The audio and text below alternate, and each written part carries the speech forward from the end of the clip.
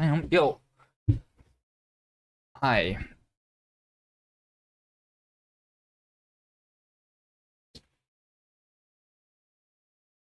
Hello.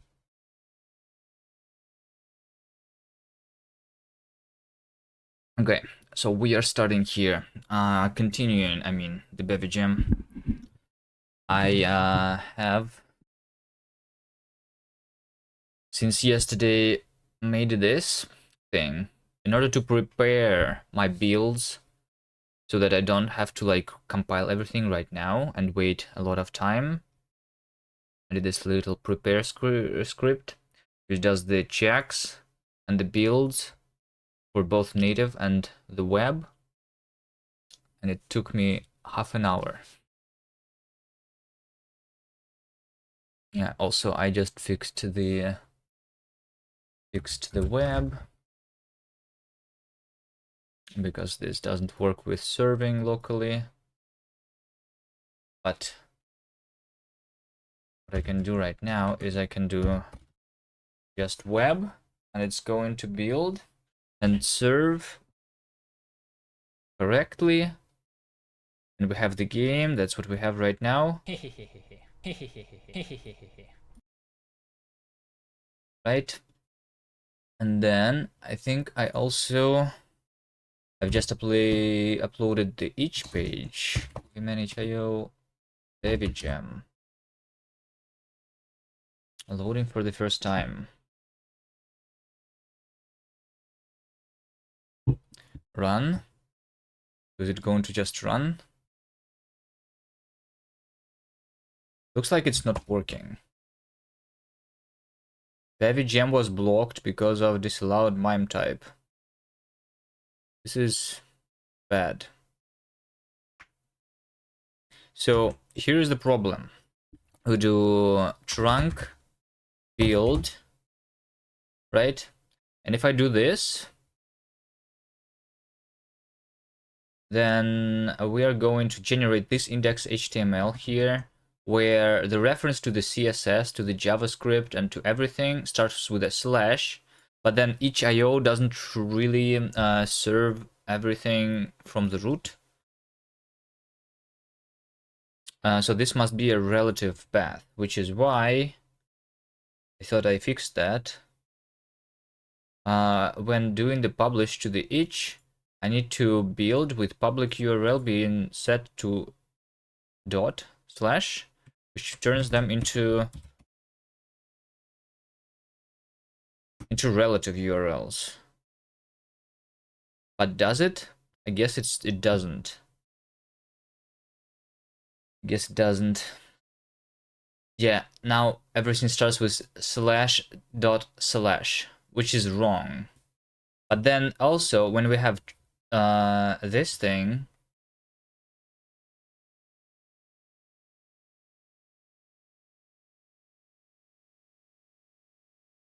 so I was trying to do this in the trunk toml, which is supposed to do the same thing.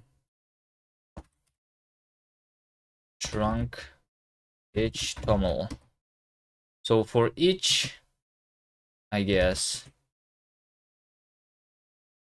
I'm going to do this, but not for the local builds. So trunk build.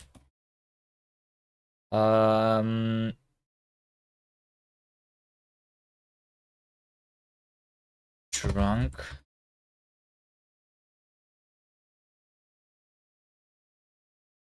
Can I specify the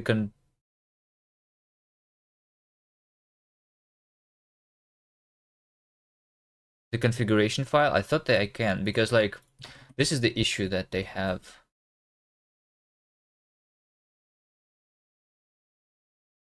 Trunk config build. Yes. Why is it not in the help?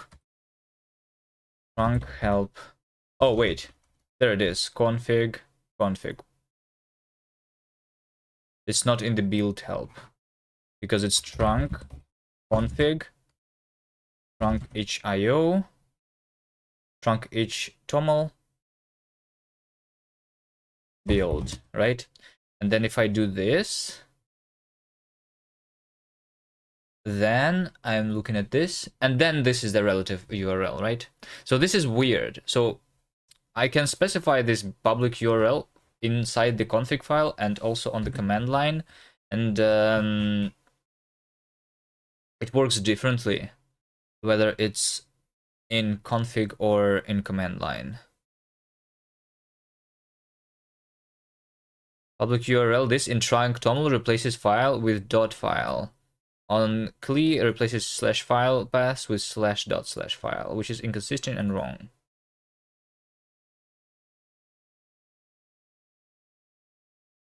Okay.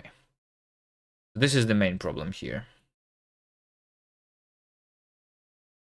All right. So then this itch.io, well, then I can do for publish. Instead of doing public URL here, I'm going to do config trunk itch.io toml, right? And that's how I update to the itch. We do just publish.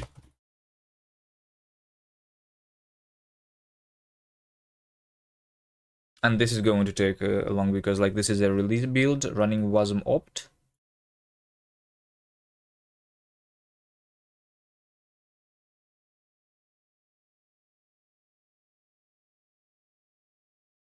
I guess if I'm testing, I can publish the debug build. It doesn't really matter much.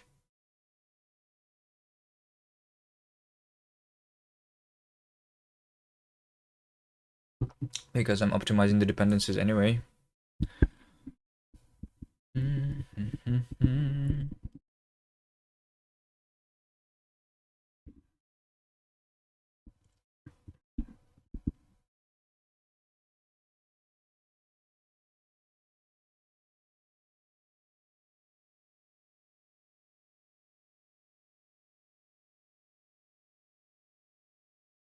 Fix itch yo.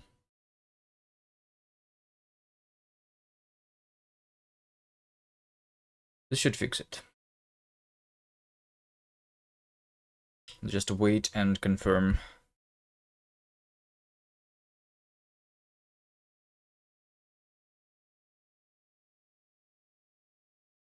I think wasm opt is also using all the cores on the CPU and doing 100% CPU for me.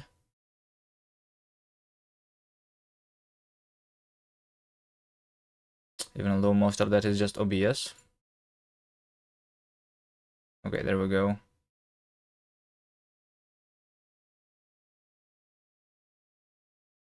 Yeah, I'm just like casually using 80% CPU when I'm just streaming. So what is it? Like 70% is just OBS? Ah, shit.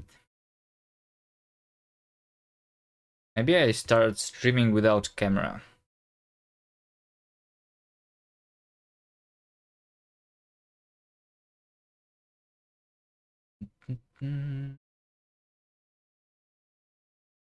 Because this is annoying.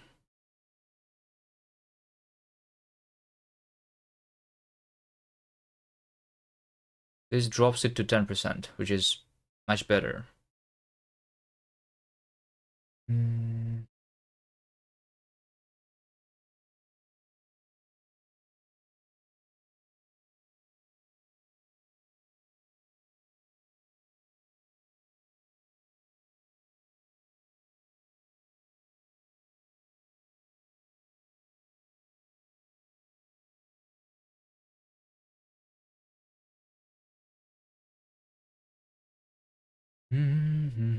Okay, we make the camera a little bit laggy on the outlines. Maybe that's fine. At least it's not 80% CPU, but 40.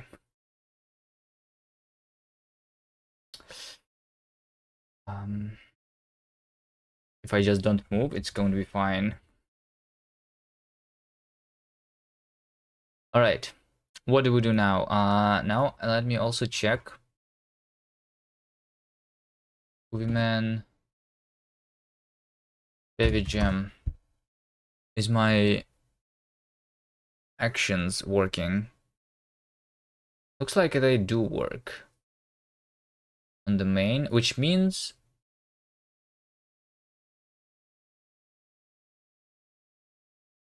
Oh wait, but the release didn't work. Okay. Why doesn't release work? GitHub pages deploy action doesn't work for some reason. Why?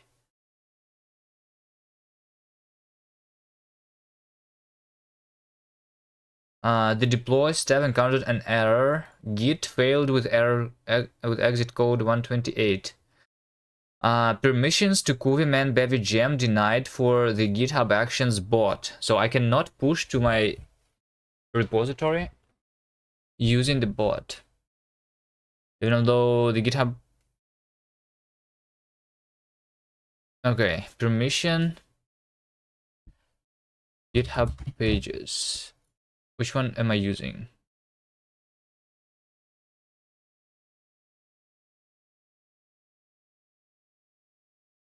This action is what I'm using. Permissions denied when published to another repository. I'm not even published to another repository. I'm published to the same one.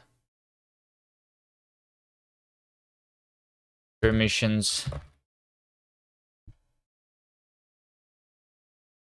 Permission denied.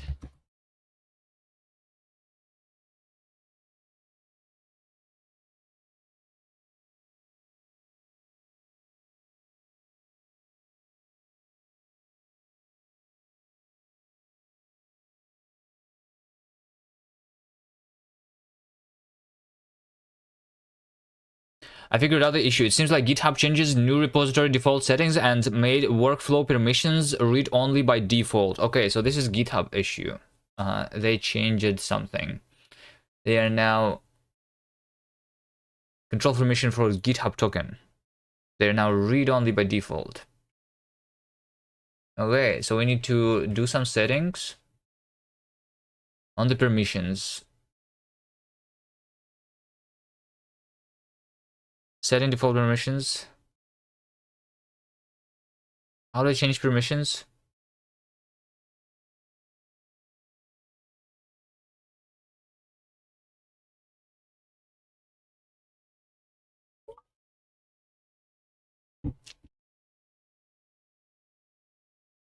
A new permissions key supported at the workflow and job level enables you to specify which permissions you want for the token.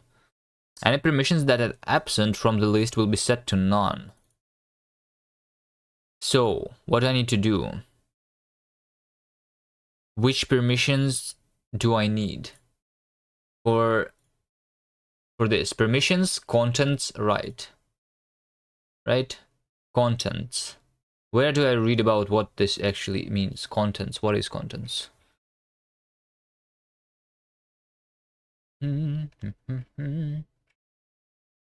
Can you link me to the documentation, please? Learn more about setting the token permissions. Modify the permissions.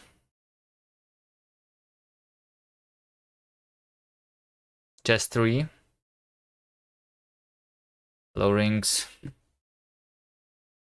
Squiggly rings. Yeah, squiggly rings.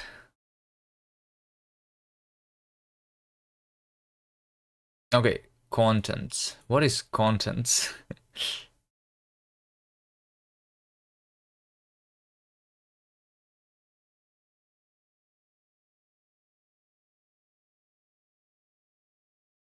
Yeah, I'm just like figuring out stuff. So this time GitHub changed something about the permissions so that my automatic deployment failed. Make popcorn, wow. You're going to watch me like a movie? Like I'm a movie?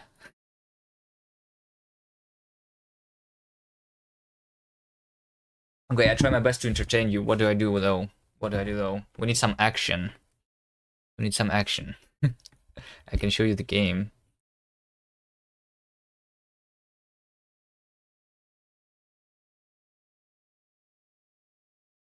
One second though, I need to fix that.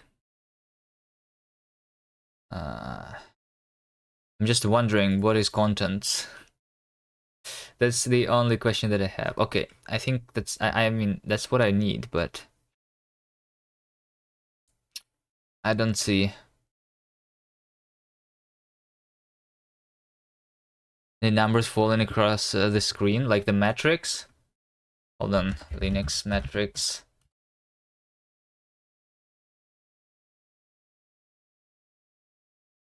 I think it's just matrix. See matrix. Okay. I'm going to do this right now. See matrix. All right. There you go.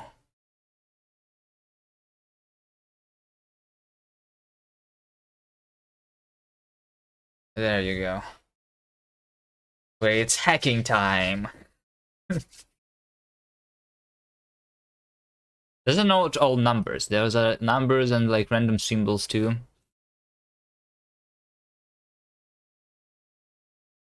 Should increase the font size.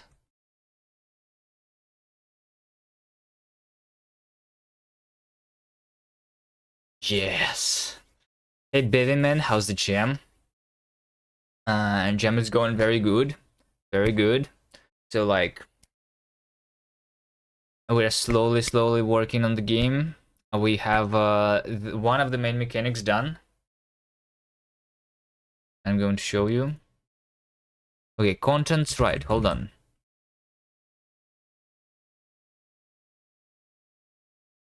I'm going to fix this one. Permissions, content, right. For the release, for this job, I'm going to have permissions, contents, right, okay. Allow release workflow to write to the... Okay, done. Okay, here's the game. Here's the game. So we have, we're going to be playing as a box, right? And the theme of the game, the theme of the jam is side effects, right? I don't think you were here when we started the jam, right? By the way, if you want to join us with like some art or whatever, you can do that. But yeah, the theme of the gem is side effects. So we're playing as a box, and on our sides of the box we're going to have effects. Right now we only have one side, this top side. You can't really like see it right now, but this is the jump side effect. So if I'm going to jump down, like if I'm going to touch using that side, then I'm going to jump. All right, that's how we activate the side effects, by touching by the proper side. So like this is just one of the side effects that we're going to have, the jump effect, and then we're going to have other stuff. Here is the game idea design document.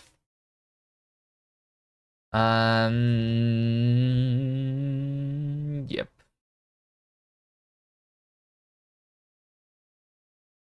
So we're also going to like start with no side effects, and we're going to collect them. All right.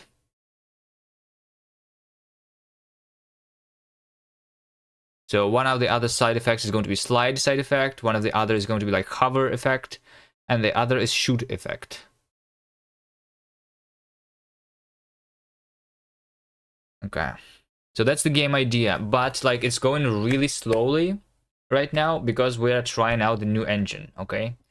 If you want to join us, there is a possibility for you to work on the audio, or maybe to work on the art, or maybe I don't know.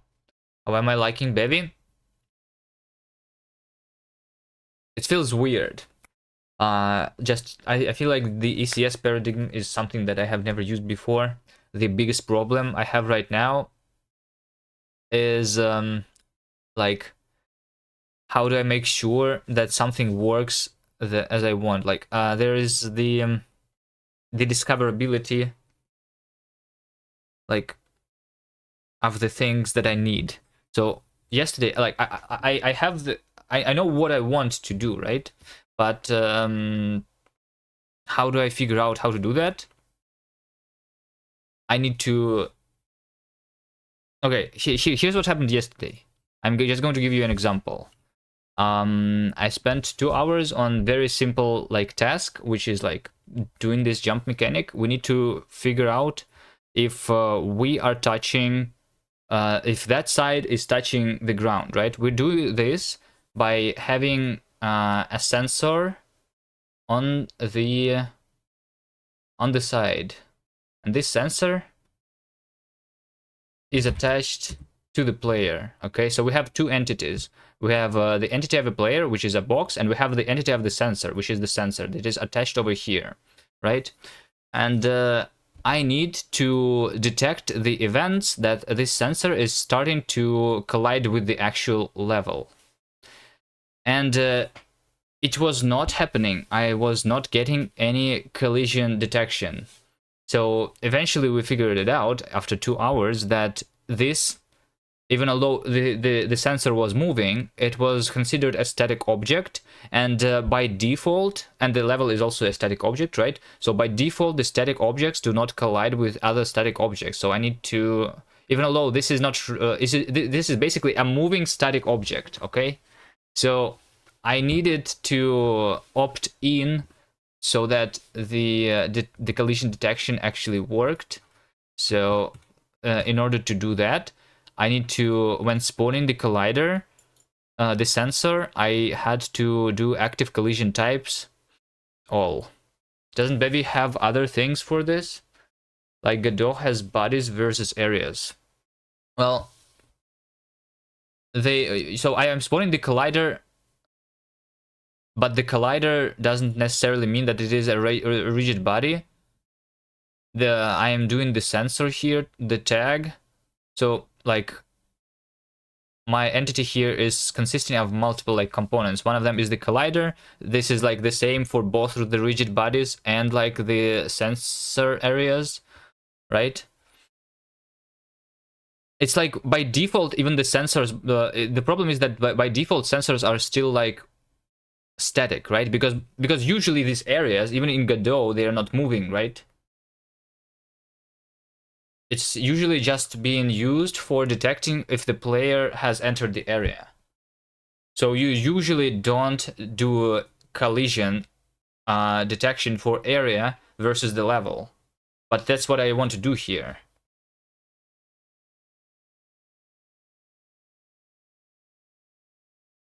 So the problem here is that it's not the physics that is.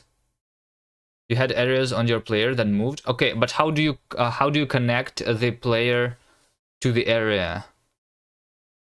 Because the way I do it over here is by just changing the transform.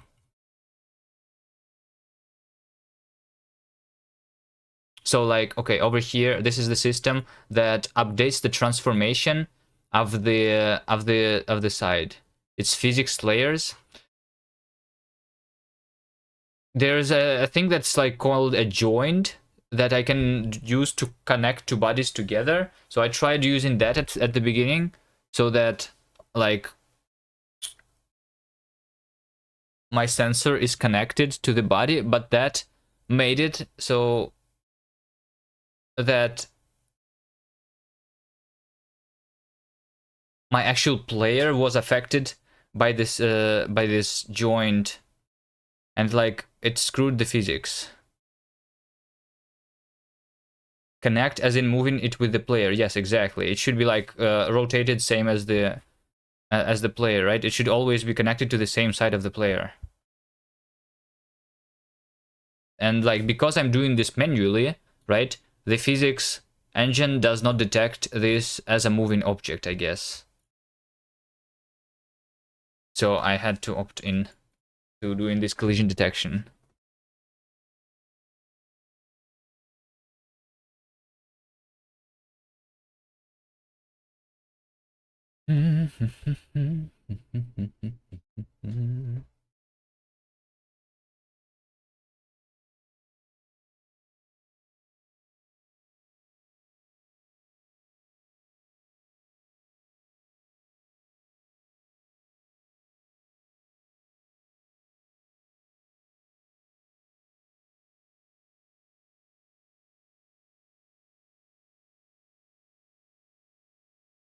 Okay, well, my testing is actually really fast now that we have cache actually working.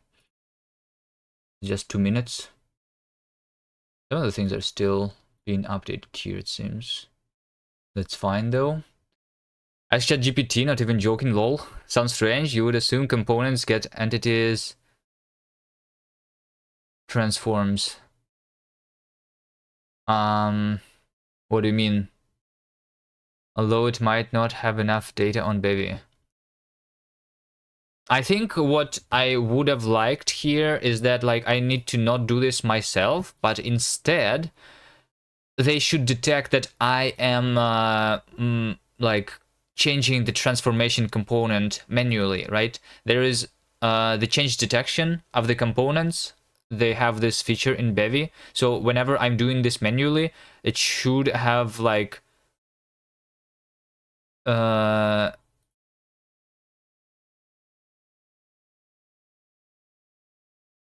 trying to do the collisions maybe. I don't know. Although, like, I don't know, sometimes you don't want your sensors to be colliding with the level, right? So, usually you want those sensors that are on the player body to be the sensors that, like, that are the hurt boxes, right? When you have, like, a sword, right? You want to see if the sword is colliding with other objects, right? But those other objects that the sword usually you are trying to collide with, those are the dynamic objects usually, right? Because usually you are attacking another like dynamic body. You are attacking somebody who is moving. So with those things, I would be getting collisions actually. Not necessarily. What about walls? Well, yeah, breaking walls. Okay. I don't know. I guess it just works differently in Godot than in Bevy, like this physics. The physics system is not like built into Bevy. I had to use an additional plugin for that. I mean, the entire engine is very modular. I can do a lot of plugins for it.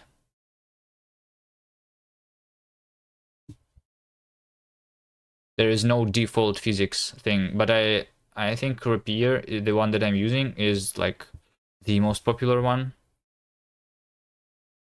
Yeah, I think it's like literally the only dependency that I added. Like, yeah, it's just the Bevy and the Bevy Repair 2D. So like the engine and the physics engine, the only two dependencies. And then there's also Clap that I'm not really using. Okay, what is the plan for today then?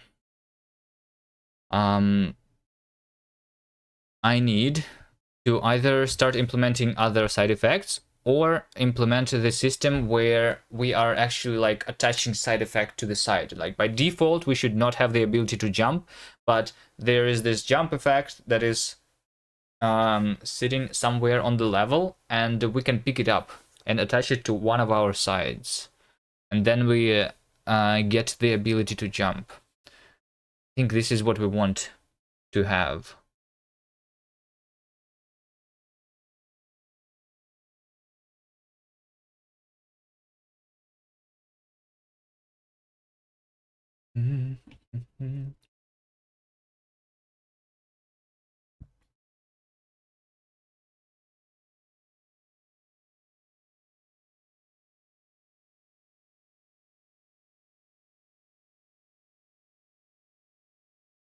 This is the jump effect. I'm doing this with the jump effect component. And this component needs to be attached to the side only when we actually pick it up. This component needs to be on the like power up that we're picking up.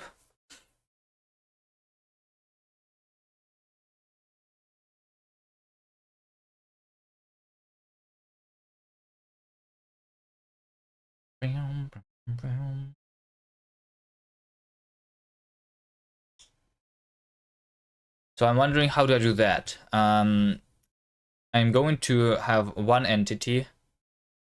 I'm going to remove that entity from the world and also take all of the tags that are like effects.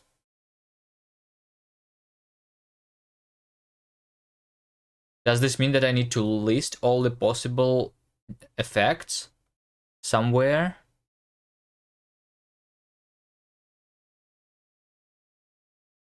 How would you do things like that in Godot? Godot is also ECS based, or no? I don't really know. Is Godot ECS? Why does Godot not use ECS? Oh no, it's not ECS. It's more traditional object-oriented programming. Okay. Unity is okay.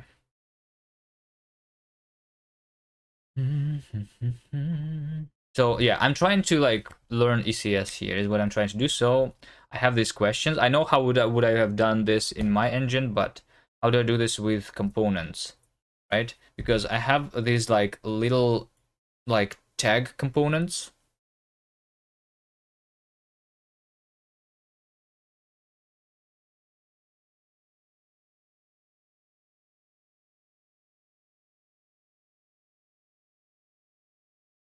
I guess it is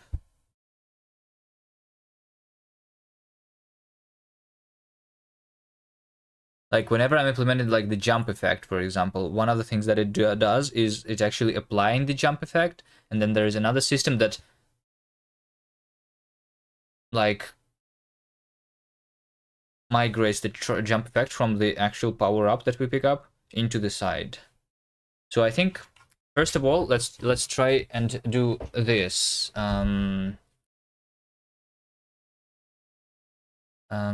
Okay, there must be a system that detects that we have a side without an effect, like a side that can pick up effects, right?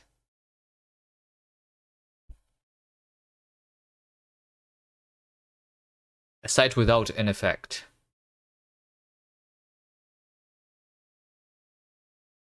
Derive component. So we're going to have blank side effect. Add system detect. Okay. Collect power up. So I'm going to have on my side it's going to be blank first, and then I'm going to have the power up. And if I am colliding with the power up, then I'm going to remove the blank sound effect tag and add the jump sound effect tag. Well, technically, that's not what I should do.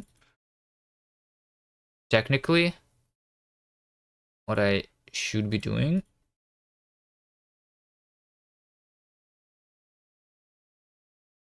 is generate the events. Let me do the system.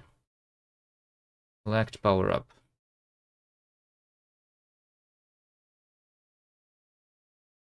Collect power up. What do we need to do? What can collect the power up? The power up is being collected by the sides because yeah. So we are going to query for the side. Sides is going to be query entity with side. I just need the fact that this is a side of our cube, right?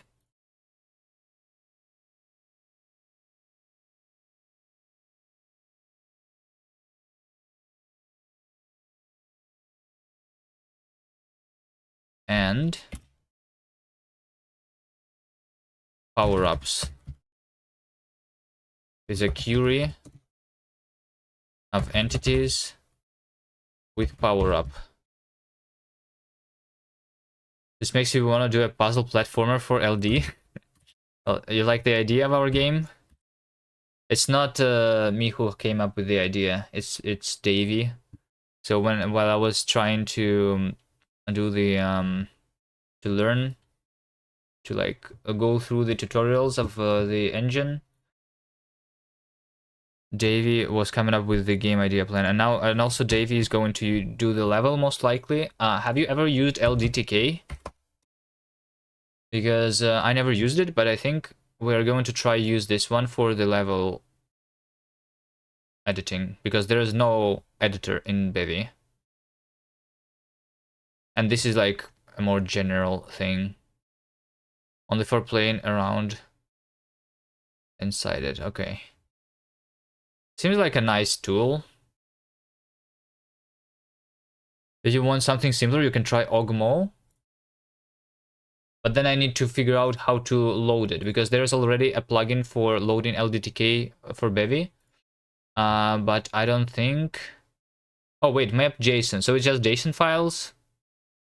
I mean, JSON files, I can just load them manually. If the format of the JSON file is very simple, then I can just do it manually, obviously, right? I mean, I can basically write a plugin myself, is what I'm saying. You're late and you're still outside.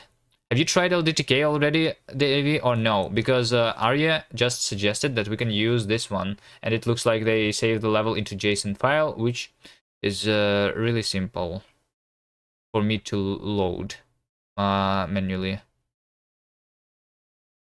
I didn't use a plugin for LDTK though, so I still like need to figure out how to use the plugin, right? It doesn't really matter much for me, I think.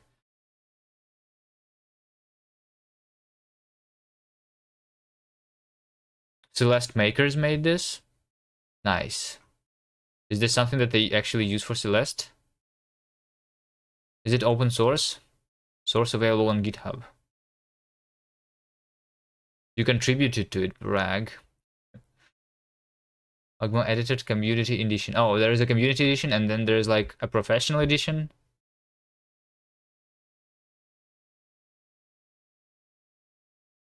Let's use it.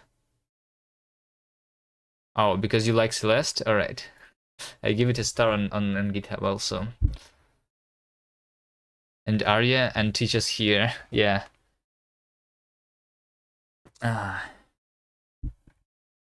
Okay. You can join the team though, Arya. If you want, you can try helping with the code, because I think you are starting to learn Rust also, right? If you want, you can help us with the art. If you want, you can help us with the music. To be honest, if you already have that plugin, loading JSON file is easy.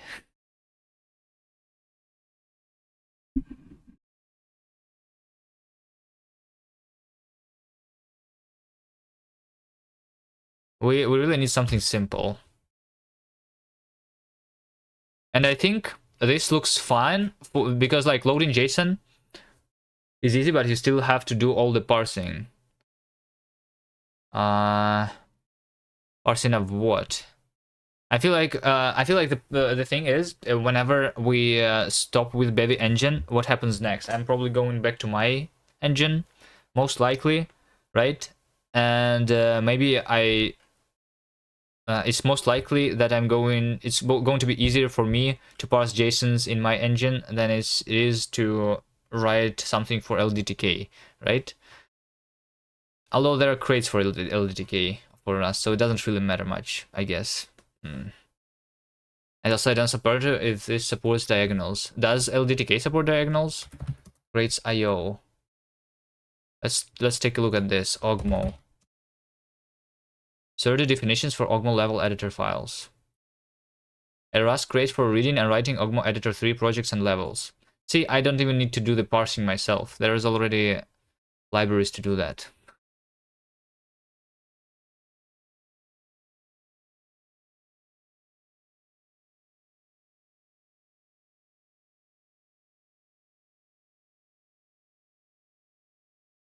Squiggly rings. So it's not much difference from using a plugin for bevy. The bevy plugin is like something that not only does the parsing, but also like spawns, gives me like a way to spawn entities automatically for every tile or something. Some people parse the entire Ogmo project file instead of just the output JSON. Okay, it doesn't really matter for me which one to use. So let's let Davey decide, because Davey is the one who's going to do the level. Okay, Davey, whatever you use, I'm going to try and look into how to do that.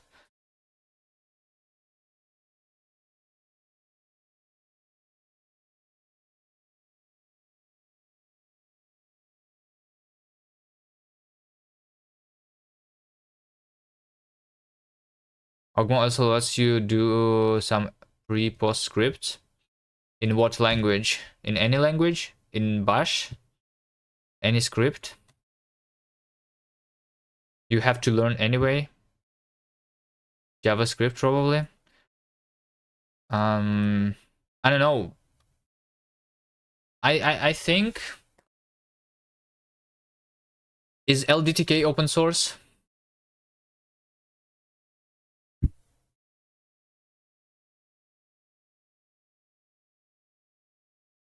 LDTK is also open source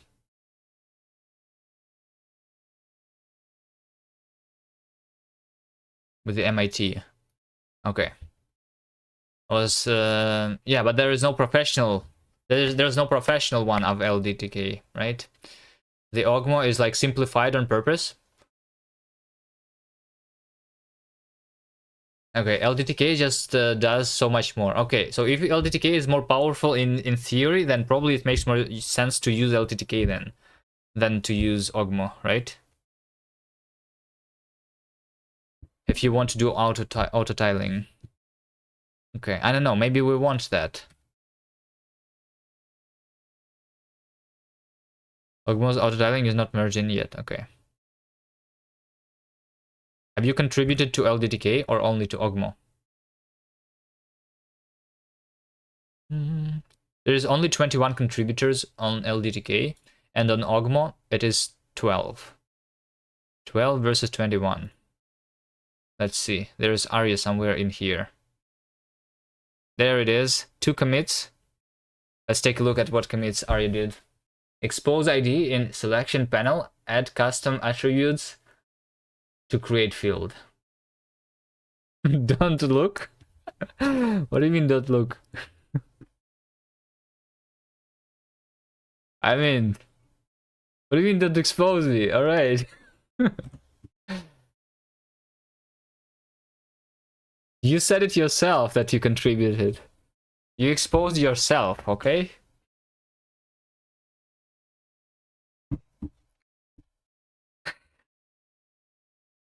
Okay, I'm going to implement the system to collect the power-up. So we are going to start without the jump effect. We're going to start with blank side effect.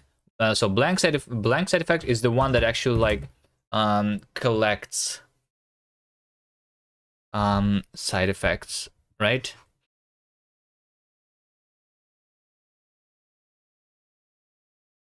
Rinks, you want to join the team? I think Rinks is doing art for Bad Cop, and Bad Cop is doing LD Little Doctor Games Jam, right? Am I right, Rinks?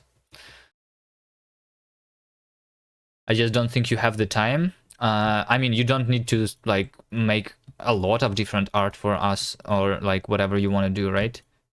Like, for example, you can just do one simple track so that we have music, for example. And I think honestly, like for this game, I mean, Rink's art can work for this game, but I feel like it's more of an abstract, like more vector art, like I showed yesterday, more like boats side of style. Like it is literally going to be a box. I don't think we need any texture on it, do we? I can only do pixel art, so I cannot do music to save my life. All right. We need someone who knows the music. Who's going to do the music? I cannot do music either. I mean, I can try beatboxing. Okay. Is that going to be enough for music? Bad Cop? Oh, okay, right. Yeah, right. We ask Bad Cop to do music. Yes, that's right. They have enough time. Obviously, they're not too busy doing other jam. What's my time limit? It's almost the same as for you. The bevy jam, we have 6. Oh shit, we missed it. It's almost 6-9, but it is 6-8 now. Beatboxing fixed perspective with the theme and the player. No, I want to only do the code, I think. If we can have some yeah, no. I think like some chill abstract music is what we want. And some abstract vector art. Kuvi is very good at he too. That's best music. Yeah, that's right. The best sound effect. The only sound effect is the best one. Let me poke a friend to see if he'd be interested in making music. All right, sure. If they want to. Like Squiggly rings. there is okay. The goal of this jam, just so like I'm not trying to make a really good game here, even although I really like the idea. The idea for this jam was for me to try and learn bevy engine, okay? If we end up not finishing this project for whatever reason, because that was not my goal, to create a good finished game. But maybe we will actually do it, because I like the idea. And we still have time.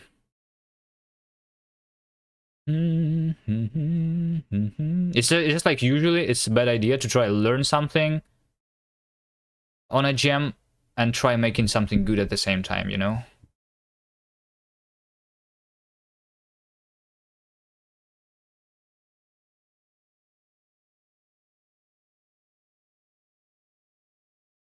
Okay, so now we are starting without 7 days gem and good for learning. Yeah, maybe. But then like definitely not in LD. Yeah, definitely not.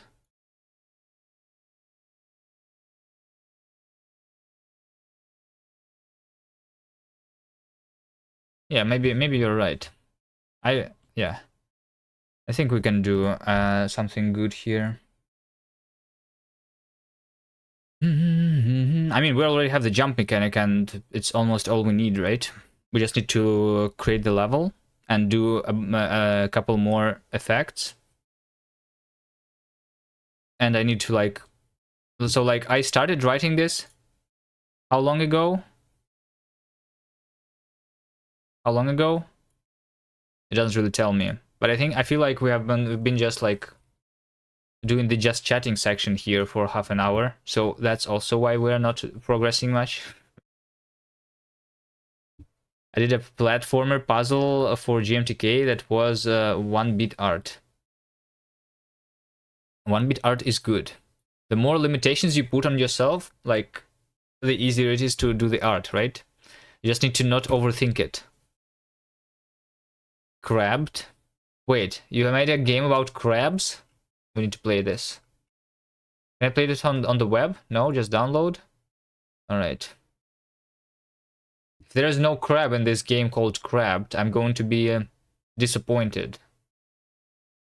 A mysterious crab befalls you. 0-bit art for abstraction.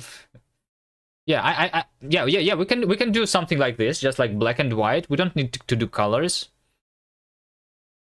I like 1-bit approach.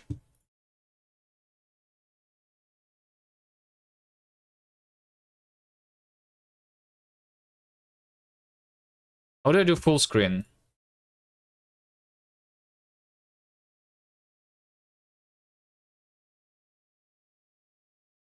Oh wait, what was it? Oh, it's a crab on my head.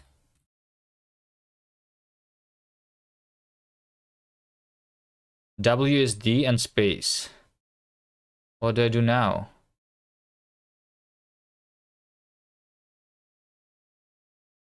I'm stuck now. It mind controls you. Pick up a box if you can get to it. Oh, I need to restart.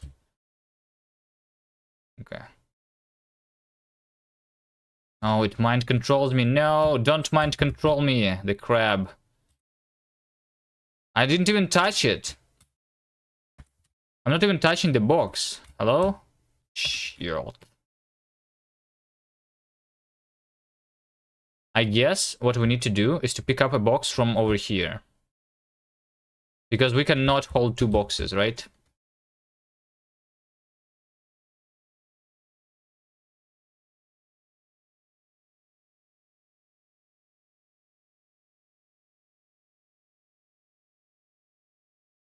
What am I supposed to do here? Puzzle. Oh no. Oh, there's something on the left. I thought puzzle was involving this this cannon here, but the puzzle is actually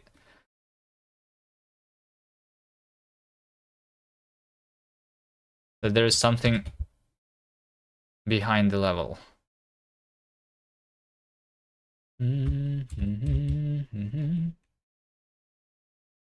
The cannon is there to teach you this.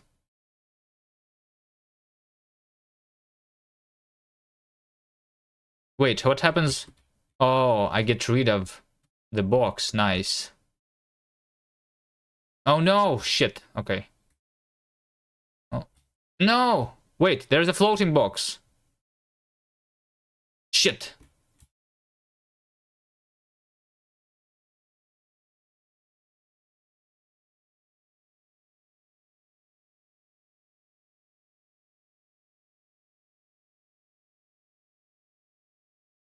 Don't lose your companion box. Oh, I need to do it with the original one. I thought I needed to get rid of it. Okay. I didn't need your help, you know? I'm a professional puzzle solver. I could do it myself. I'm big. I have a big brain.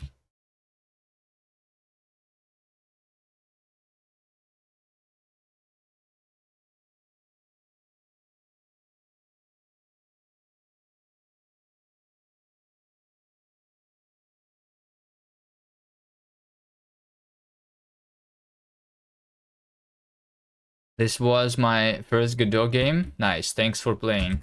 Okay. That's good. So your first Godot game was a puzzle platformer, and our first bevy game is also going to be puzzle platformer, right?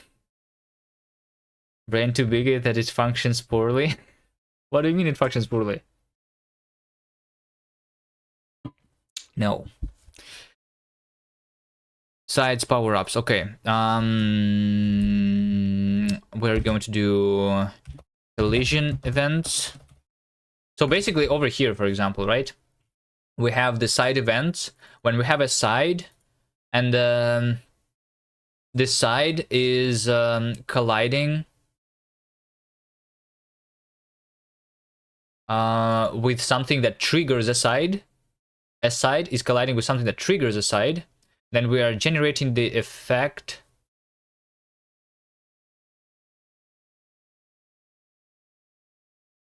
the event that the side effect has started. And over here we're going to do something similar, very, very similar.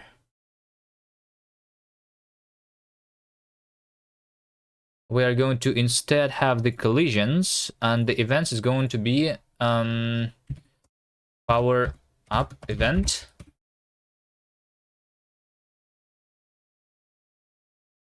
Power up event is going to be like that this side has is colliding with that one, right? Yes, it's colliding with that power up. Power up event, side is entity, and then power up is entity. So we are detecting these events. That's what we're going to do here. So if A is side and B is power up,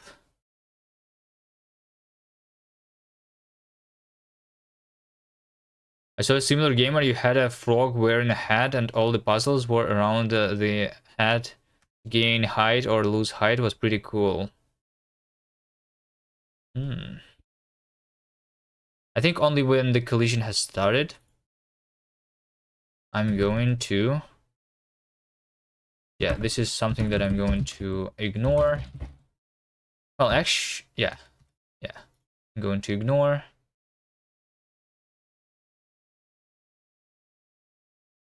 I'm going to do this. Events send. Power up event. Side is A, power up is B.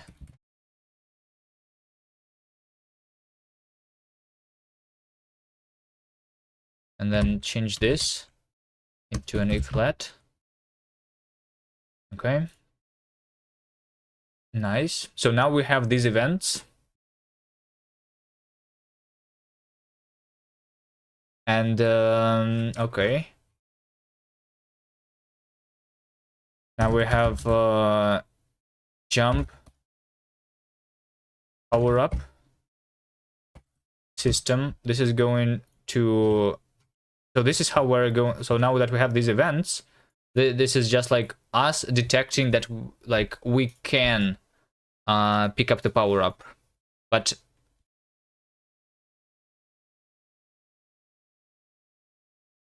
yeah. Okay.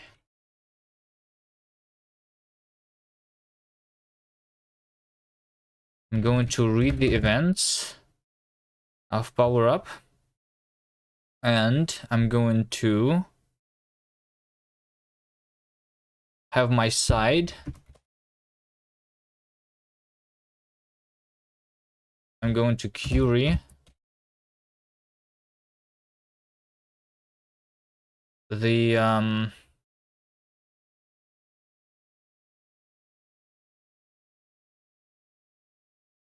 so what do I need from the side? I need it to be to have the blank side effect, because like if the side is blank, then we're going to replace it with the jump side effect, right? So the side should be with blank, and the power up should be with power up with jump effect.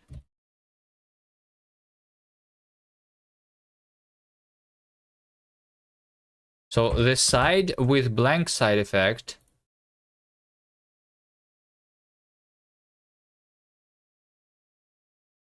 and the power up with jump effect. Short levels or one big level? I think it's your decision, Davey. But one big level is probably going to be easier for me because I have no idea how to switch stages at this point.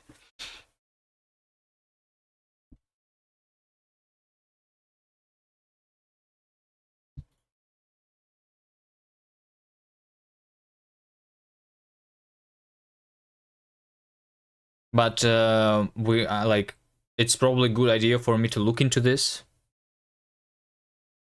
to try and figure out how to switch levels, right?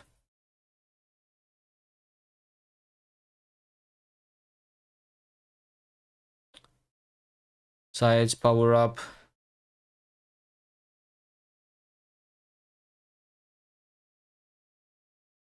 Okay, we do for event, in events, iterate.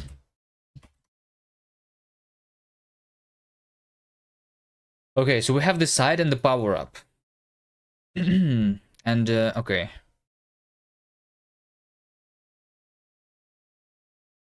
So how do I get rid of this jump effect and move this jump effect from the power up?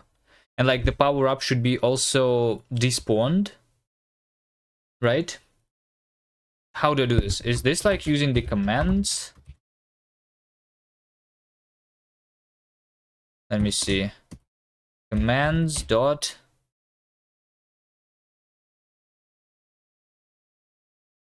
remove, maybe? How do I despawn the actual power up? Remove resource.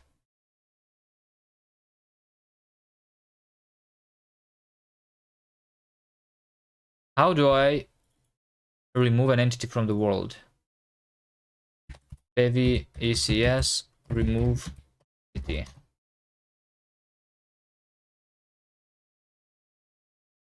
Commands entity dot remove. Okay. Commands dot entity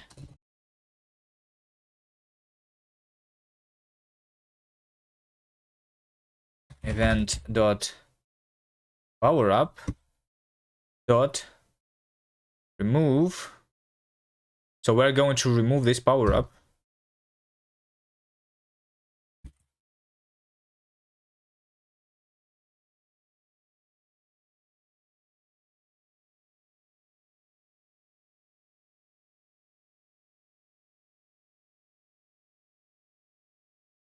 Oh, removes the button of component. No, not remove. I guess despawn. Despawn is what I want. Entity panics if the requested entity does not exist. Okay, well, get entity, I guess, because it should exist. I mean, we should make sure that it is a power up with jump effect, right? If power up, so this is power ups. If power ups contains event power up, if not, continue. If not, sides contains event side, continue. So now this entity actually exists for sure, right? For sure. So now it's going to be entity power up is going to despawn, and entity side, we're going to add the component.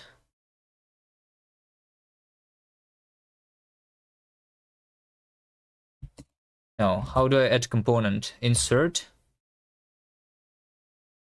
the jump effect, and also remove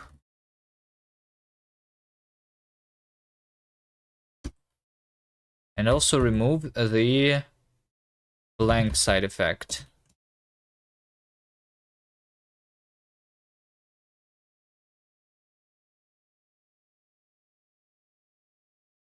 So yeah, we are going to replace the blank side with the jump side whenever we are touching the power up. Seems pretty simple. So now I need to register the system.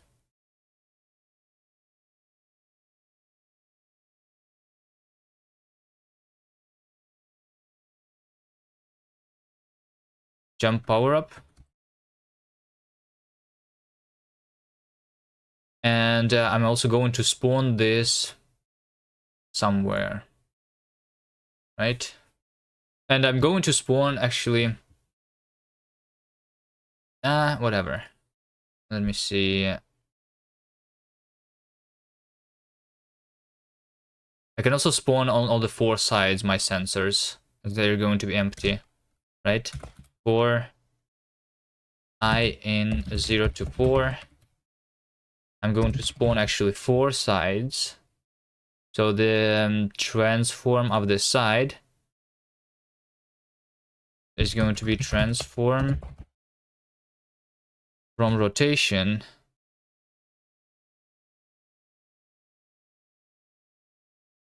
Wait, is there a transform 2D? Because how do I rotate in 2D?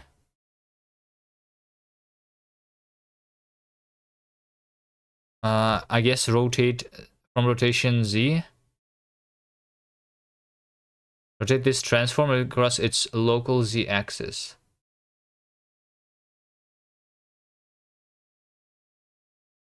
So do I rotate with? I don't like. Okay, whatever. Mute transform is this. And we do transform rotate Z I divided by 4 multiplied by I mean, I is one of the fours, right? So it's like 90 degrees on every rotation. So P divided by 2.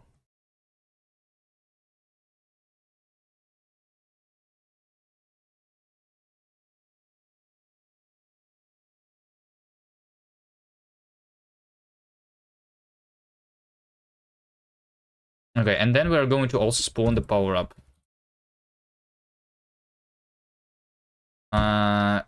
For now, I'm going to spawn it manually, but it should be spawned like whenever you put it in the level editor. You need to be able to put it in the level editor somehow, right? How do you put stuff in those level editors? You know how to do that? Arya, is it possible? Like in when you use LDTK, you can like this like power up is going to spawn here, right? Like the player is going to start over here. Right now I'm using the txt file. This is my level. And S, this is where the level the player is going to spawn.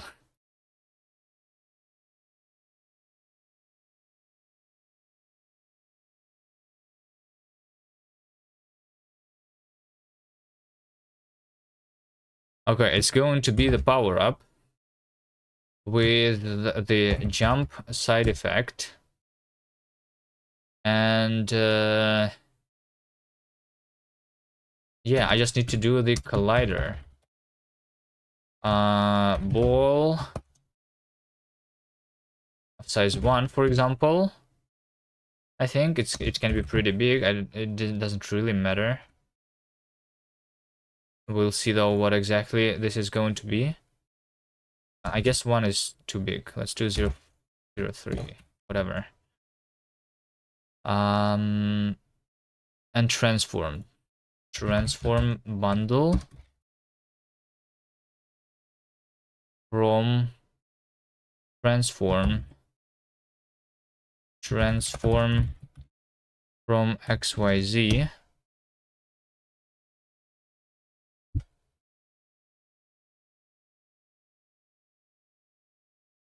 Okay, actually, you know what? I'm going to spawn this when we're doing this over here as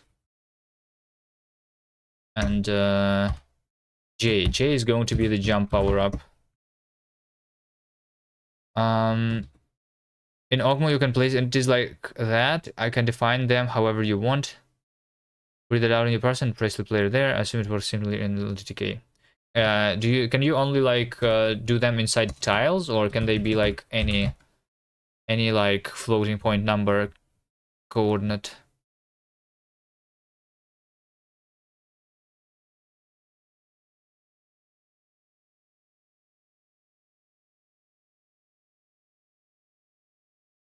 Wait, does this mean that I can spawn multiple players potentially? I think that's going to be fun if I do that.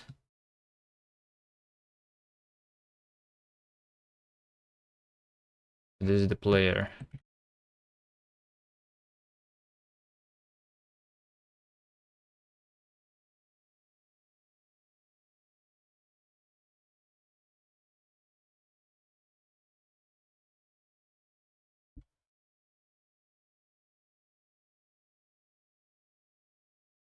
And this is the power up.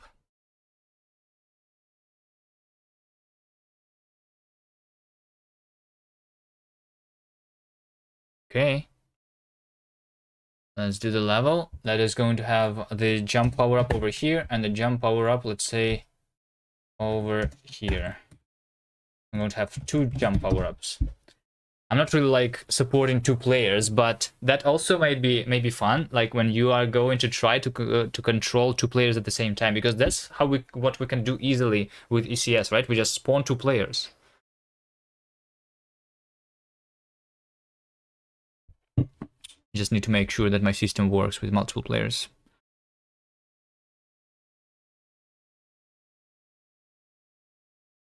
Does not exist. Okay, I don't like the fact that I need to register my events. I want them to be lazily registered. So there are some things in Bevy that are done lazily. Like when I'm loading the assets, right? I can do that at any point in time. Even although they're not really loaded already, I can use them. This is going to trigger them loading. But the events that I'm getting here, I need to register them manually.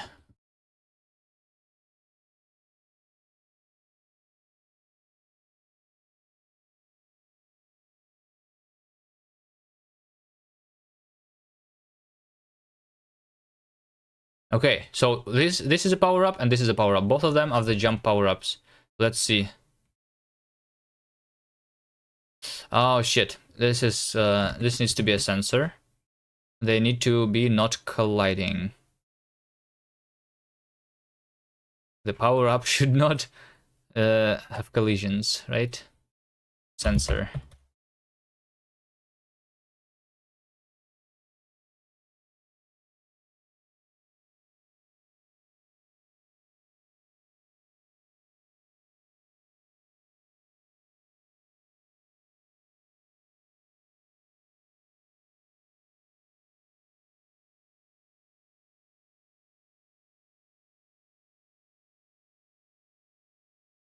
Okay, I have picked it up.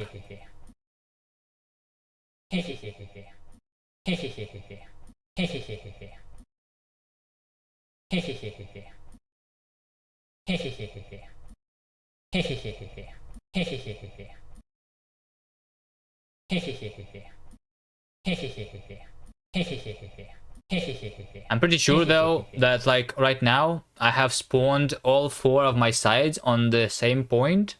So right now I have all of those 4.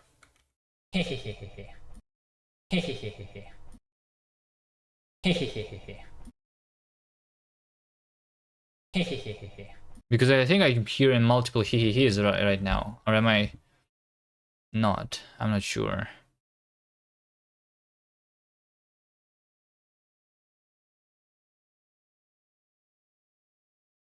Because this transformation is wrong. I'm rotating after I have the translation. Or something. So, do I need to do transform dot translate?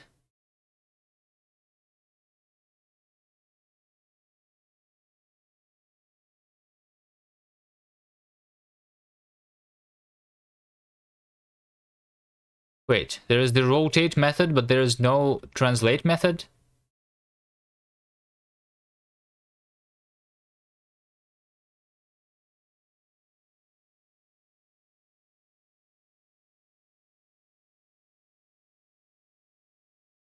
There's with translation. Translation. Okay, transform, yeah. Transform rotation. How do I do this? Transform.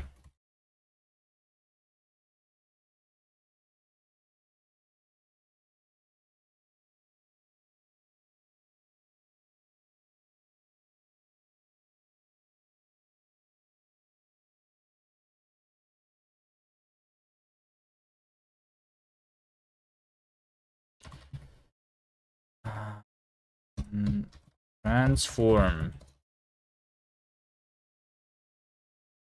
from rotation. What? From rotation Z. This is the rotation.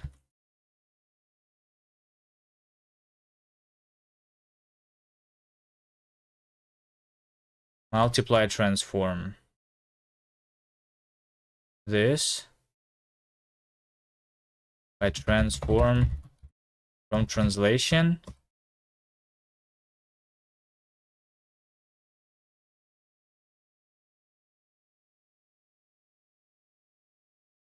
Is that what I want?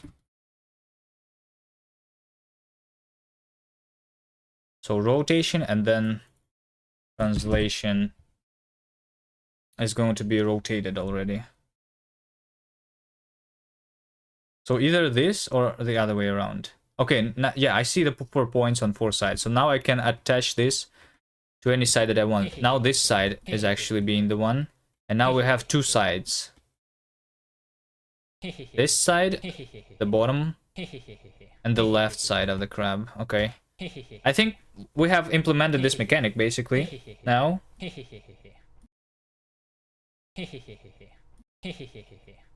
Right? Yeah. We can also add a power up that actually, you know, like removes your side effect if we wanted to, Davey. This is not very hard to do. Just so you know.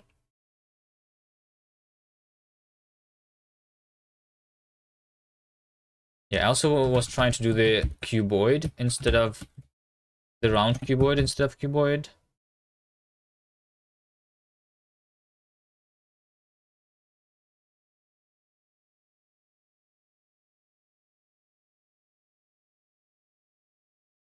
Yeah.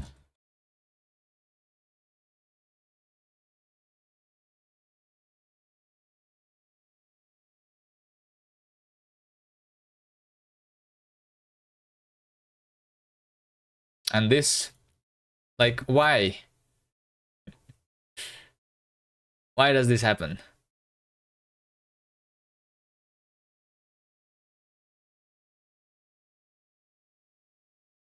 For the rounded cuboid. It's only when the radius is actually like very big. I feel like this is a bug. I mean, it doesn't really like matter if it's actually a square or a rounded square, right? Is it? But I feel like it is a bug that I need to report, you know?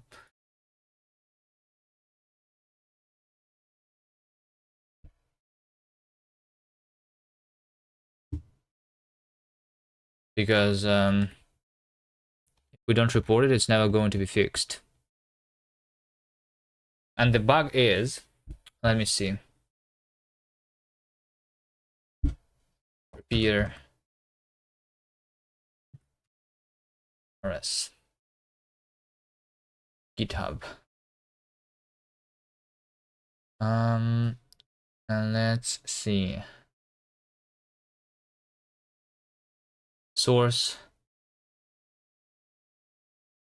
Geometry. Collider. Shape. The problem is collider shape.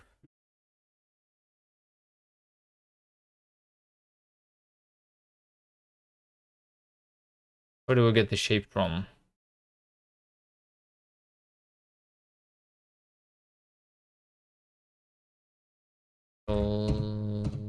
Collider shape.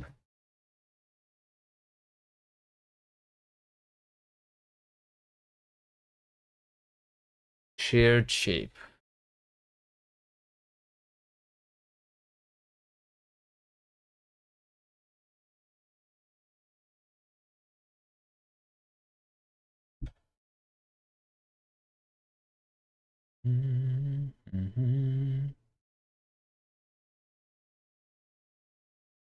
Parry. Oh, okay, so it's parry.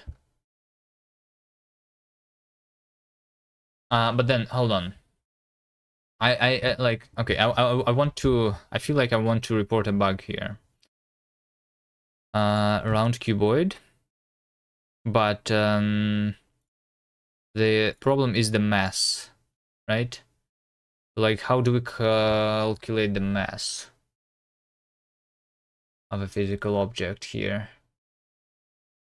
Choose.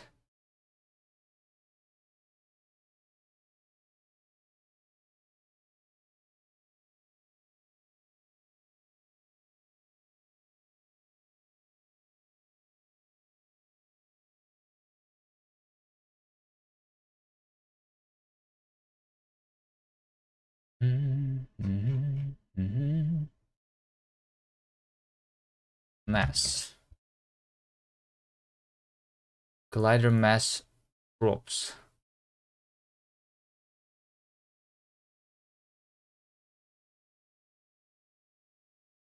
I also return the world space mass properties of the rigid body.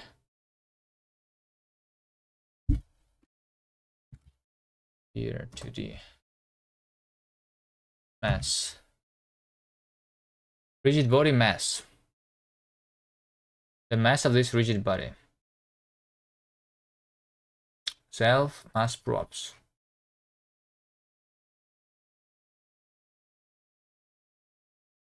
Mass. Properties. Inverted mass. Okay, but how do they, how is that being calculated?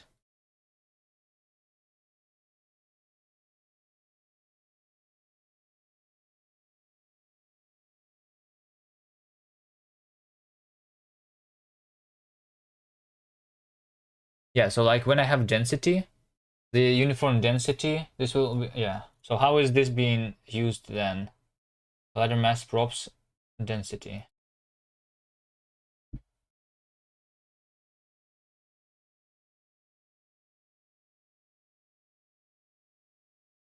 Mass props. Collider mass props density. So when we have density, how is this being converted? Shared with help of shared shape mass properties.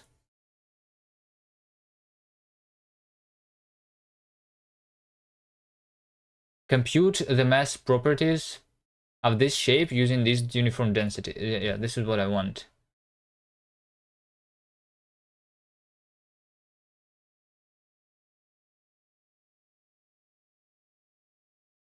Right? So it is really a parry problem.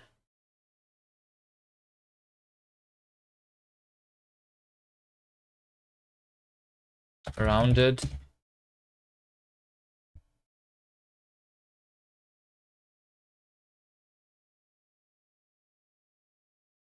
Round cuboid.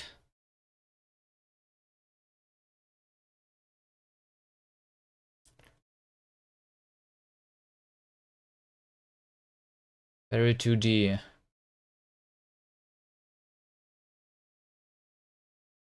Mass properties. Mass properties.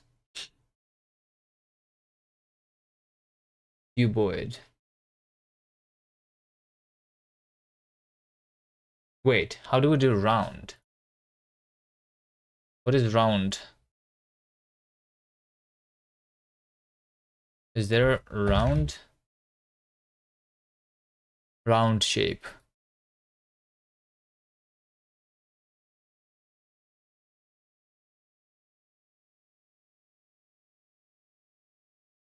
Round shape.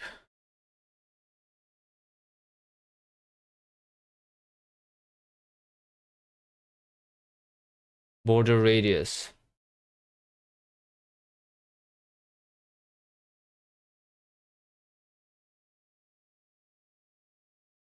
Where is it?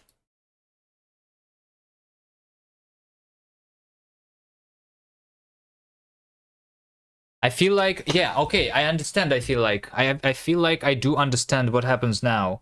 The problem is that the mass of the rounded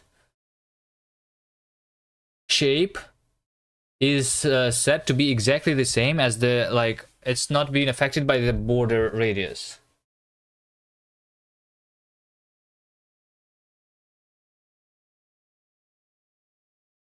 And that is what is weird.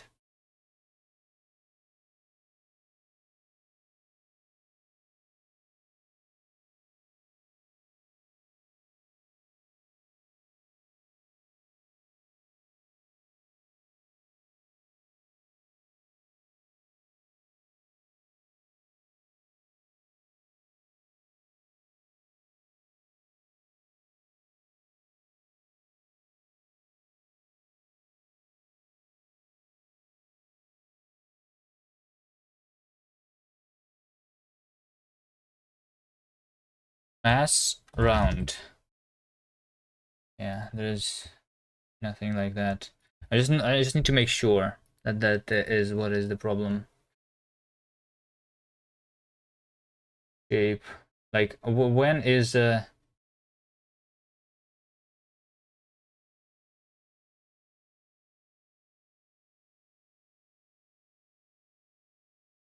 Mass properties. Compute the mass properties. Yeah.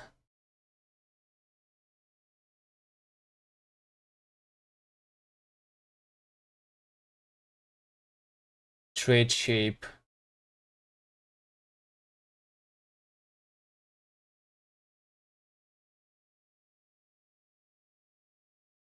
Trait implementation. Or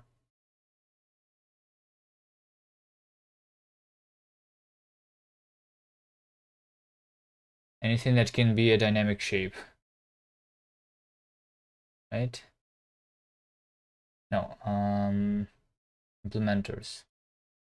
Wait, there's no implementers?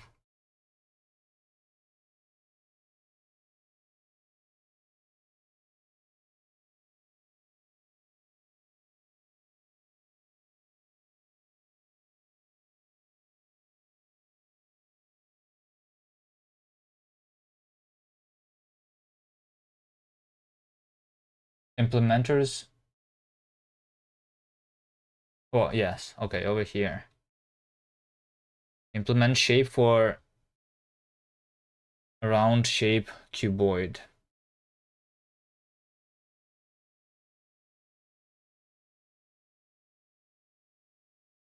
Inner shape mass properties. Yeah.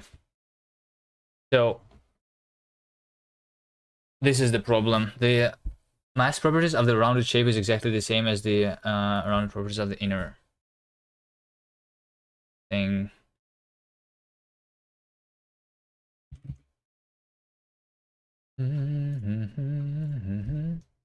Issues mass properties of round shapes are equal to the properties of inner shape when when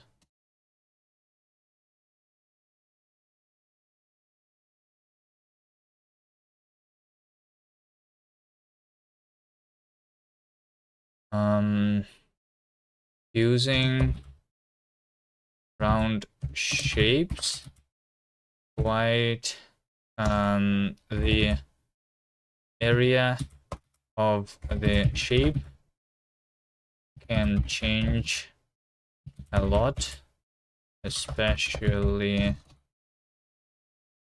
with large radius. So mass properties should be calculated differently, calculated accordingly.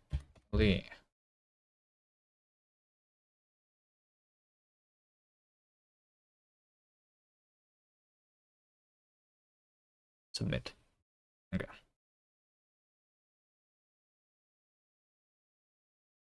Okay, so that's the problem with the cuboids. Well, technically, we can do collider mass properties. Mass, which is going to be collider cuboid. Can I get the mass?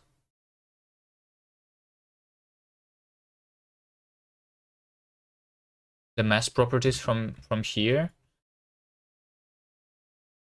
Bevy appear mass.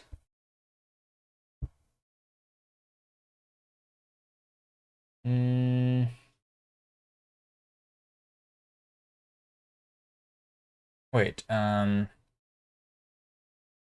abuse repair parry. Okay, so I think we do bevy repair to D parry shape cuboid. So the problem with the round cuboid is that the mass is wrong. We need to actually do a regular cuboid. New. Oh shit, wait, what?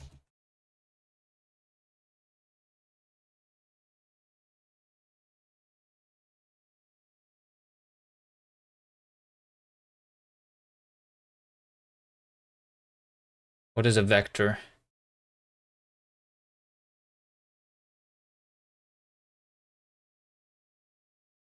New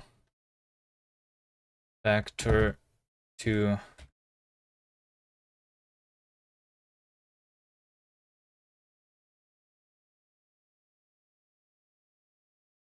new player. Oh wait, can I do the splat? Splat.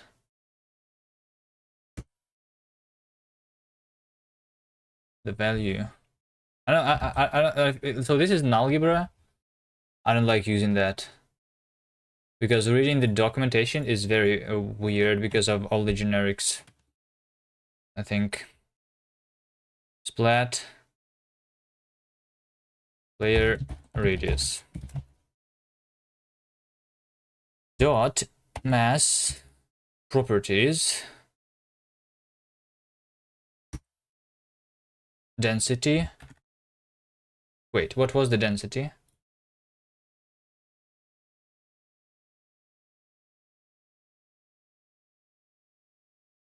Density was 1.0. Okay.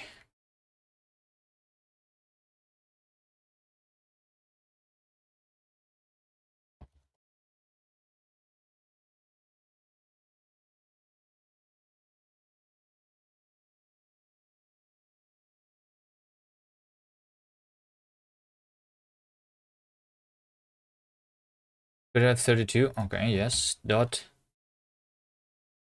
mass.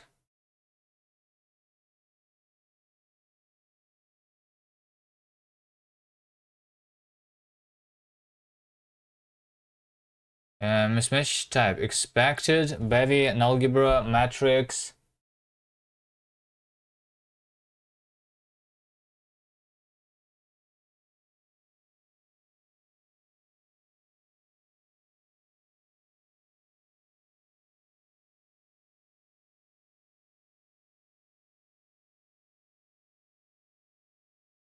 F32. Isn't this F32? It is. Wait, what is wrong? Shit. Matrix F32.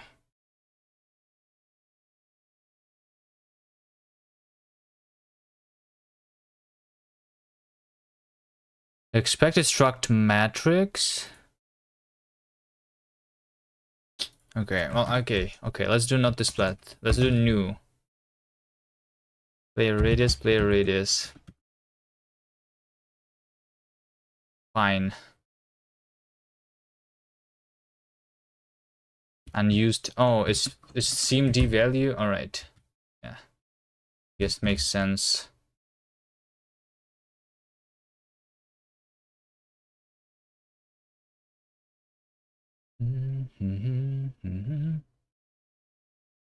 Unused variable player. Yeah, so this is unused because I need to actually like attach sides to the players, I feel like. Okay, and now this should be working as needed.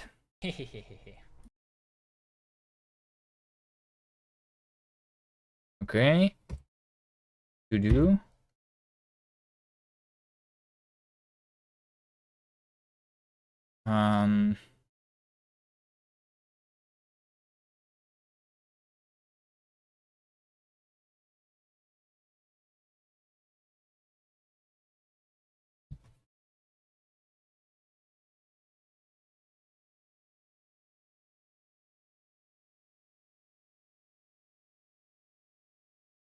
Here's the link to this issue.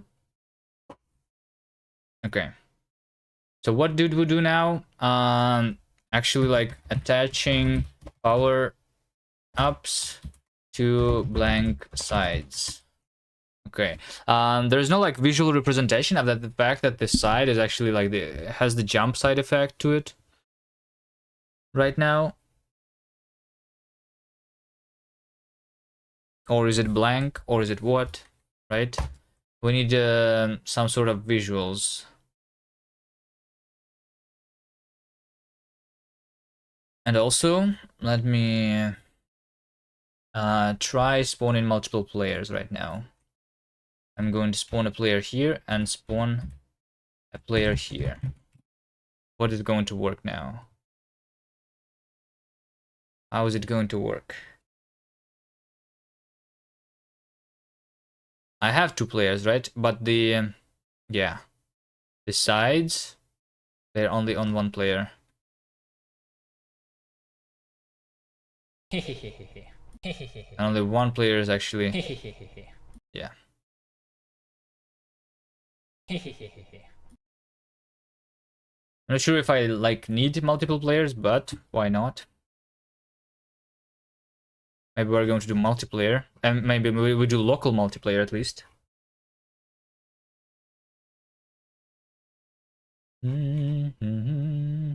Okay. Sensor. Side is going to have transform is to the parent, and parent is player. Right, so the side component is going to have transform, and it's going to have player parent. Okay.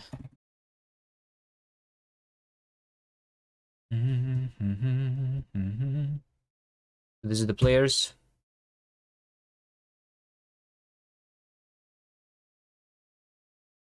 If okay, over here the side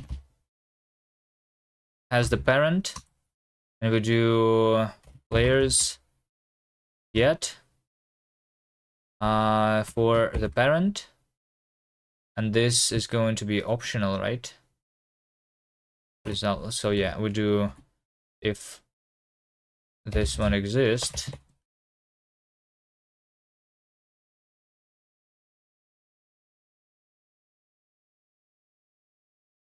I guess it's not really like the with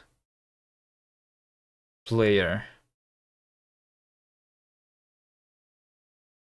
We can attach the side to anything. Should be like without side instead. Parents.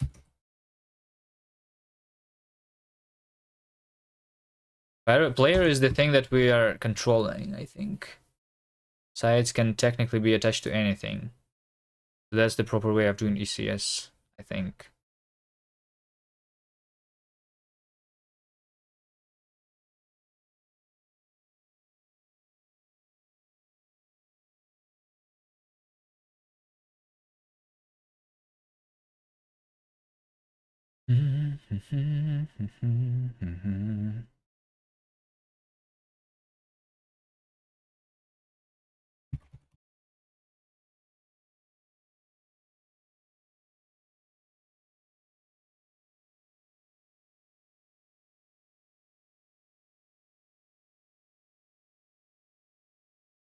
So basically, I want to make sure that the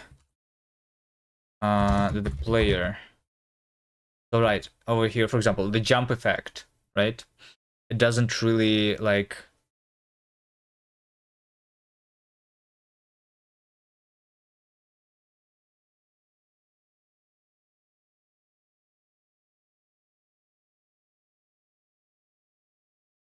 Yeah.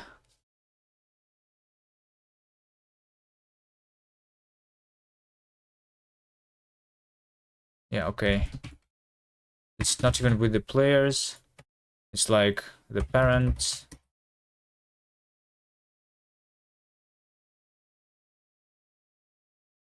Parent transform. Parent velocity. Side transform.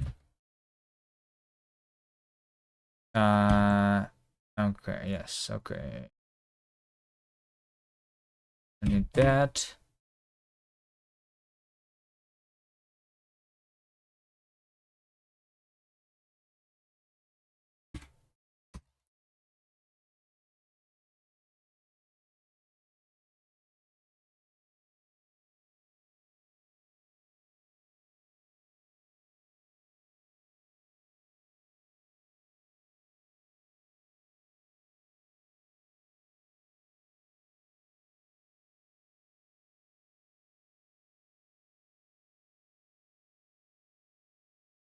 This is okay instead of some.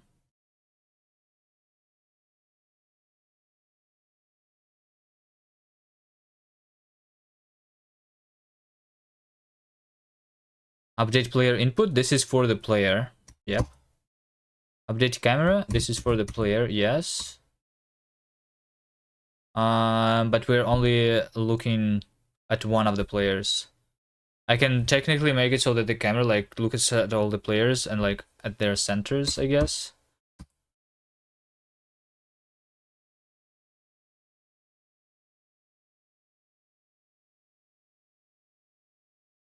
I mean, let's just do that. The camera is the only one. Else return. Yeah, over here is the only one. Okay. Let. Okay, camera translation is players iterate map transform dot translation sum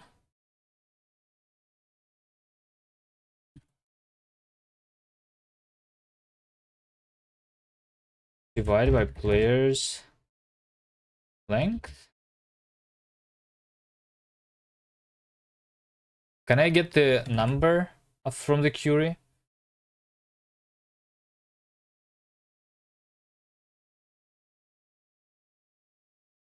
I don't think I can. Can I do the sum?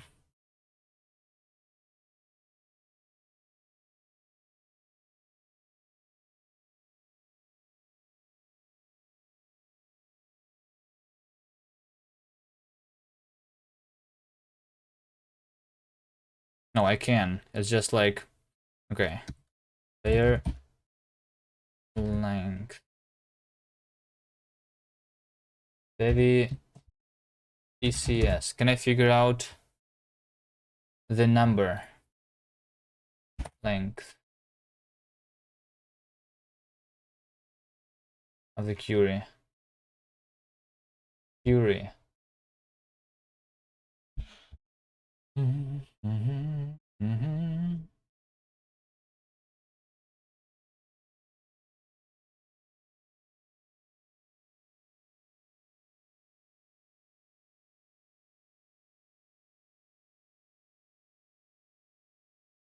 No, there is a query for the single. So camera, for example, let mute camera is camera single mute, right? So I don't need to return. Like this needs to panic, right? It's going to happen. Unwrap.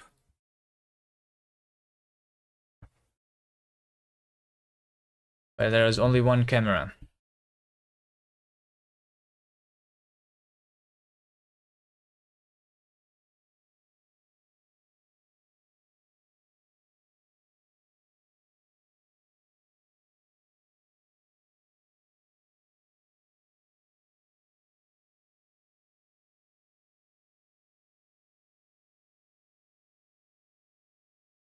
There is no length.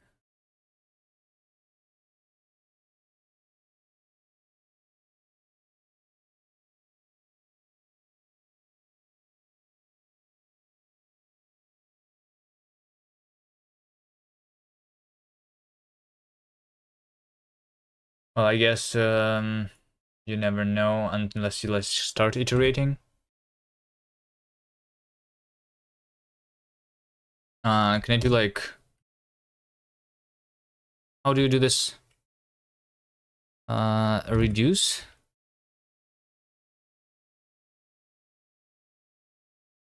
Reduce the elements to a single one. No, not reduce.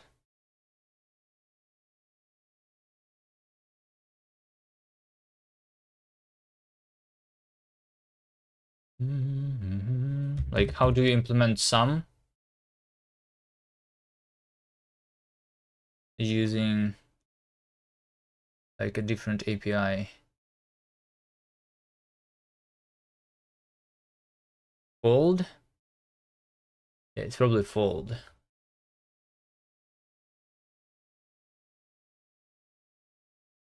Fold. So we start with 0.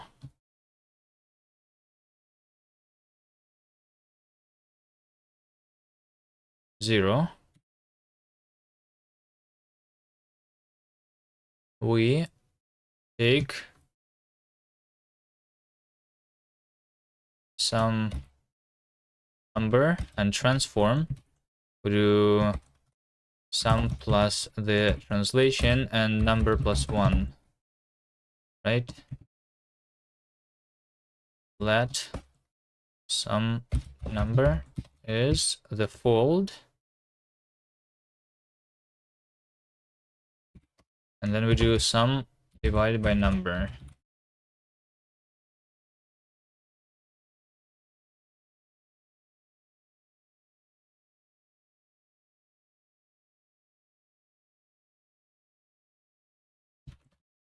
Right? Camera translation is the average position of the players.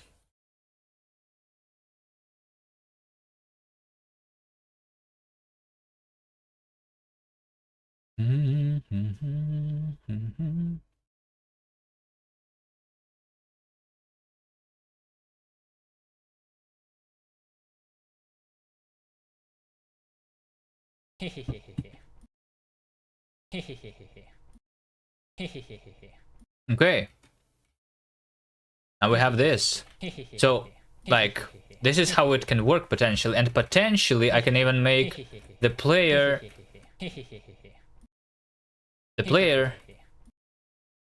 can actually jump off of another player. If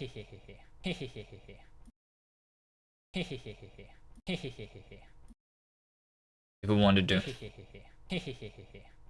Alright, one of the players fell off. Alright. Support multiple players. Fog. Okay. Now what?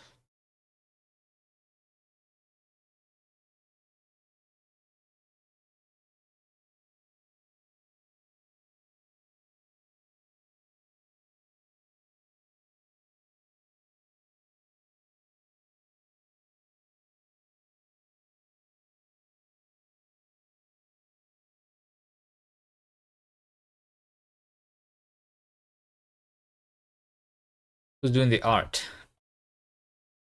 Because so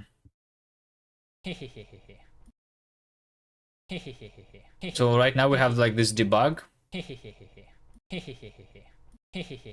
Yeah, I feel like we just need to figure out who does the art. Is it me? I don't think there is anyone here who is going to do the art, right?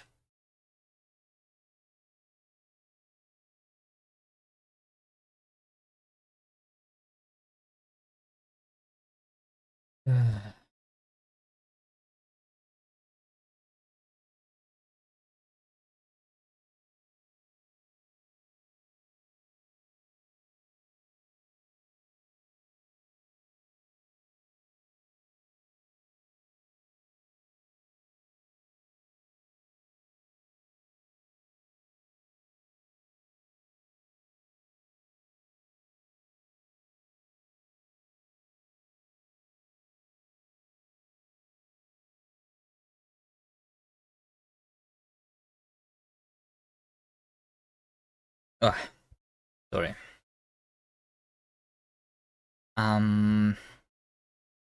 Okay. You know what? Let's split this thing into multiple files. Now that we have a lot of different systems, Let's also split this into multiple files. Okay, so one of the things is we have the jump effect. We have the like this side effect system, right? Side effects. We have the jump side effect.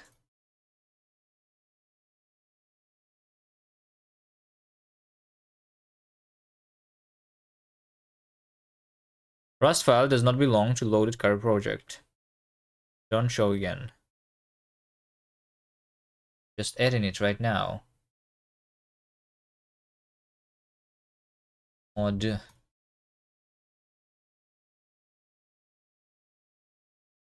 Can Rust Analyzer add the mod? Yeah, insert mod side effects. This insert mod jump. Okay. Wait, where is the mod though?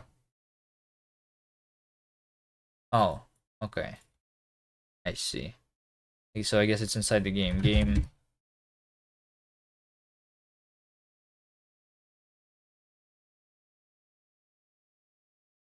Game has side effects inside of it.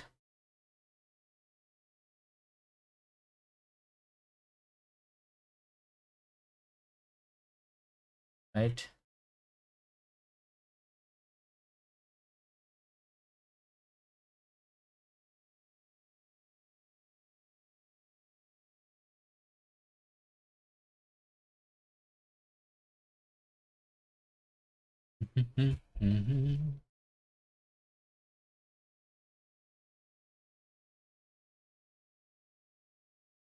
Okay, let's start moving stuff.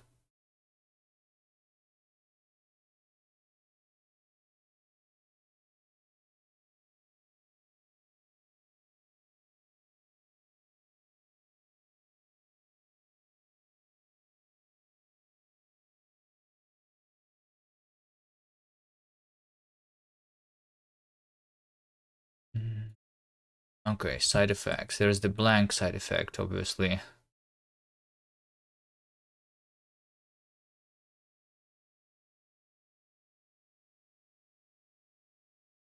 There's the jump.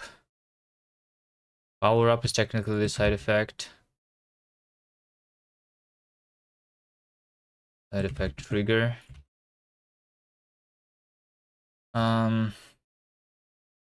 Where should the side itself go? It's not like the effect, it's just the side.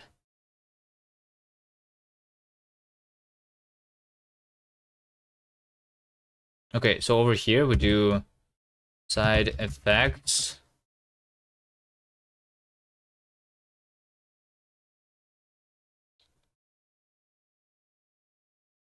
So is side effect a plugin, or do I just create a method, a function there that like modifies the application? What is the difference between between just a function that modifies the thing and a plugin? Is that a plugin? Like, so we can run the game without side effects or with side effects, right?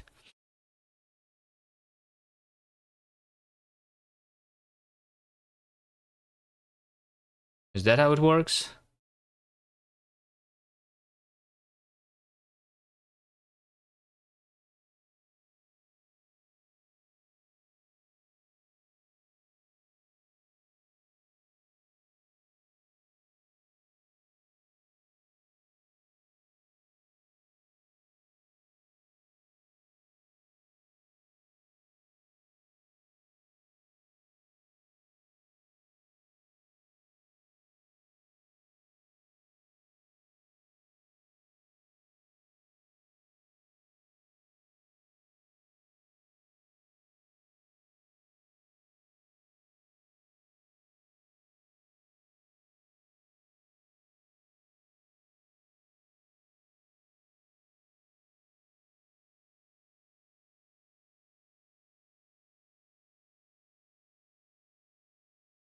I'm not sure how exactly this should be working in terms of like, or how do they want me to organize here?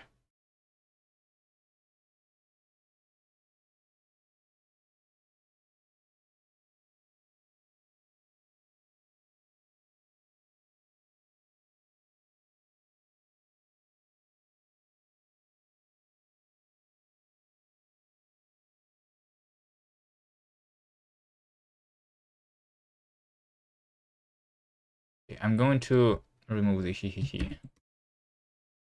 I'm going to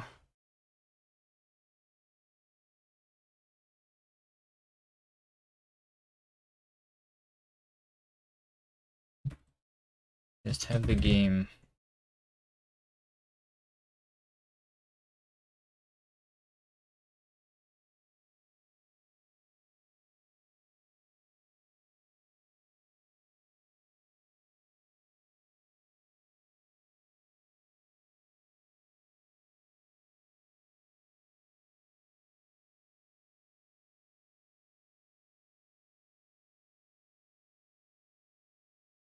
So for example, over here, we are like parsing the level, and the level should know that like we should like should we know about like the existence of side effects here?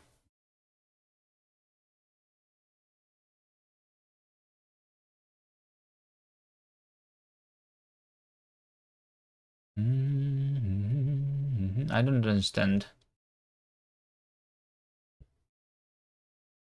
Okay, I'm just going to for now use side effect star. That's how I usually would do it, right? So we actually know about everything.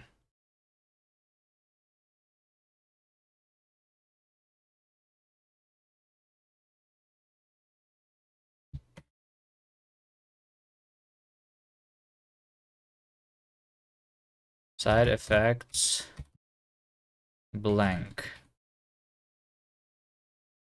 So the problem is that this one is private.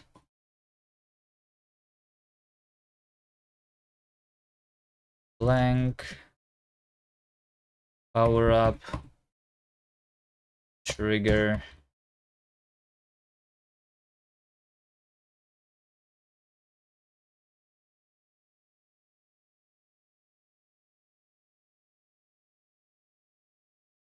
Jump effect.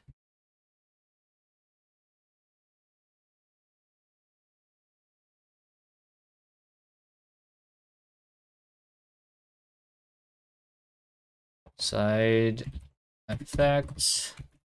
Power up. Side effects. Jump effect.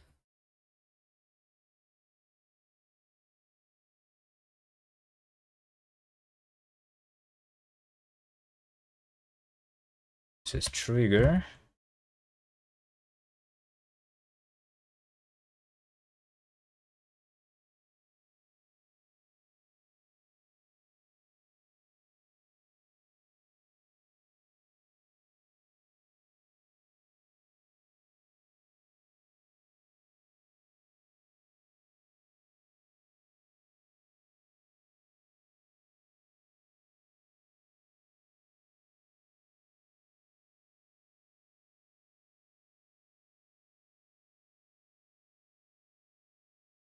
Okay, well, this is the system.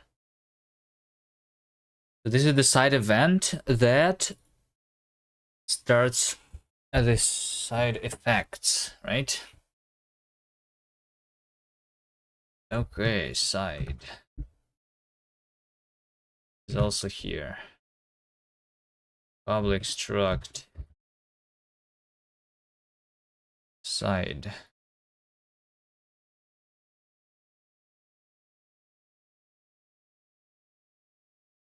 Update sides is also here.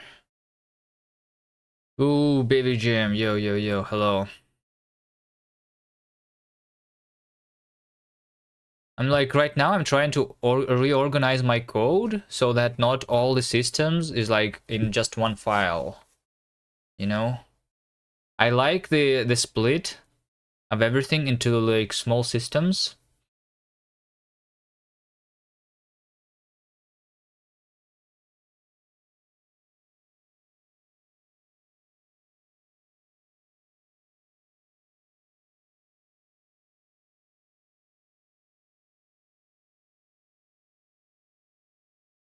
But I want to just have the side effects over here, and we're going to have all the other things than just the side effects, right? Jump effect. Jump effect goes into jump. Update camera, jump power up. This is also jump. Side events. Side event. Update sides.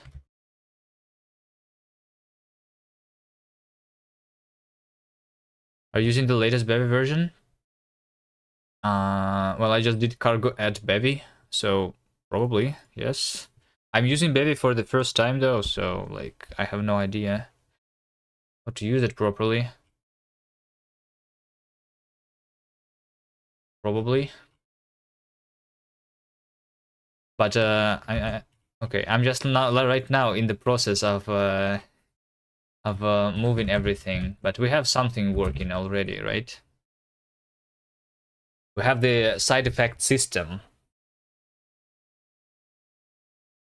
And I can one of the side effects that we have is the jump, and I'm going to implement more side effects as long as like do a little refactor here. Okay. So jump effect and jump power up, those are the systems that are over here. Of the macro and type magic that just left type system signatures just satisfy what you need. I guess that's just about Rust, not about bevy specifically, right? So here is the problem, right? I have a lot of different side effects potentially in the future, right? So one of the side effects is the jump side effect. Is this a plugin? Right? I guess this is a plugin that like creates a jump side effect to the game, right? How is a plugin different from just a function that takes a mutable app?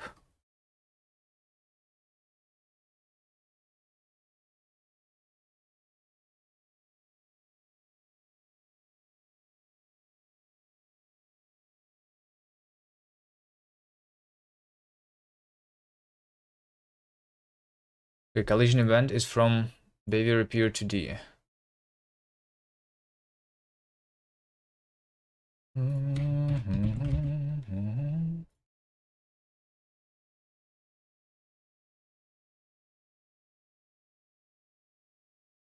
Okay. Okay. This is actually like effects.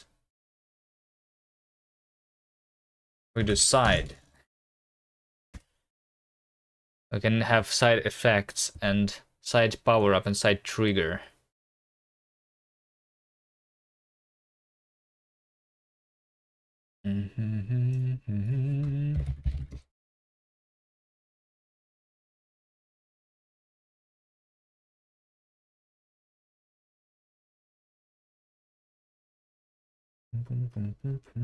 Okay, let's for now just don't have the effects because this is just the addition. Side events.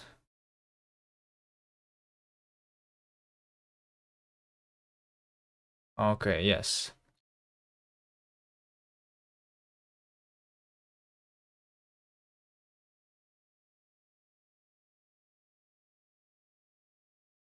Okay, how do I call this one? So this is the system that converts the collision events into actual side events.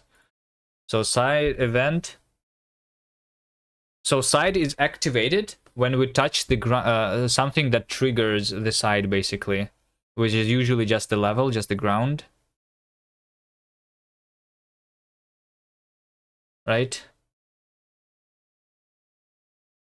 I guess side activation. Side activate event. Activated. Deactivated. I like this more than just started and finished.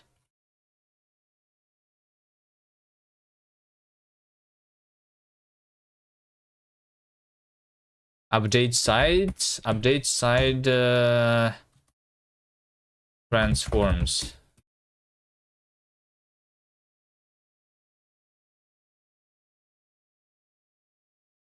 And collect power-ups is what we can.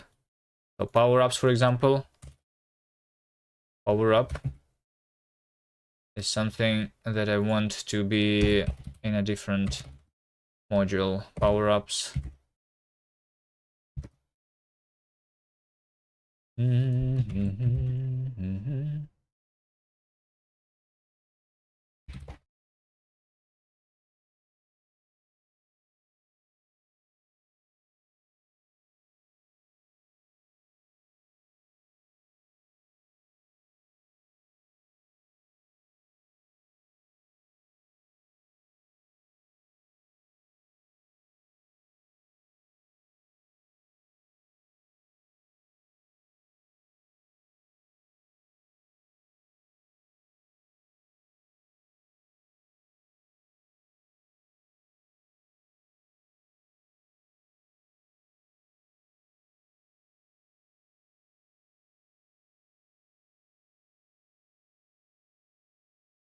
Okay.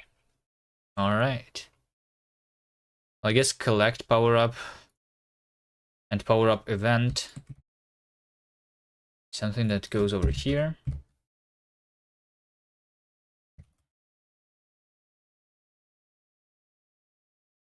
And the collect power-up system is something that is defined in the power-up. So power-up collect system.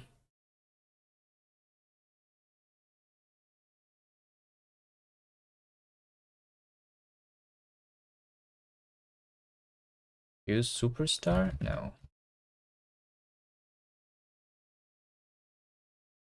Superside.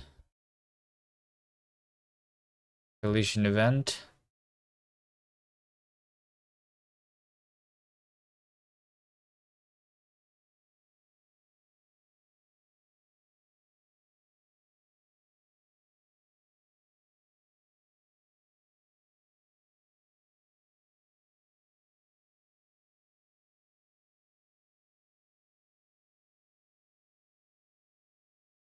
Okay, it seems like there are no problems in this module. And looks like there's no problem in this module. Remove unused imports. Public mod effects. Power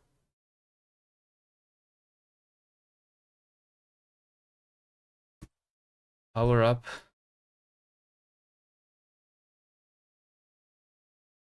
Power up. Okay. And then we also have the power up event.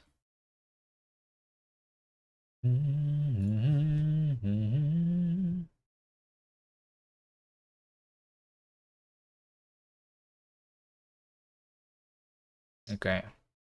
And then we have effects in it.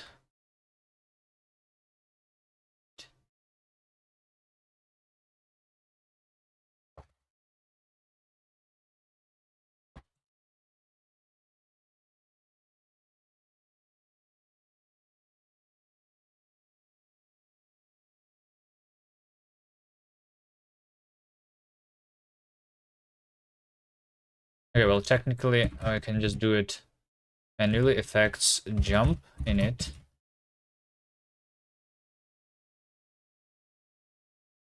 Okay, so let's see what we're doing. What are we doing here?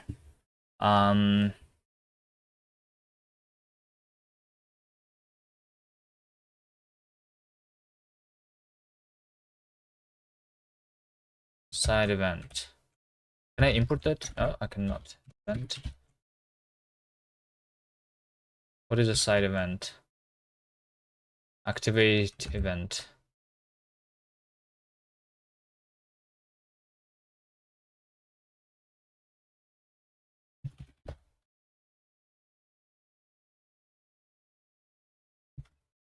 Activate it. So yeah, whenever the side is activated, this is when we jump. Makes sense, makes sense. Blank.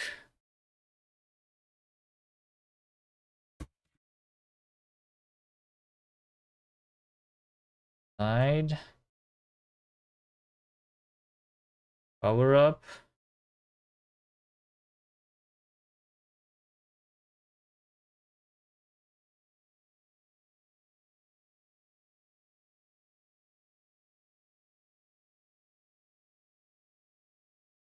with effect. This is the actual jump effect. Power up event. Power up event.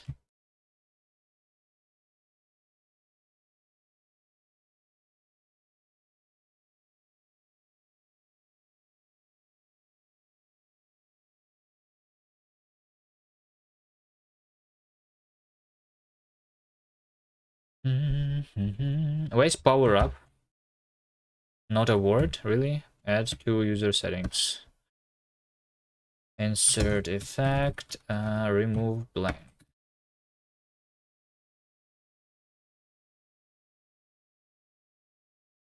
Effect, that activate event.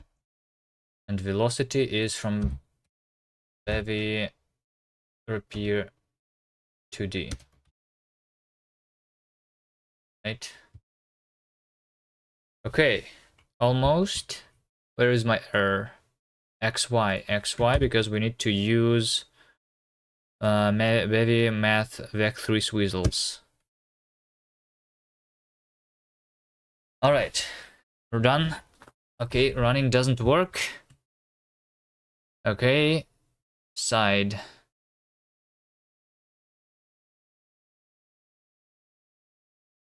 I need to qualify a bunch of things now. So we have side.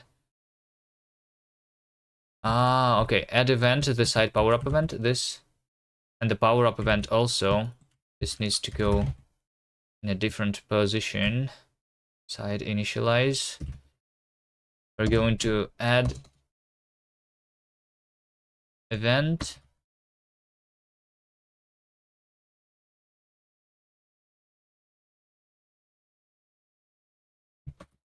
Side activate event. And the power up event is going to be registered here, right?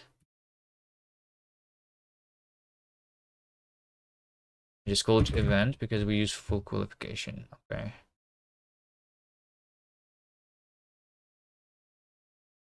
Side effects, jump effect.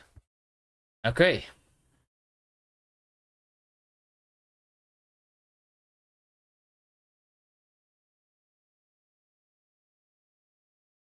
Remove unused import. Cargo clippy. You seem to be trying to use match for destruction single pattern. That's true. Hello, can you replace match with a flat? Okay. Cargo clippy. Okay, done. Done. Now we can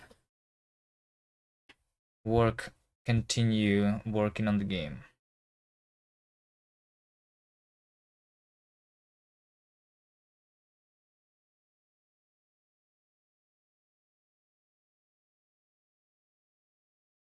Okay.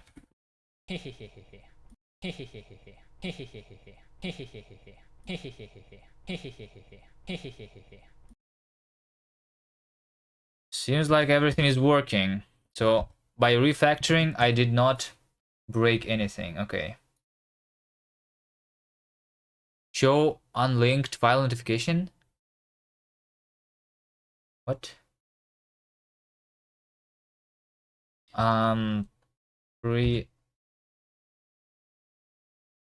Refactor.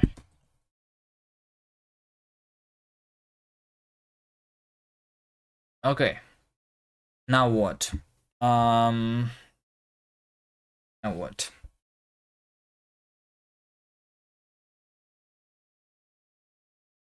Do I try and implement a different side effect?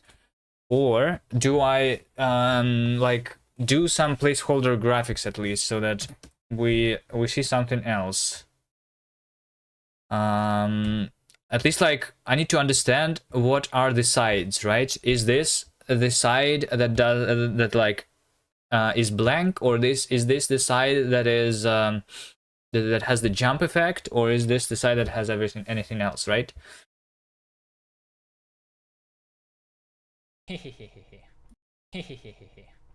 Because right now it's not obvious which side does the jump. Yeah. Okay, assets, texture. So this is going, okay. I guess I'm going to do the art, right? No one else said that they're going to do the art. Image, canvas, size 16. I'm going to make it very, very small. Do an actual... okay.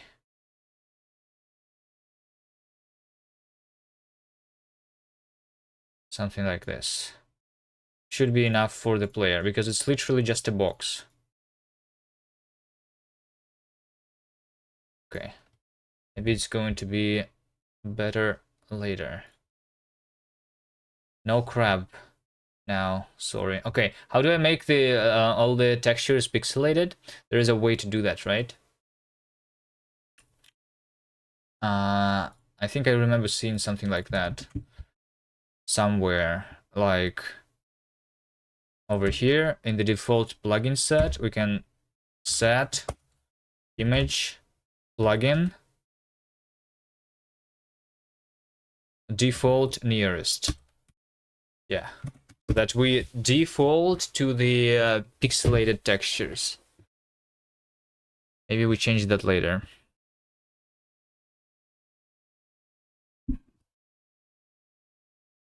Okay. It looks like I can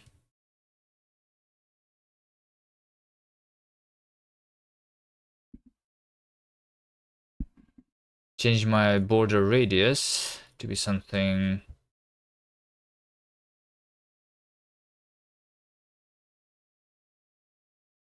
Wait, this texture.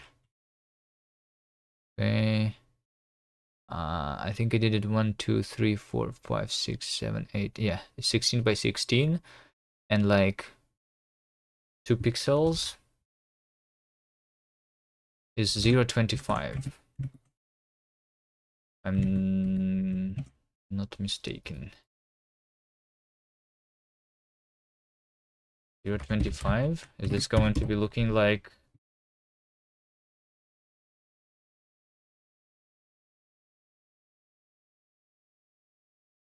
Yeah, I think this is better.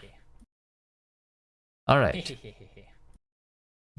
So now I want everything that has this like debug overlay of appear. I want to be changed into actual art.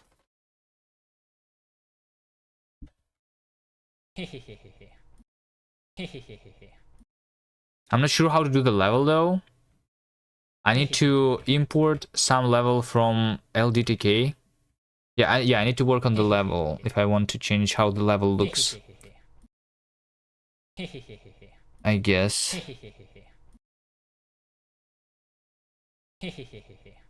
Let's just work on the sides then.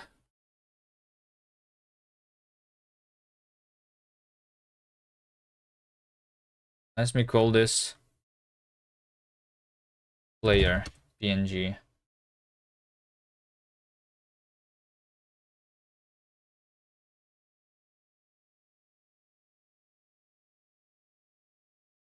Pixelated box texture for the player.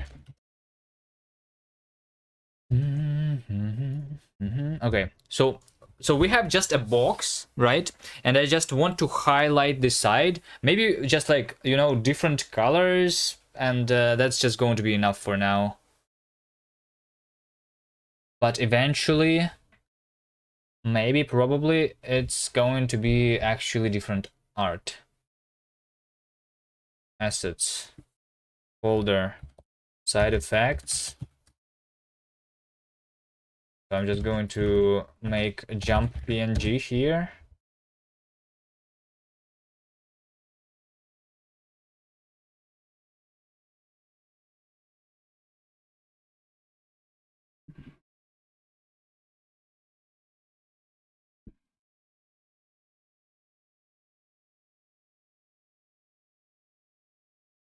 So what is the jump? The jump is going to be just on the side. Like just this side is going to be highlighted, right? We're going to highlight it with green color. And that's it. That's how the jump side works. Actually, in fact, I think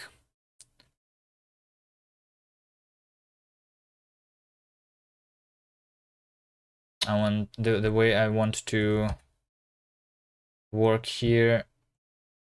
Image canvas size 16 by 4. What if we just do this thing, for example? Right?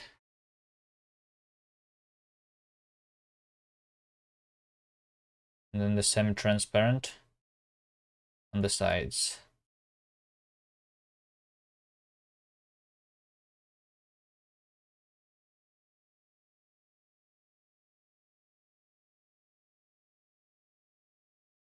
Okay. Jump side effect. Whenever we are adding this, we're basically telling that this side should have the art on it now, right? So it should have the sprite attached to it.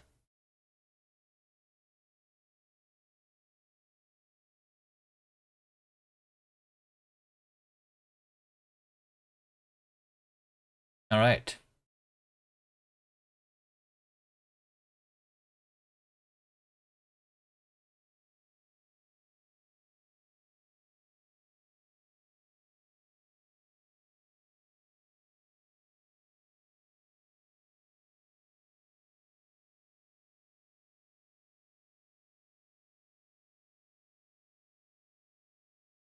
So this is the event side. We are inserting the effect, the jump effect. We are removing the blank, which is like something that is being replaced with actual effects. And then we're going to also insert the sprite bundle. So what do we have? Texture is going to be. We're going to load it here. I mean, technically, this should be a different system, right?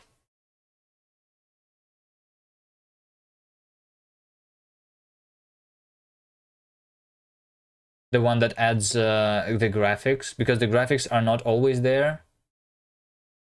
So this is just for the logic of the game.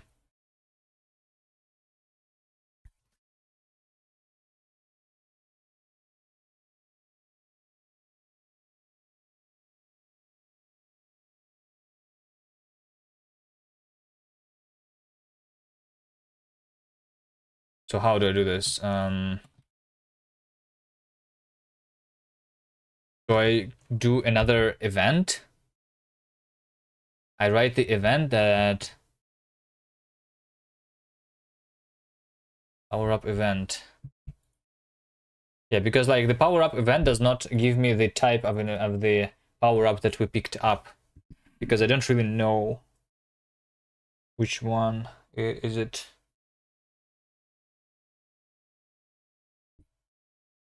Technically, we can have multiple power ups on the same power up.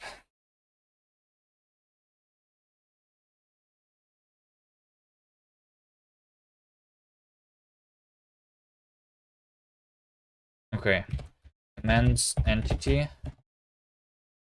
to do different system.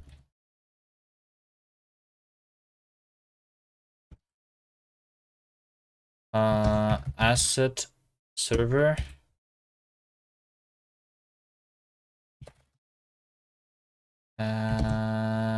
Insert sprite bundle. Texture asset server load. Side effects jump PNG. Global transform visibility compatibility. This is all default.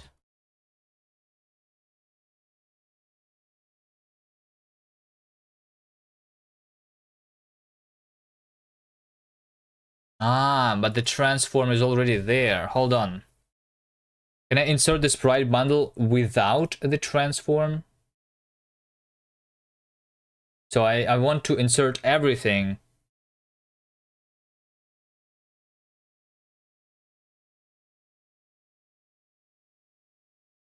But the transform, right? Okay, this is interesting. So is it enough for me to just add the sprite? Insert just the sprite and the texture. Is this enough to have this drawn? I guess it really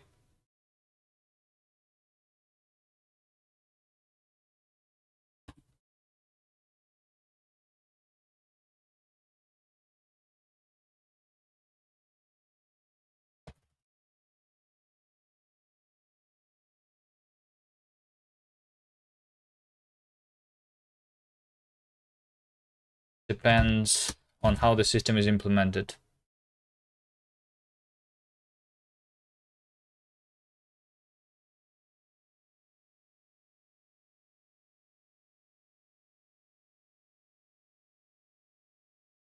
Again, we need to like go and look into documentation of the sprite plugin, I guess, to figure that out. Okay, I picked it up, but I do not see the actual sprite. Okay, anyway, I need to go take a bathroom break.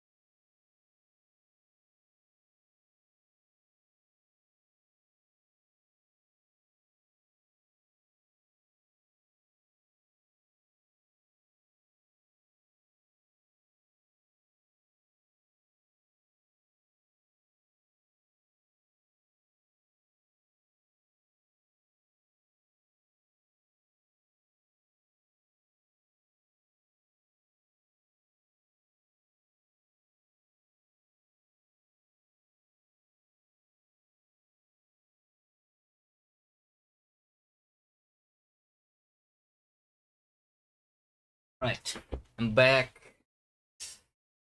Hi.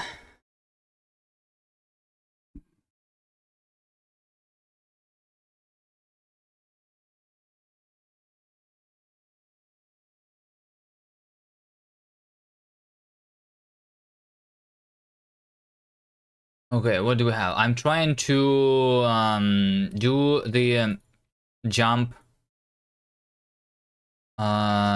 side to have graphics, right? To like turn into a green one.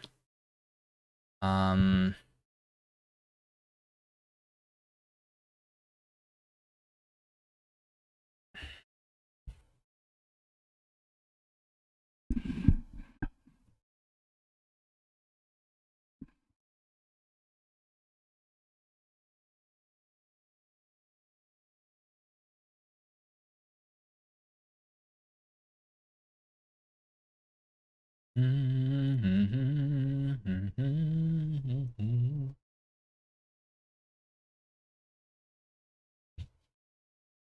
Should the sprite even be attached to the same entity that like the logical entity usually?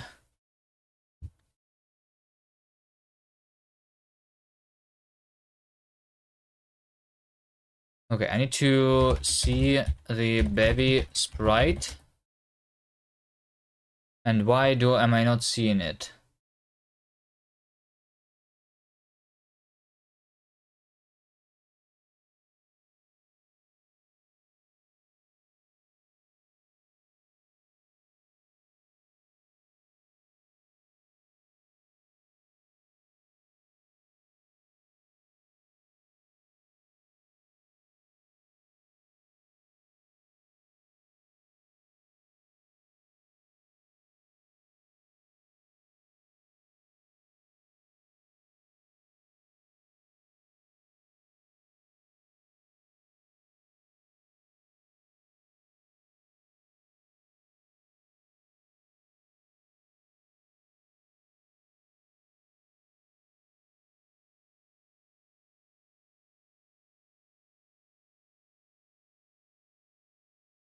No documentation, huh? And bundle of components for drawing single sprites from sprite sheet, also referred to as a texture atlas. Sprite bundle. This one does not have any documentation. So if I insert the bundle into an entity that already has a transform bundle, right?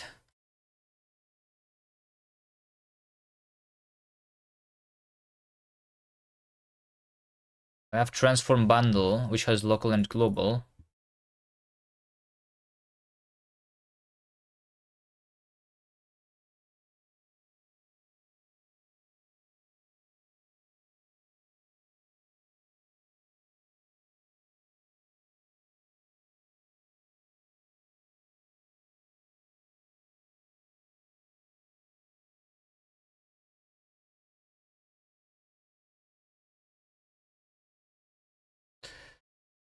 So if I insert an entity like that, I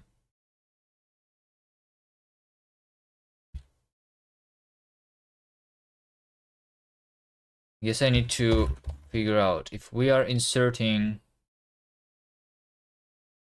a component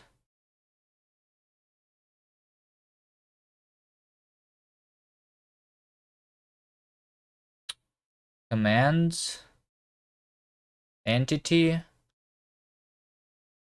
insert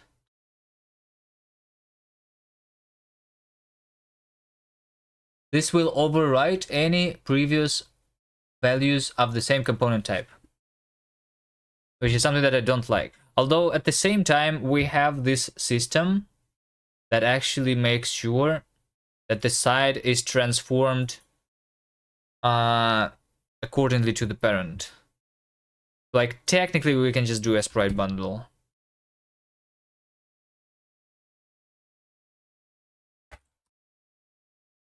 I think.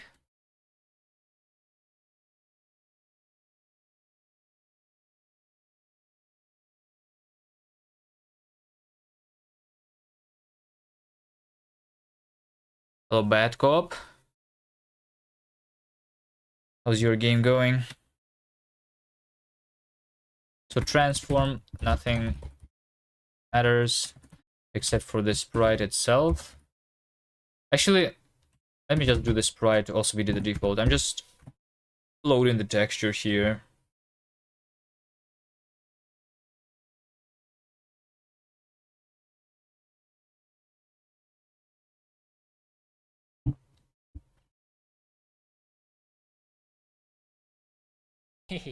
Okay, yeah, and then the texture is actually being rendered. I just need to scale it appropriately.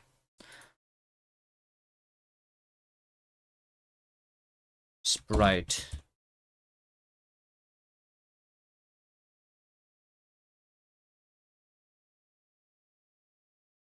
Custom size. An optional custom size for the sprite that will be used when rendering instead of the size of the sprite's image. I would like instead to have this thing scaled. Why can I not have the sprite scaled? Like, you know, why?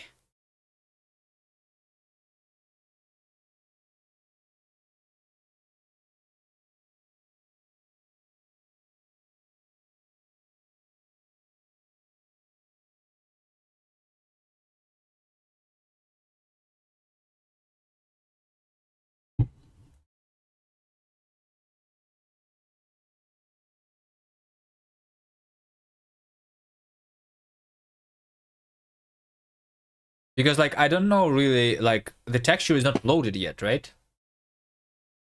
I do not know the size.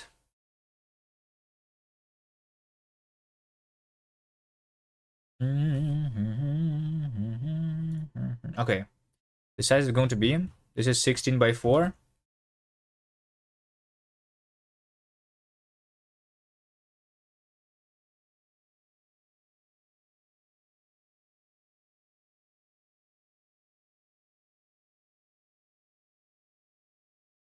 How do I even know like the size of the parent, for example, for the size, for the side? I have no idea. Like we have this parent, this player.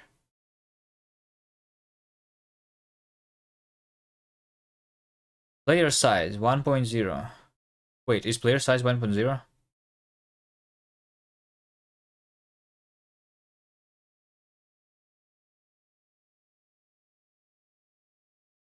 Okay, well I guess it's 1.0.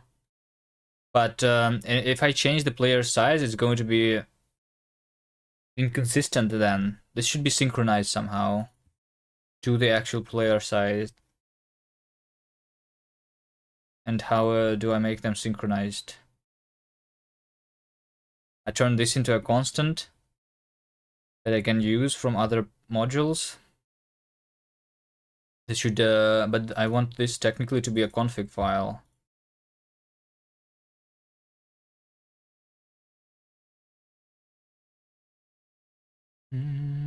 Okay.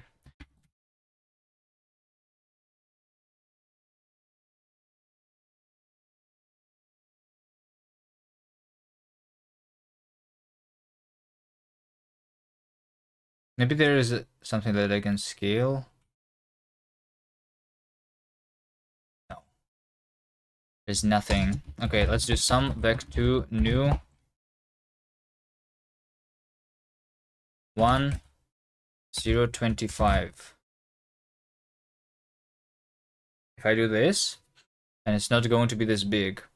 And yeah, see, this size is now green, which means that this side is the one that has the jump on it.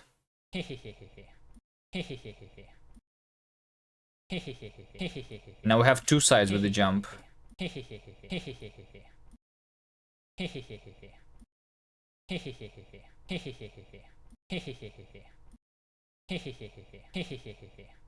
Okay, this is better than nothing, but yeah, I don't like that it's going to be.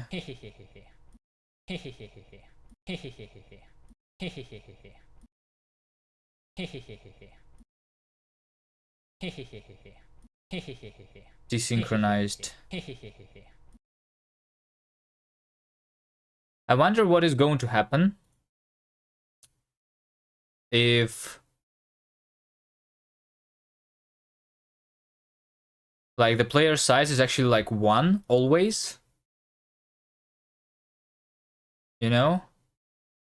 Player radius is always 0.5.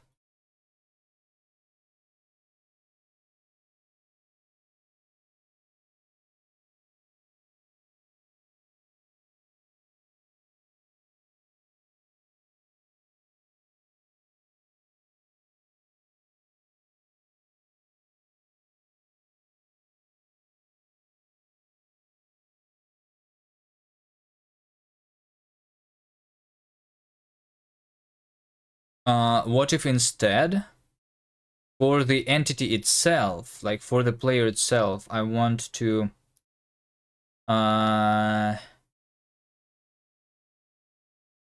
change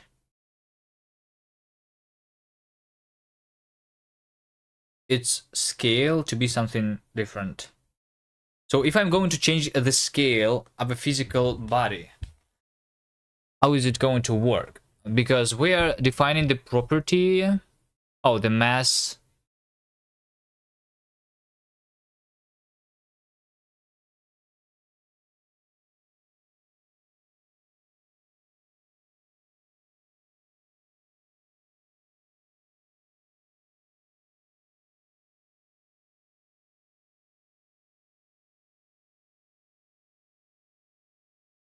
Hello?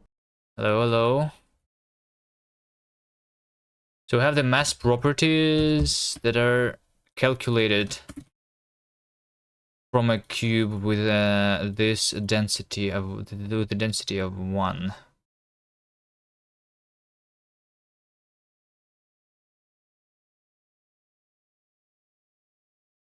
Struct mass properties and bevy repair dynamic mass properties have similar names but are actually distinct types. This one is there and this one is there. Bevy repair 2D mass properties. Can I just do into? Because no, I cannot. Mass properties from repair. Wait, what is mass properties? Oh, from repair.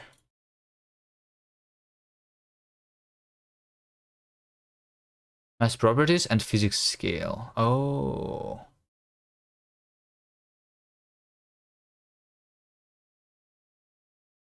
Alright, I understand.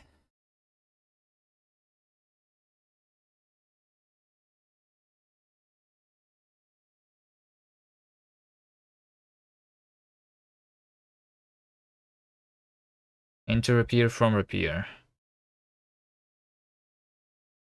But then you already have the scale here, which is weird.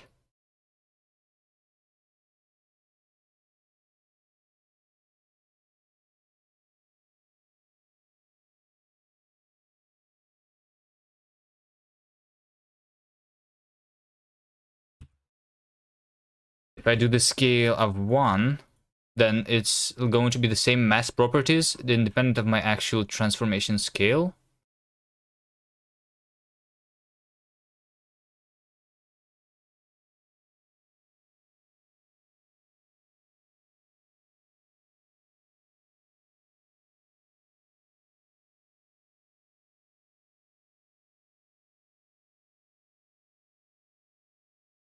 With scale, back 3, splat. And over here, we are going to do the size of the player. So let's make the player of size 0.3, for example. Make it 3 times as small. What's going to happen then? To the physics and to everything. Okay, it looks like the colliders are wrong. Why are the colliders wrong? Oh shit. Wait. It scaled the rounded shapes are not scaled. Like the borders, the rounded borders are not scaled.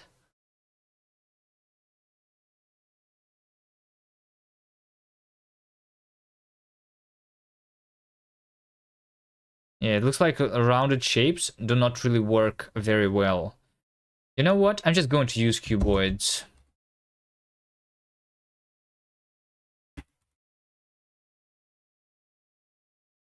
It seems like there is a lot of issues with the rounded shapes.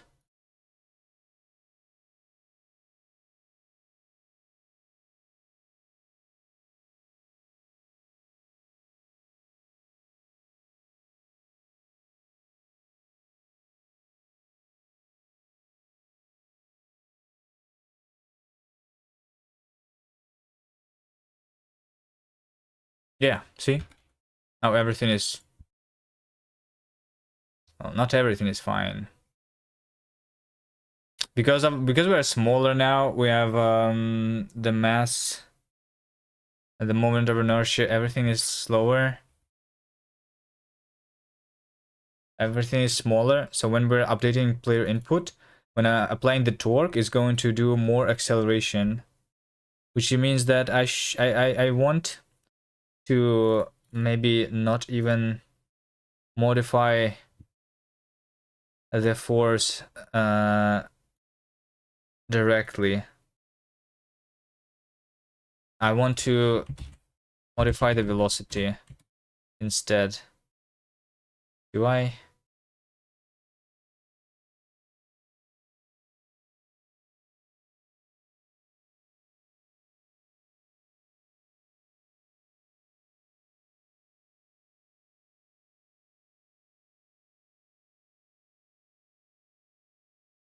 Or how do I like...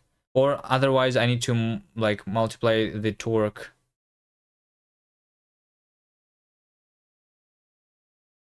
by the moment of inertia, right?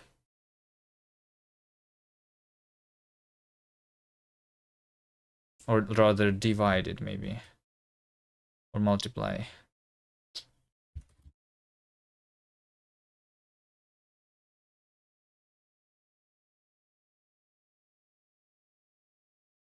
Okay.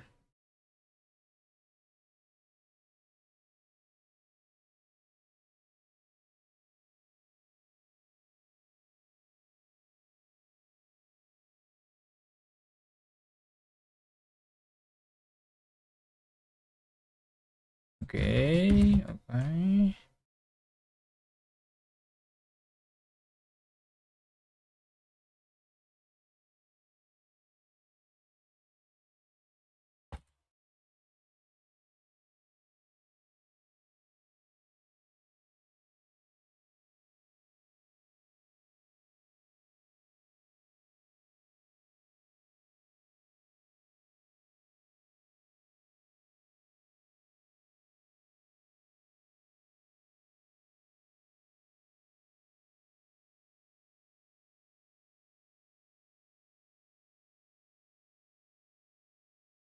Okay, I'm just going to modify the velocity directly.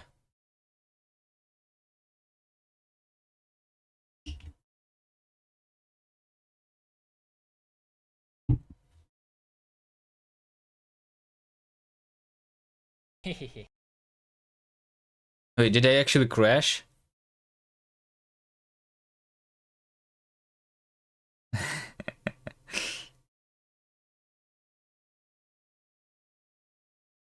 Actually crashed.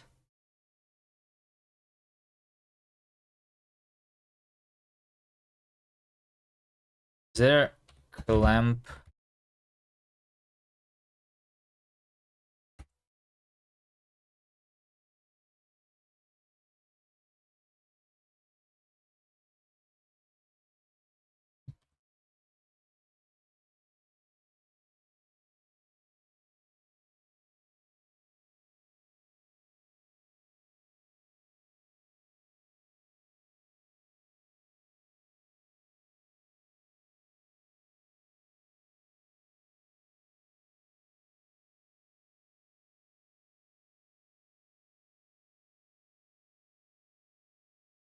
Okay.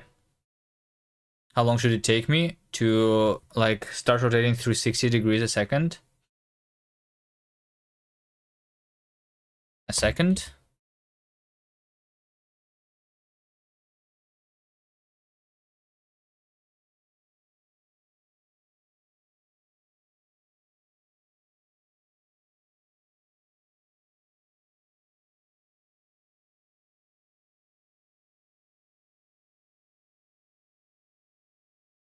All right. So now the small player, yeah, and everything works. But then the jump. I want the jump's height to be dependent on the scale of the player too. Then the jump side effect, the jump power up.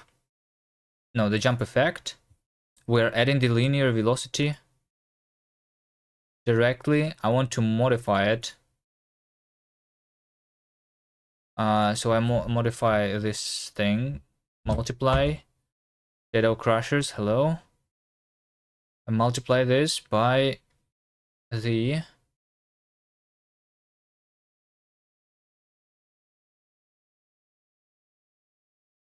parent transform scale.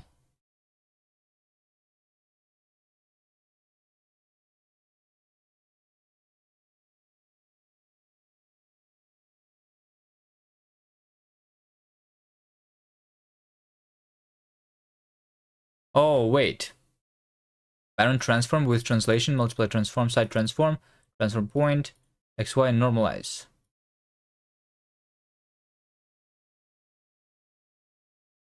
What is the side transform?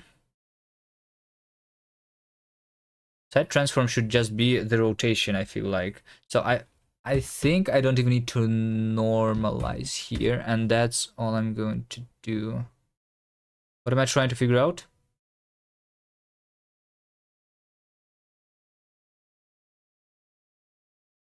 Right now I'm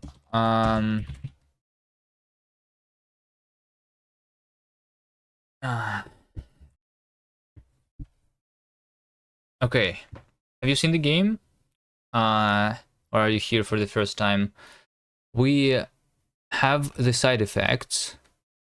So we are playing as cubes, right? Usually as one cube, but right now I have two players for whatever reason. So I have these circles. These are the power-ups. So I can collect this, and this is going to be attached to my side, right? This side is now green, and if I stand on this side, the jump side effect is going to be activated. So I am now jumping, right?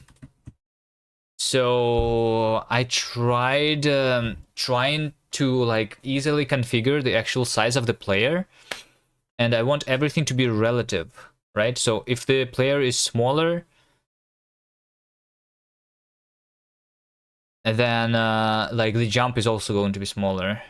I don't know why am I doing this. I'm just like trying to figure out how everything works. So like I wanted to know if the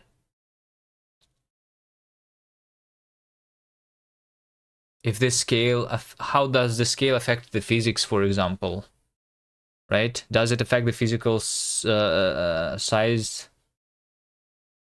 I guess it does. If I have the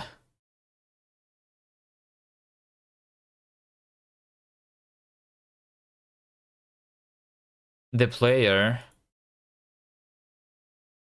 to have the collider of cuboid, we have collider mass properties.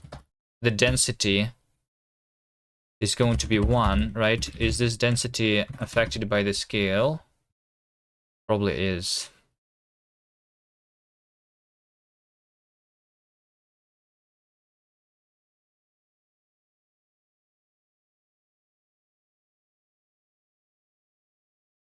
I'm just playing around right now. And I'm going to implement a new side effect soon. But right now, like, the jump is not high enough.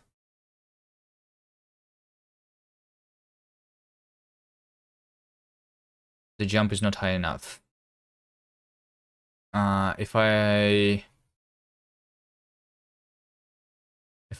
don't do the scale here, is it still going to look the same? Is it because I basically... Yeah, it looks like it still is not enough.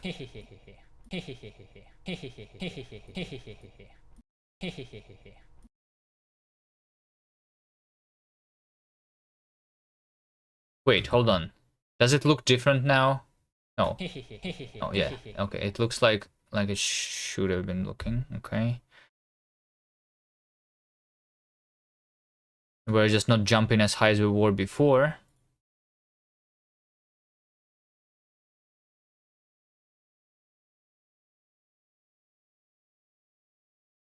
Which means that I will probably change this number. So how do you usually like work with these magical numbers? How do you load your config files?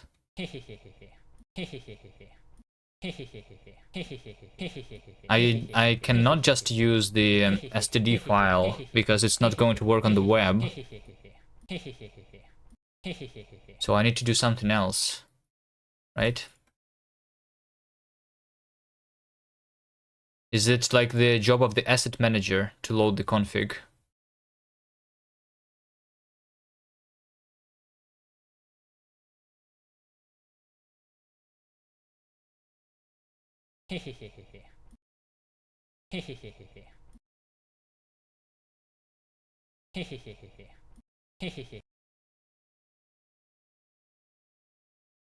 Okay, jump side green.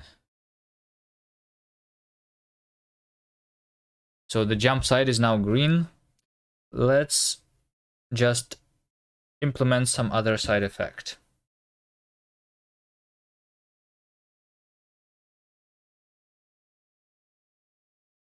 What do we have? The jump, the slide.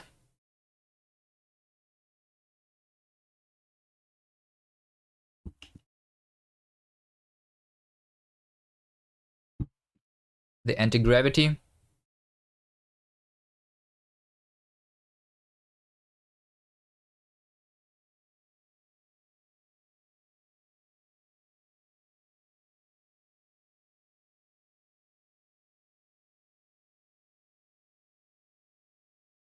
Yeah, like there's going to be the small effect to shrink, which is going to make me small. So that's yeah. Yeah, so it actually is useful, the thing that I was just trying to do.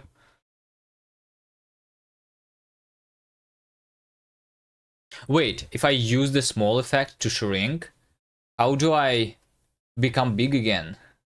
Davey, you here? What was your idea here? We go small and never grow big again?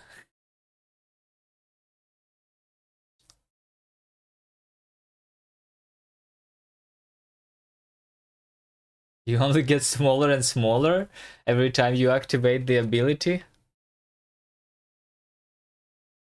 Fractal based gameplay? Yeah, exactly.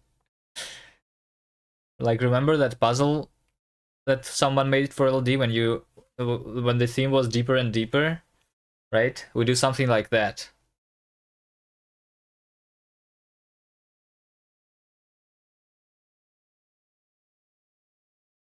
Okay, let me try thinking about the slide. I think the idea for the slide...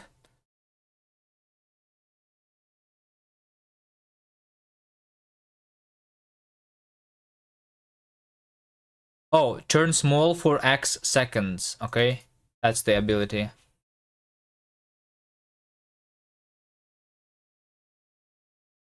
How does slide work?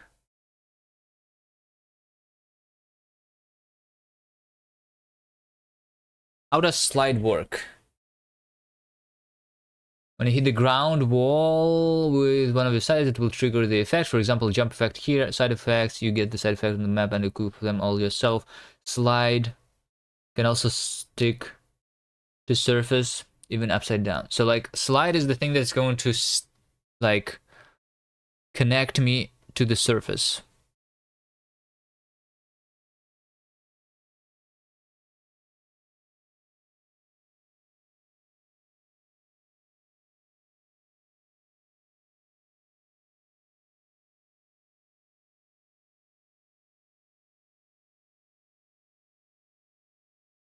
Okay. And I think then the left and right buttons is going to control not the rotation anymore, but something else.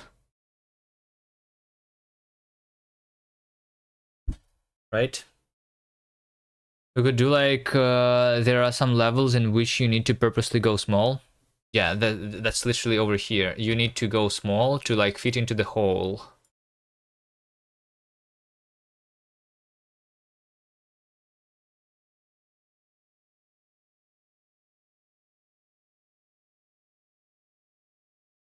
Okay, let me start with this slide because it looks like it's the next one after the jump. The first thing we need to do is to detect it, right? So here's what we are going to do. We are going to copy paste the jump into the slide. Why renaming the file takes this long? Running file rename participants, really? Hub mod slide.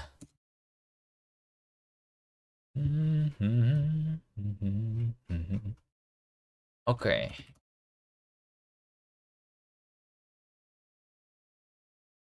All right.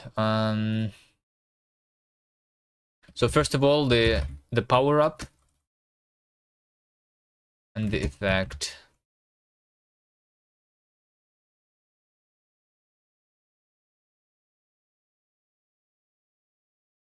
Hehehe ODG, yes, exactly. One of the first things that we tried is doing the music, the audio, right? And apparently Bevy cannot load WAV files and Bevy cannot load MP3 files. The only file format that we could work with is OGG. There can be some enemies that will ignore you if you are small. Yes, there could be, sure. But, like, we need to not think about it too much, I think, also, is the thing, you know? Because it's a small gem game. Let's keep it as small as possible. But if Davey, like, it depends on Davey mostly, because Davey is the one who's going to do the level design, right? I'm not going to work on the levels. So he wants for the level to there be an enemy that is going to ignore us. Speaking about the enemy, like, we don't have the health or anything else right now that enemy can even do. We don't have enemies at all on this game idea. We need to kill, but why do we need to kill? Like, what is, does the enemy do even to anything to us?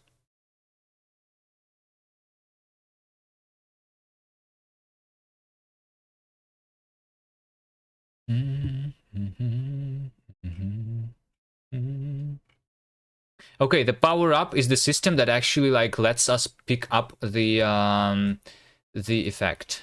All right.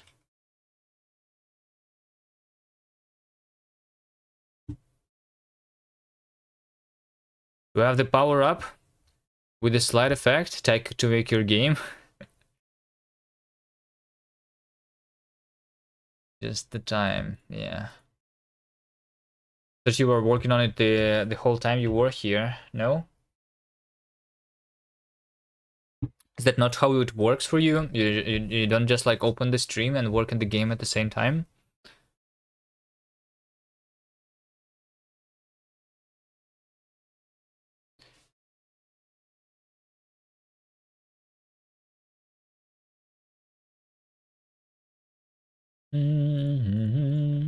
Okay, so this is the side effect of slide.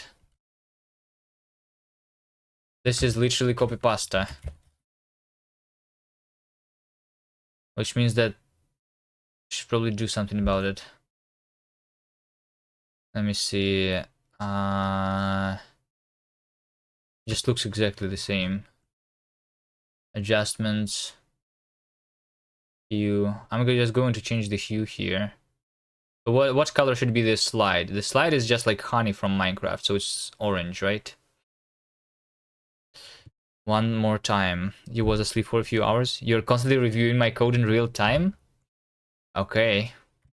So since you were not saying anything, which means it means that my code is perfect, right?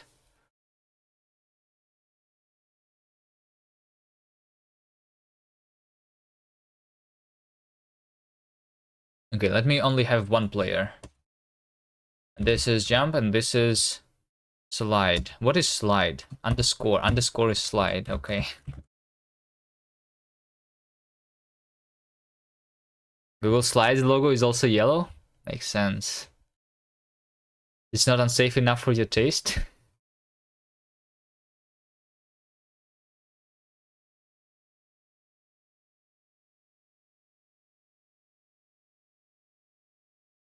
Okay, this is the slide effect. There's the jump effect. Oil is also yellow. Wait, oil is yellow? No, oil is black. Rust takes all the fun out of programming. Kappa.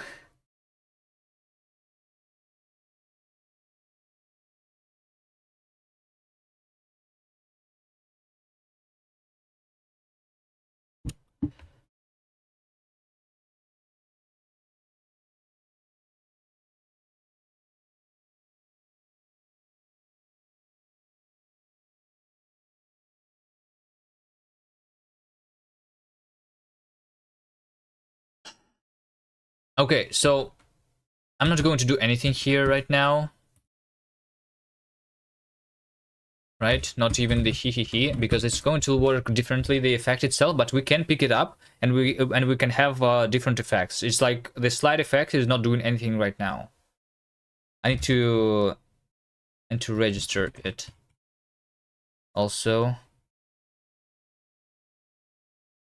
we initialize the slide. This should be this should be like plugins instead of init functions, right? Right?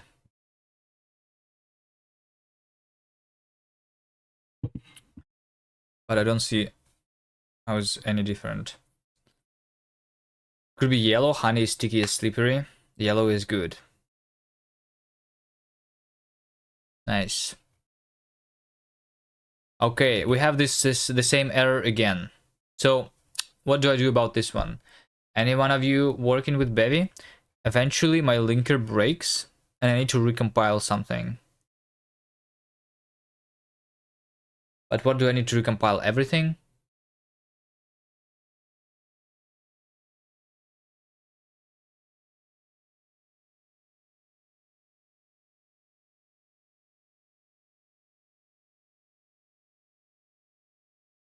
Yo, Adam. Hello there, guys. How are you guys doing? Thank you for the raid. I have a good stream. Yeah, thank you. I hope you had a good stream. I'm working on the bevy jam on the so it's my first game jam where I'm using a new engine that I have never been using before, which is the bevy engine. Hello? And right now I have this linker error. Bevy jam interesting, you know, Rust?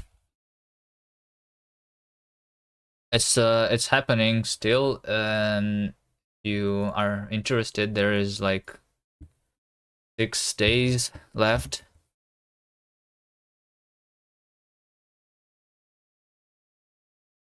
You know of Rust. Okay. Well, maybe if you are interested, you can be interested in doing some, in helping us with something else, like with art or with audio, if anyone is interested in doing that.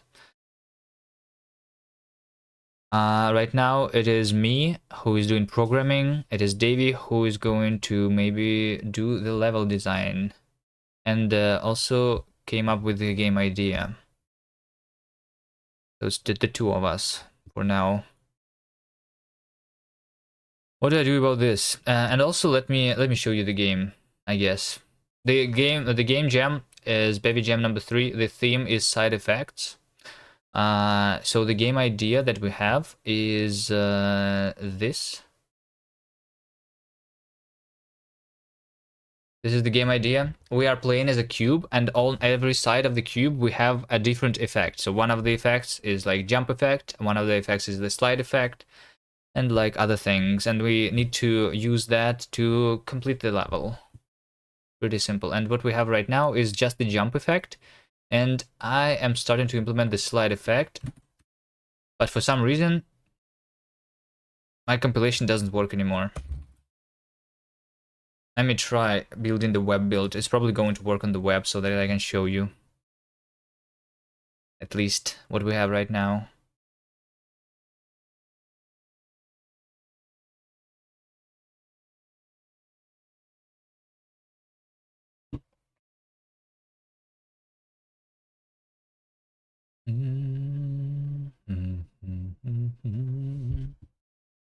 Okay, yeah, the compilation for the web actually does work. Nice. So we over here we have a cube. On the left side, on the right side, those circles, those are the power-ups. So right now I don't have any side effects, but once I collect the power-up, it's going to be attached to the side, right? So now we have this green side effect, which is the jump effect, and the yellow side effect, which is something that I'm just implementing right now. This is going to be the slide. So when I am standing on the green side, we are jumping, because that's the jump effect. Yes, ignore the hee sound effect, that is all temporary.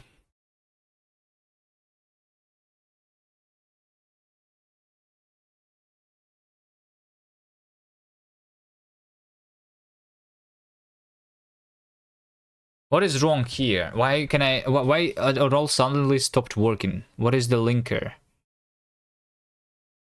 Error. What does that mean? Cargo clean. I will guess that I need to like rebuild something. But what? I don't want to rebuild everything because it's going to take like a lot. Bevy deleep. Probably, I'm guessing no. Bevy.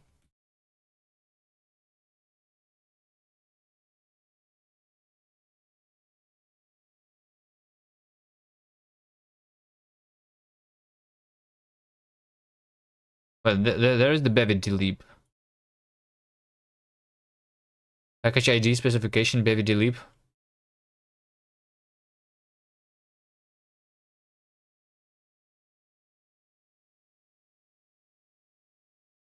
Bevy engine Bevy.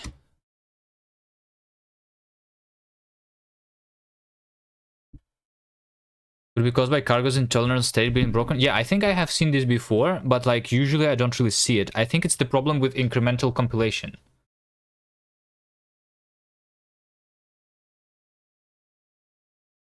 So I just it will be fixed if I just clean everything and rebuild everything, but I don't want to rebuild everything, you know?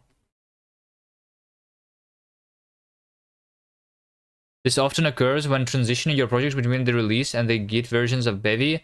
Cargo remembers the versions it was previously using and gets confused. Maybe it's because the Rust analyzer is not using the dynamic feature. By the way, can this be caused?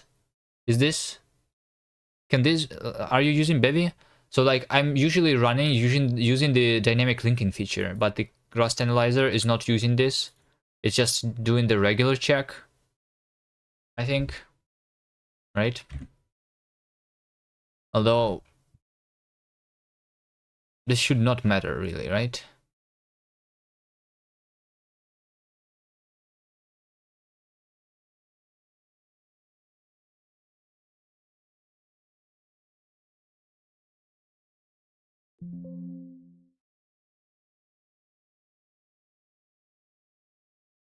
Creates Bevy delete. Creates Bevy delete. Hi?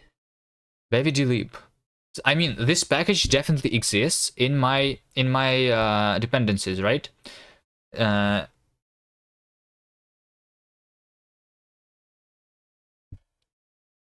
So why could I not clean it? Cargo clean. Bevy delib. Package ID specification. Bevy delib did not match any packages. This is cargo lying to me. Is it in cargo log? Bevy. So bevy only depends on bevy internal. But bevy also needs to depend on the...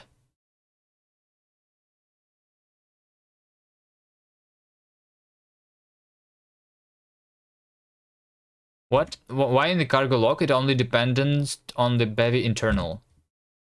Isn't it supposed to be depending on the bevy delib? It literally is listed in the dependencies.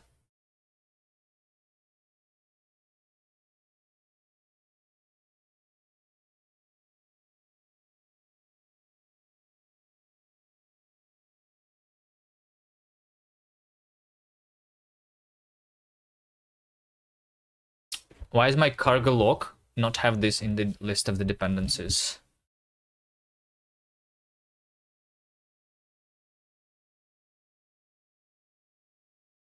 Cargo clean package bevy. So if I just rebuild bevy, I just think it's not enough for me to just rebuild bevy. I need to rebuild something else. I just don't want to rebuild everything, you know? Yes, that's how I feel right now. It just all was working nicely, and eventually it just stopped working. So you say it happens when you are transitioning the project between the release and the Git version, but I did not transition anything. I was only working on my own code, right?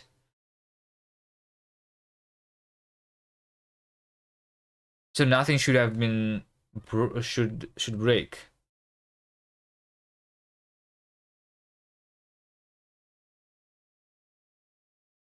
But it is broken.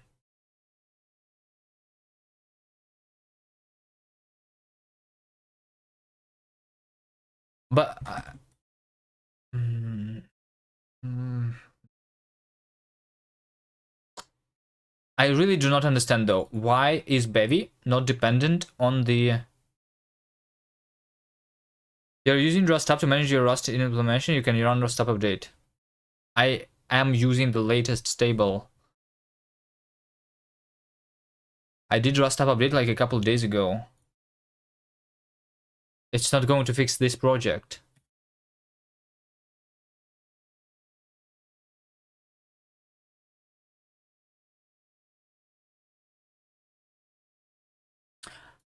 Creates IO. Bevy. Dependencies. Bevy dynamic library. Optional. Why is this not in my cargo log? Why?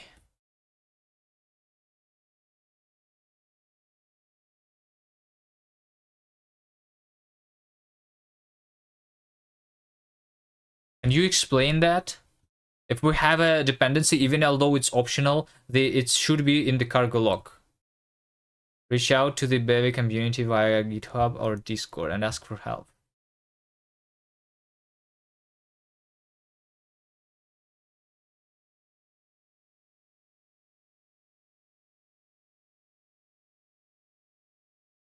Help.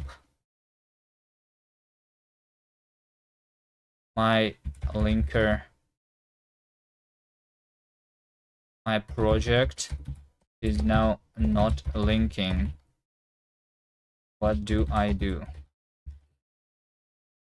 Twisty Godot?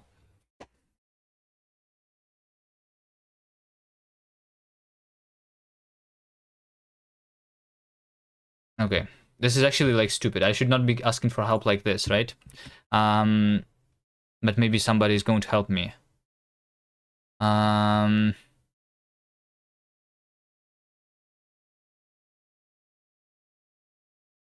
many fucking servers do you joined? It's like about 200, I think.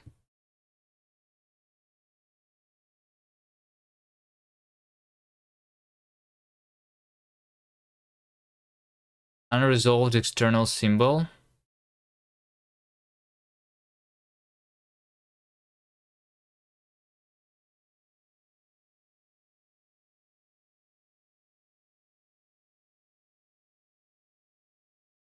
I should not be doing this in the bevy gem though, right? In the gem thing. Where do I ask for help here?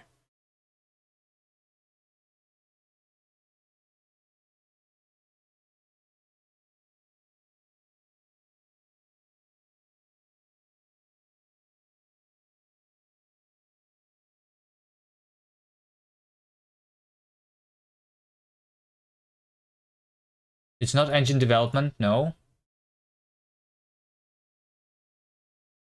It's not platforms, no. It's not off topic. It's not the gem. It's not archive. General, introduction, help. Oops. Welcome to the help forum.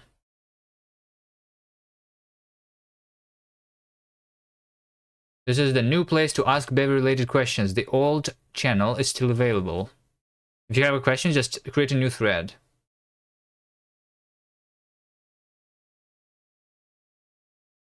Ray March, hello. Maybe you can help me. You asked for help on the Godot Discord and never got any help? Okay. Here's the problem, Ray March.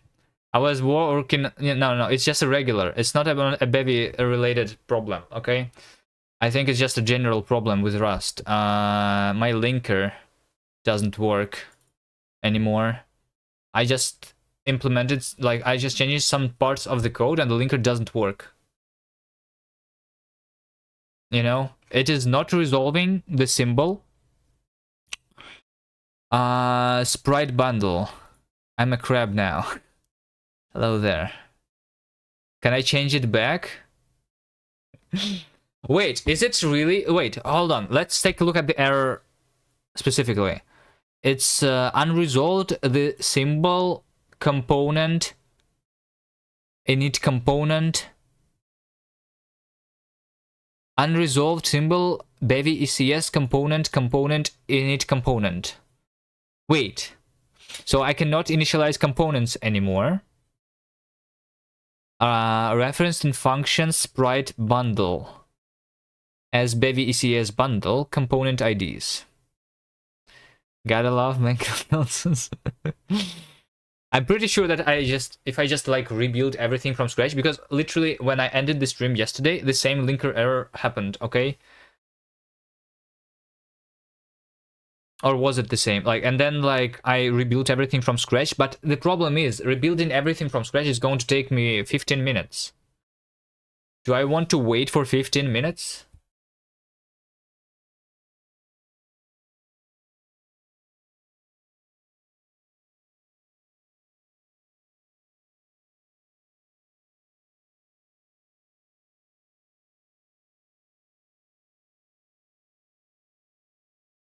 Cargo run.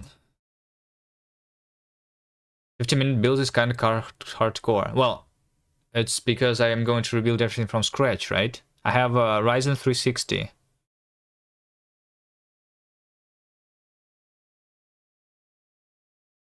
Okay, it's not 15 minutes, okay? It's like 9 minutes, I think. And also it's only 9 minutes if I do it on all the threads, but I don't want to run it on all the threads because then the stream is going to lag. So I usually, when doing the compilation, I usually limit myself to 2 jobs. The cargo is limited usually because otherwise the stream is going to lag. So it's going to take longer then. It's 15. It was 15 minutes because I usually, it never took that long for you. The bevy? Which depths does it spend the time on? I mean, you see this bevy render, bevy core pipeline. Those things are compiling right now, and they have been compiling for at least 10 seconds already, right? Can you do a cargo flame graph on the build? I can.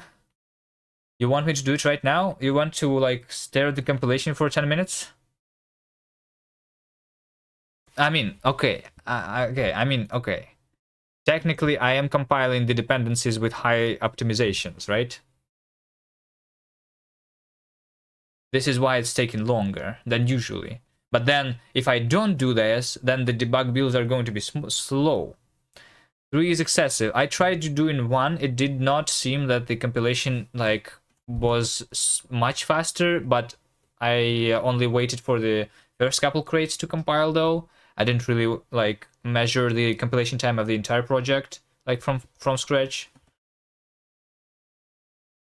It's a big difference from 0 to 1, I think. But it's not a big difference from 1 to 3, I think.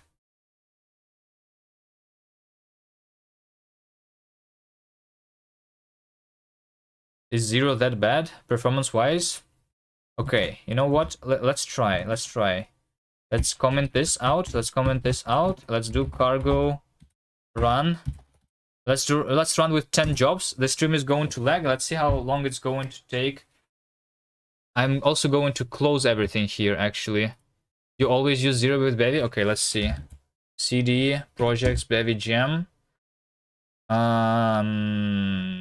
Cargo run 10 jobs. Okay, so we're going to see how long does it take to compile this first, right?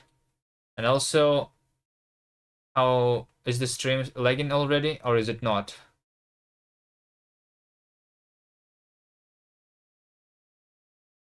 Here's one other thing, right? I'm using a program that like deletes my background. This thing requires a lot of CPU power of my PC. It takes at least 50% of my CPU. But I don't want to remove it. And I don't want to stream without a camera.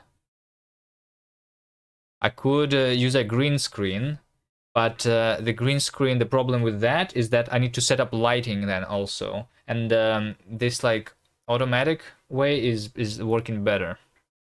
So usually it's not a big problem. Even though I'm using 50% CPU constantly when streaming.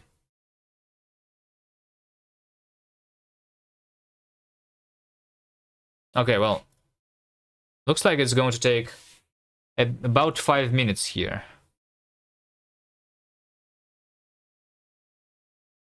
It just keeps going. I mean, do you think your bevy project would already compile at this point? How many gigabytes of dependencies is this? Well, yeah. Maybe I can turn off some of the features of bevy that I'm not using, right? Because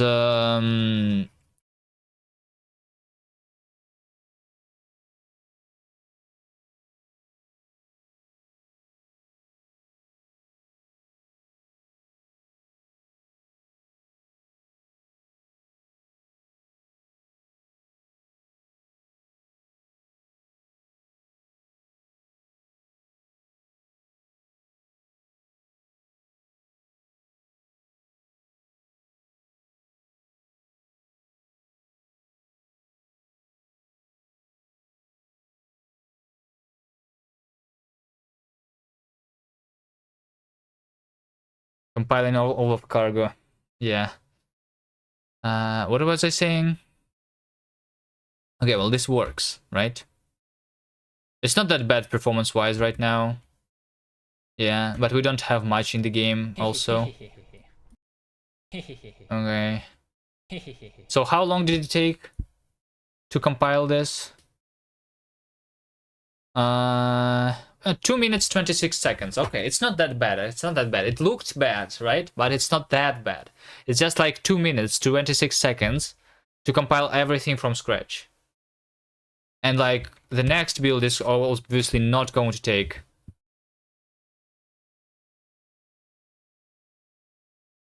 10. Let me do dynamic building linking though.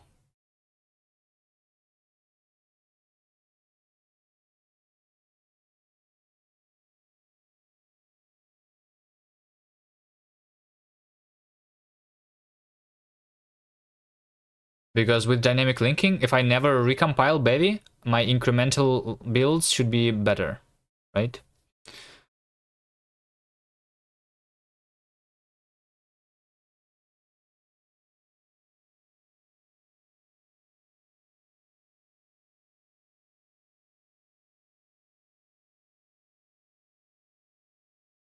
That makes me scared of bevy again. I don't know, if you try to make your own engine, eventually you do this too, because okay, let's do a quick test. Let's do a quick test. So I use my own custom engine usually. Let's go temporary clone gang. You wrote your own syntax highlighter so you wouldn't have to add another dependency to your shame lib. Okay, so I really need to work on that, I guess, right? Remove all the dependencies and rewrite them from scratch, right? Gang. Okay, cargo build. The debug build. We're going to do the debug build.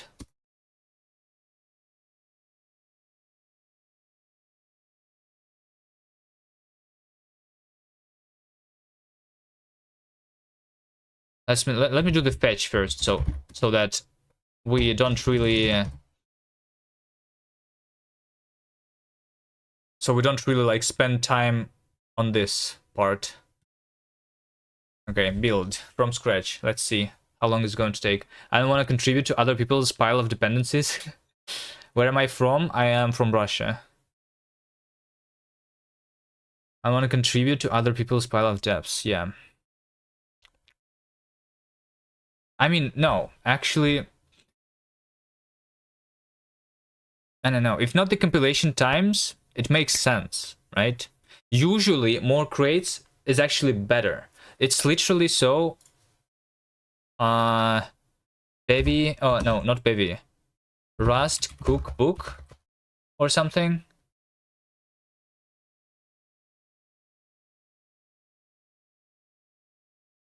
Rust small versus big crates. Prefer small crates. Rust unofficial GitHub IO patterns small crates. So there, it actually makes the compilation faster when you have more small crates, in compared to many little number of big crates. It helps compilation times.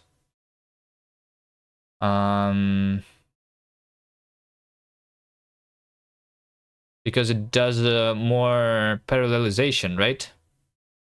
Because the compilation unit of Rust is a crate, so splitting it into multiple crates can allow more code be built in parallel.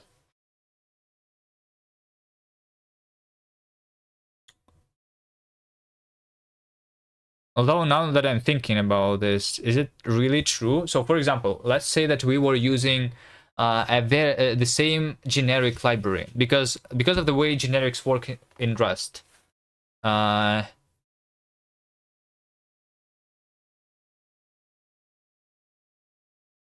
Still you have syntax, yeah. And maybe it's not always like makes sense, but still.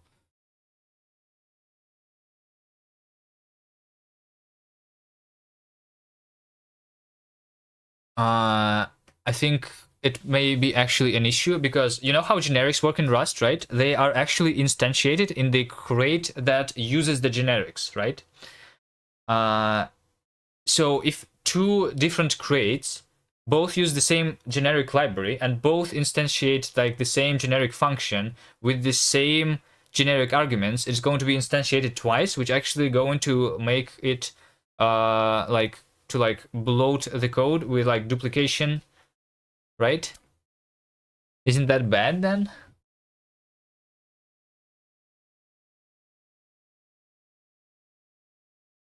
They don't specify this as a disadvantage though.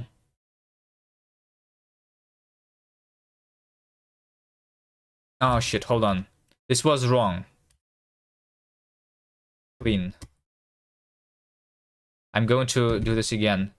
We only want to build the actual engine, because there is a helper for the engine that compiles the C++ library inside of it, and this is and that one takes like a lot of time. It's not worse than writing it yourself in the parent crate, because then you'd have duplication too.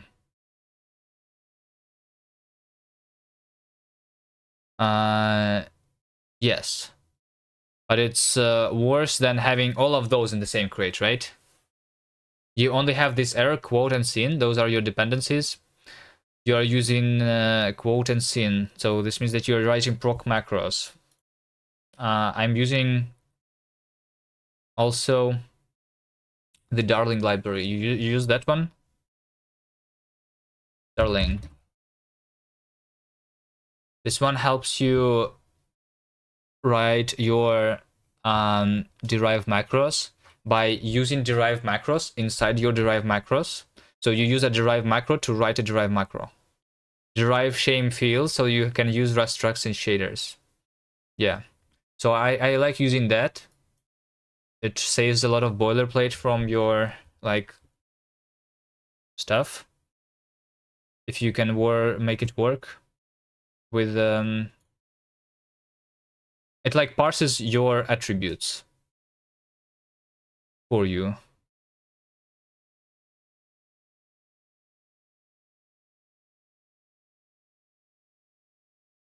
Wait, what? Hold on.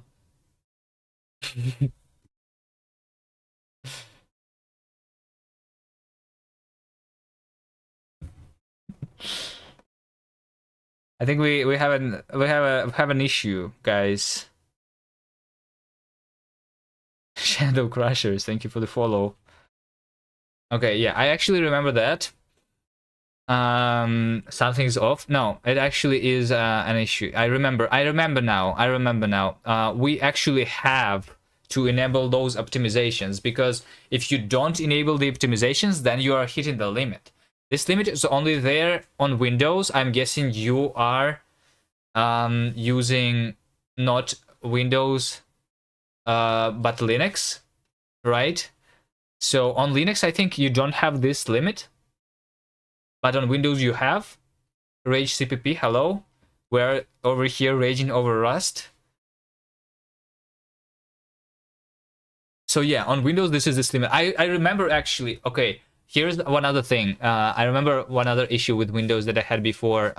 So right now Rust has this WASM32 unknown target that you use for compilation, like for the web. Before that existed, we were using Imscripten, okay, and Imscripten is like on Windows, it is like a bat file, right? And like when you are doing something, so basically, okay, in order to do the linking of things, you had to like you have to like specify everything you need to link with, right? So every dependency in the crate, like every crate that your project is using needs to be like linked into the findable executable, right? So this everything is being like passed into the command line. And on Windows command line length limit, it is 8,000 characters. So at some point my project became so big that I started exceeding this limit. And my project stopped compiling, okay? So I had to reduce some dependencies. I guess that's how you like that's how you can help. Computers were a mistake. Yeah. And yeah, obviously over here you can see that I have compiled Gang, which is also taking 2 minutes. So like my engine is also bloated. It's not only bevy, but they are more bloated than I am, I guess.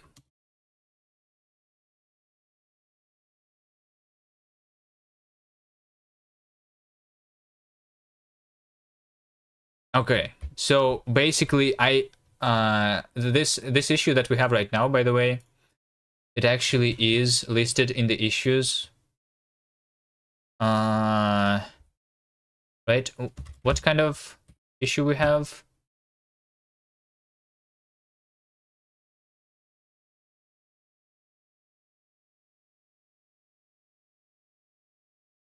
Yeah, the bevy dynamic library is not building because of the limit.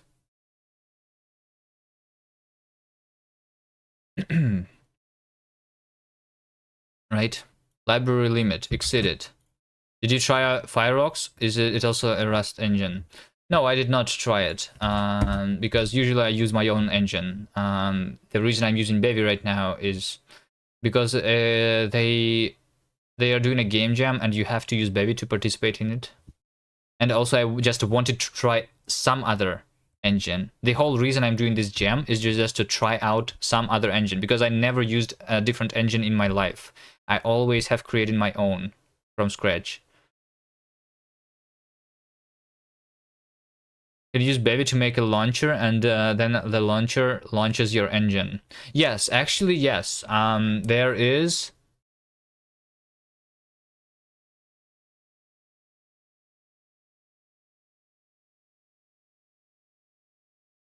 Okay, so just so that let me just finish about this one. There is the solution to this, and the solution is to enable high optimizations. Okay, this is the workaround. When you do high optimizations, then you get like not as many symbols in your executable, so that the linker does not complain.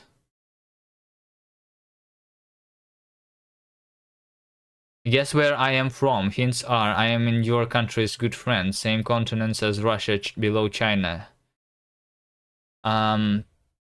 The you think I'm good with geography? I don't know, India.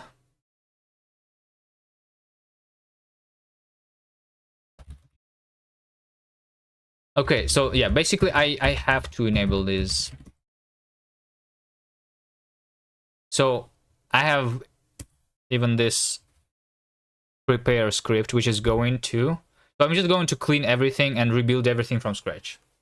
Okay, fine. We're going to do that. It's going to take us about 10 minutes though. So let's stare at the compilation process. Well, at least it's not C++, you know. How long do you think it would take me to recompile the entire like Unreal Engine? It's probably going to take it would probably take me longer than 10 minutes, right? Why on of all platforms Windows have to be the one for games? Yeah. Do you think I should install Linux and work on that instead, because we don't have like this many problems when running things on Linux, right? I should just uninstall this thing and work on Linux.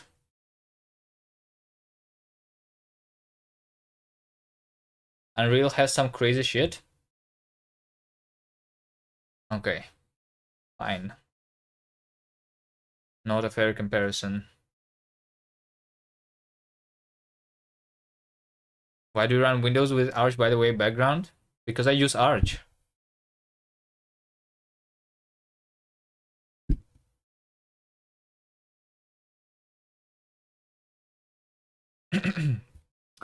Unreal is an actual engine, not a meme like Unity. What do you think about Godot?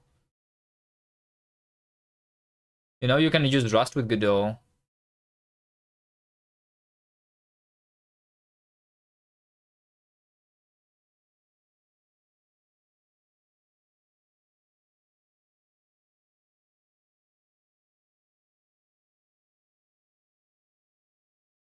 Oh shit! I'm compilation. I'm compiling so hard then that my NeoFetch lags. Okay, why is my NeoFetch lagging?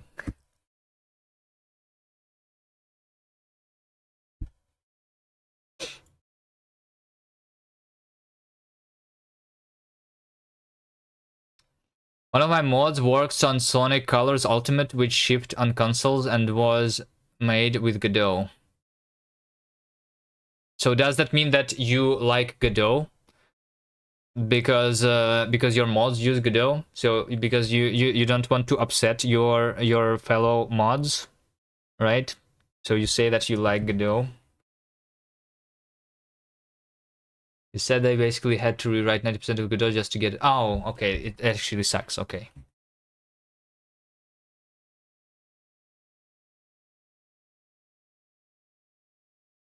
Don't let you do hacky shit anymore.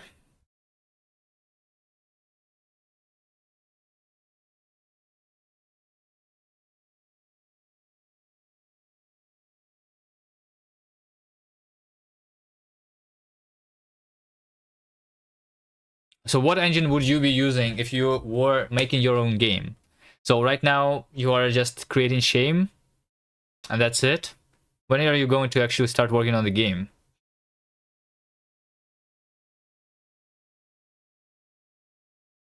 I just realized we did literally nothing for at least 15 minutes already because of this stupid linking error.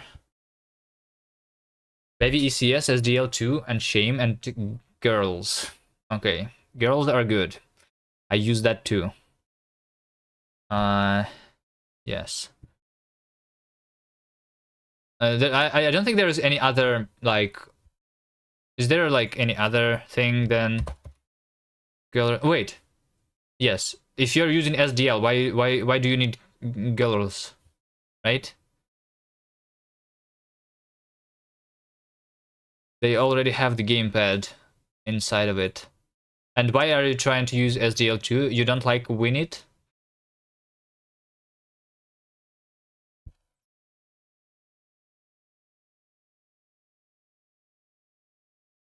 You think Winit is bad?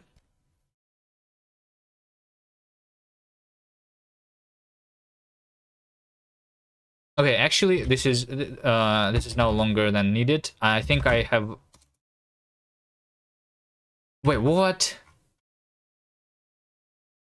Oh, it's just checking. Okay. Okay, let's continue.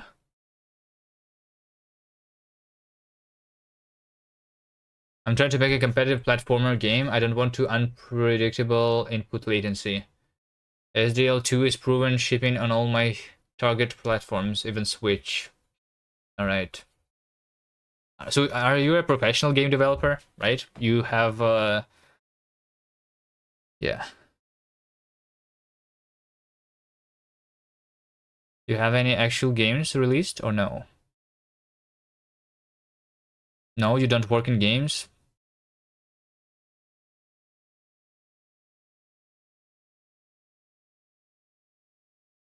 But when you say competitive and you need low input,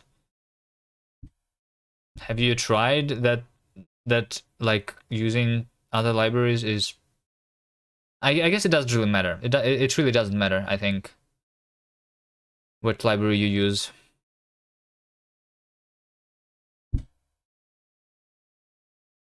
I'm glad you're compiling right now. Well, I'm always compiling now. That's what happens on this stream, 24/7, I guess. From now on, now that we're using Bevy, all we can really do is compile and wait for compile to be finished.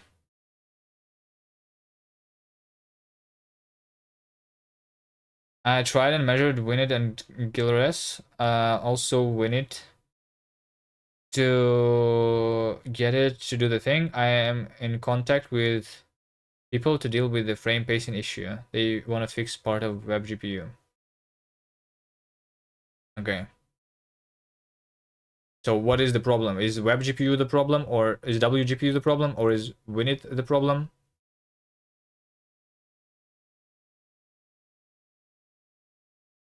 Something that affects everyone? Yeah. Okay. I don't think I have had any issues though. And I think my game requires like input to be pretty precise too. The farting one. And I have already like noticed that when I play, for example, on a 144 Hz monitor, I play much better than when I'm playing on a 60 Hz monitor.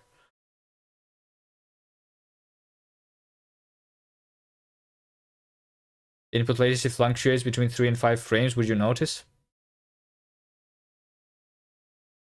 What is a frame? Like, do you say that frame is an actual like frame?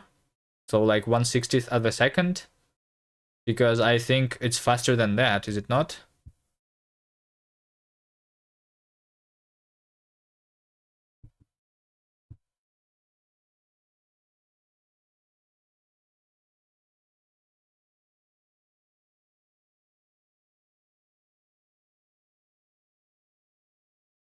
So are you saying because I'm using WinIt, your game is double buffered, so it cannot be 1 frame latency?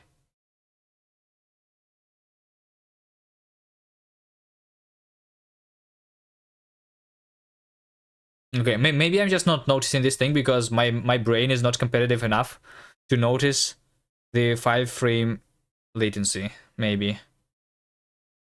The operating system mouse is directly written on top of the operating system compositor.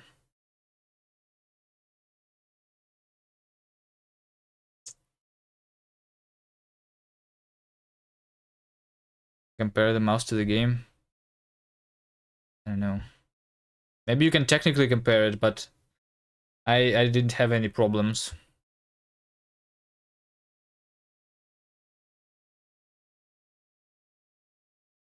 With my perception of any games that I have been making or that I have been playing.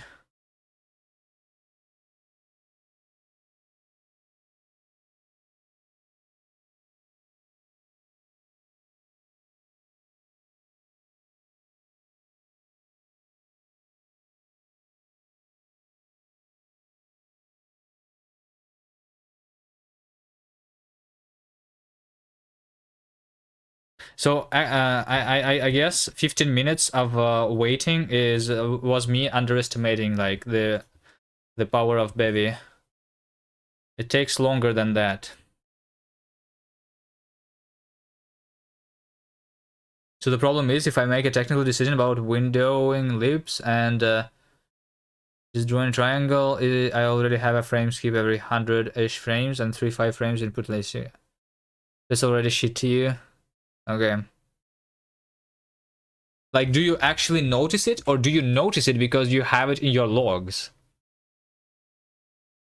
If you just like don't log the fact that you have those like drops, you do notice it? No way.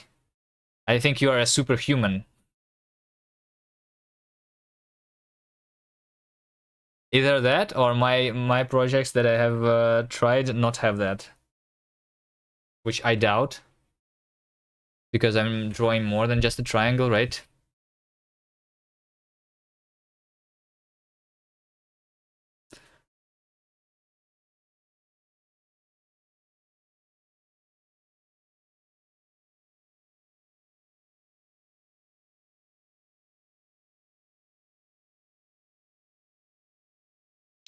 Felt not smooth.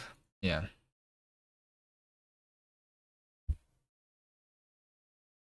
Okay, okay. Is there anything we can do while the thing is being compiled?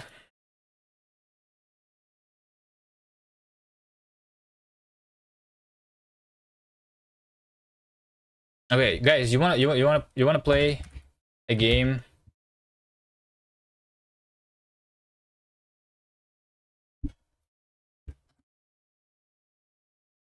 You wanna play a game? We have a multiplayer game over here.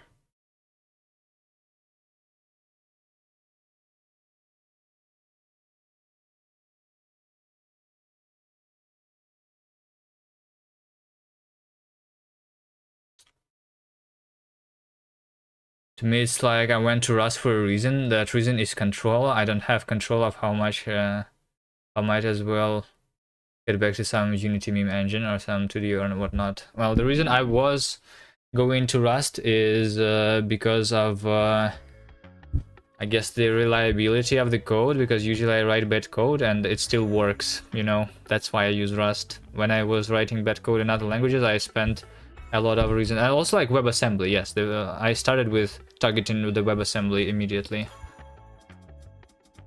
Okay. Here's one of the games that we have made for the another game jam. This game is multiplayer. I don't know if people are going to join, but it's a battle royale. I'm going to race against some crabs here.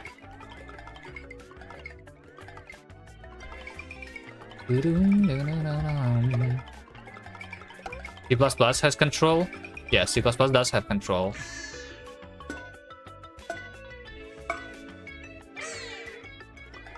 You can compile C++ to WebAssembly too, right? WebAssembly works for C++ because there's an Imscripton.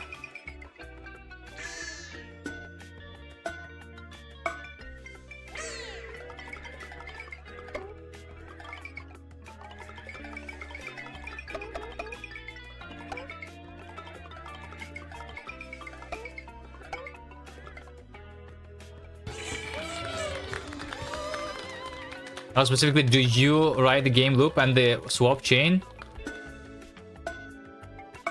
to actually get a reliable 60 Hz with consistent input latency? I don't know, I just do while true, update, draw, swap buffers.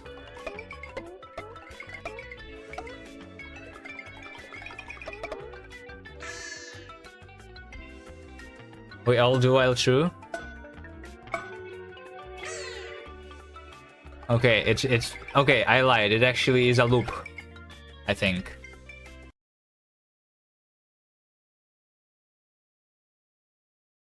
While not false.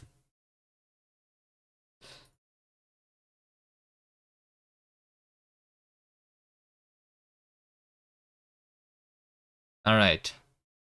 Well, it depends. It depends. If I'm doing a native build, then I do while window should not close. We do the main loop. All right. And if I'm running on the web, I have this main loop wrapper that calls into itself and calls request animation frame. That's how I do my main loop.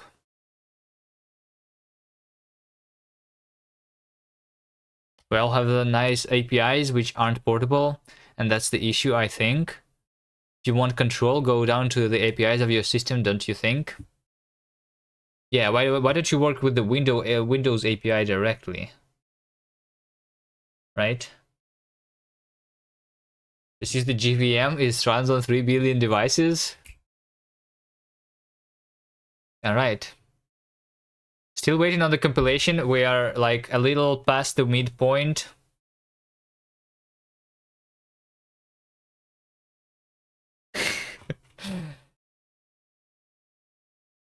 Rage CPP followed me 20 minutes ago, so we have been compiling this for 20 minutes at least.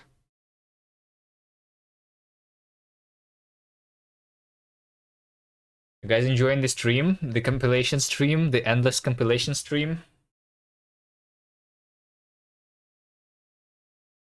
Okay.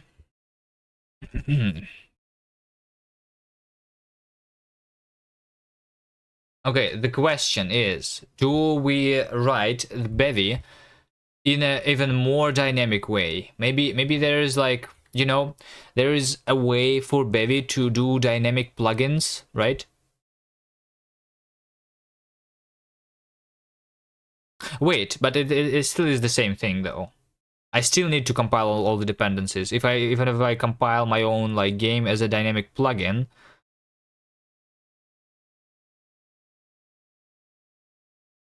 everyone's using delta time, but most people's delta time is a noisy mess.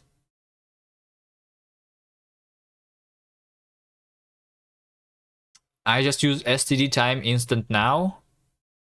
std instant time duration since.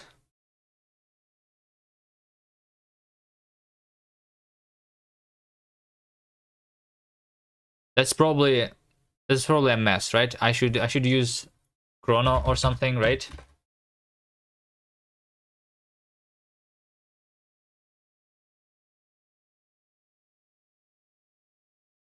Or is there like something that is more precise than std? I don't know.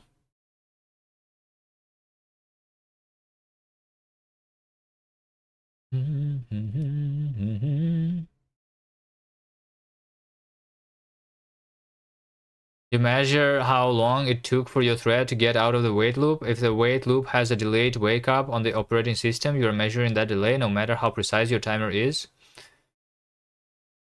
Okay, well, it doesn't matter though, right?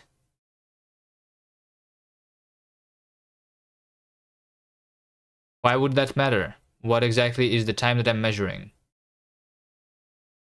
Because I'm updating the game based on that time, and like over like 10 over the 10-second period, my game is going to be like 10 seconds in the future. So it really doesn't matter, right? Unless you are doing fixed updates maybe, and for fixed updates you want something more like, I don't know. You get micro stutter. Why would you be getting micro stutter? Because your animations are based on a noisy delta time.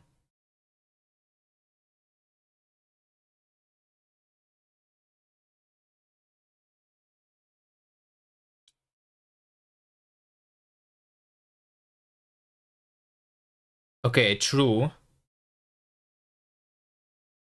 But it's not visible. Is it? So like, in case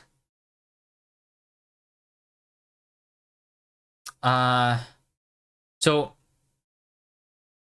this is only like makes sense if you are trying to do the vertical synchronization with the monitor, right? If you are not doing vertical vsync, then like it has to be noisy, right? So you want to be in sync with the monitor. So you need to like, without vsync everything is crap. So you want to make sure that your update is like faster than the vsync, but that's not always the case. So like sometimes you have to update your game like a little faster in the future. But in case it's like most of the time faster than the vsync, you want to update the game by the same amount of time, right? So that the monitor is receiving like the same delta time on every frame, right? Unless you are starting to use more than this time.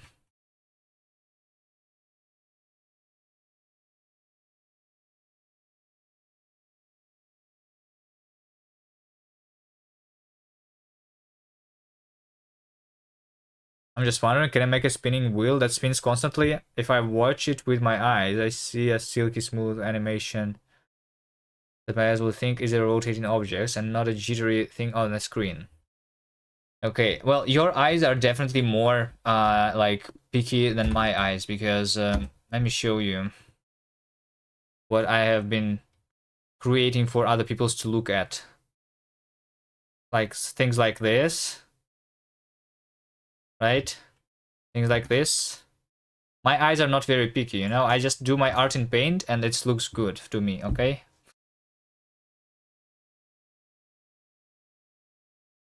And the smoothness of the animation is smooth enough for me too.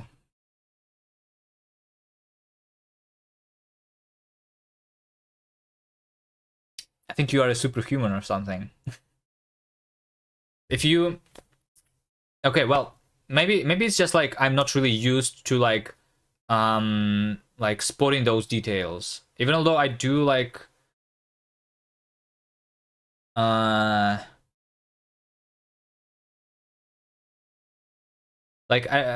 remember the time when like I had a 60 hertz monitor, right? And it was enough for a lot of things, right? But now 60 hertz is like not enough, and like 144 hertz is the normal. And then like potentially there's even like more upgrade if you do a 360 hertz monitor. Do you have a 360 hertz monitor? Then maybe, yeah. Like you need to see it, and then you cannot unsee it, basically, right? But I have not seen it yet, and you have. Flash Dark didn't scare you? Okay. You only have 60? I think this. Oh, maybe then it is because you have 60 hertz. So maybe it is actually like more noticeable on the lower hertz monitor then.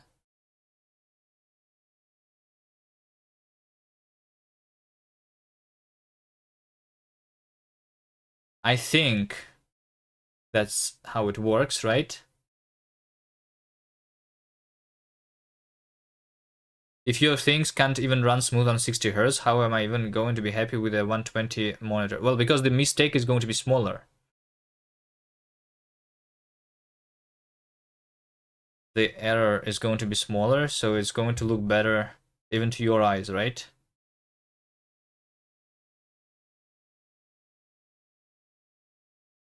What are the chances to do it in 120? It's like, it's not the work though, right? It's the timer that, like, the precision of the timer. So like, when you are trying to wait, so you're not doing a lot of work in those 16 milliseconds, right? You are waiting for 16 milliseconds, and then like, you're waiting for like a little like too long sometimes, and like RNG. And there's going to be less error when you're doing 120, 144 hertz.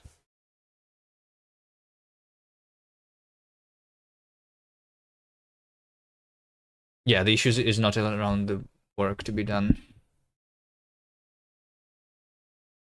Yeah, I actually like tried that. Maybe that's an issue for me, because so I was playing this game. This game does require a lot of precision, right? And so I usually play it on this PC, which has 144 hertz.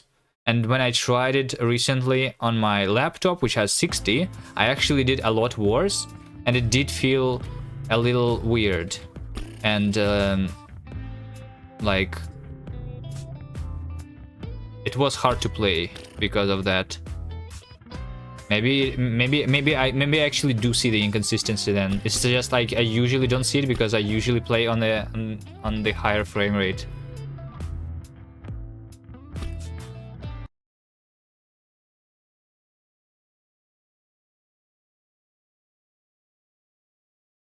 Games are buttery smooth, while my simple bevy rotating square is jittery.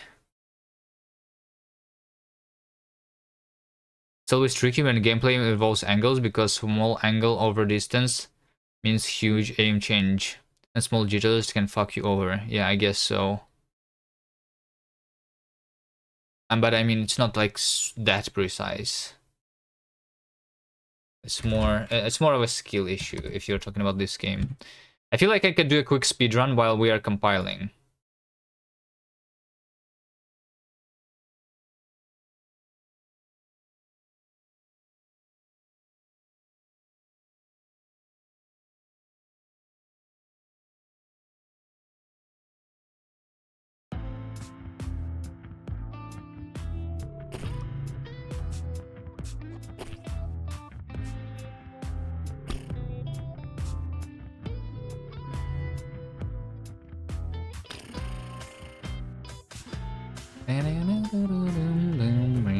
Actually, we're almost done, but I also kind of want it to compile me the web, because I want to check that the web works from time to time.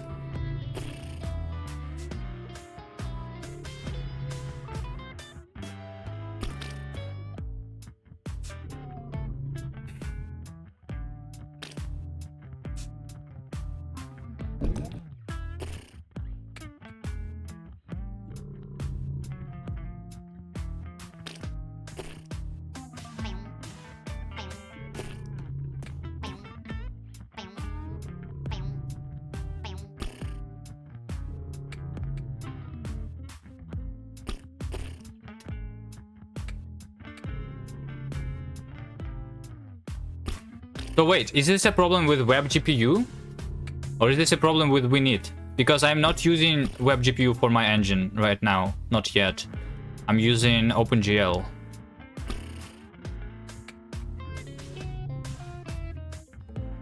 I'm using Winit and the GL crate. Is GL? I'm using Glutin basically.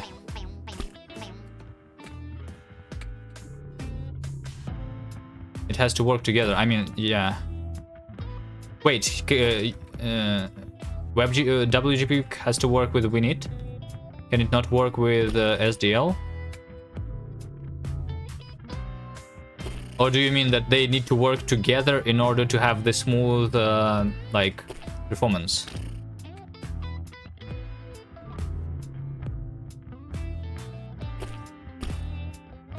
And if you are going to do like SDL plus WGPU, the window and graphics library need to work together. Yeah. So what I'm asking for is like, Which one is important for this like lag issue that you're talking about? Which one is the reason for the problem? Because I'm using Winit and GL.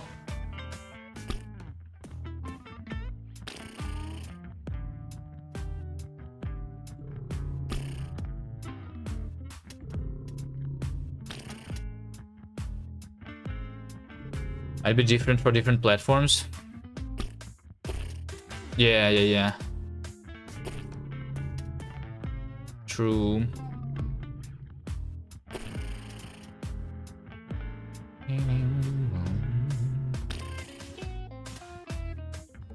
If WGPU gets this right, it might be the #1 selling point. Isn't the #1 selling point is that it works on all the platforms? And it's low level enough?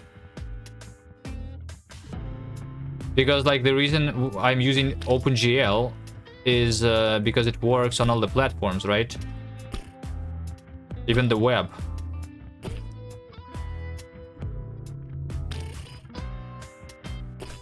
On top of that, having a nice game loop. I don't know, like before you talked about it today, I never thought, I never even knew that this was a problem. So I'm wondering how many people about like actually like know this problem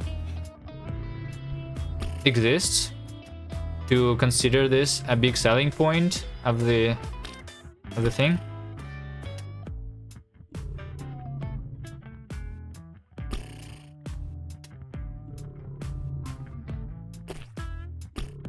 Ah, shit.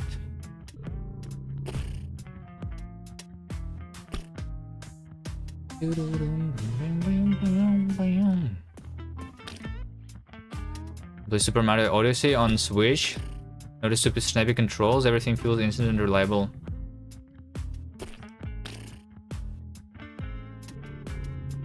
I don't know. The games that have required high precision were Rocket League and I don't know, Counter-Strike, right? So I didn't have any issues on those.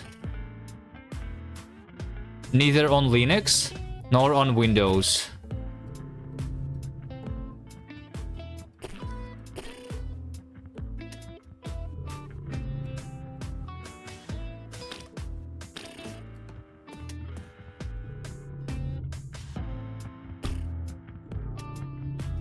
That doesn't really like mean anything though, right?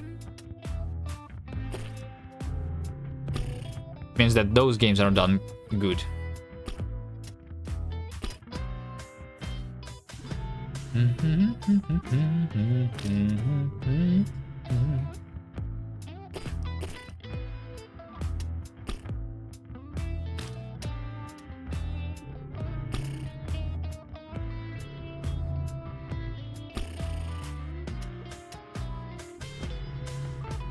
Maybe you're imagining things? Maybe. I don't know.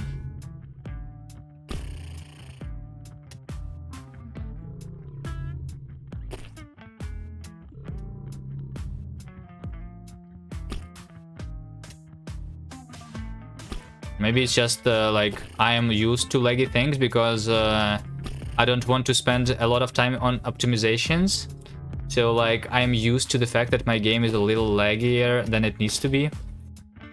That also might be the case.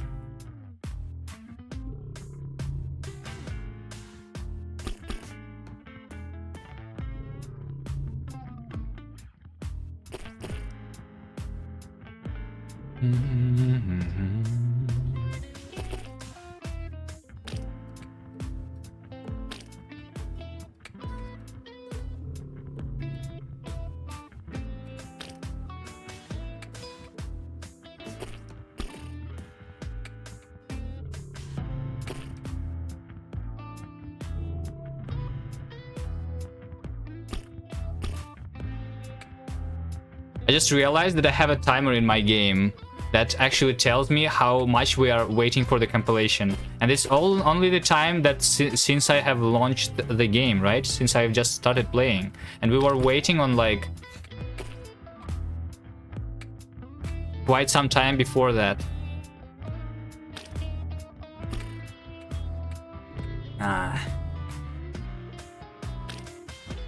Imagine that you are like someone who tries to participate in the bevy jam, and the bevy jam is like only 10 days, and you have like day job, right?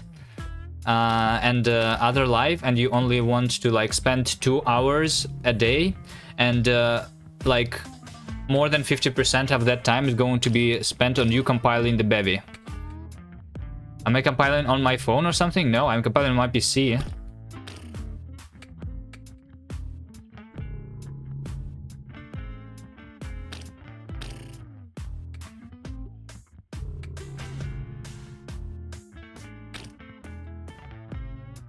Oh wait, I forgot to like enable more cores. I'm using only 2 cores, I think. Don't play such graphically demanding games on the side. Hold on. Yes, just repair job 10. Okay, this is what I needed to do. Because like by default, usually, yeah, it's now going, the game is now going to lag, I think. Once the compilation actually starts. Hello, can you start?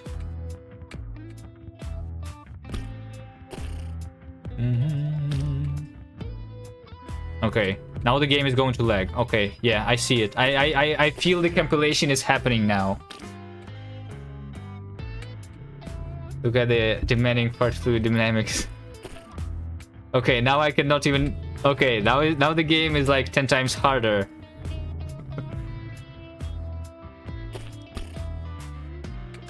I thought you don't feel lag.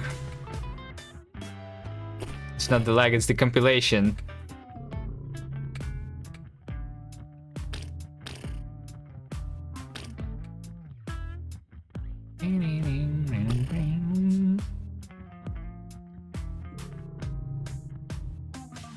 I mean, it still is. The FPS is still like more than 100 frames a second. So, yeah. It's not the game itself that is that is lagging, but I do see the lag.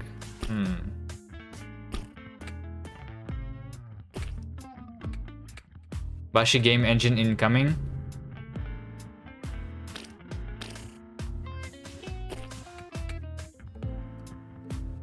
It's 99 frames in the first half of the second, then 1 for the second half. Yeah, probably.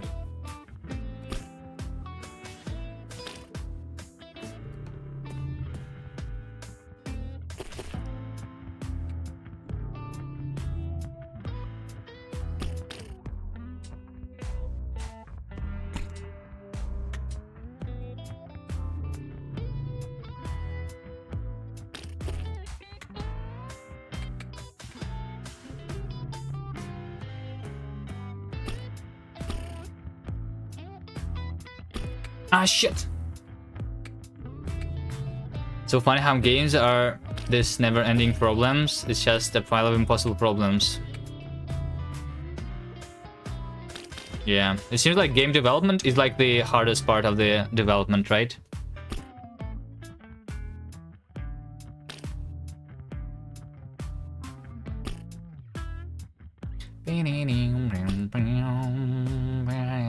Wait, how long does it take you to compile Bevy from scratch, Karaki? I'm guessing you are using Bevy, right?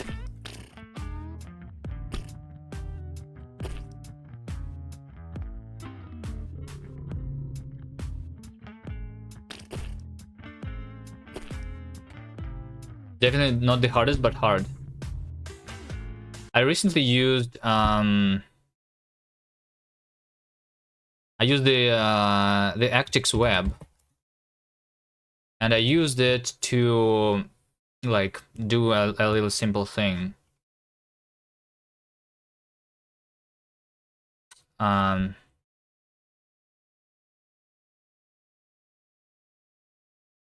I have experienced some problems with it. Okay, yeah, I don't want to talk about it much, I guess. Sounds too much. ActiveX. What is ActiveX?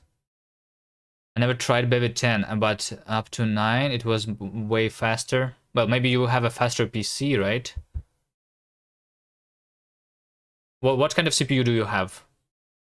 CPU benchmark. What CPU guys do you guys have? CPU.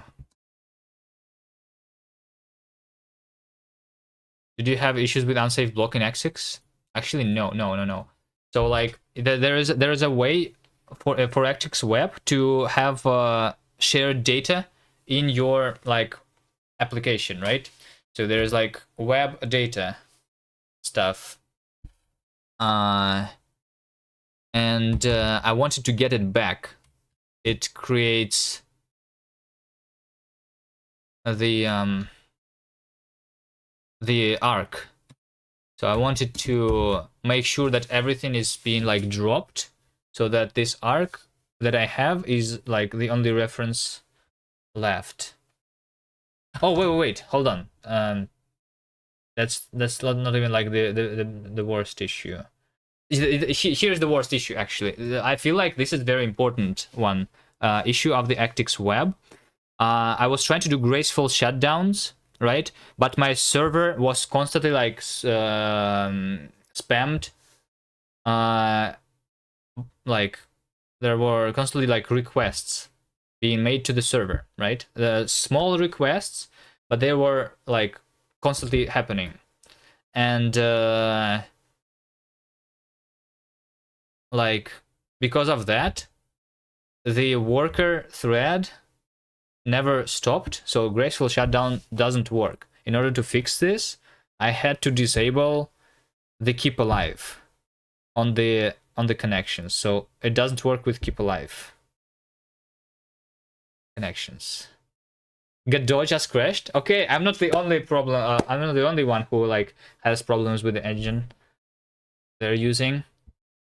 Nice. At least you don't have to compile it from scratch, do you? Wait, how long does it take to compile Godot? I have seen Jitspot do that because he like has his own patched version of the engine. How long does it take for him to compile it usually? It's fast? Like blazing fast?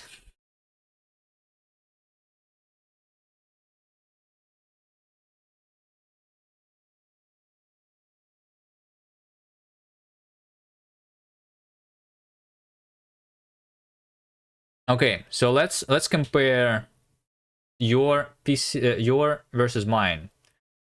So your PC is like twice as pricey as mine, right?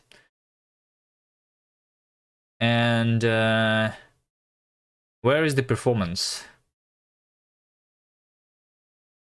Where's the performance? Which one is better? Overall score. Well, it's not that much faster, but it's not twice as fast.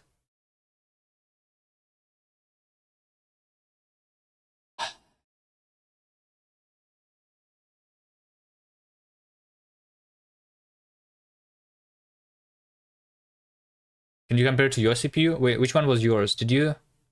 You did not. Ryzen 9 390X. Okay.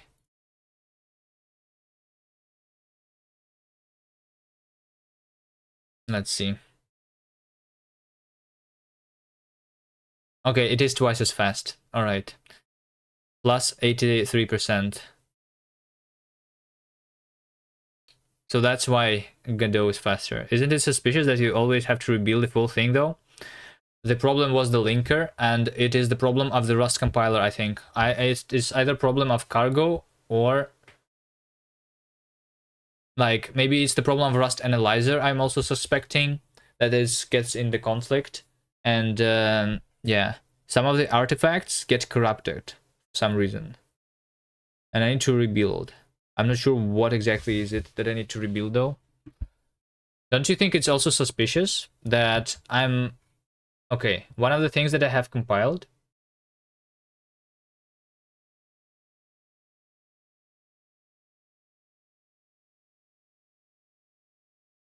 was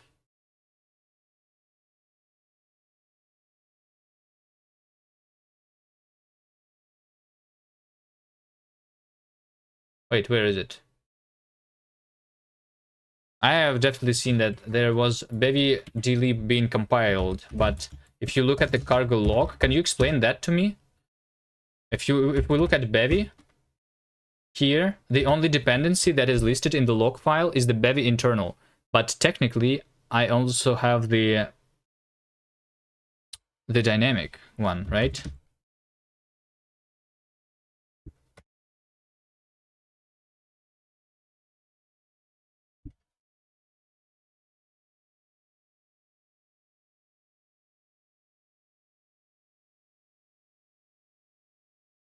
Why do I not have this dependency here?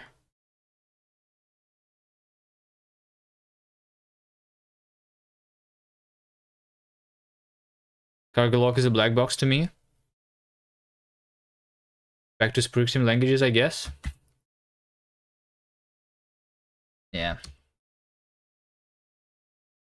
I don't know. No, well, before going to Rust, I was using C#. I also tried D, but it seg faulted.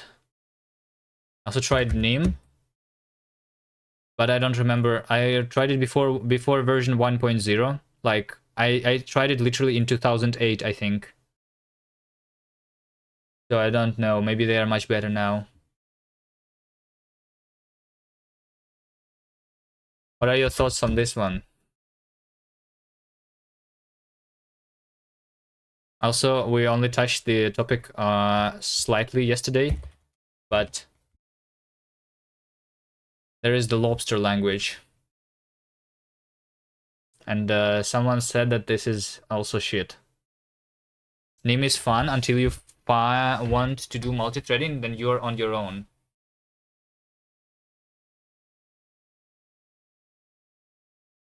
No safety features, like against stress conditions, I guess, right? But then, like, what languages actually have that? So Nim is like everything the same. You don't see real contenders to Rust these days. Yeah. I don't either. People bring up Nib and Z stuff, but they don't even solve the multi-threading memory safety problem. Well, they solve the productivity problem, though. I think. I don't think about, I don't know about Zig. Right?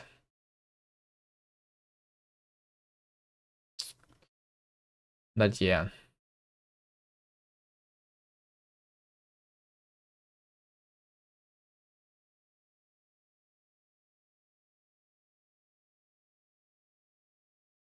No macros, no shadowing.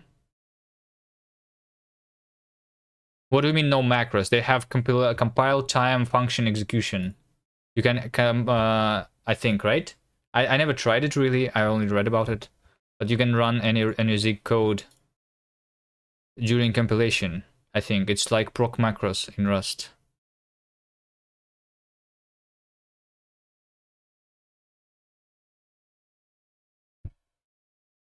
Okay, anyway, we have done compiling. We are ready to go back. 1 hour has passed, right? Yes, it actually has been 1 hour. What? I actually did nothing for 1 hour because of a reason that I don't understand. Can we understand this reason so that it doesn't happen again? What do I do to stop it from breaking? No? Next question. Let's blame Ray March from the productivity loss. Yeah. Lame chat.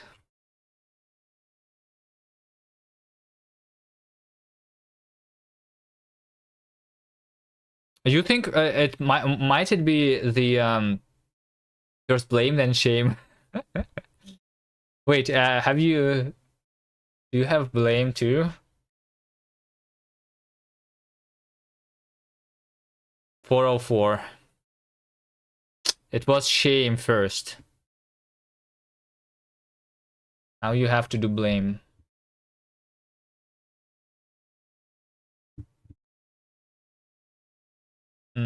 Okay.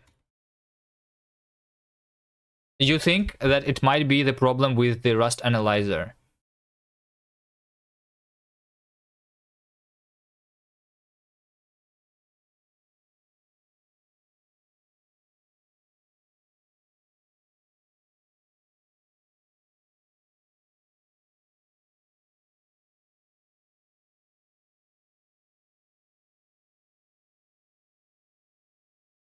And the way it's like invoking the cargo check.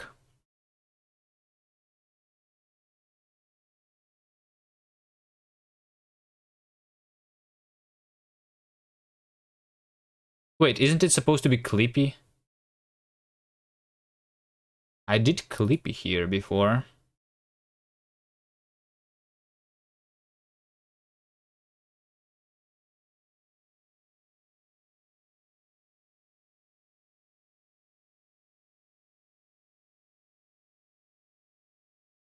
I think something like this is what I want.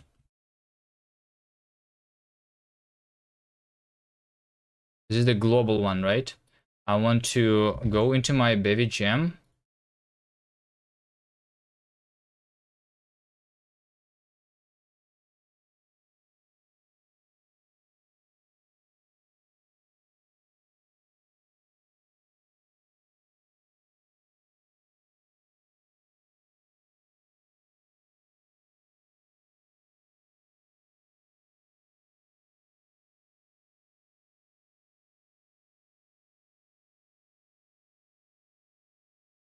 It's automatically updated with VS Code, but is your Rust distribution up to date?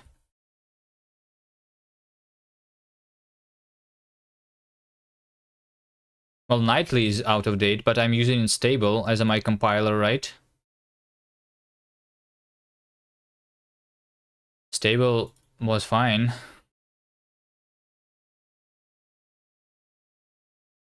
How do I remove Nightly?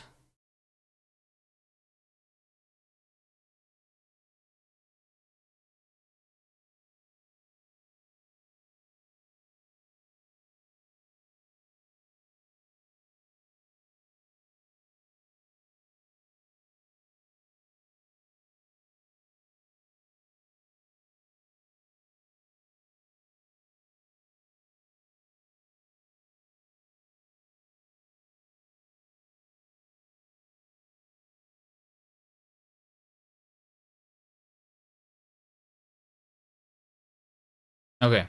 Yes, everything is up to date. I usually update immediately on every Rust release.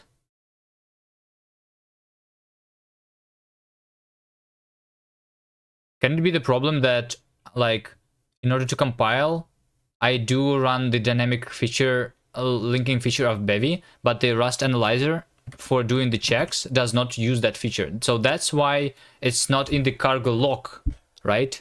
The Bevy dlib is not in the cargo lock because this feature is not enabled in cargo toml. It's enabled only when I'm running this thing.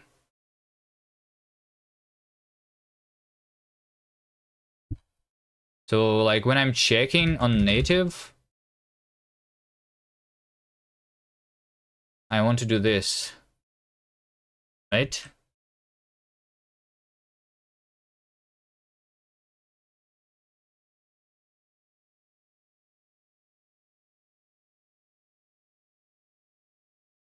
I've been using dynamic link thingy, but from cargo toml. So in the book, they say that like you don't want to do that for release, right? You only want to do this for debug. But yeah, I don't think there is a way to configure your dependency separately for the debug and the release. You can configure them differently for the different charges that you're compiling them for.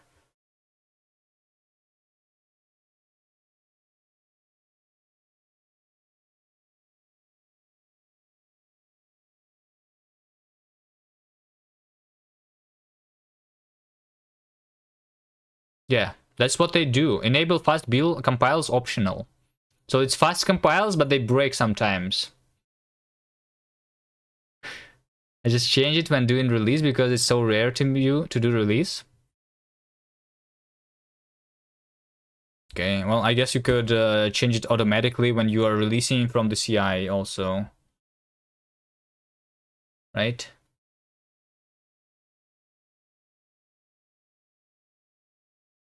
Okay, let me change this one to Clippy. Feature, bevy, dynamic linking.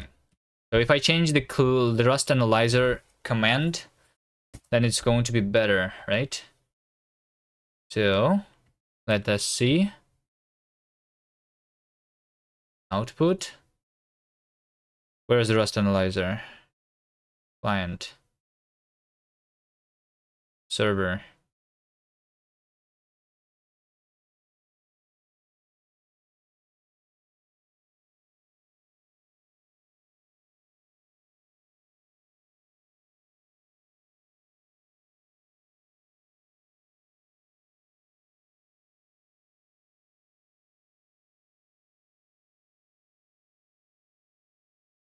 Let's wait for it to scan everything.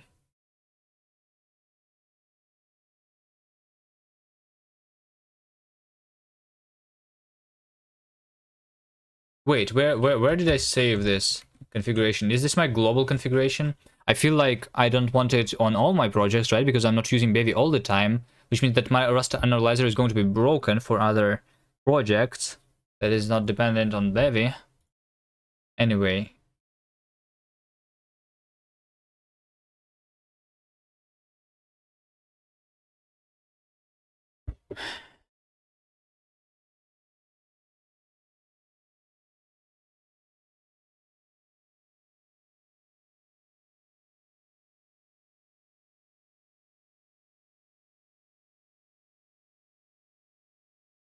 What was I doing even with my game? I think we were trying to do the slide effect. Are you doing the Bevy gem key or no?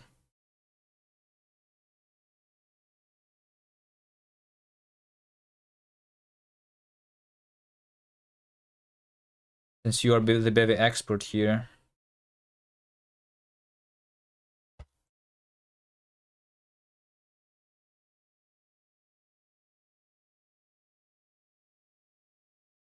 Okay, so that's the current status of the game. We have 2 upgrades, one of them. Wait. Why did the first one happen? You don't actually work these days? We're not chatting on Twitch chat, that is. Oh.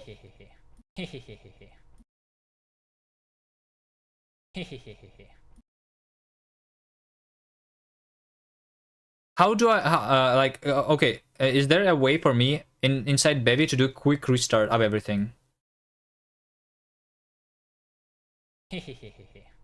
Why am I...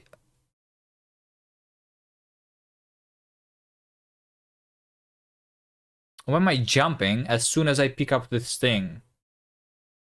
This feels wrong.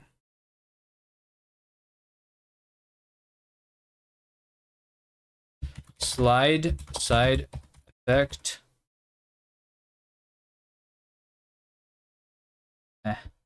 Hold on.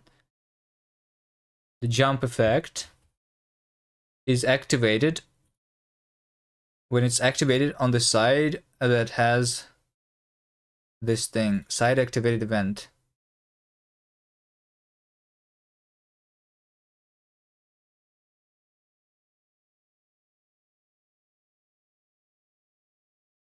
Side with this jump effect.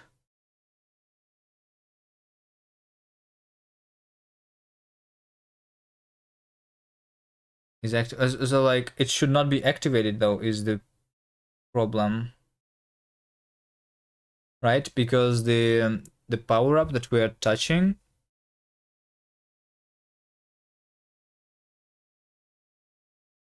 so the activated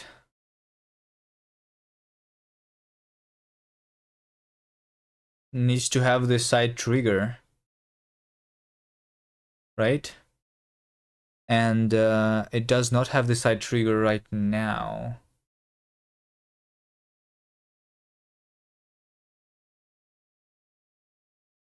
Astromare, hello.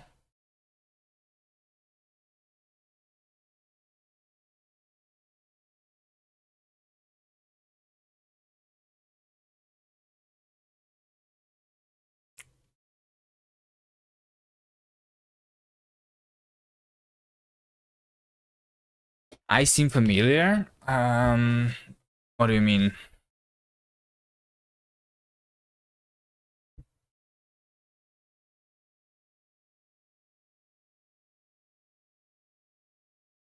Have you seen my stream before?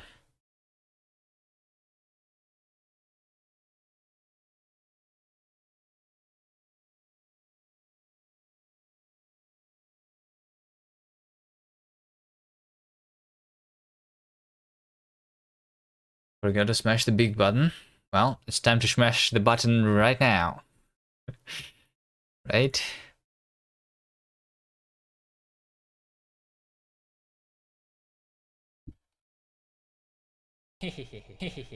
I'm not supposed to be jumping immediately.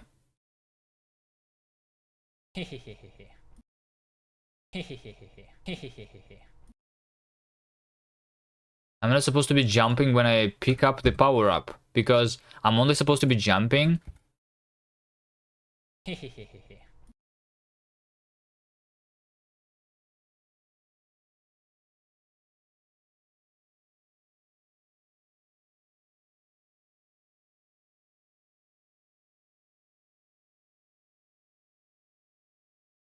feel like there is a bug that I need to find why. Side effect, side activate, event activated.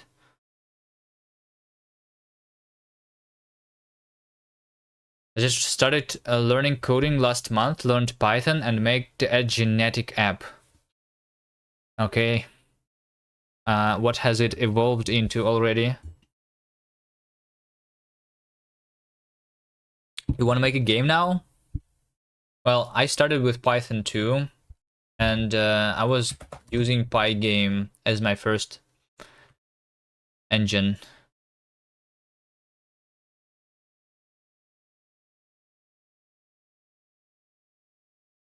I'm not sure if this is the best one. Yeah, I started with Python 2. Why not Python 3? Because Python 3 didn't exist then. All the projects. PyOpenGL.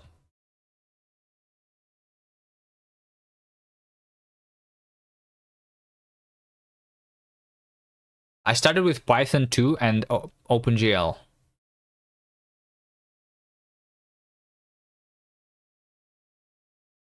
And we had, I remember this old OpenGL when you had to do GL begin, GL end. Anyone of you guys experienced that?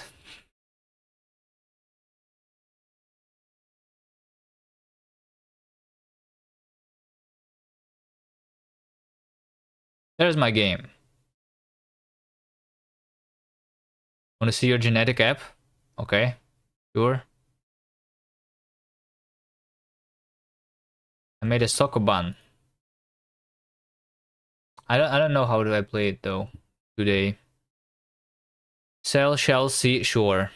Hello, hello. Pythonclock.org. Python 2.7 will retire in. Why is it not saying negative? May I whisper it to you? Why don't you just you don't want it to you don't want everyone to see it?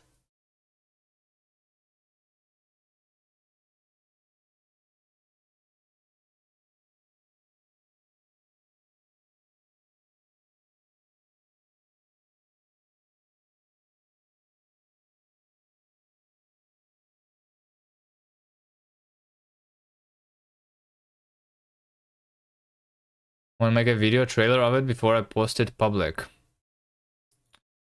Okay, I mean you can whisper. Do you want me to show it on the stream then? If you are like not putting just the link in chat.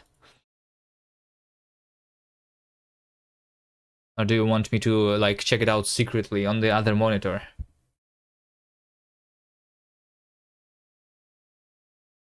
Okay, let's see. Side activation. It needs to be a side and a side trigger. So an entity with side and an entity with the trigger. And the power up that I'm spawning the power-up does not have the trigger.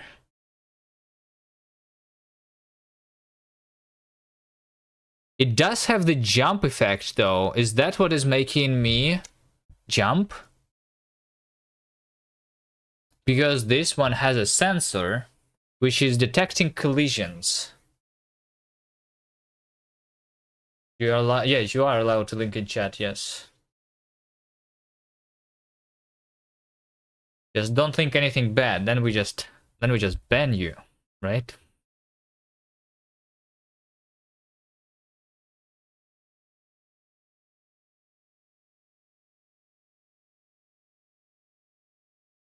Unfertilized. What do we do? How do we fertilize? Mom, dad?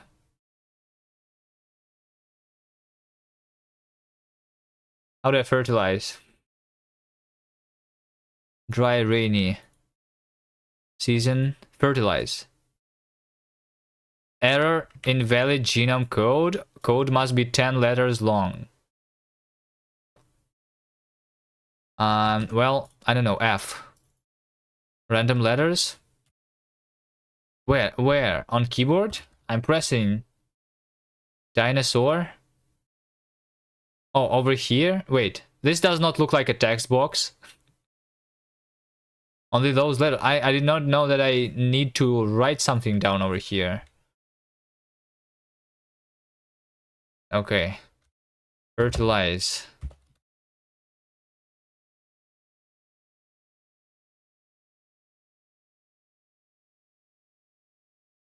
Code must be 10 letters long. Is it 10 letters though? Fertilize? Is this? Oh wait. Fertilize is 9 letters. Oh shit. Fertilize question mark. Exclamation mark. Fertilize. Well, now it's 10. It even says 10 out of 10. What is not working? Oh, only those letters? Dinosaur. Okay. I guess exclamation mark doesn't really work.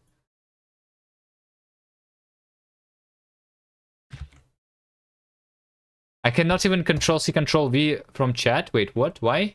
I'm selecting your dinosaur. Control C, Control V, dinosaur. See? But then I do Control V here, and it's not. Control V doesn't work in your app. Why?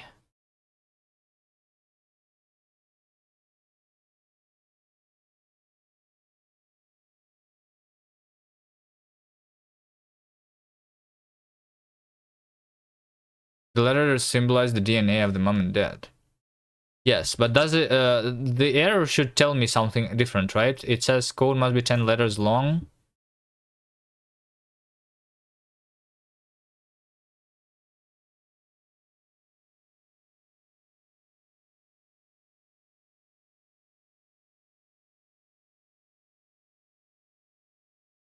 Oh, I only did it.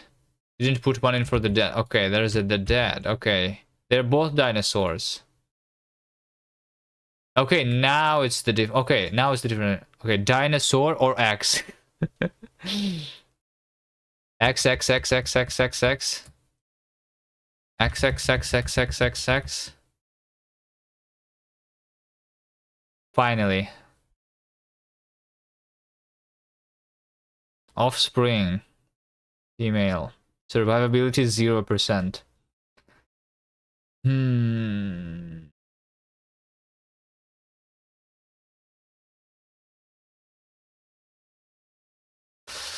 Quarter. Oh, it's like the wait, beta trail.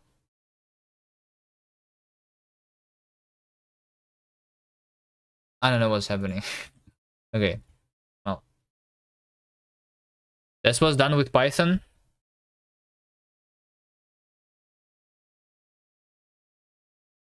I guess the backend is in Python, right? The front end is. How did you do front end? You have to write JavaScript for that, no?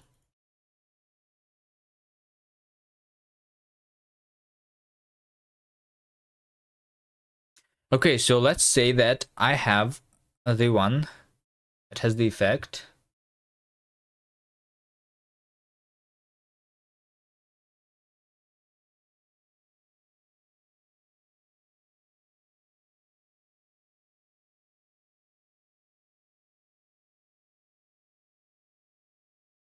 Side with effect.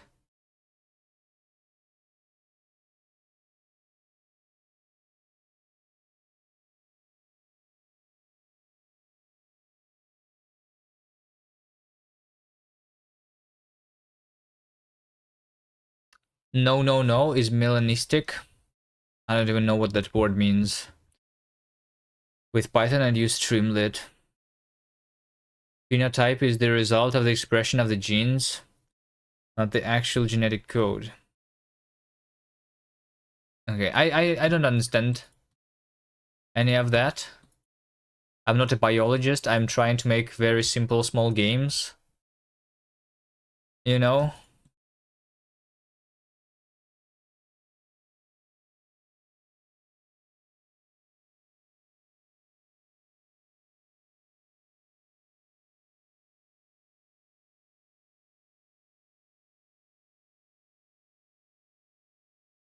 Can you attach some tags so that when I like do debug,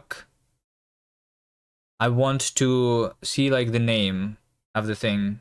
Or do I have to program it manually? For my entities, I want to name them, because otherwise I'm going to just...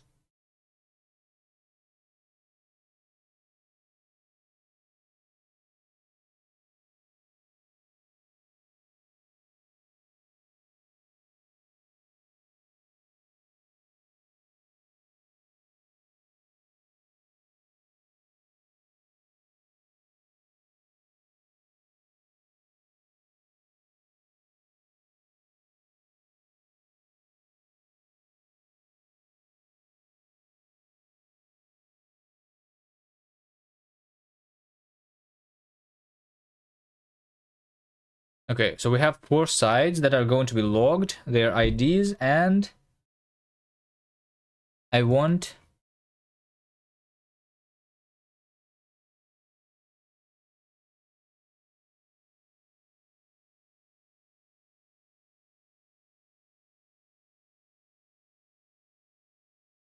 Tell me about your game. We're doing a game jam. You know what a game jam is? It means that we need to create a game in very small amount of time, which is why, as you can see, there's very active development here happening here, right? We're not spending time on like irrelevant stuff. So yeah, we need to create a game in like 6 days are left. The game must follow a theme that is side effects. And I'm using an engine that I'm using for the first time also. And the game idea is over here. We are playing as a square, which has on each side potentially a different kind of effect. So one of the effects is the jump effect. Right? This is early right now, but we have the jump effect.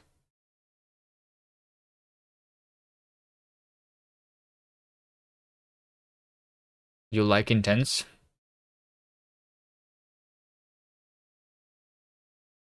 So we are cube. We're controlling ourselves with rotation. What language is this? It's Rust. So we rotate like this, and these circles, those are the power-ups. We pick them up. And now I have 2 sides that are like colored differently. The green one is the jump effect. The yellow one is the one that I'm going to work soon. Yes, Rust. So the green one, when we're standing on this one, I'm going to jump and laugh, because that's the temporary sound effect that we have. So the yellow one is not implemented. The green one is the jump.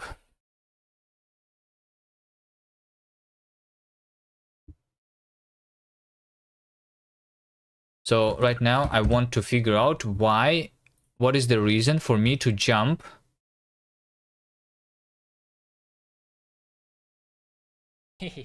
when I'm just picking up the power up. You never heard of Rust before? Well, would you like to learn more about Rust? Oh my god, it's like C++. No, it's nothing like C++.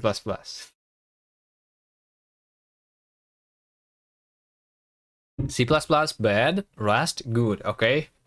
Let me... Heard C++ destroys your soul. Yeah, exactly. And then you go Rust, and Rust heals your soul, okay? Bash good, everything else bad.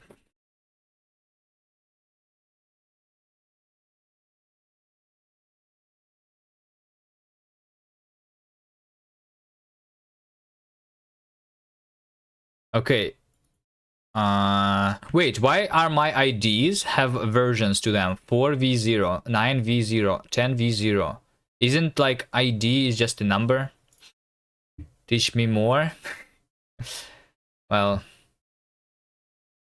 I don't know if you're going to like the next lesson, but even although I started with Python, I don't think it's very good language.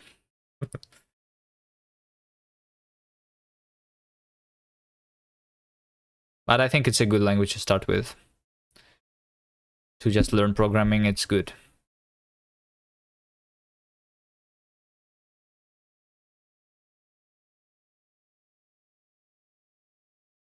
Pretty good for some things. What things? Learning? Yes. Doing actual work in Python? No.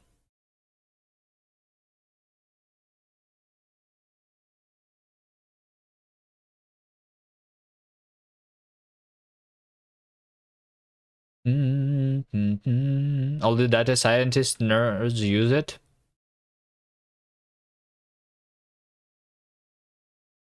Oh, there's this like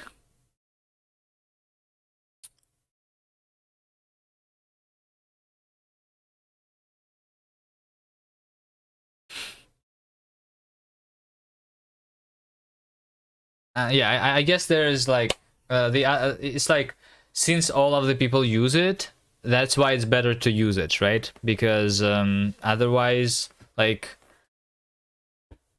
the libraries are not going to be as good, right, for the stuff that you do, because most of the libraries are being done in for Python. That's why. But if we're talking just about the language itself, not about like the libraries. I like, who started this? He's digging a hole for himself? Me? I wonder who started this. Why did all the Python, why did all the like data science started with Python? Why did people write Python? I don't think it makes sense to me. So now we are in this world, like it's like C++. So like because we have a lot of like code in C++, we have to use C++ because migrating to the other language is hard, right? It's like nobody is going to rewrite everything from C++ to like Rust or anything, right? So you have to continue using C++. You're in that. It's like it's not me who is digging in a hole, okay? It's those people who like started using those languages and have a lot of stuff implemented in those languages, so you cannot switch now. It's those people who have dug a hole for you, okay? So now you are in that hole and you have to use Python or C++ because of that, right? What do you mean the language itself? The syntactically or the implementation? The semantics.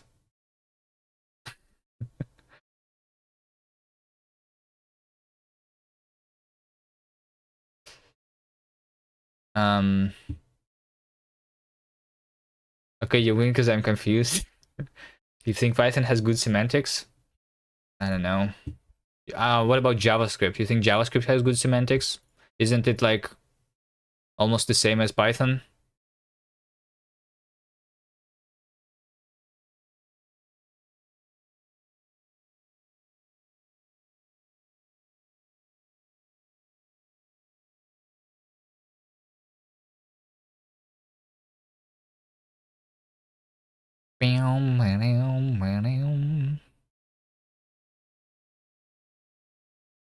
You don't know what classes are? Okay.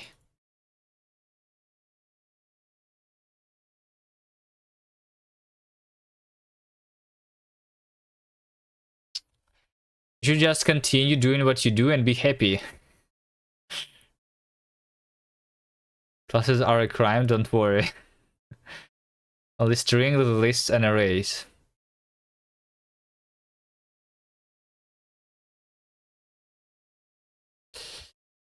Hold on. What was I doing? I want to log my side events over here.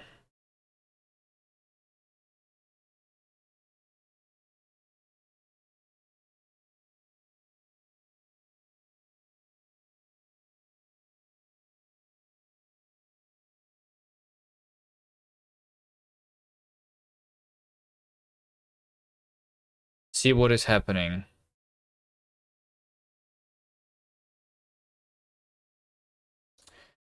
I want to learn and be sad.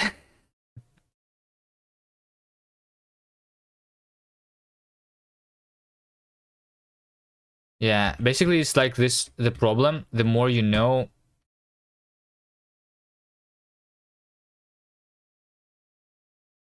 the less you know, the happier you are, right?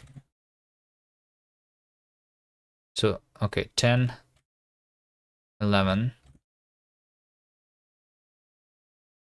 10, 9, 8. So, okay, 8, 9, 10, 11. 8,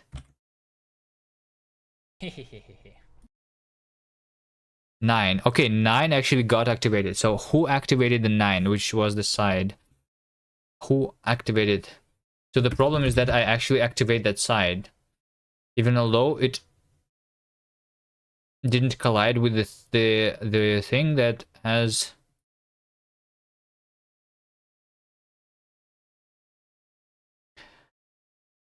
Do you listen to music while coding? You mean programming? Um, Me? No. I mean, I'm coding right now. I'm not listening to music. No. I don't know. Should I be doing music on my streams? No. I don't know. For some reason I don't like music on streams, but some people do that. And if I'm not streaming myself, it's probably going to be some other stream opened instead of music. But some of those, how do I stay in the zone in silence? I mean, I'm not in the silence though, right? It's either another stream. Some of those streams have music, or I'm talking, right? It's not silence.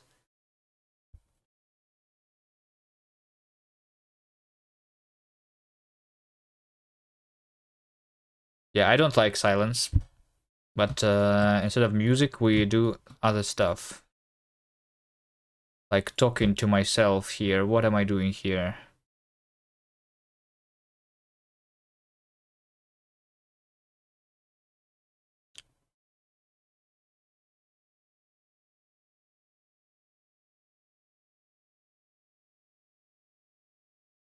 The side activation, collisions to rate. Whenever a collision has started,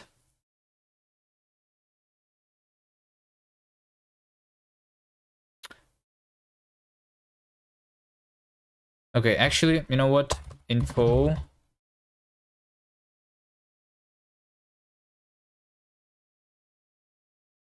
Event from B.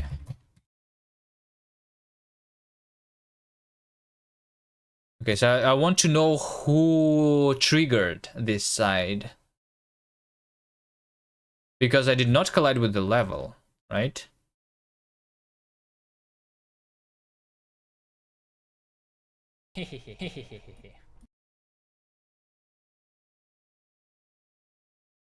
From 13, 13 is the level? Wait, what?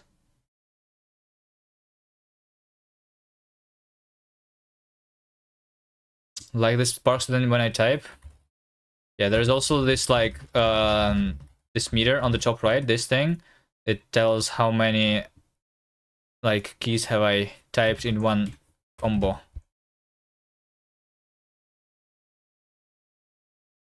So the game thinks that I have collided the level, but I did not collide with the level. I only collided with the other thing.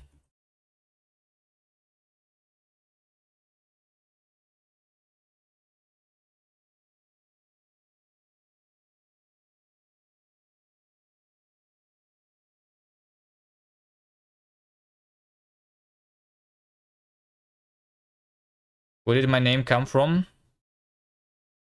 Well, the part of the name came from the fact that I'm a man.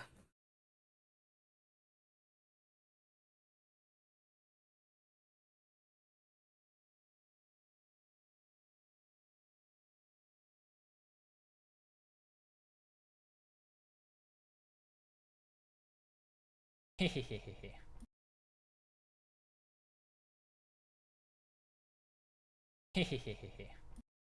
Hehehehe.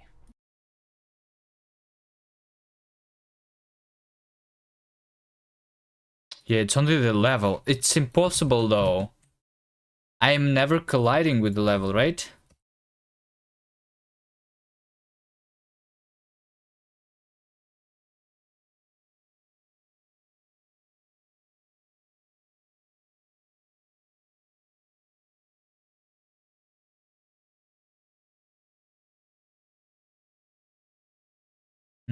I'm funny. Okay. So what's Kuvi? It's my name, okay? It's not funny. It's not like it's just my name, okay? It's the like it's like, you know, so if parents called me Astramare, I would be Astraman. Okay? That would be my nickname. Alright? So apparently your nickname probably came out from the fact that, I don't know, are you a nightmare or something? What does that mean?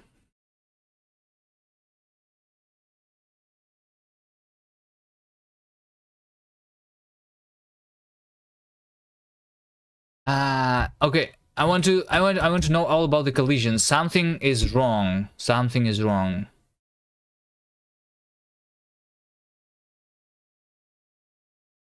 I want to log all the collisions that we have.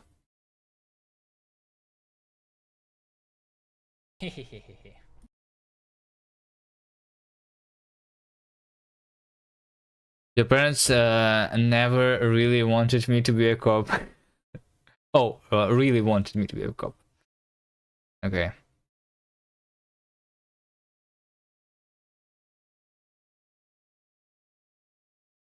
Okay, well, this does not give me a lot of information about what is happening. The 7... Okay, no one is doing bevy here, right? Okay, I'm going for the sake of debugging, right? I need... For the sake of debugging, I need to have...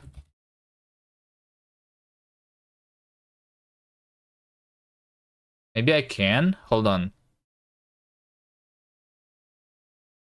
Or maybe I cannot.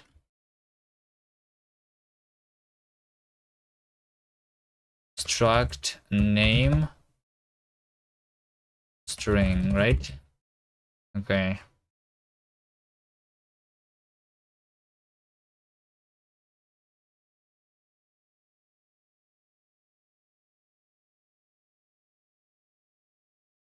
Okay, I'm going to spawn name side number this and okay, this is going to be name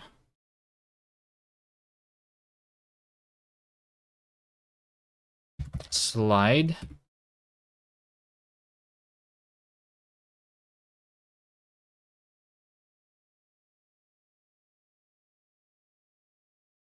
jump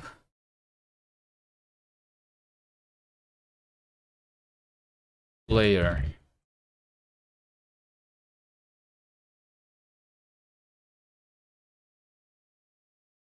level. I want to know those entities. All right, let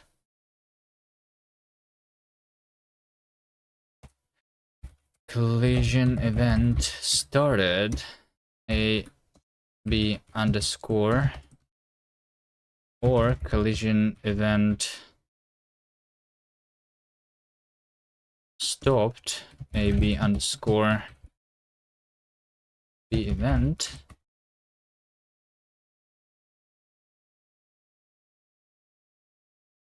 Top level ore partners are not allowed in let bindings. Shit, really? Oh, I need this. Okay.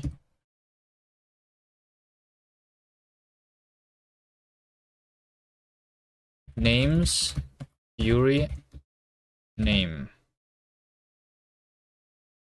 Component used to identify an entity. Stores hash for faster comparisons. Name should not be treated as globally unique identifier for entities and multiple entities. Okay, there actually is a name inside bevy already. I did not need to do my own. That is wonderful.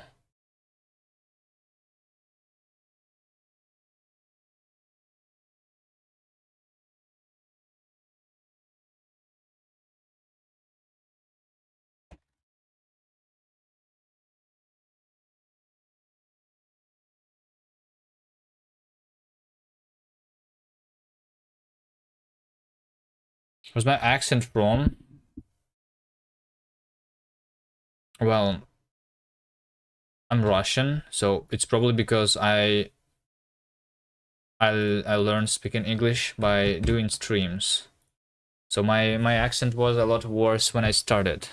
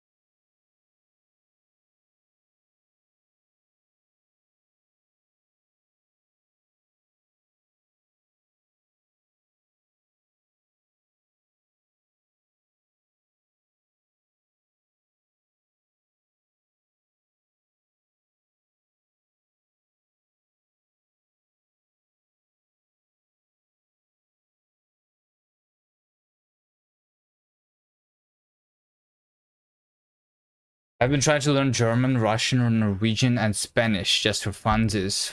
No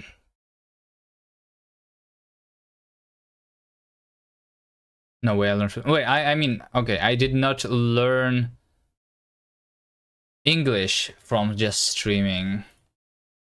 I learned to speak English from just streaming. Okay, I could read and understand English before I started streaming.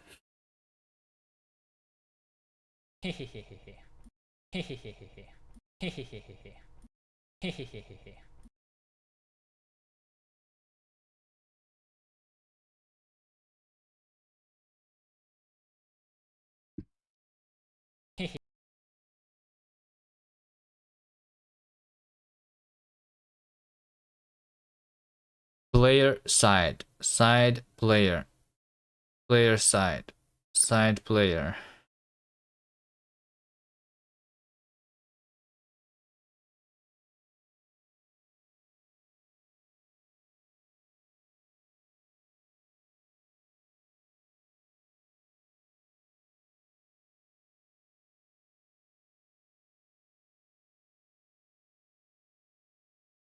No such entity. Wait, no way. There cannot be an entity without a name. Have I spawned an entity without a name? Somewhere? Spawn?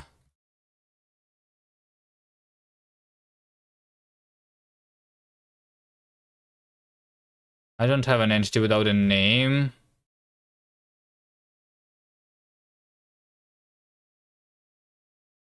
Also, I don't like the debugging that I have. Can I do this?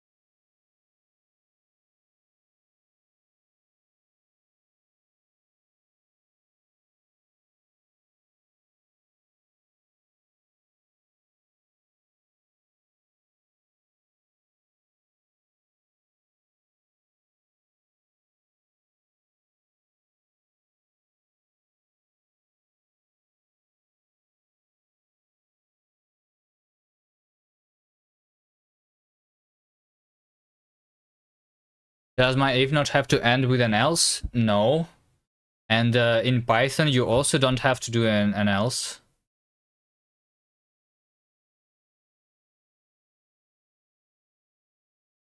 So it's not that different.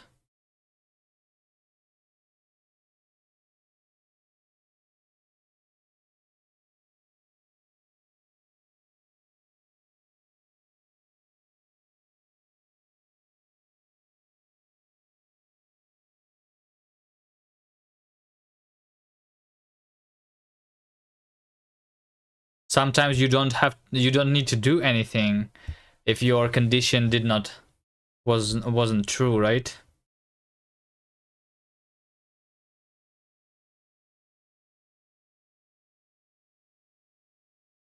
Else pass? Is that what you have been writing all this time?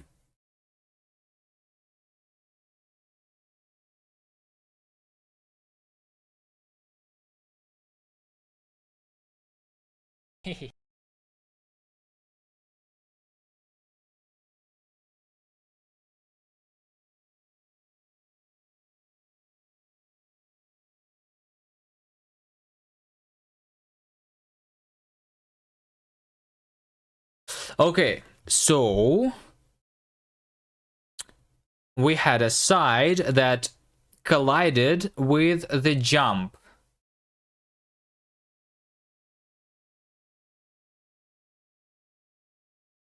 Power up. So what happened next is we removed that jump power up from the game and attached it to the side. So this is why we stopped colliding, because the jump power up has been removed. And what happened next is that the same side apparently started colliding with the level. That's not true. That is not true.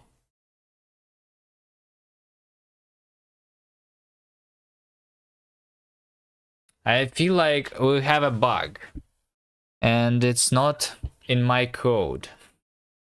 Is that possible? Does my game save? No, not yet. We're very early, like... Wait, I have been streaming for 5 hours today, and I had 0 progress. It's me and the bug, sir.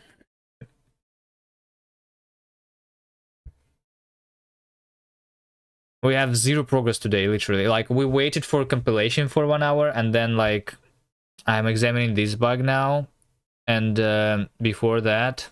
Well, okay, there is some progress. Before, we didn't have, like, this green, like... You returned with dinner? Yeah, we were just talking about how we had no progress done today, but you have dinner, so congratulations.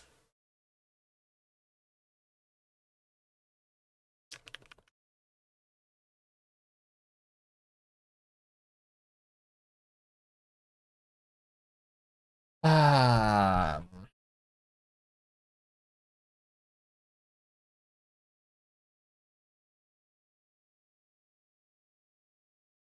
So the problem is that the physics engine, here's what's happening, right? Here's what's happening. We have player. I have a player, and I have a power up. The player moves so that...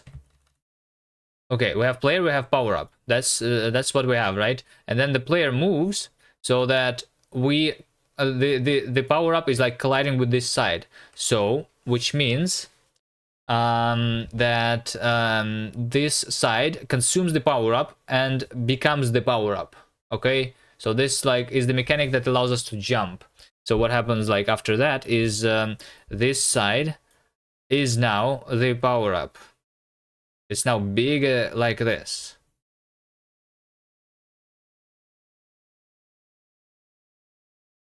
And apparently we are starting to collide with the level immediately. So we activate the jump, even although there is no...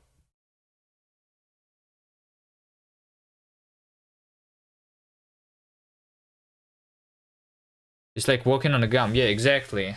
Exactly. And you want to like walk on this on a specific side of yours, right? Because you're rolling around.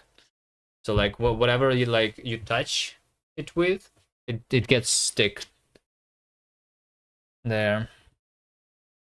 But like the problem is when I'm picking up this thing, I'm not supposed to be jumping immediately. Is it because if I already have the power up on that side, then it's not being sticked. It has to be a blank side right now. So we are going to have probably 4 powers in the game and 4 sides on our character.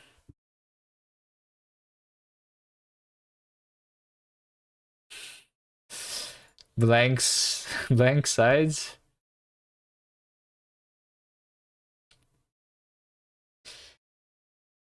Yeah, they are exciting because they can be changed into anything.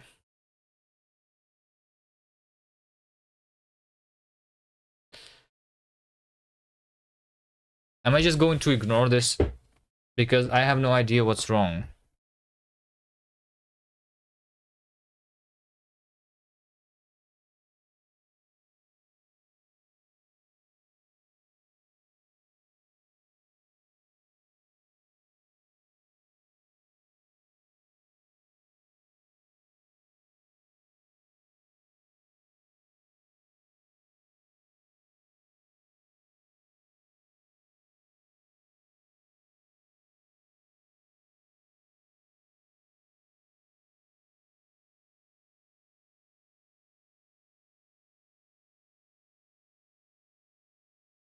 So you don't really see it, but on all the 4 sides, the actual colliders are like those small dots, right?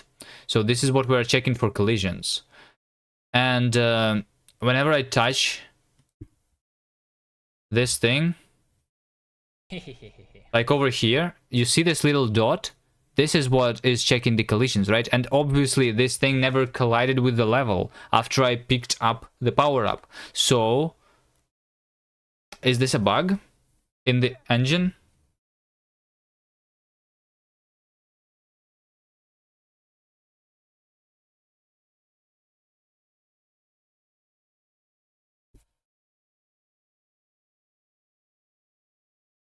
Wait, it's not. Or is it? Or is it not? It's not. I understand. I understand. Guys, I have understood. I know what it is. What it is. So here's the problem, all right? I am attaching a sprite. Understood me too, please? Okay, so basically, whenever I am like doing this power up, I am attaching the texture to the side, right? And one of the things that I'm attaching on accident is the transform, and the transform that I'm attaching over here is the default one, which is 0. So my like side gets teleported for once, like for one small moment, it gets teleported into a different position, because when I'm attaching the sprite,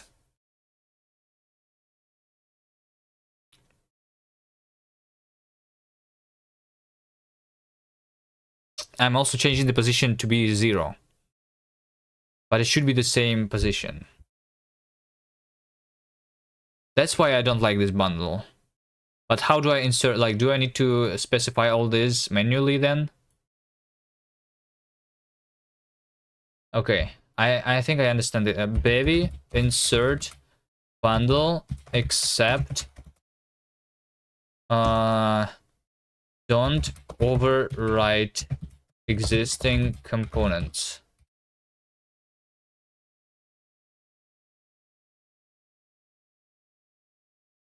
Accidentally invented a tiny time travel.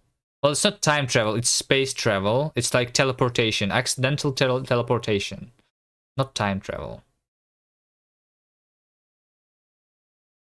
So we teleported it to one place and then we teleported back where it belongs.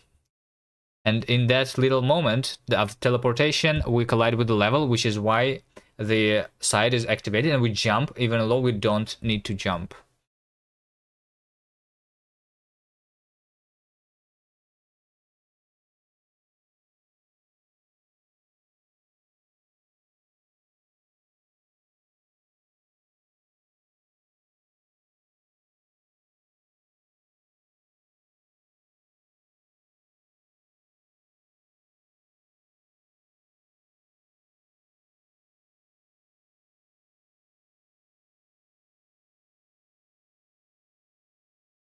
Okay, I'm going to remove that.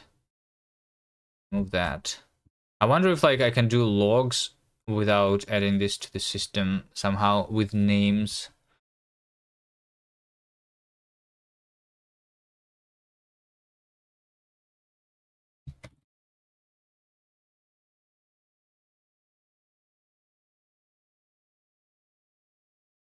So, okay. Docs, bevy, ECS, bundle.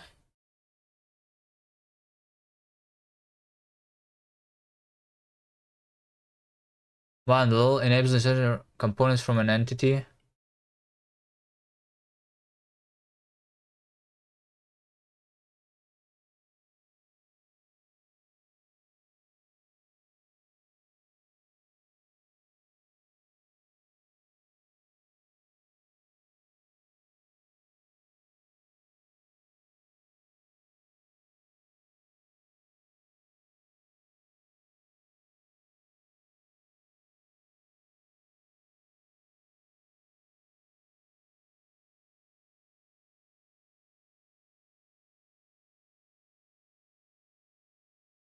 It looks like I can change this into something else. So, okay, I guess this is the way.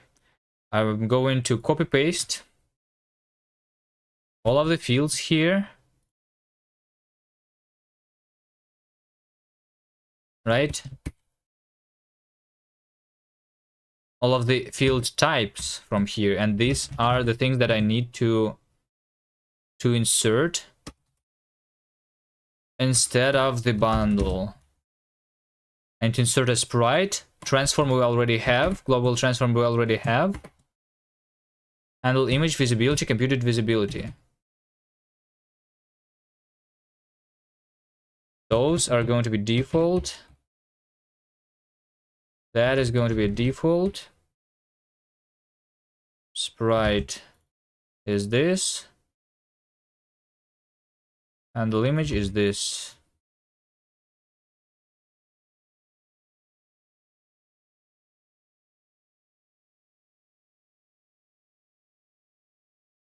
Okay, is it going to work now?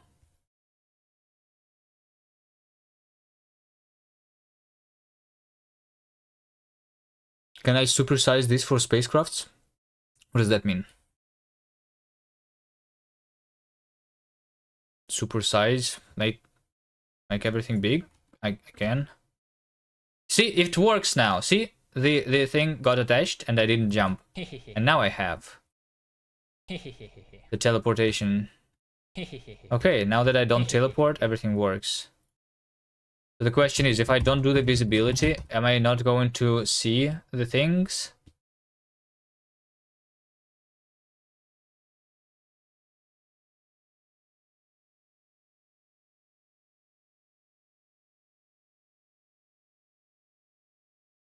Visibility. Yeah, see, it's not visible. Visibility.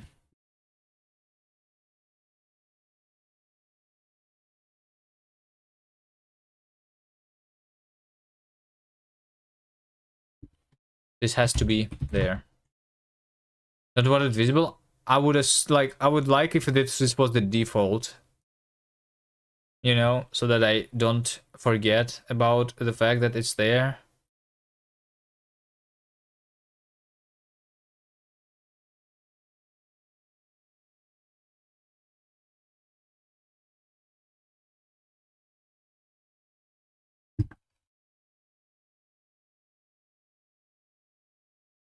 Okay, and We'll do the same for the slide then. Slide PNG, okay. So that the slide also doesn't have this bug.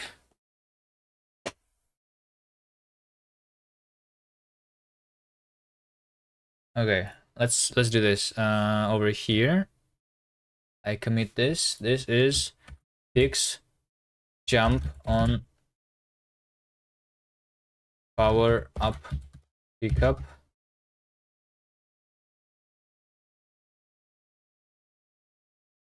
This is run checks with bevy dynamic linking feature. What else? This is me adding names.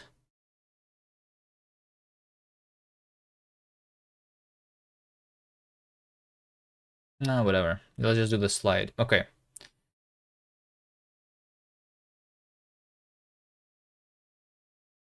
Okay, finally, we need to implement the slide effect, okay? How am I going to do that? Finally. So we already have this thing in the game world. So on the left, this left one is the slide. I cannot really get to it without the jump though. So I need to jump, and then jump onto it. And then we have this thing. So whenever we are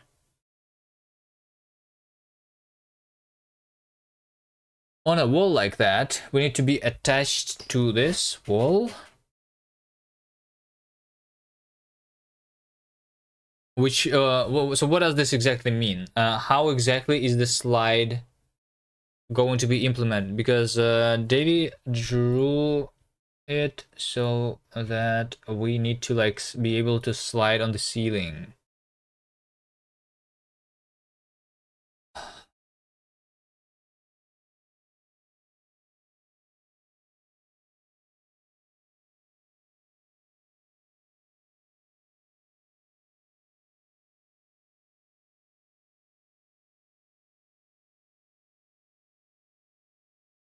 So how is like it's going to be implemented? Exactly. I can try just applying some force towards like the this side when the side is active.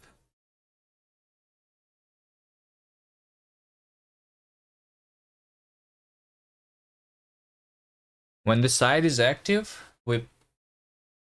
we just apply force towards that direction.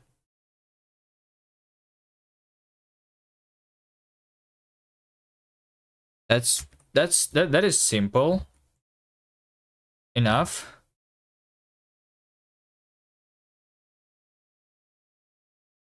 Welcome back. You were not you were not out there for a very long time.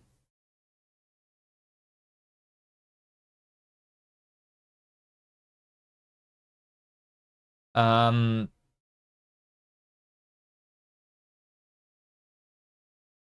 okay, I want my sides. I want to detect, so when we are activated,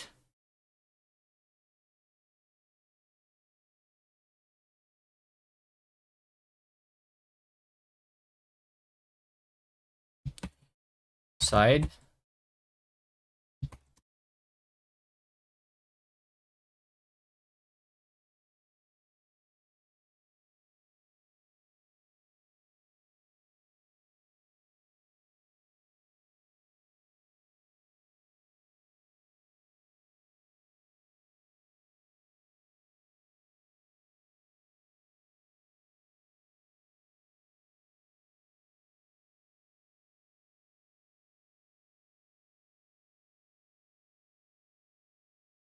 Okay, so if we just activated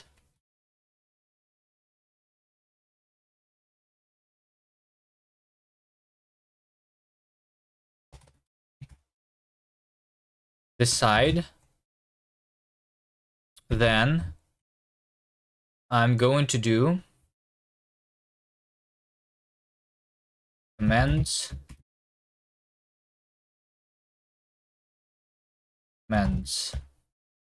right? I'm going to do commands entity side insert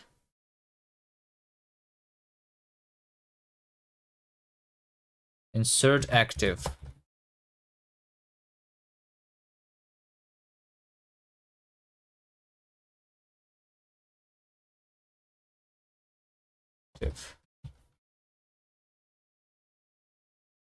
And over here we remove the active component from the thing. Yeah.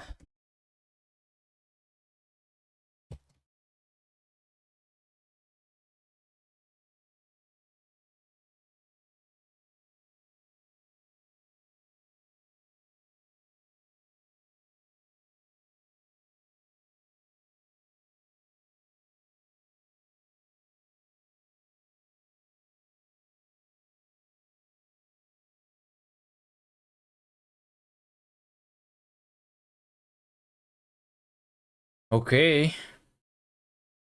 Triggers also probably go here.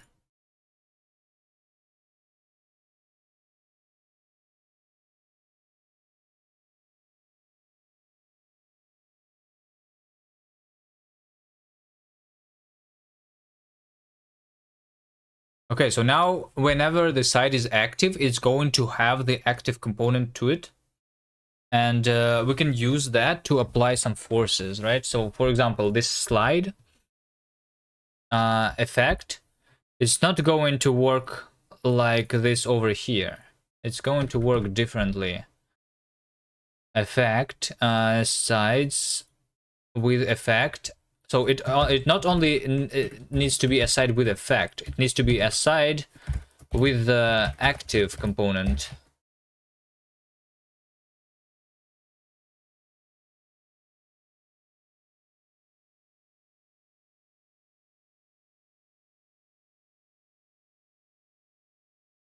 The side should be active.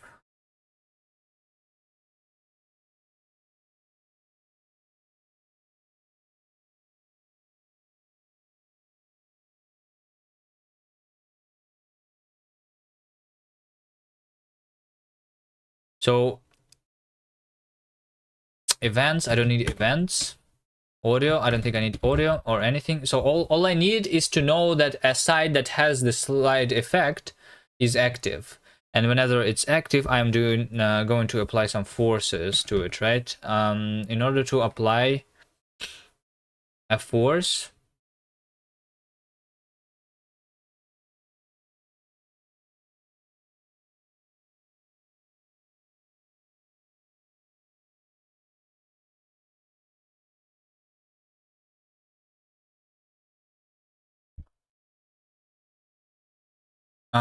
so this is the normal.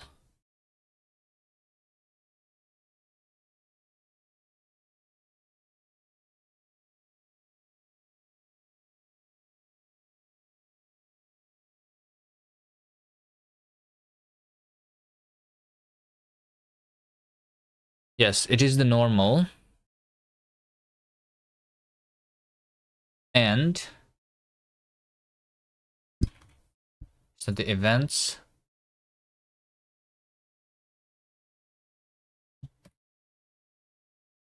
for side in sides iterate. Okay. Like that. We have the normal.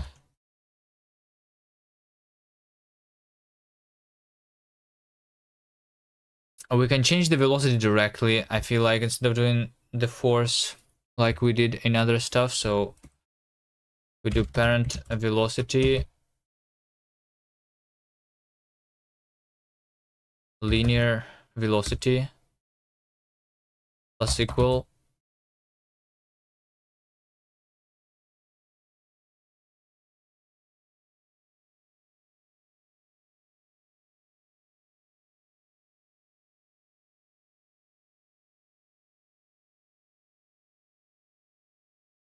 direction direction.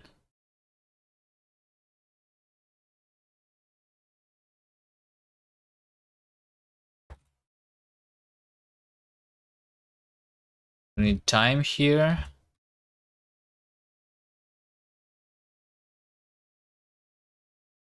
And multiply this by something. So let me just try this for now. I guess also here's one other problem with this side. It should be of a different size, right?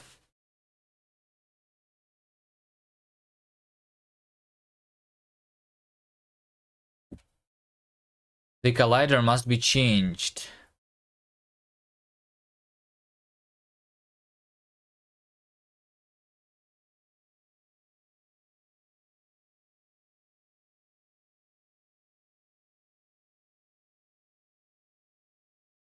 What do you mean? I mean that my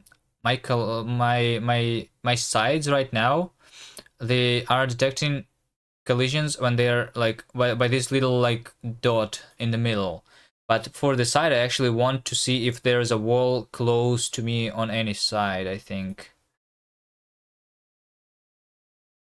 So I changed the collider from being the small point to be like something like this, a little bigger.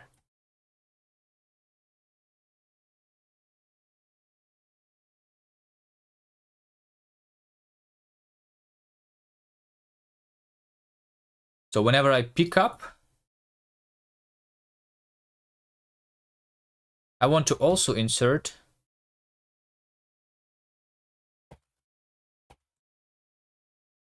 the collider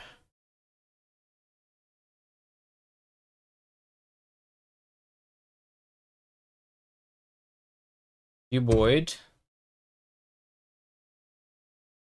102. So I'm going to overwrite the original collider.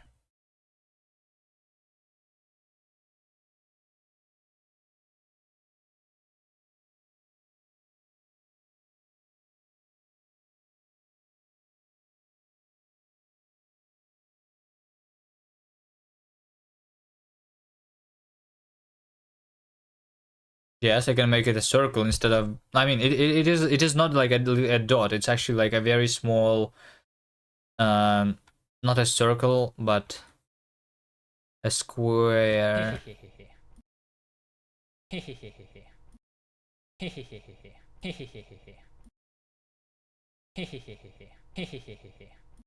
Okay, okay, it actually works. See, I am now sticked to this surface.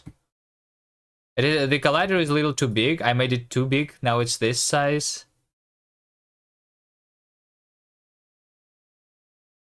But this works. You can see that I can no longer move. I am attached to this surface.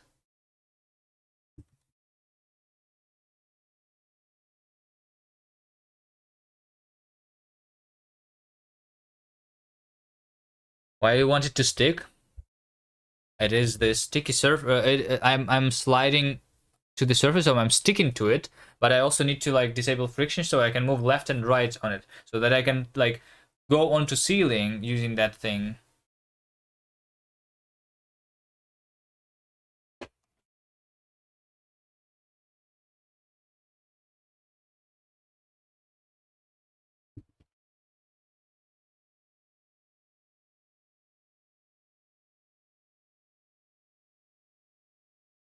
So yeah, instead of by pressing left and right, we're not going to.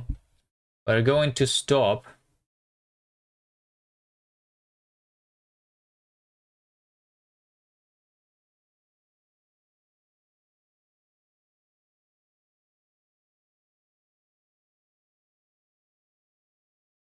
Hmm.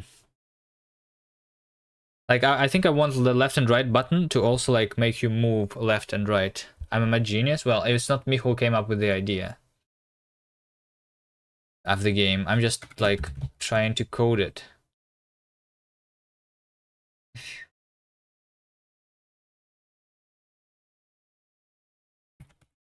I have made a genius game though before, if you're interested. It's over here.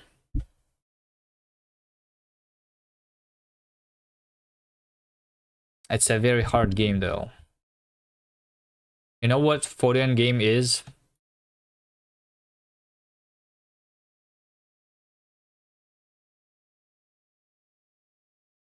If you know and if you like 40 genre of games, then you can check it out. The idea was already in the challenge prompt.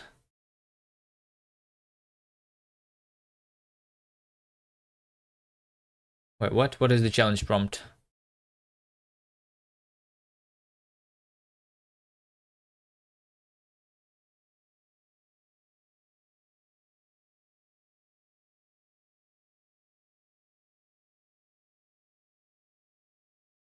Had like 10 days? No, okay.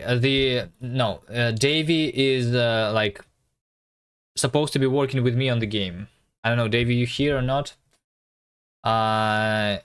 Is going to probably make the levels. We have we only have the side effects theme, so we needed to like come up with a game idea that follows the theme of side effects. So that's what happened. Davey came up with the idea of having each side of the square to have a different effect, and that's what we're doing.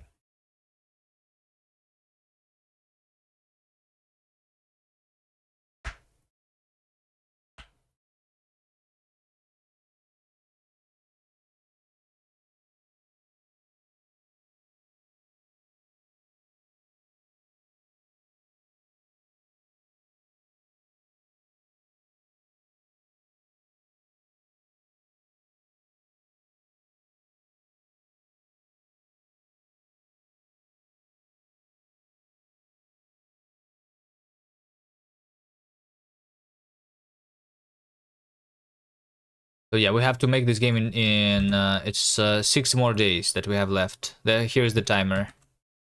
6 days, 3 hours, 17 minutes, 49 seconds.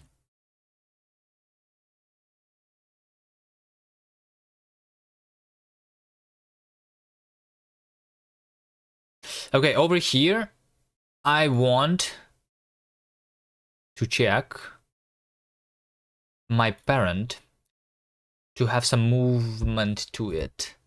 I feel like I need to redo the player input system differently, right?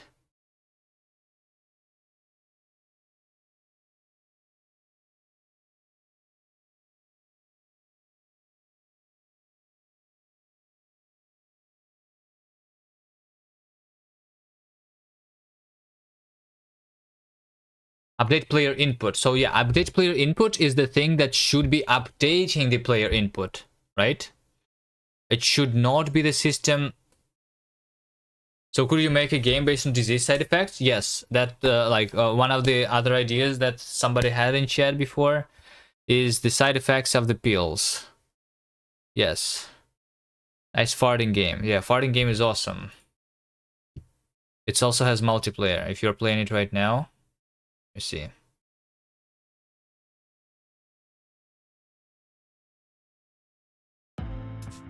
Oh, you're not playing it already. You left.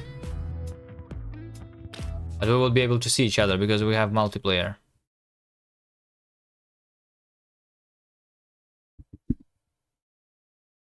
Nexus Guard, hello.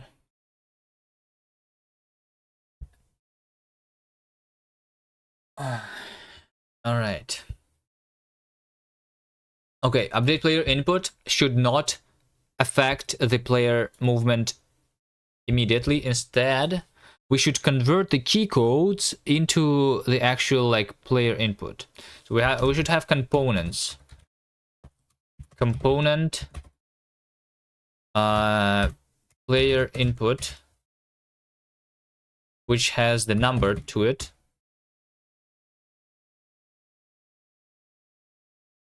Struct. Bro, it's been 6 hours. Well, I am not waiting for the compilation anymore. I'm actually doing the thing. I'm almost done with the slide, I think. Were you watching all these 6 hours? But yeah, it has been 6 hours, and it's not a lot of progress. Yes, because we have been distracted a lot by different things.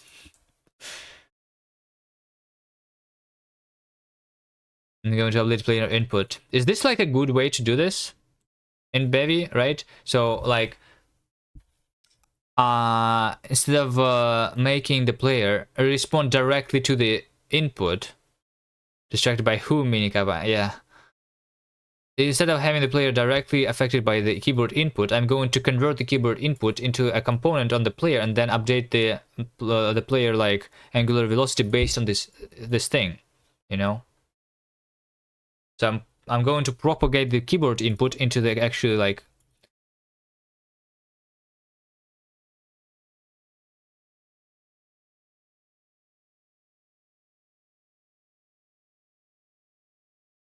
Right.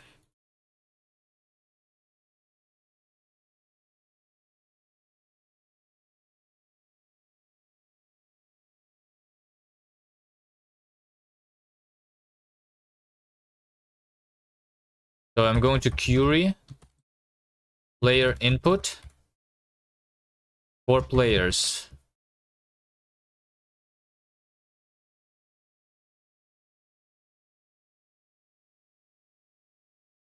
I saw you see it, Kuvi. Wait, see what?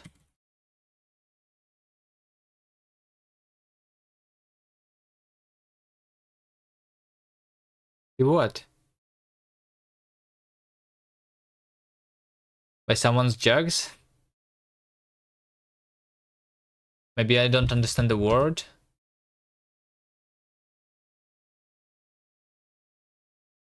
Oh.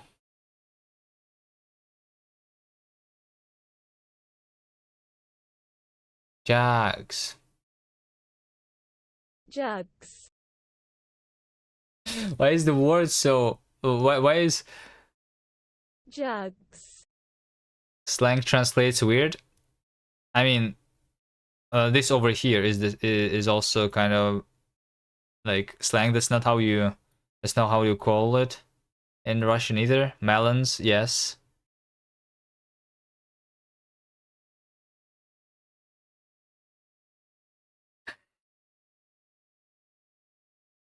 I saw you see it. Okay.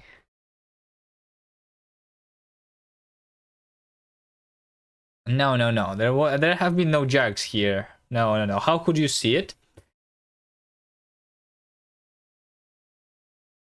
If it didn't happen, you pretended it. So it's you're like, I didn't see a message from you in a long time. You probably were watching something else, you know.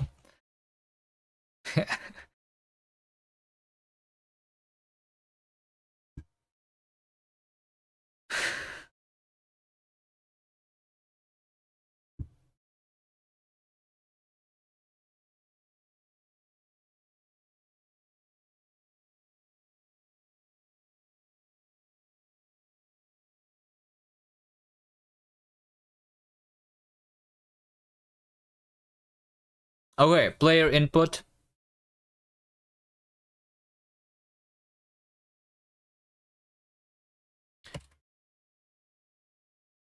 For input in inputs, iterate mutable.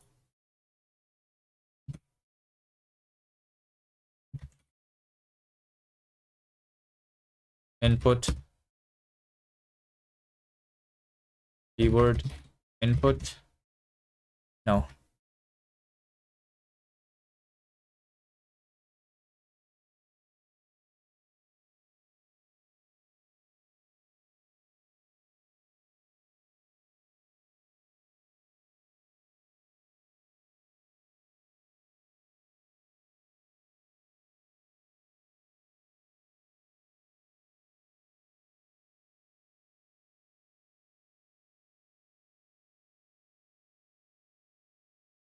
Got 1,000 crabs over watching.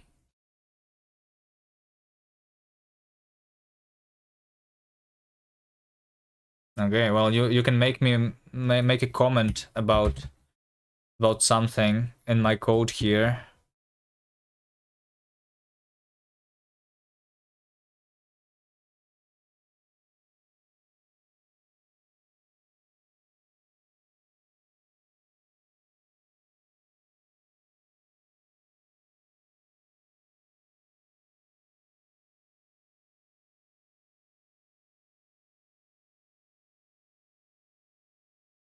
Should it be optional?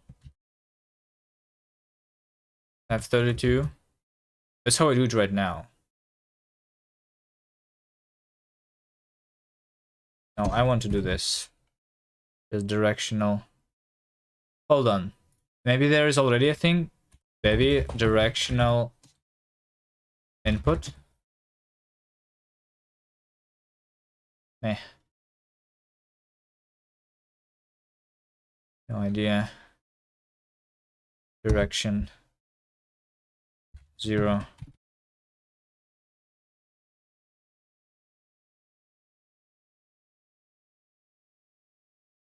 Okay, so actually I'm going to say that left is negative and right is positive.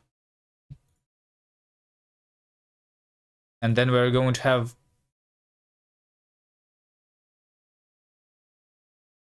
another system update player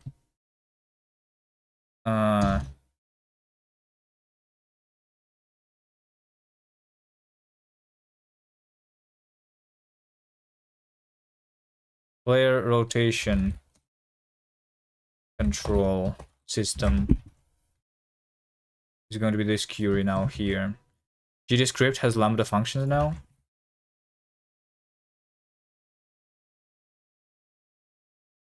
Okay.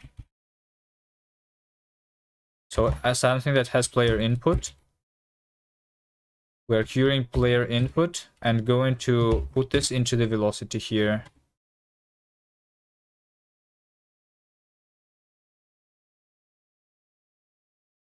Okay. So I do if for input velocity in query mute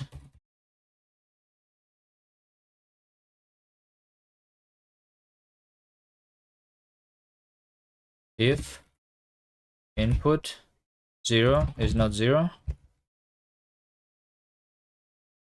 target angular velocity is negative input 0 multiplied by 2p. And we also need time for this system. And we don't need time for that system. Whenever we're registering this, we're also registering that. Rotation control.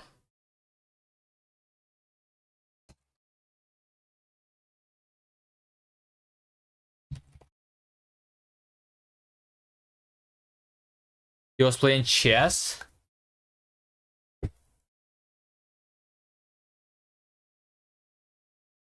Lambda functions. How do they look like? GD script lambda.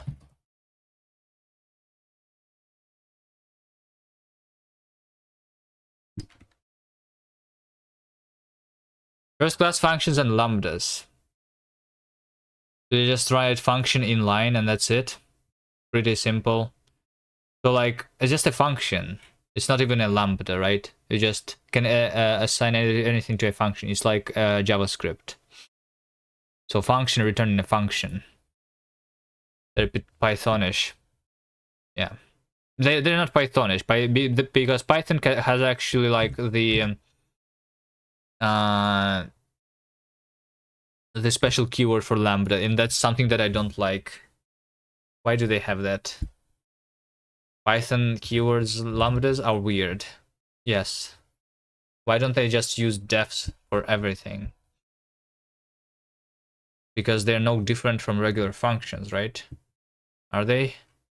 Maybe they are. I don't remember really. I used Python last time like 10 years ago.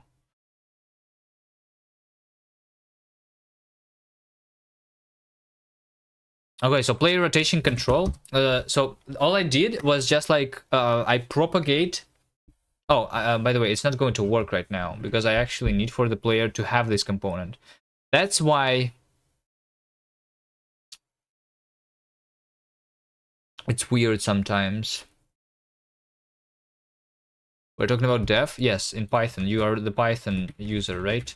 Okay, yeah, now I'm not responding to the keyboard input. Yeah. So this is how you work in ECS. Whenever like you add something like this, you need to not forget that for the player, and I need for the player to work, it's not enough to have the player component. I also need to have a player input component.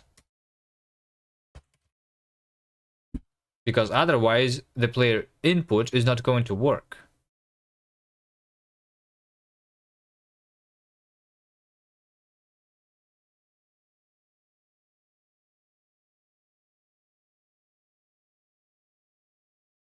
I want to rename this to something else because like technically it could not be a player, but like it can be an AI that controls its input in a different way, but not by the keyboard, right? But by something else. So how do you call this thing? That is like controlling like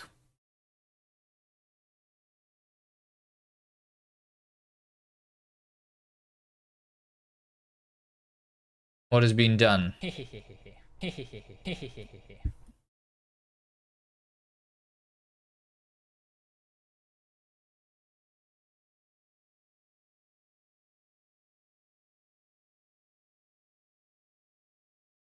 No. Actions. It's probably it's like intent, probably not actions, no? Because actions is something that is actually going to be done. But this is just the input. This is what leads to action. It's like will, yes. Got you smiling like that. I don't know. Sometimes I think about something that is funny.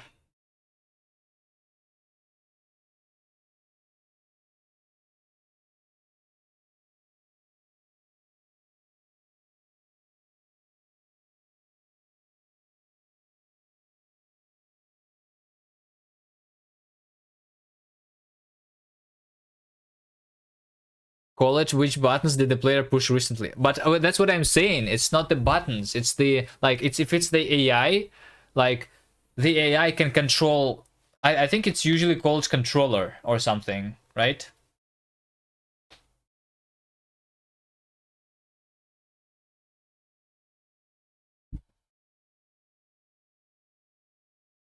Was I thinking about my face? Wait, are you saying that my face is funny? What's wrong with my face now?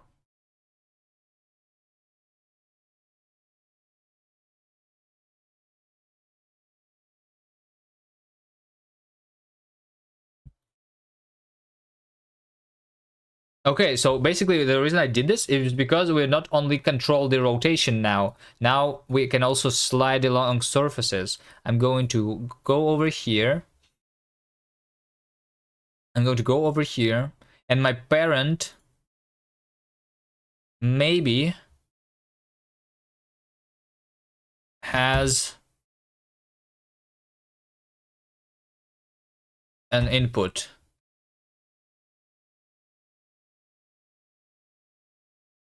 Which things did the player input? Which things did the player input they wanted to which things did the player input they wanted to happen but didn't necessarily want to happen? No, that's no, that's wrong. It's not necessarily a player. It should be called which things did the player input they wanted to happen but didn't necessarily happen, but also not necessarily an actually player. Right?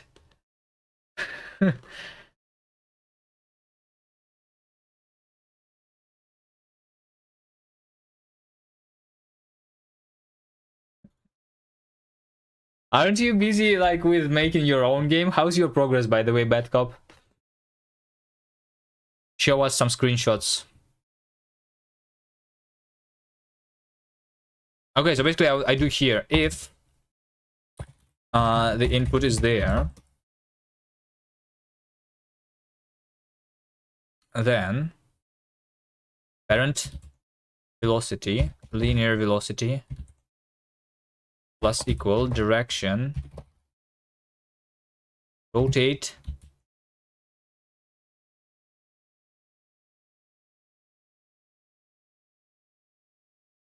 wait, what?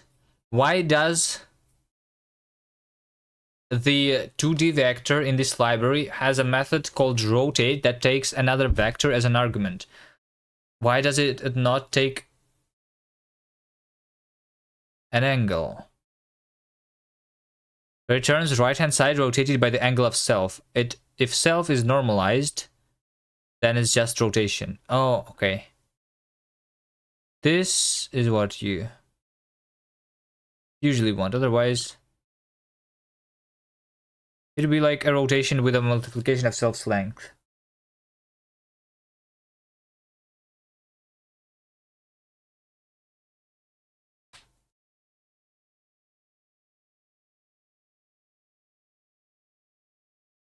I think this is weird to write, but I think what I want here is to rotate.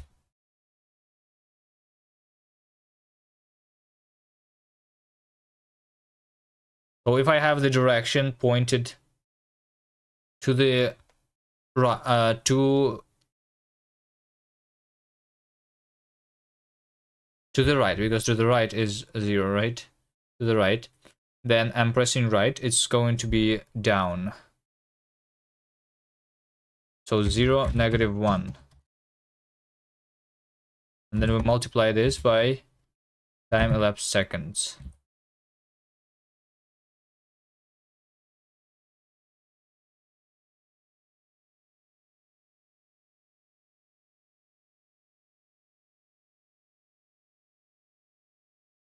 Sum of 3 consecutive multiples of 8 add up to 888.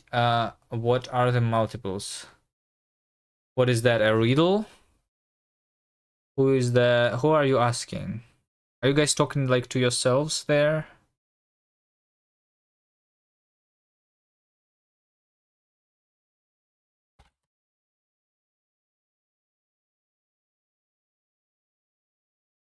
Solve it.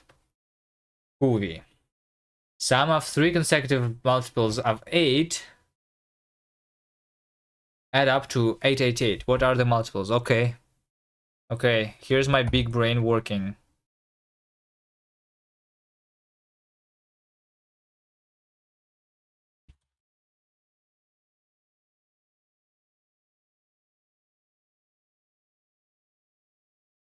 Hold on.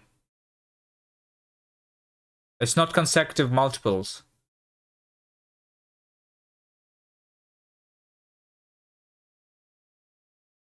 No. So we need to find n where 8 times n plus 8 times n plus 1 plus 8 times n plus 2. So these are 3 consecutive multiples of 8s, and like the sum of them, right? So now we have basically 8 multiplied by 3 times n plus 3. So this is equal to 888, which means that 3 times n plus 3 is equal to 111, which means that n plus 1 is equal to, hold on, division. How do you do division?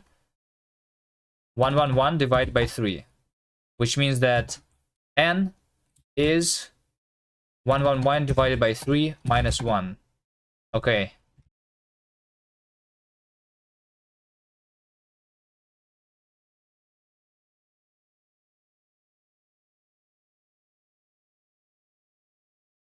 One divided by 3 minus 1.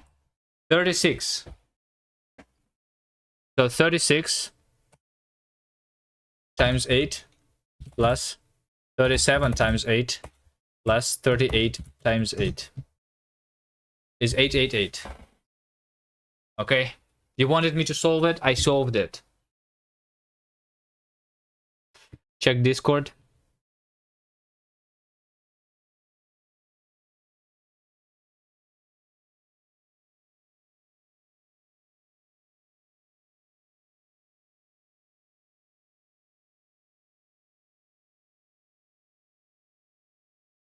Oh, wait, hold on. We have a video. Hello. Hey, eat shit and die. Wait, what? Who are you? What are you? Wait, are you asking me? I'm kuviman. Hello?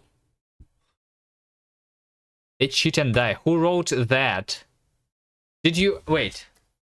I'm a math genius? Well, I've been training my brain for a long time.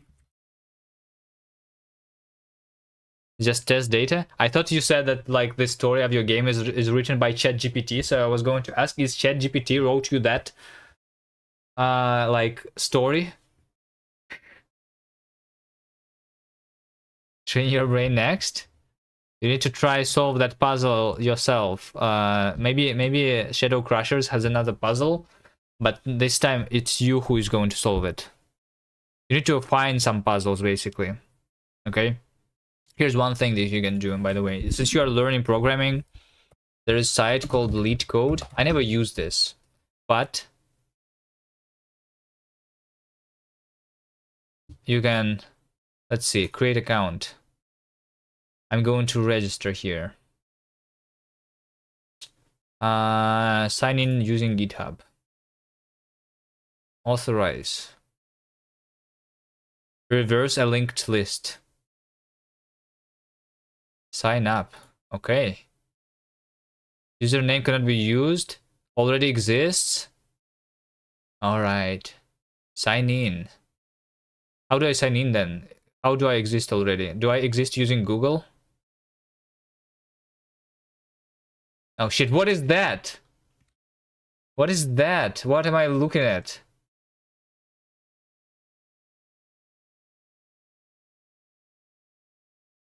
Okay, well, the puzzle is like logging into this website right now. Hold on. Oh, wait, I already signed in? How did you know that I already signed in?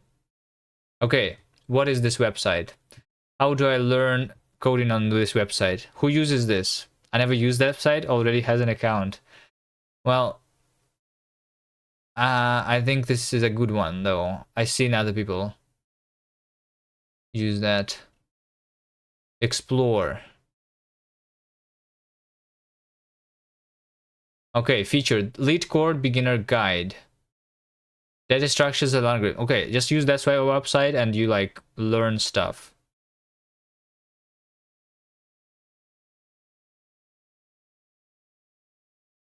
Solving your first problem. Okay. This is okay. Just give me a problem. I'm going to solve something really quick. Add two numbers. No, to sum. Add two numbers. You have given a non-empty linked list representing two non-negative numbers. The digits are stored in reverse order, and each of their nodes contain a single digit. And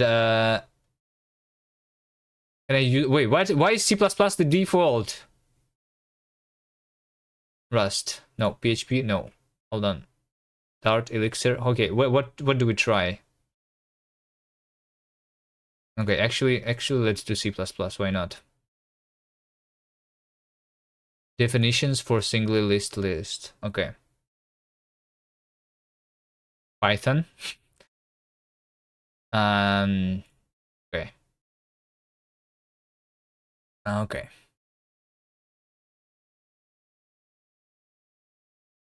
What do I need to do here?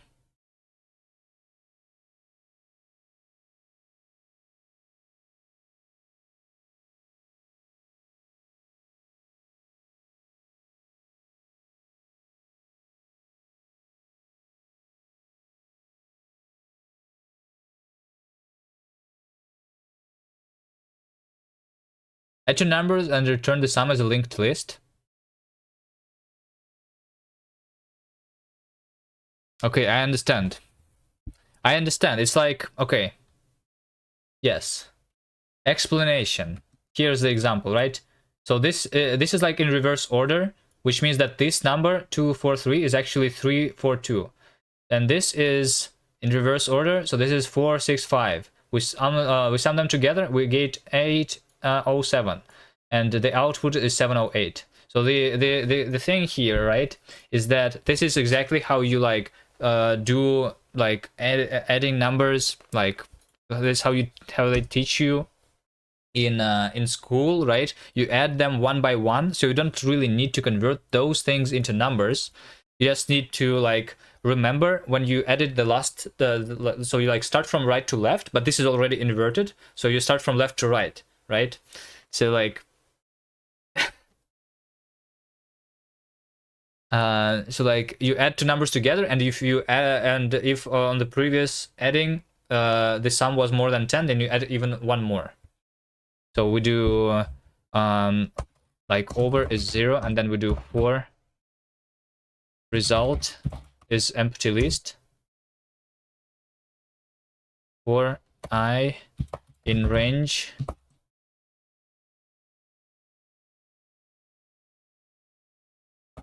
maximum.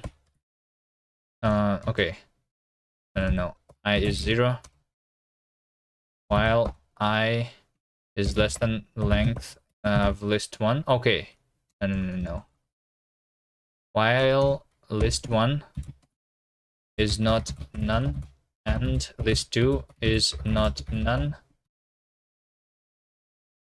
or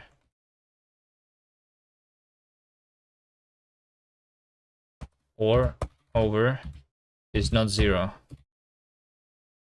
Result, okay,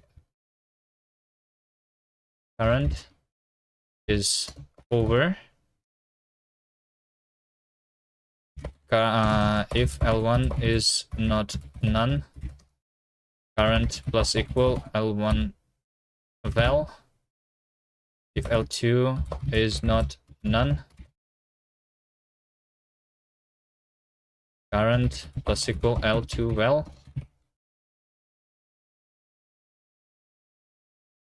L1 is L1 next, L2 is L2 next. Result, bend, current %10. Over is current divided by 10. Return result. Why am I not using Rust? I don't know. They said Python. I do Python. Is it going to work first try? No, it's not. Is not valid value for the expected. Oh wait, I need to add not a list, but like the list node. Okay. Result is list. Result is none. Okay. Result is none. So instead of appending, we are actually doing result is list node current %10 result. So this is like how we were doing the single list linked list, right? We are creating a new list with a new value, and like the tail is the current result. Submit.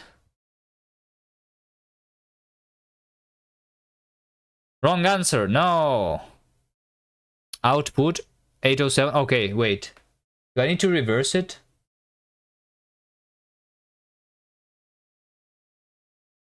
I actually did output 807. No, I did not.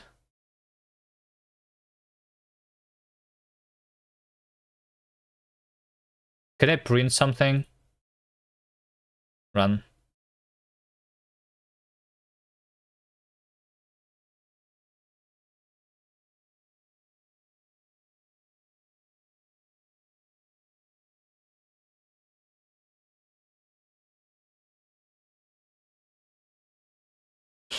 Wait. Why are we reversed?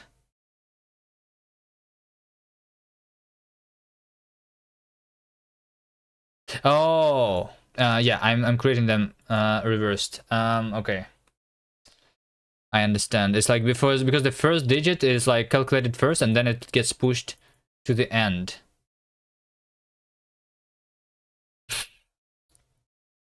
Python better than Rust, not like this. Okay. I need to reverse this. Or can I like create the single linked list from like from the head?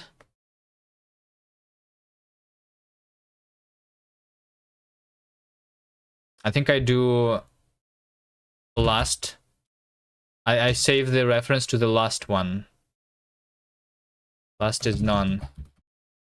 So we do basically if result is none, then result is list node current %10. Last is result. Otherwise, result next is list node current %10. Last is result next. Okay, submit. It's going to work now. 2 plus soap. Okay.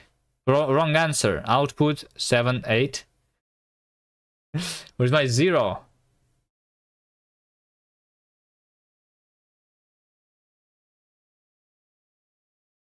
Hold on. I'm actually not very good at coding, apparently.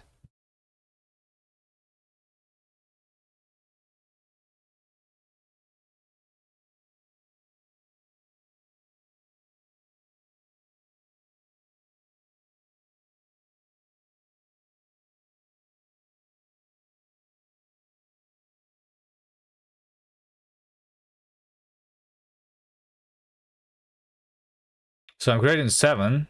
Then we go over here. 4 plus 6 is 10, right? So we add them together, we get 10.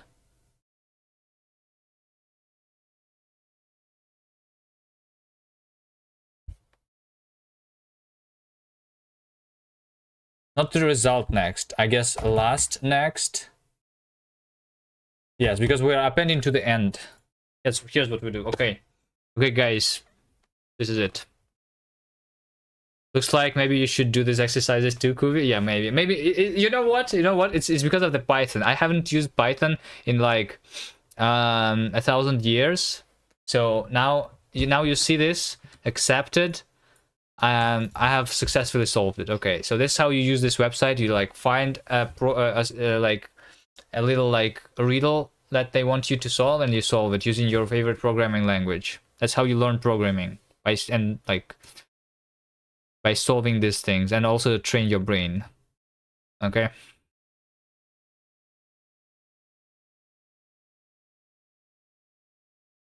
Yeah, I should have solved this in like less than 1 minute though.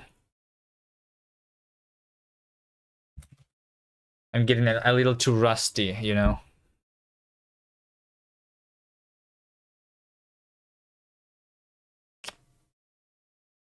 Will it make you cry? What? Why? There was a lot of like easy problems. The one that I picked up was medium level. They said it was not easy. You want to start picking up easy problems.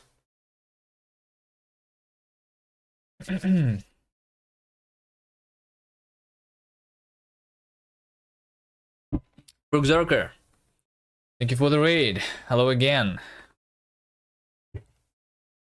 You do like the challenge? Yeah. That's why it's fun. I did a lot of competitive programming back in the days using C++. That was fun.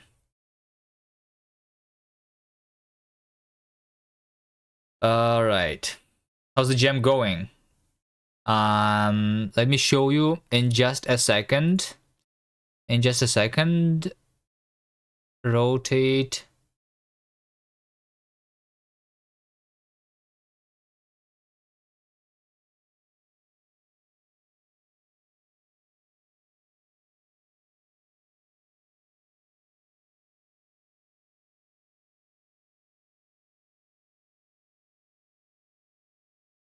What does that mean? So, okay, why does Rust say that this function takes 0 arguments but 2 were supplied?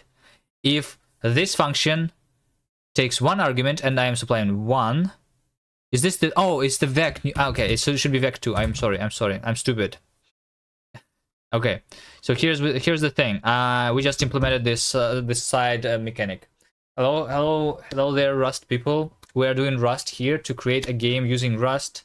We're doing the bevy gem. The gem has the theme called side effects. We're using the bevy engine. I never used it before. This is my first time, so I struggle a lot. But still, this is the current state of the game. We are playing as a cube, and the cube has 4 sides. Those sides are like where the side effects go. Those 2 circles are the side effects. They look the same because we didn't do any like graphics, but they do have different meaning. For example, this one is the jump effect. So when I'm going to stay on this side, I'm going to jump. That's how side effects work in our game. And then this one, if I can get it, it's not very easy apparently. Yeah, also ignore the sound effect.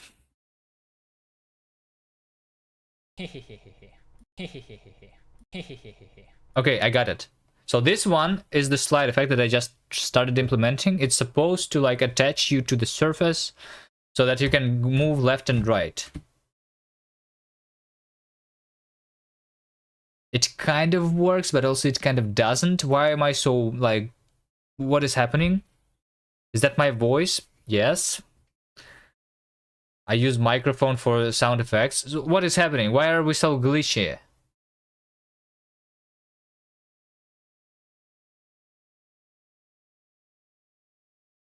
I think we're going to explode or something.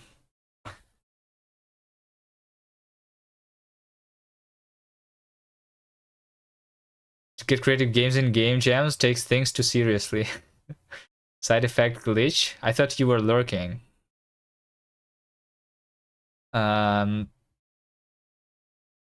What would the glitch side effect be? I don't know.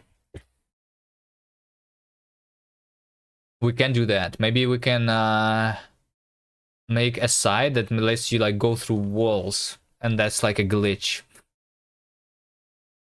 Wouldn't help. Wanna see the game? Yeah, I guess I don't really work on the game a lot, so I don't show it off much. We're mostly distracted by something, like solving problems on lead code for no reason.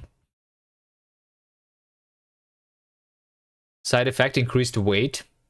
There's already something in the plan that is effect like that makes you shrink, right? So you're becoming smaller.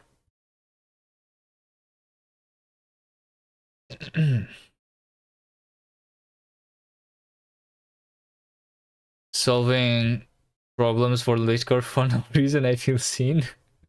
Yeah, and you know what? We solved it using Python for like even less reason. Like we're using Rust mostly. Like last time I used Python before that was like 10 years ago. So this was the first time I used Python for solving a random problem on lead code. And that's also not that something that I usually do, you know? It's literally the first lead code problem that I solved was today, just before the raid. Okay, something is wrong here with this.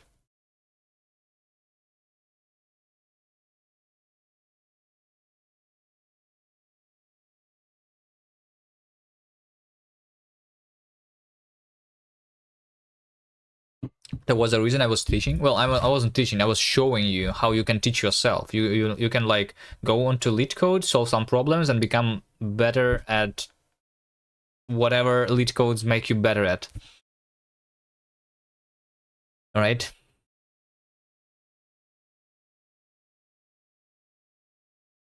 So I never did lead code before, but I did code forces. You guys know what this is?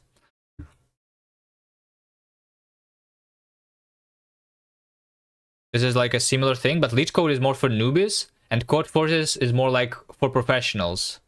Okay, so This is my profile, and this is my highest level on Code Forces. It says Grandmaster kuviman. That is me. Okay. Professional. Well, it's like everyone is professional, but this is for professional competitive programmers. You know, you can be professional in a different field.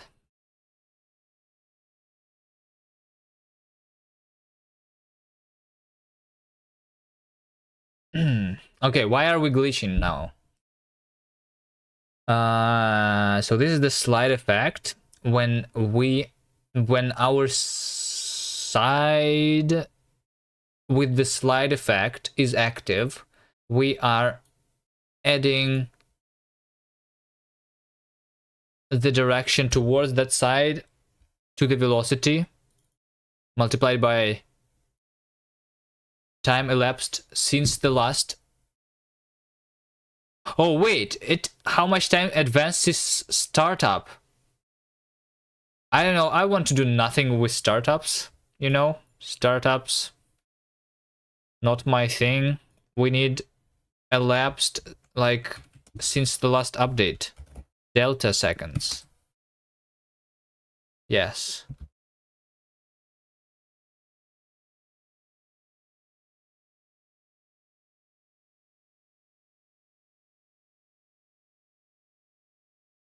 So player rotation control was also wrong then.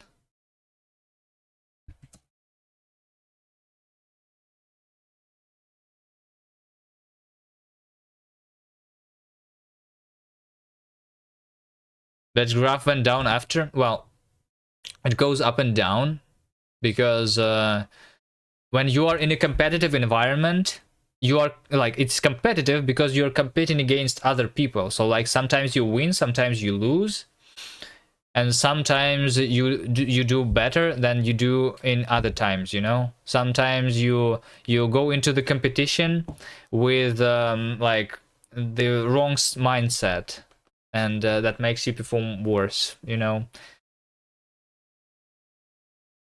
It's not only going up because it's a competitive thing. Where lead code is not competitive, right? It's just lets you solve some problems without the competition, right? So your graph only goes up, like the number of problems that you have solved.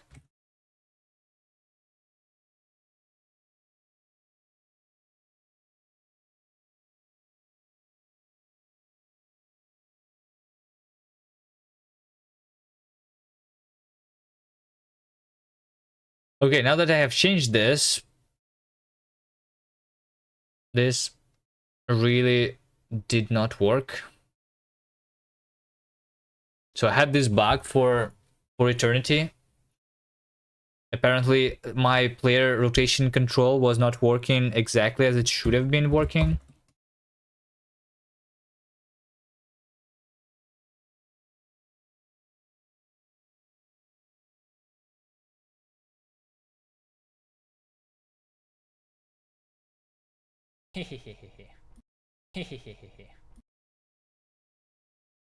I was basically changing my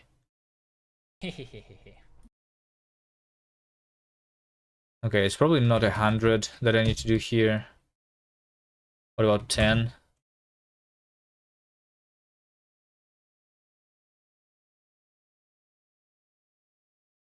Okay, now 10 is not. Yeah, so I have I thought it was a different bug because I know that sometimes in the very beginning I could not move, and I only started moving after like a couple seconds. That's because in the beginning the force was not enough to actually lift me off from the ground and rotate myself. Because the force actually increased as the time went.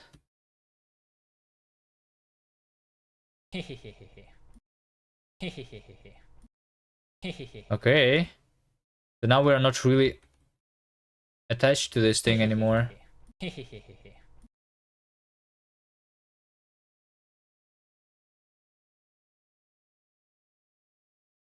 Also, I want to change the fraction of the player to like I want the player to not have friction, right? Or no, I want the player to have the friction. How should it be working though? Should it be working differently?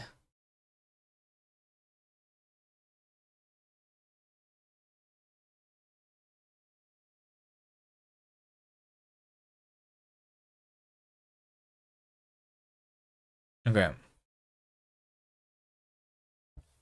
Let me multiply this by something like 10.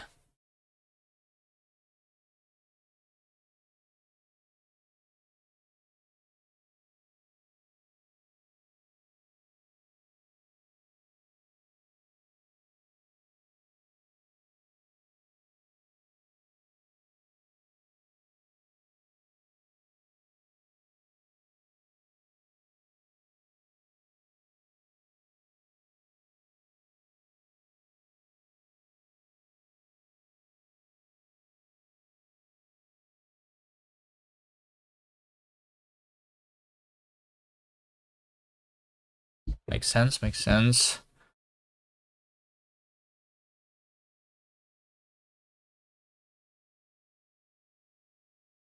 Right is +1. As far as I remember. Right is +1, yeah, okay. Something is not working here still though.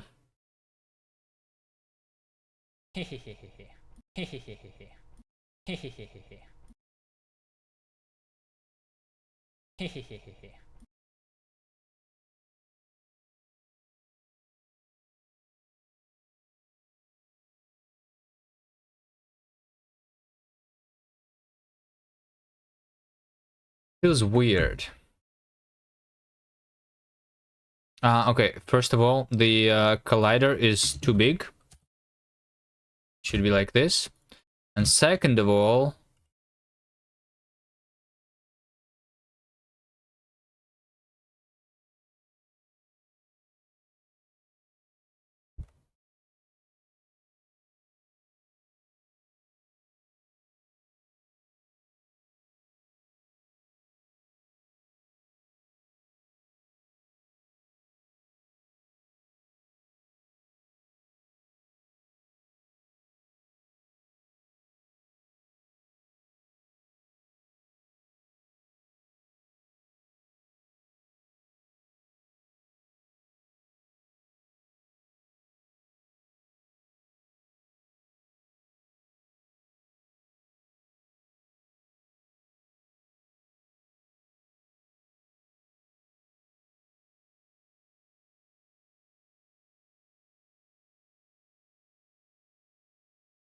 I'm guessing I'm going to actually need to query the side here to know who the parent is.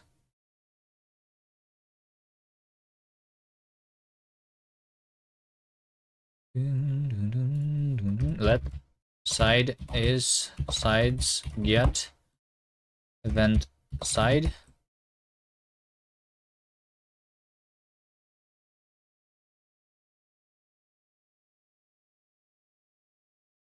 Or continue.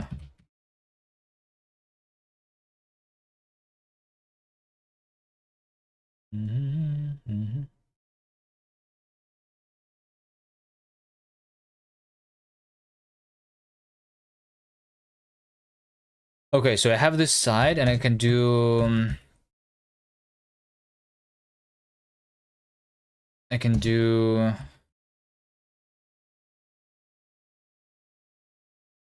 commands entity event side. So okay, so for the side, we're changing the collider to be cuboid. And for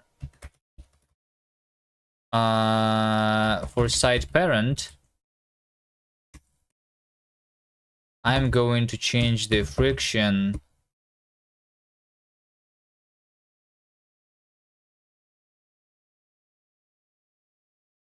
to be 0.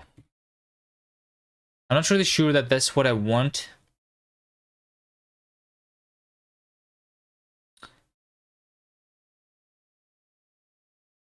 I should not be changing the friction, is what I'm saying.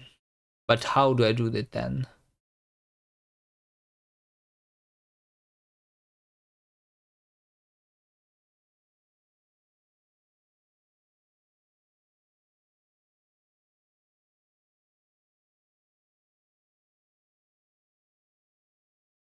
We also change the level. This underscore, I'm putting it over here.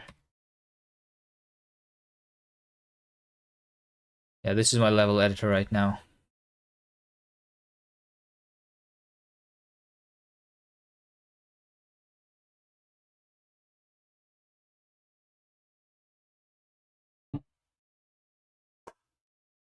We crashed the linker again. Guys, it hasn't even been... What was the last time when my linker broke?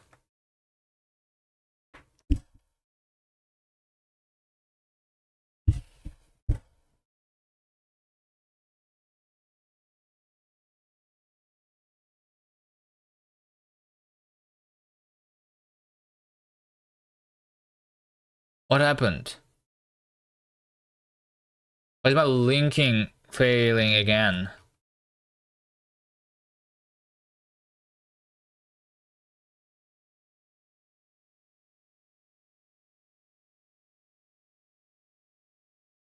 So what was the last time that this happened? Let me go bevy engine.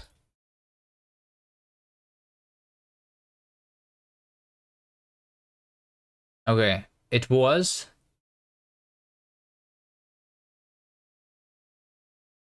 Okay, it was 5 hours ago.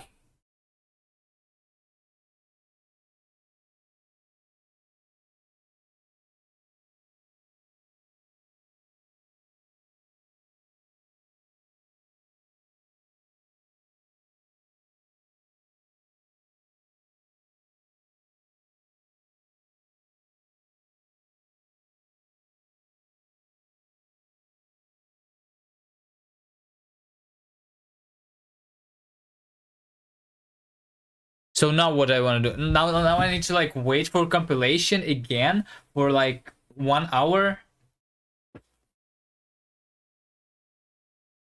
Okay, well last time it took 1 hour because we didn't start the compilation straight away.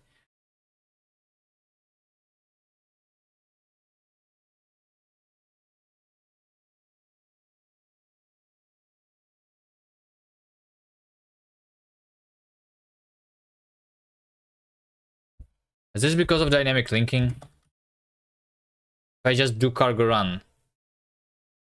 Maybe I should just stop using dynamic linking because maybe that's what is causing the issue. I don't remember. Could I do a regular cargo run or no?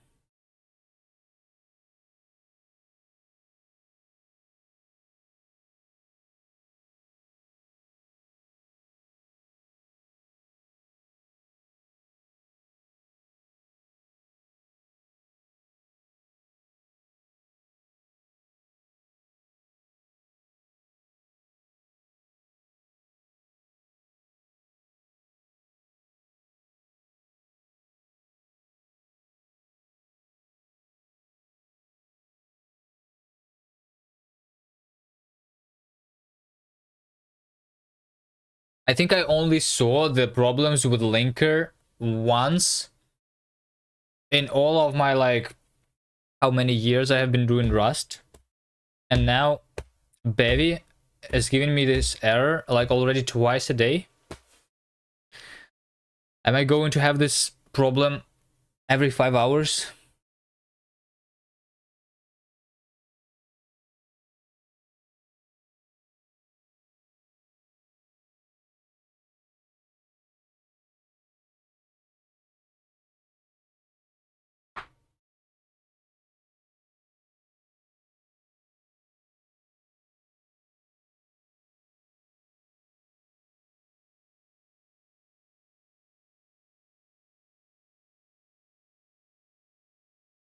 Which one is like taking so slow to compile? It's Bevy render or Bevy sprite?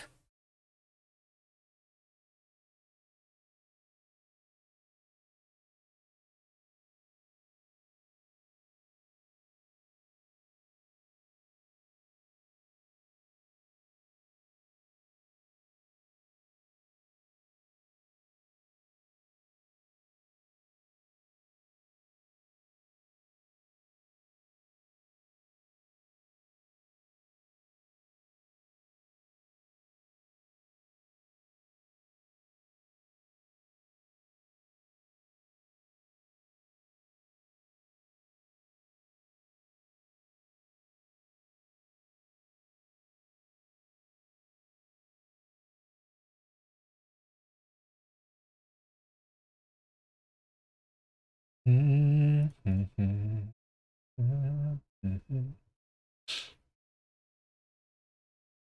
is really not compiling very fast.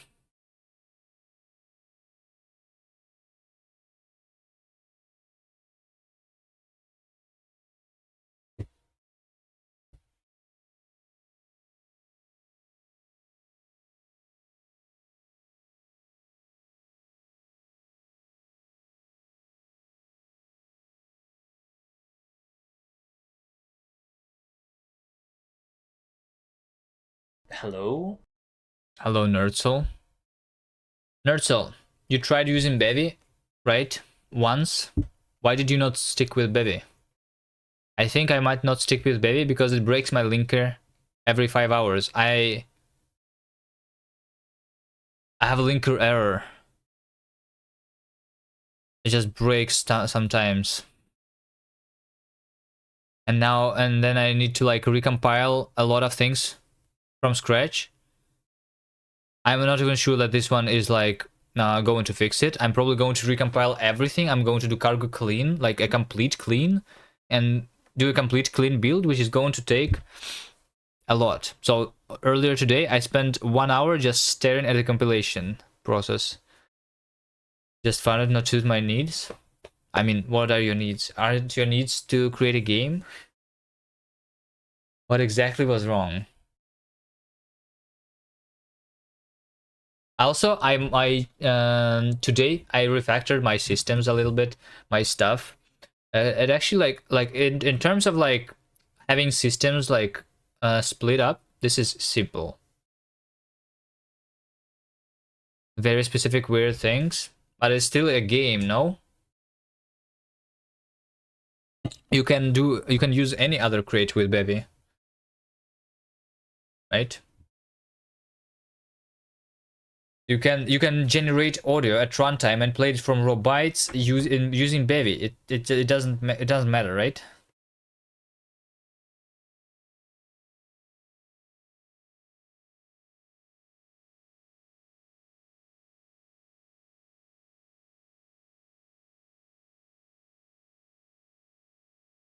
Not as convenient with Bevy as with my engine. So you actually think that my engine is better? Any Bevy people in chat? We have an engine that's better.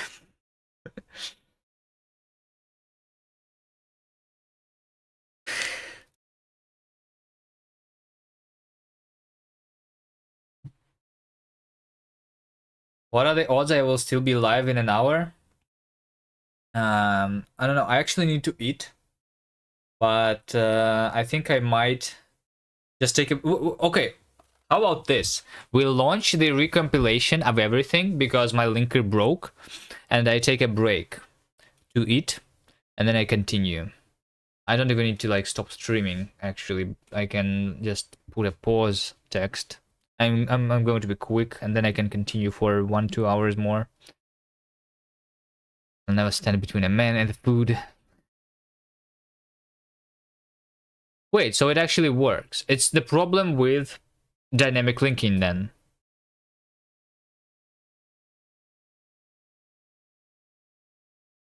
So if I'm doing just run with dynamic linking, then it's failing. But cargo run actually does not fail. But how long does it take to recompile one thing? 6.9 seconds. Okay. 7 seconds. Okay. Maybe.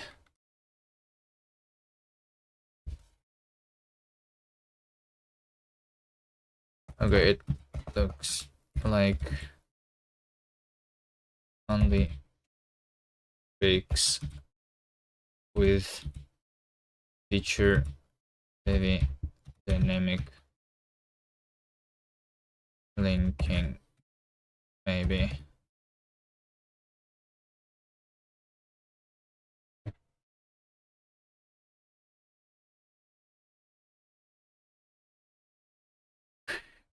Get my megalicious fitness in. I like that all of the literally every single emote that you use is like dancing with your eyebrows.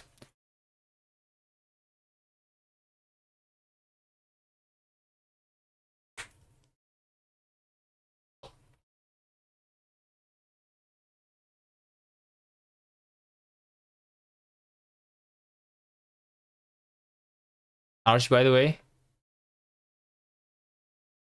Wait. Why did you say Arch, by the way? Should I have responded? Am I using the Windows?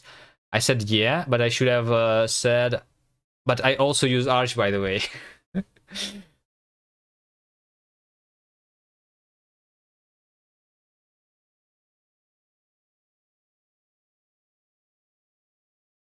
Okay, I actually do need to eat though. Um.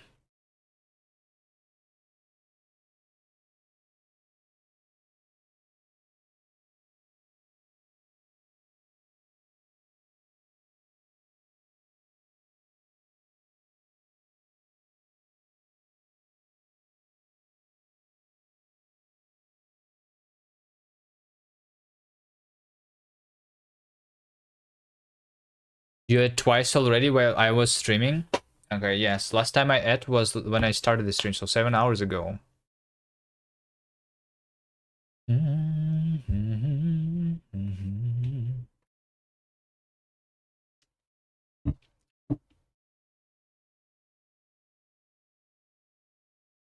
But what? Hold on. Does my... You know what? It's not actually like super easy to play the game with this jump.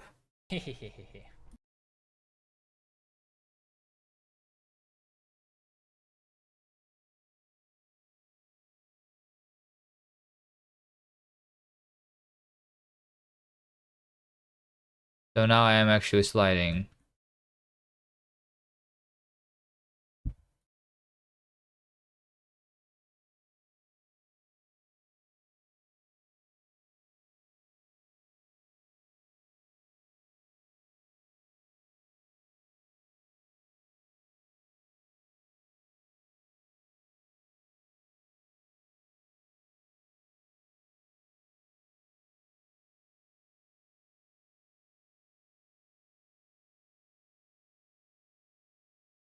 It's long time without food. Yeah, I should go eat. It was a long time without sleep also yesterday. I think I was doing stream yesterday and the stream before that, and I did not sleep before that, like in between. Yeah, I do that also sometimes. It's working, but it's also not working. I am supposed to like be adding the velocity to the player.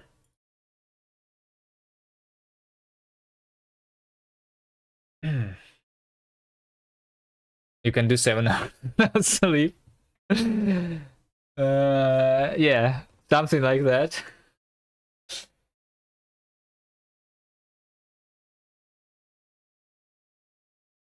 It wasn't 7 hours without sleep. It was 2 streams on 2 days and no sleep in between.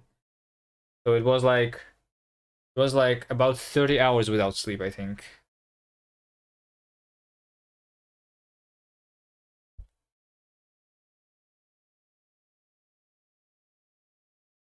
Well, I mean, I'm drinking a little bit.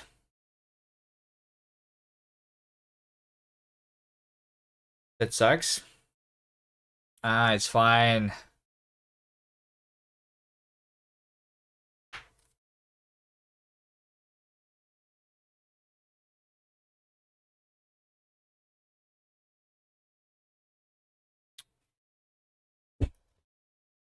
Isn't there like a name for it? Isn't that what fasting is? Simply put, it means you stop eating completely for a certain stretch of time. A fast usually lasts from 12 to 24 hours, but some types continue for days at a time. In some cases, you may be allowed water, tea, and coffee, or even small amount of food during the fasting period. Surviving on water. Yeah.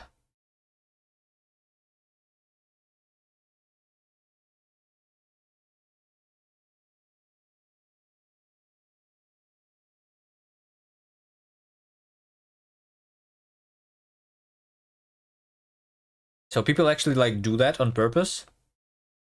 Like not eat for a long time?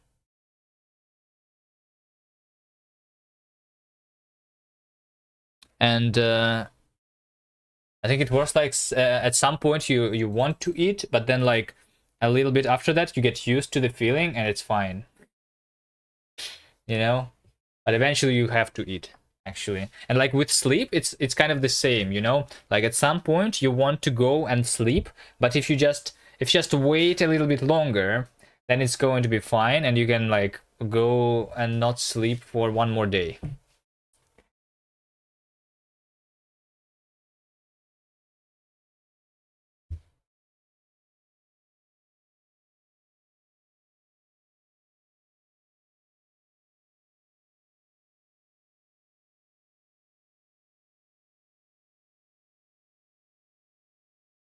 Hey, yo, yo, yo. Wonder how you know that?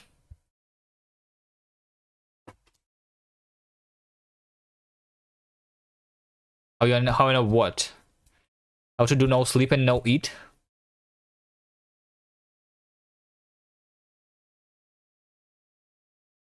Yeah.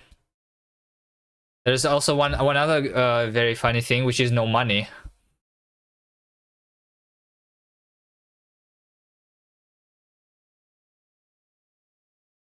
How we doing? We have the side effects.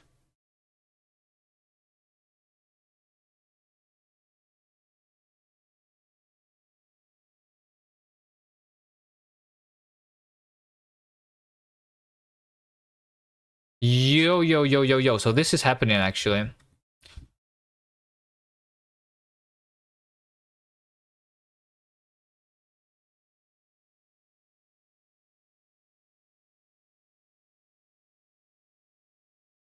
Hold on. Debug input. And debug this.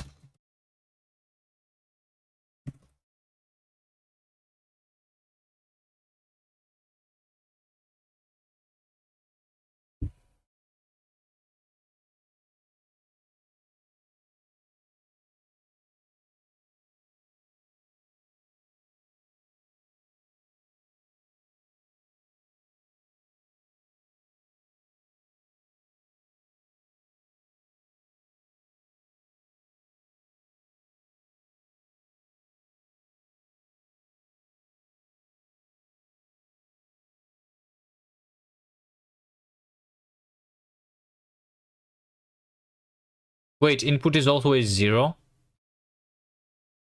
This is not true. How is my input always 0?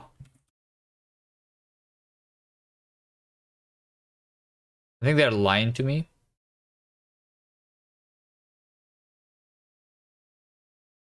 Okay, yeah, the issue actually exists. So over here, when we just spawn, for some reason, I cannot rotate to the left, but I can rotate to the right. But after that, I can rotate to the left. Why do you think is that?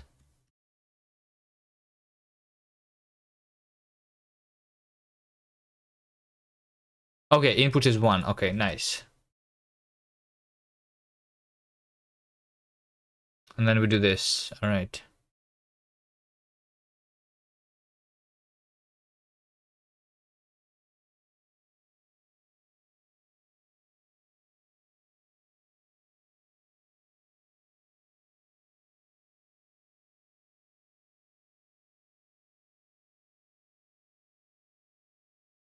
So should I just like increase this by 100? I mean, it should not be like that though.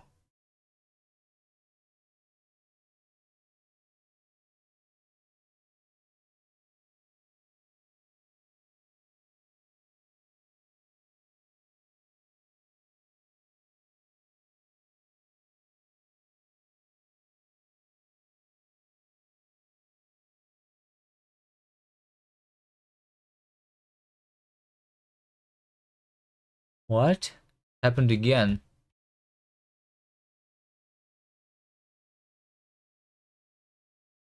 There's not another negative input unless the input is greater than 0 at first. No. I think the problem is the fact that these are triangles, and the problem is like the problem is in the physics engine doing this as a combination of triangles is not the same as if it was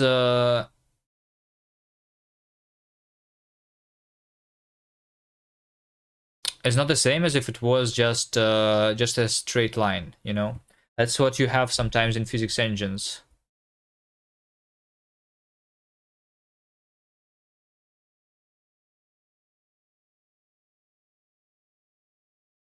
And we're really aligned on those because our size is exactly the same.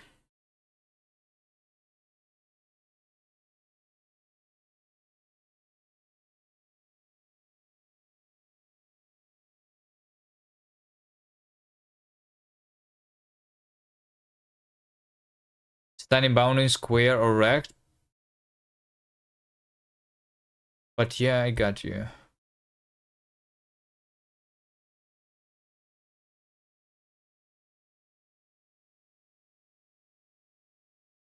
So one of the ways that we can fix it, so we were using the rounded things at some point, but they are broken. I mean, they're not broken. They don't work well. The rounded shapes. But that's how you can fix that issue. They were working properly.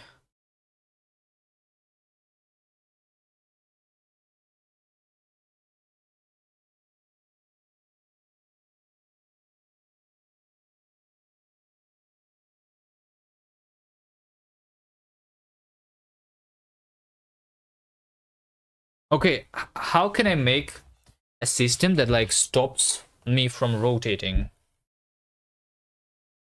I need something that like disables my rotation, I think.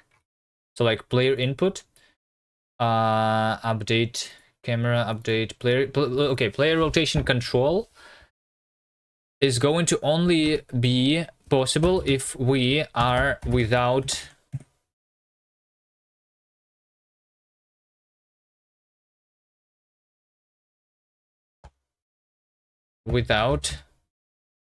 the disable rotation control. We're going to have a component that is disable rotation control, and the slide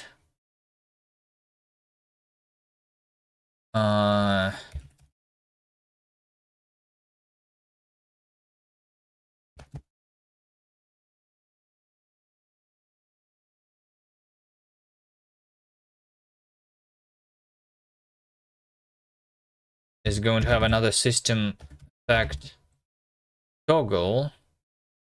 I mean, can I just do it on the same system? Is it worth breaking those? I don't think it's really matters. So I'm going to watch for events here. Event reader of side activation events, right? So I'm going to do for event in events iterate match event when the side was activated.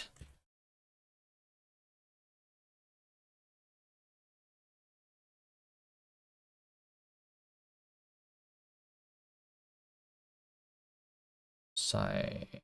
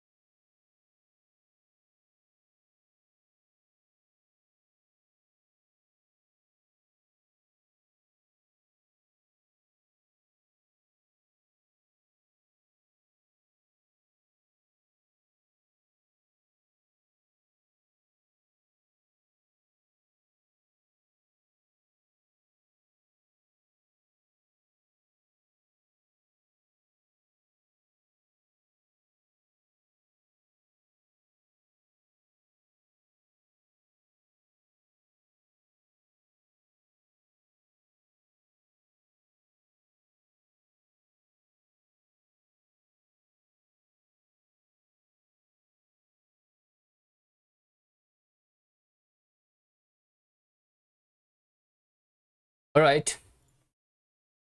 Okay. So we have a side that was either activated or deactivated. When this side is activated, and also the parent is what I want, right? Yes, parent.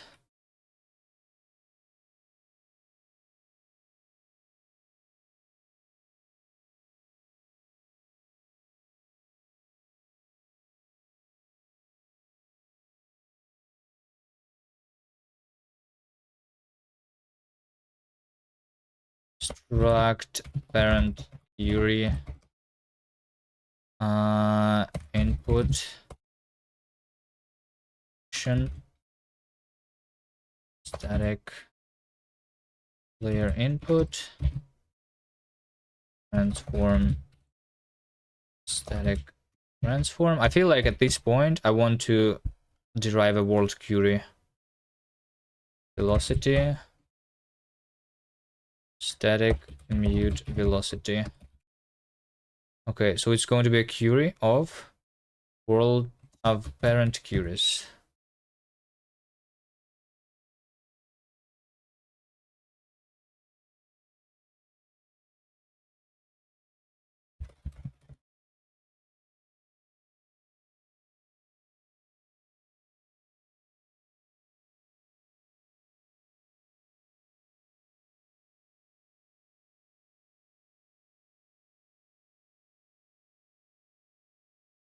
This is not in the prelude. Oh, no. Yeah, I am loading the prelude.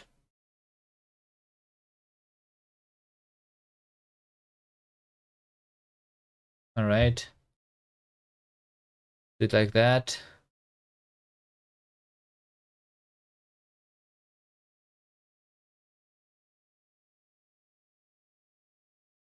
Hold on. How do you derive a mutable query again? Bevy derive world query.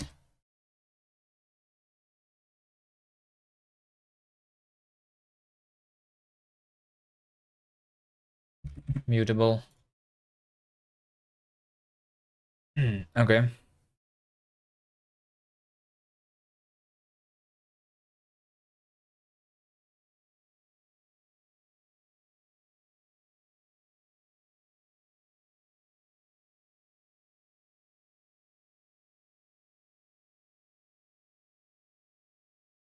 Okay, that's how it works.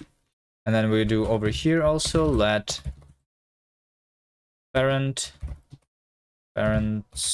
get mute side parent else continue. The Rust FMT is still not formatting the let else's. How are you doing this, on one line or on multiple lines?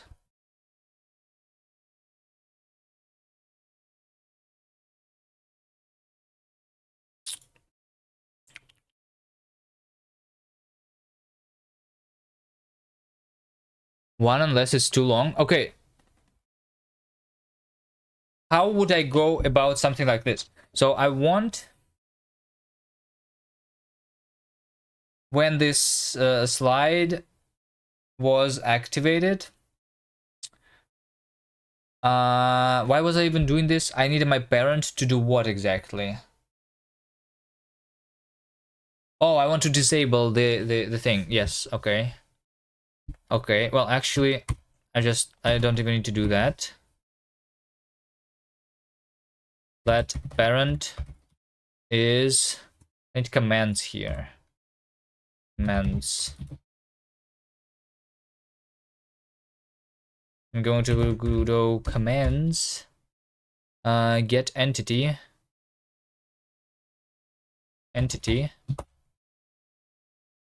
side parent, right? That's what I'm going to do. Yeah, so yeah, deriving this was not really necessary then, because I thought I was going to add another field there. Okay, we'll do parent remove, no, insert disable rotational control. And when we deactivate the side, parent, remove, disable rotational control. That's what I want. And it looks like this thing should be mutable. Let's see again.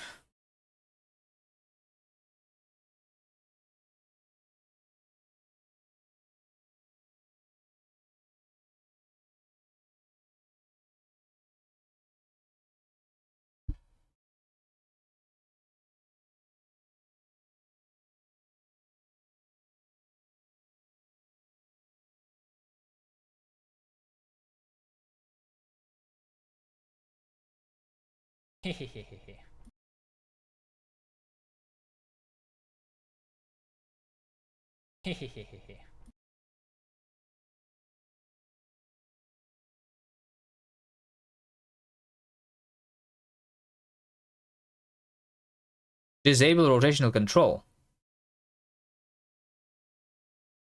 This players without the disable rotational control. Squiggly rings.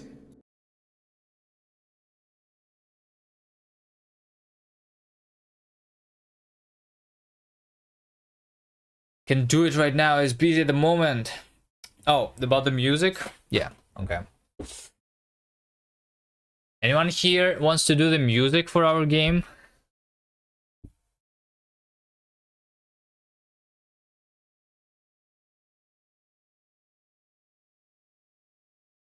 Yeah, you want?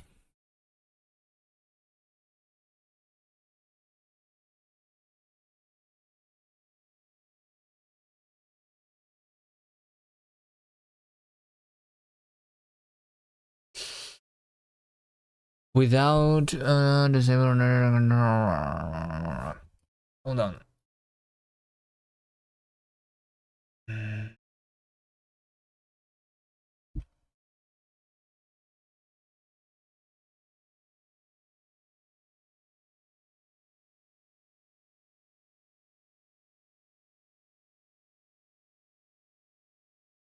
Not me. I have no software. You don't really need software to do music, you know. All you need is really hardware, you know. You need to have an instrument and a microphone, right? And the software is already there, you know. You can just do Windows button, record, recorder, not the steps recorder, the voice recorder, okay? You can sing, yeah.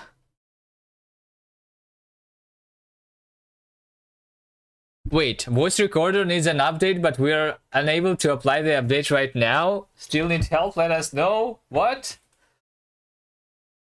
It looks like I don't have the sound, the software to do the music either. Oh no! I like the bebop music.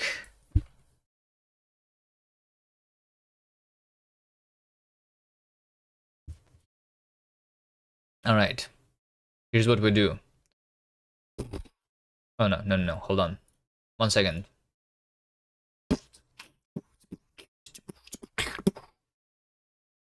Okay. Okay, and then if we loop this, this is music. Wait, why is it not looped?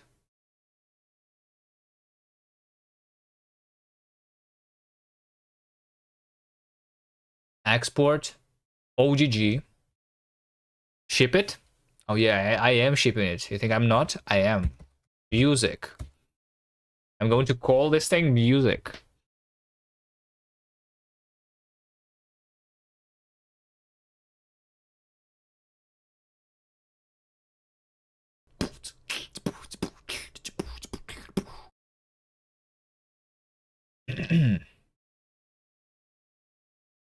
Okay. Why not doing the slide now? Now we're doing music. How am I doing music? Game mod. Add startup System, music. Well, I guess. Okay, whatever. Music. Asset, server, and audio.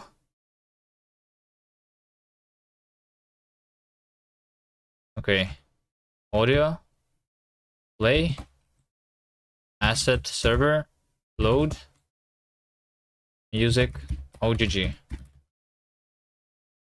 Wait, how do I make music repeated, right? Because it's only going to be played once. Loop. How do I make looped music in Bevy? That's a good question.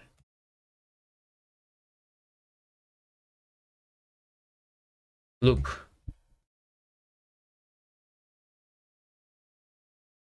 Audio playback settings, loop.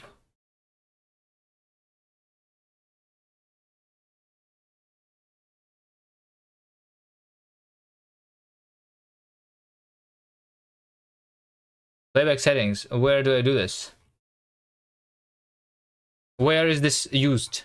You know what is missing from the documentation that Trust generates? Like, how do I know where can I use this thing?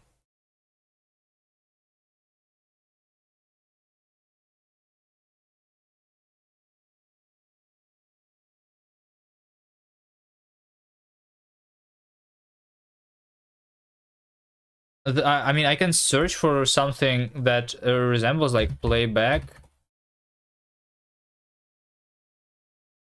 settings in the audio. There is no. So yeah. Play with settings. This is what I was looking for, right? Play with settings. Playback settings. Loop. All right. Here we go. We have music in the game now.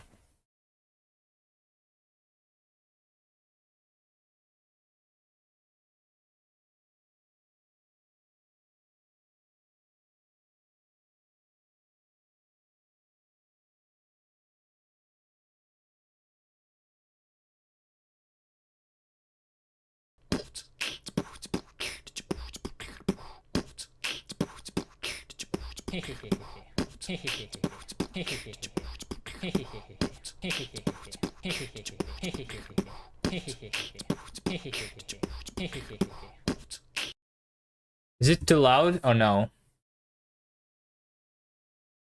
I think it's a little too loud.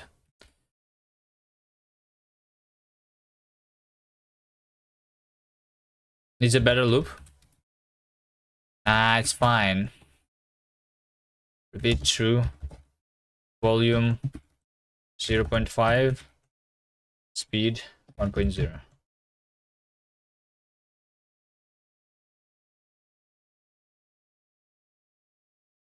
Because you couldn't really hear the hee hee hee, right?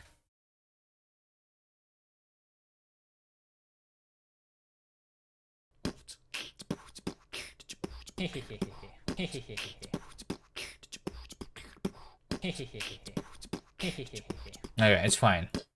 If you want, you can create a like a longer version of this. I can put it in the game.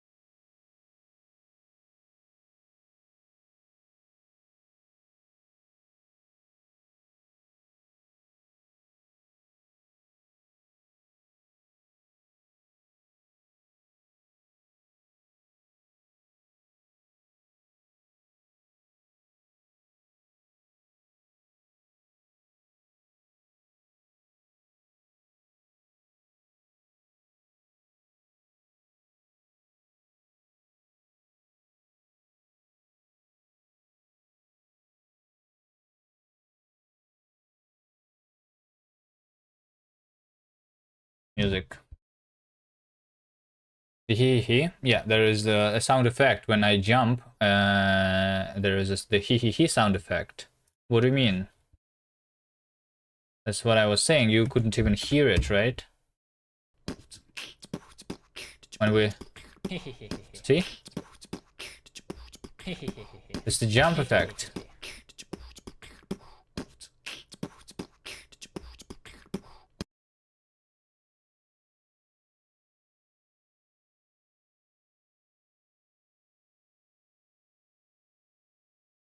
Okay, so the slide side effect, the slide effect, for whatever reason, is not here. Event reader for side activated event. It's not here.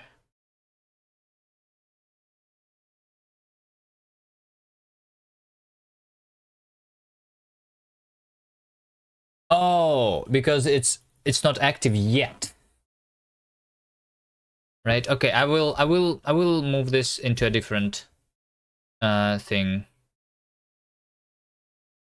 And also this parent query, I'm not doing that. I'm reverting that.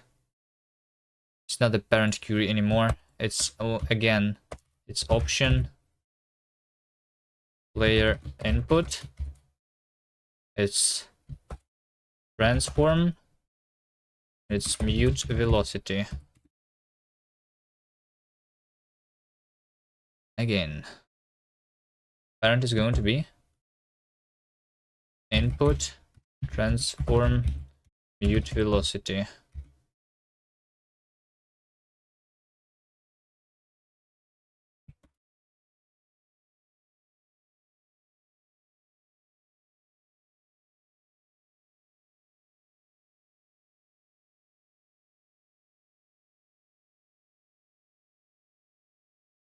Add system effect.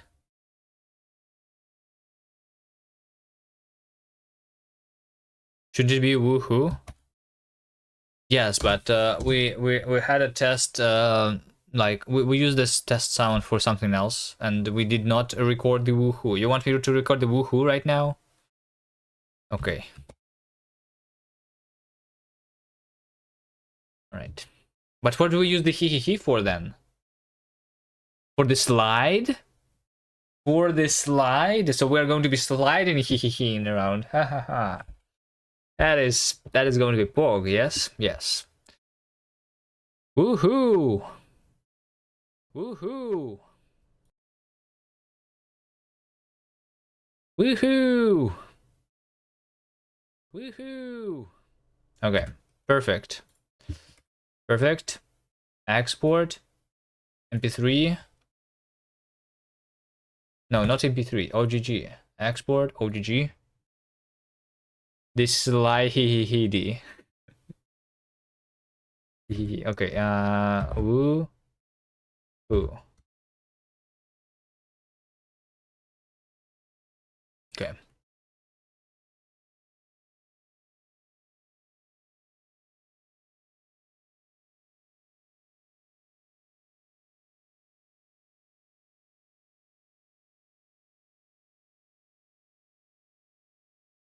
All right. Let's hear it.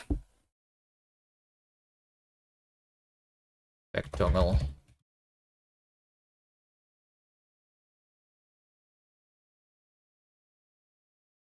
Can I just do a function that does nothing as a system? Okay. Why not?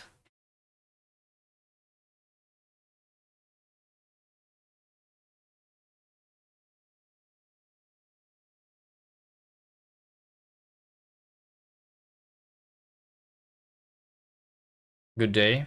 Good day to you too. How are you doing?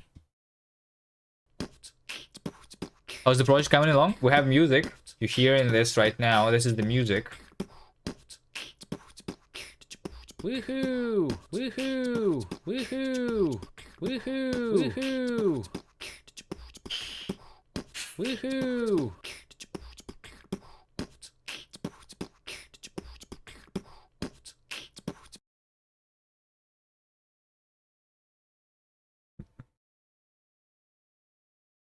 Amazing.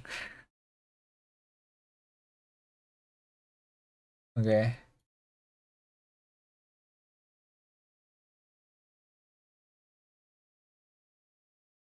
I'm still going? I am, and I still have not eaten. Show bad cop? Wait, bad cop, you didn't see it? The new sound effect? The new music? Woohoo! Woohoo! Yeah, the hee is going to be repurposed for this slide now.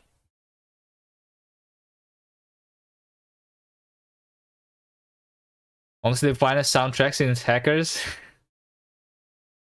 Alright.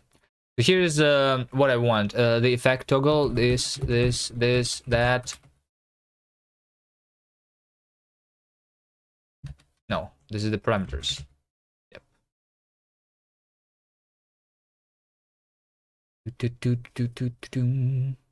Sides.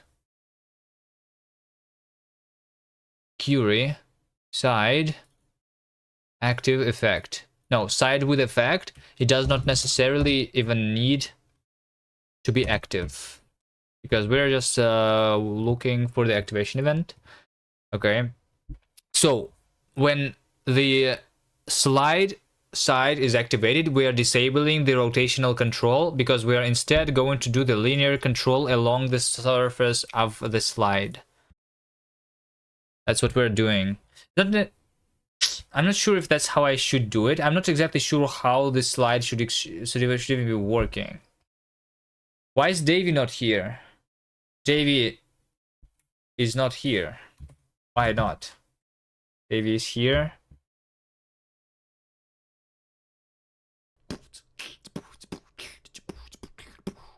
Not here.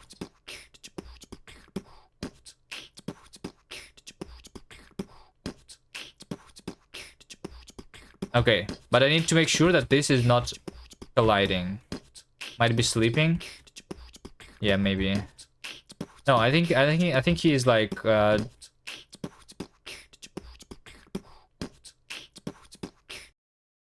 walking or like. Oh, what is that people do on like on the outside of the house? How's that thing called? It's like, you know, exploring the world.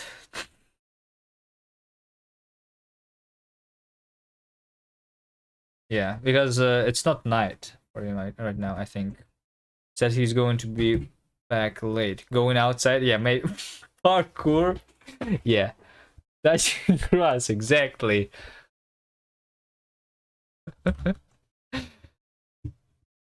That's what you guys do, right?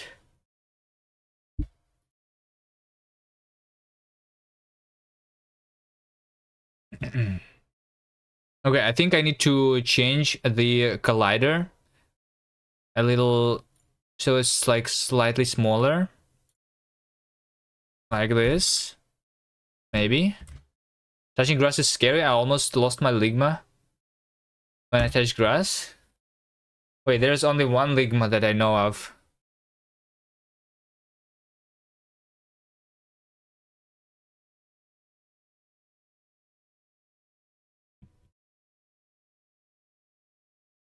Did you? This was. I feel like this is a bite. You wanted me to ask what is ligma?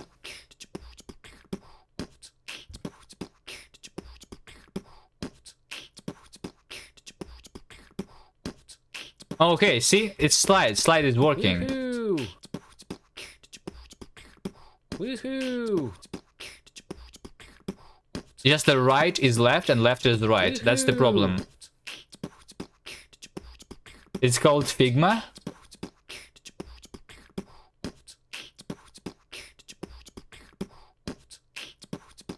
Okay, so here's the problem with the physics. You see, sometimes we slide and we like, woohoo!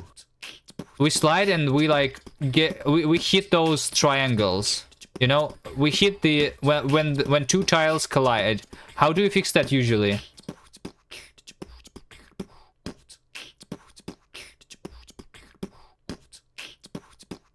How do you guys fix this in your games? Like, I need to make this Like, why is that this thing? So the tri mesh is something that is not going to work for me then. Like,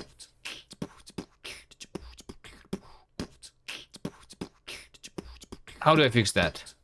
How do you guys fix this?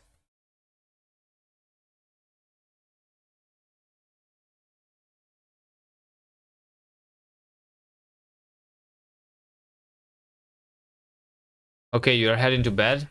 Okay. Are you lying to me again? Previously you lied about lurking. But have a good night.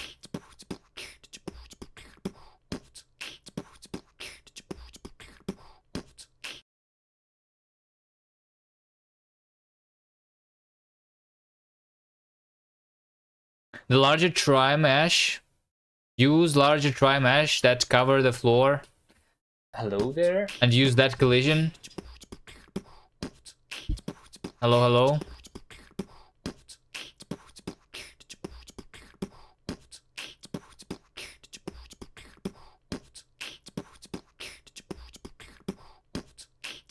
Woohoo! Woohoo! Woohoo! Woohoo! Woohoo! Woohoo! Woohoo!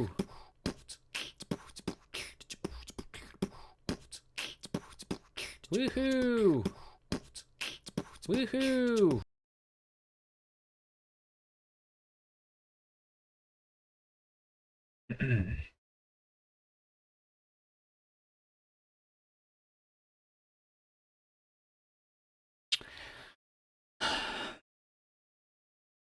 That means that I need to generate that tri-mesh somehow differently, because like I need to merge neighboring like things together.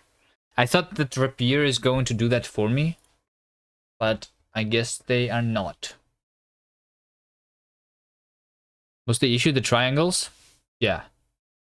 Are we get stuck in like in the connections between the triangles. I thought the tri-mesh is like one thing that like the connection between two triangles is going to be considered one straight line, but it's not. It's not how it's working.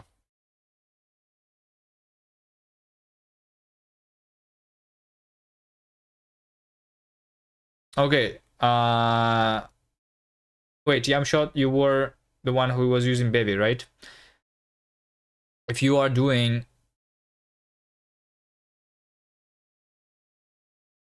a platformer, you're not doing the tri-mesh then, right? Turn it into one big polygon. You should be able to dictate every point of the polygon. Yes, there is a possibility to do that, but do I really need to do it manually?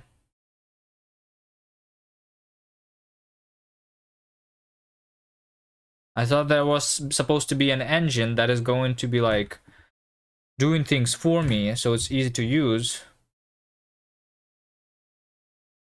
Slide.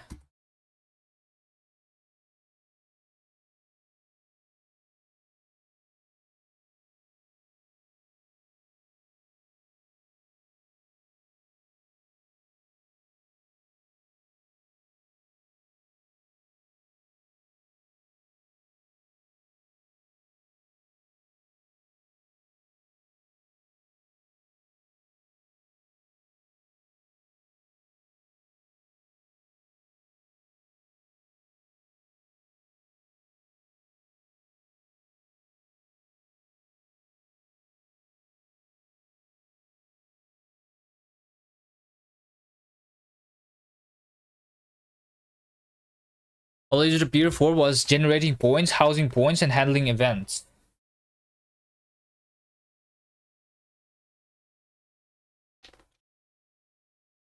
How do I make it level then, though? Because I think we are like going to try use like LDTK as the editor. They're tile based, so every tile is like a square, and I want an easy way.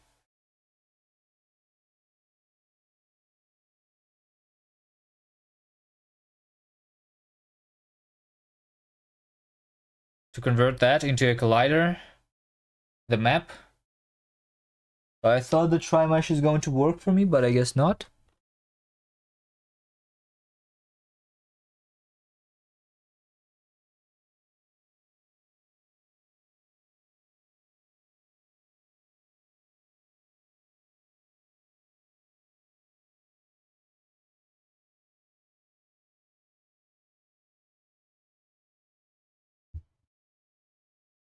You think there is a way to get tri-mesh to work?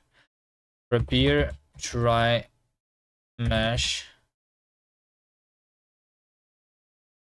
issue. So the tri-mesh seem broken. Here's a quick introductory reproduction repo I discovered yesterday. Cargo run is enough. A little cube is controlled with WZ, and if you hit the static piece of geometry, which is defined in tri-mesh, then you can respond is a little weird. Okay, this actually is broken. Okay. Tri-mesh. 2D ball tri-mesh collisions seem slightly glitchy. So even a ball to tri-mesh collisions. All tri-mesh collisions seem to be slightly misbehaved. Sometimes they will produce collision even though they are not touching. When this happens, I get a collision event but no contact force event, even though neither of the colliders are sensors. I have discussed this problem with the bevy repair channel on Discord. This is unknown problem, and you think I can confirm from my side that I have the same issue?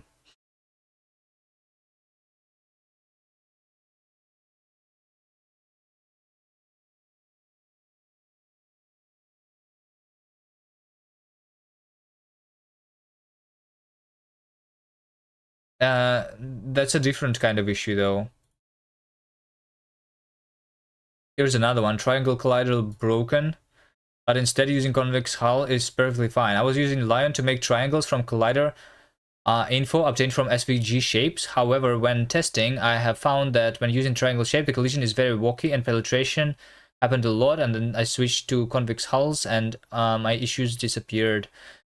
May there be an error with triangle collisions, or okay.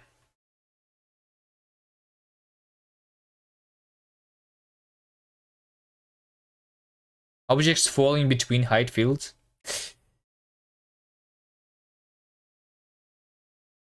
Convex polygons. Convex polygons are easier, but my level is not necessarily just a convex polygon, right? Which is why I thought that tri-mesh is going to be easier. The way I learned with Godot. Convex polygons is not enough to like represent the level though.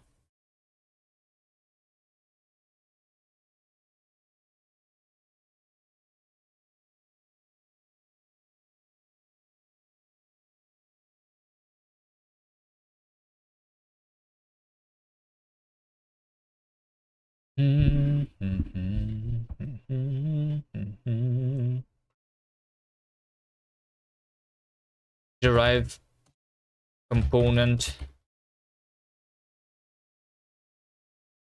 sound. Struct sound. Handle. No, not handle. Hold on. What is it going even to be?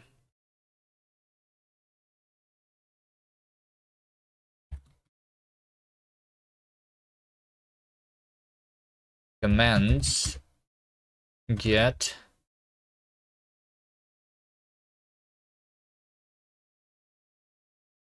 commands entity.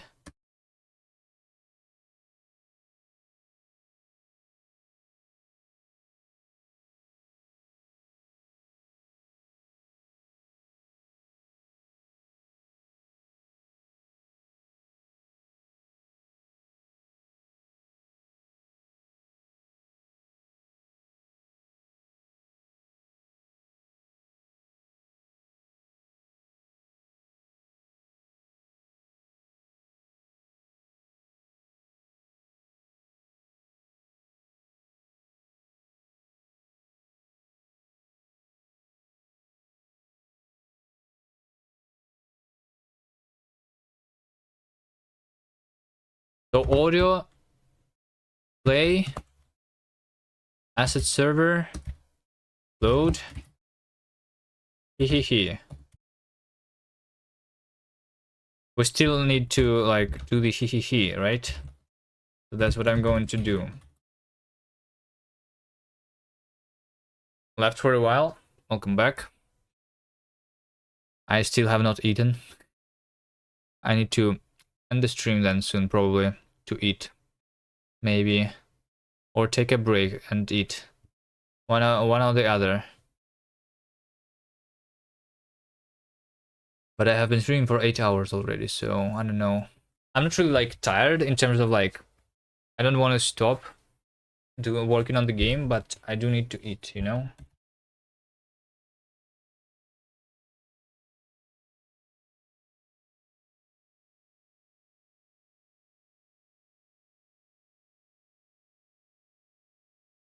Oh wait, I cannot borrow mutable? Okay.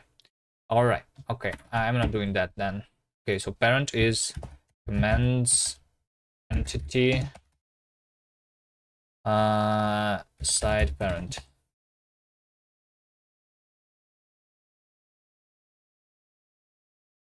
And this is commands entity event side.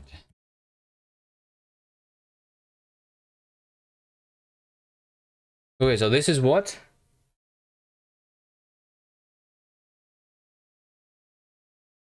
This is handle to the audio sync. Wait, handle to the audio sync is actually a component, so I can just do it like that. Okay, I don't need to create my own component then. I'm just going to use that one.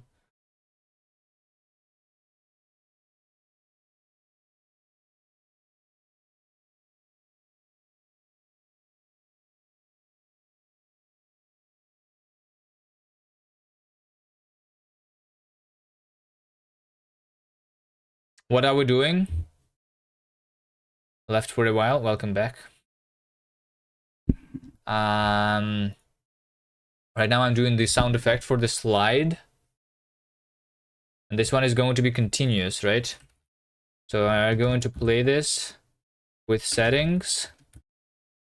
Playback settings, a loop. I was gone to gym. Welcome back. The gym. Are you strong now? Feeling good? I don't need to go to gym, you know. I have gym at home. Kind of. I can run around and like do stuff. Yeah.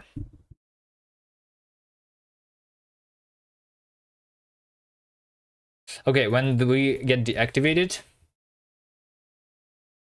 Commands remove. Handle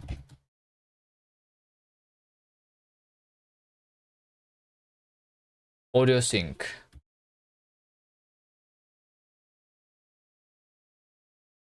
So wait, if I remove this, wait, can I remove and like receive this?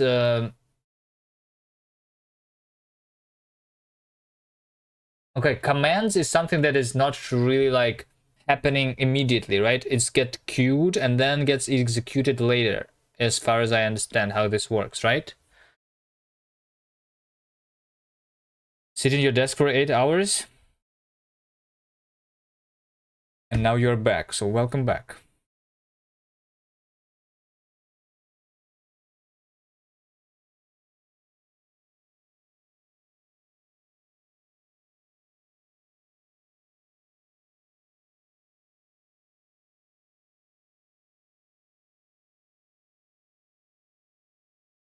So I don't know where you what was the last time that you've seen, but we now have music in the game, as you can hear.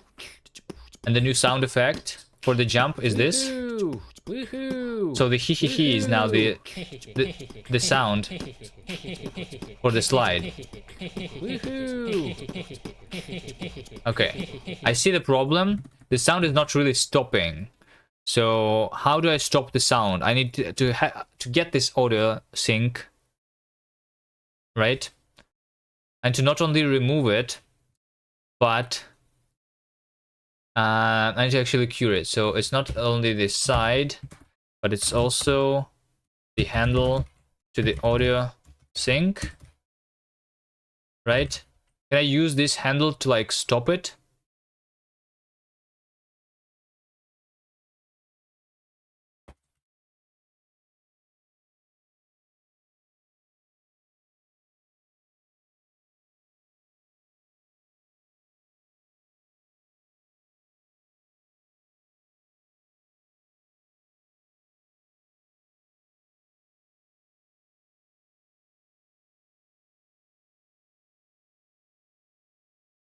Audio sync.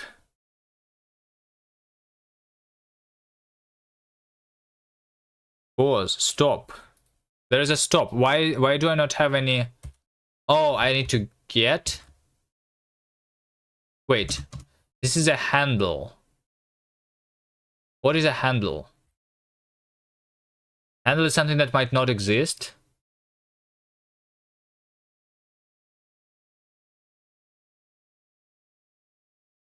How do I get it from a handle? Isn't there like a get method? I guess I never really used handles.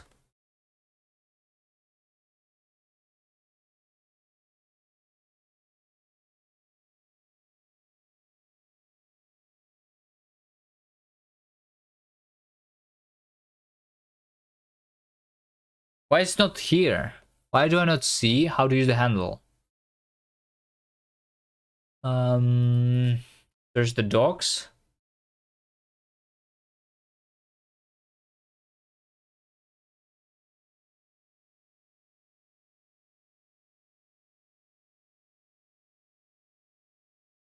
To get the actual asset, try using assets get. What is assets? I don't have assets. How do I stop the sound effect that I stored? Play. So the audio play.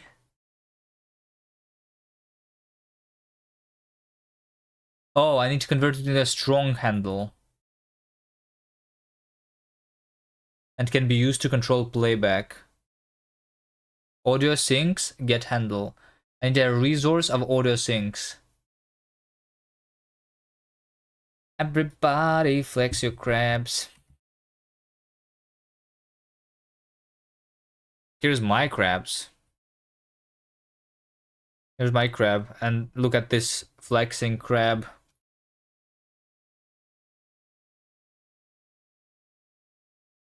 I think Nerdcell has like 1 million or something. And if you want to know how many I have. Hi? Crabs.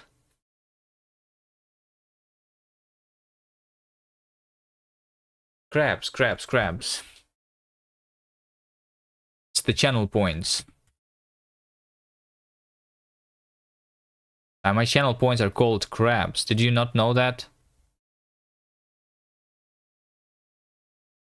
You only have 168,000? Yeah. Not too big of a number. Not impressed.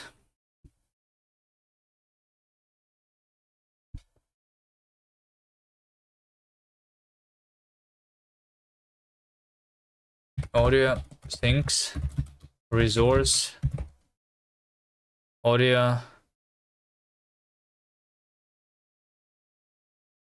Assets.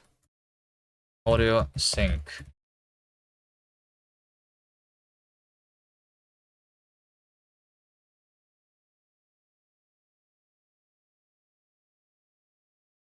So do I insert then this thing? Strong? No, hold on. How do I do this exactly again? Audio syncs. Get handle. Audio syncs. Get handle. this audio sync. Wait. This returns a handle. So I had a handle and now I have a handle again. It's a strong handle. Pointing to the same asset as a given one. But don't I already have a handle? This returns a handle audio sync and this returns a handle of audio sync. Good job handling handles. Yeah, I can convert the handle into a handle. You have 20,000. Good job. What are you going to use them for? You have a game. You could, if you had a game, I could play your game. You know. You want me to add something else so for you to spend it? Hope you enjoyed the raid. By the way, I always enjoy him to raid you. Yeah, the raid is great. Thank you for so is it you who is making the who is making Adams raid me always, right? So thank you.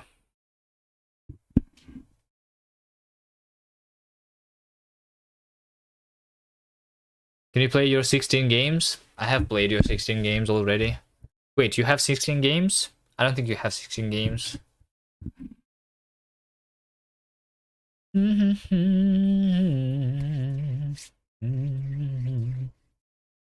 That's how much you have on Adam's channel?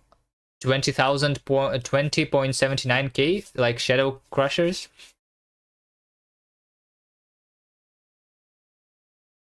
I know I have 16 games, but I definitely have the points for them. Okay, now all you need to do is the this 16 games, right? So that you can redeem those points.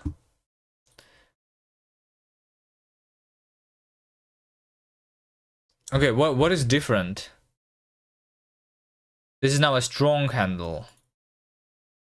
Oh, I guess because like the weak handle, the strong handle. But they are all the same type, so how do I know which one is weak, which one is strong? How do I control the playback?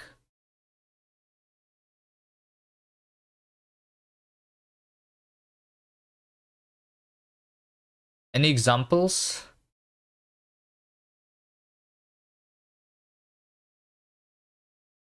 That's the simple. Yeah, converting the. Oh, you were talking about your games. Yeah, okay. That is also a simple part. Yes. How do I control the playback?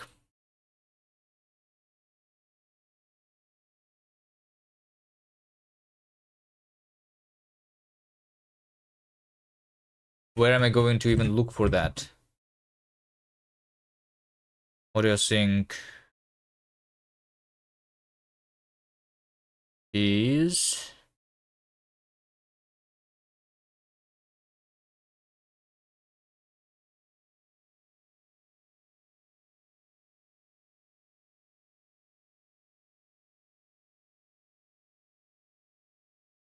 A handle to the audio sync. Yep. I don't just remove it. I have this. Okay. Audio syncs get audio sync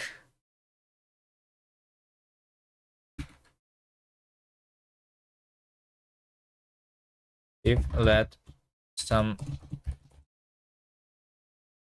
sync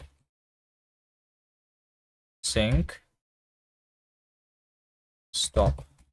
Okay, so this works. So why do I need to though to convert my handle into strong handle? I feel like I don't really need to. It can be a weak handle. I mean, it really doesn't make any difference, I think.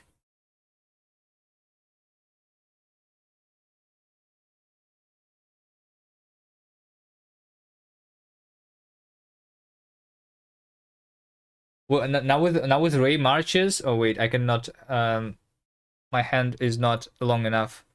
But Now between all of those crabs that we have on the stream avatars, there is one that is different.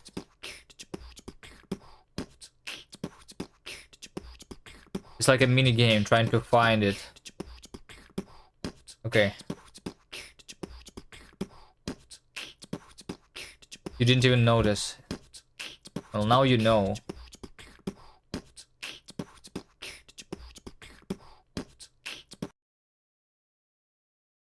Now you know. Okay, this must be optional.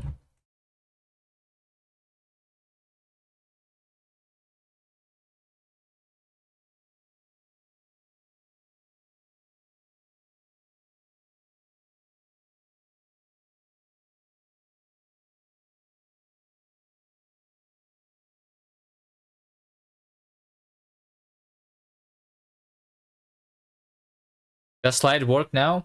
Well, I did not fix the triangle, the tri-mesh.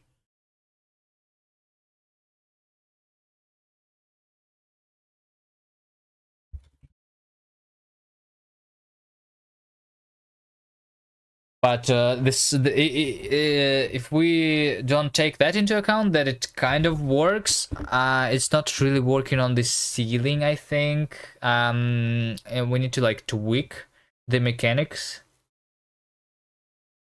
probably.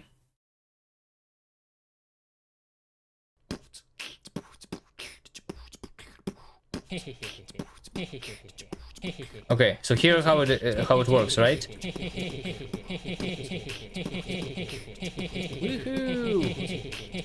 Hold on. Why is my he not stopping? I'm trying to get it. Okay, maybe that's why. So they say that I will be able to control only if I like convert this to a strong one, right? So audio syncs.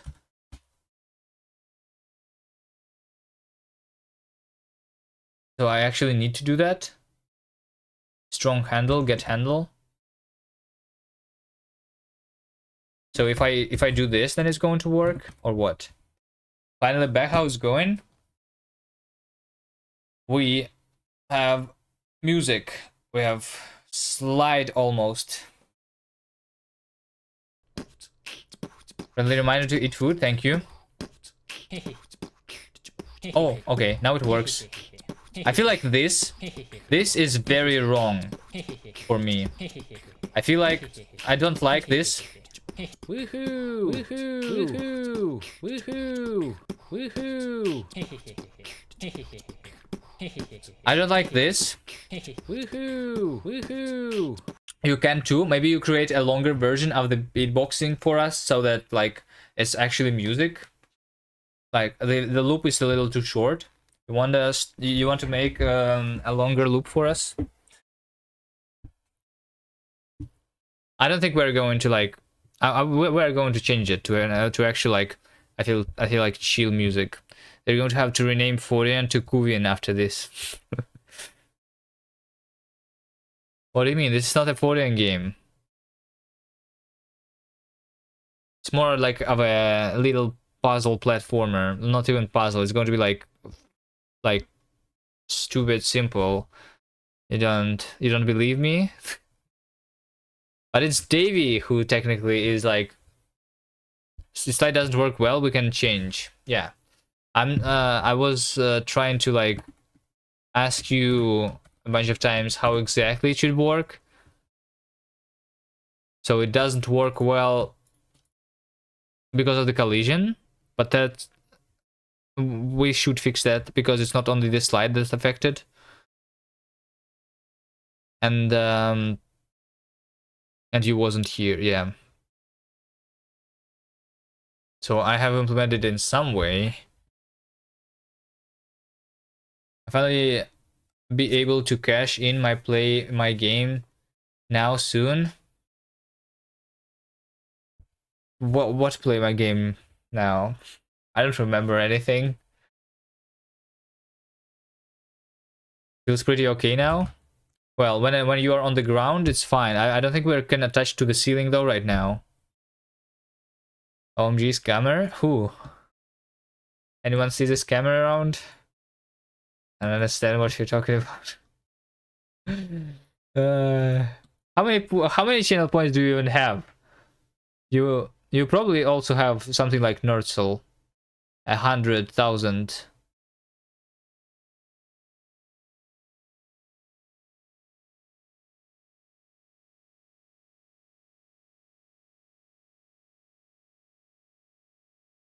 Hopeless.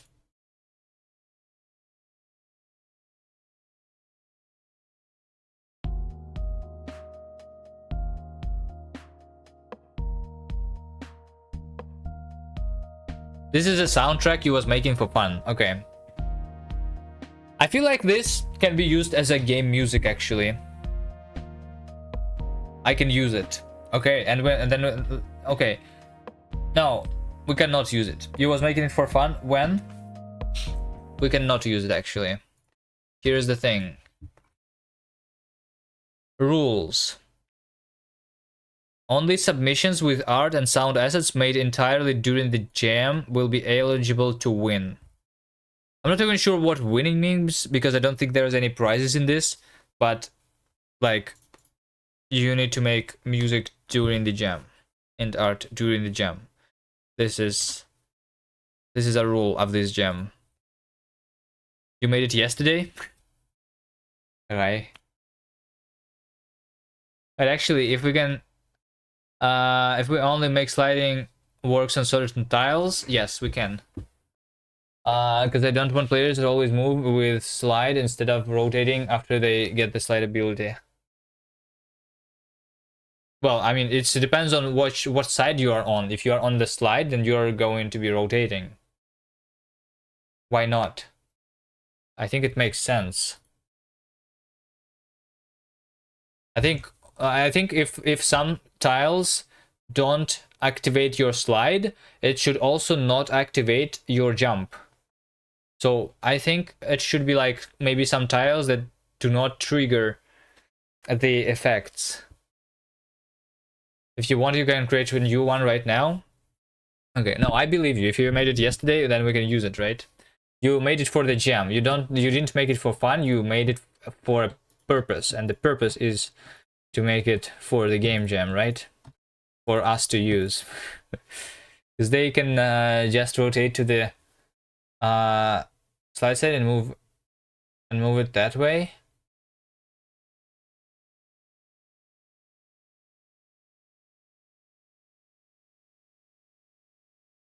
You did not make it on purpose. Well, now it has a purpose, is what I'm saying. It has a purpose now, right?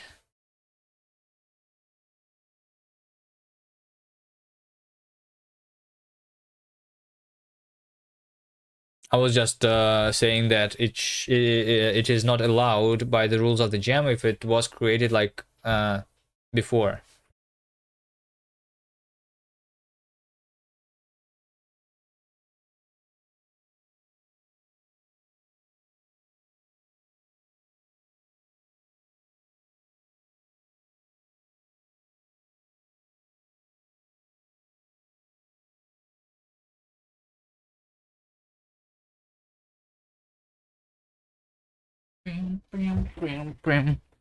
You created that in March. You was lying. Oh no. Okay. Well, and you can try do a new one. Oh wait, it's probably like saying when it was created on this website, right? March 10. Yeah. Okay. March 10th. Okay. You were lying. How dare you lie to me? Yo. I'm going to finally got the better of him. Yeah. It's going to get the better of me like right now. Run.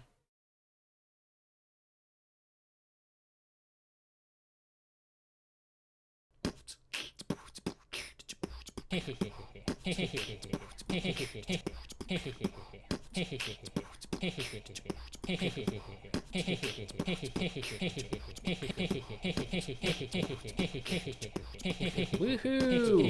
Woohoo! What is wrong?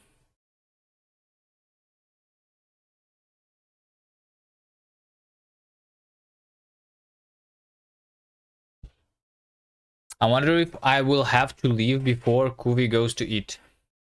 When is that going to happen?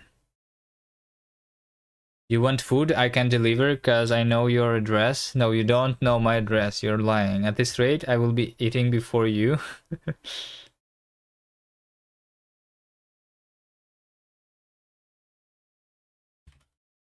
Probably in an hour. No, I want to make my music work and then I'm stopping, okay? And not the music, but I want to make this hee sound effect working. Because that's what I'm working on right now. So I need to finish working on it.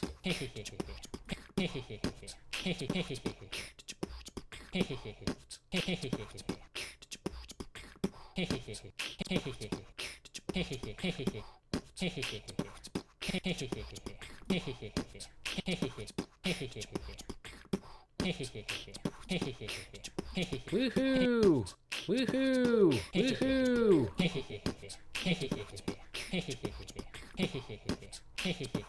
Okay, I think I know what happens. I think some stuff it gets activated twice and it should not be activated twice. You know? So the activation actually happens twice. Because we start colliding twice. Is that possible that it can happen?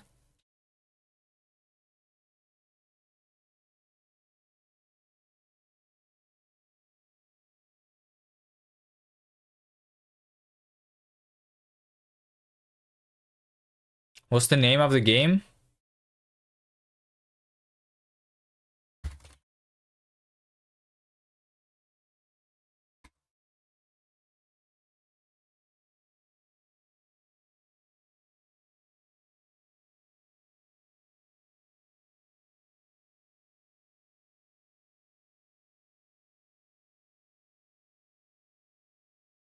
Okay, we have a suggestion apparently. I missed this on the issue on the issue.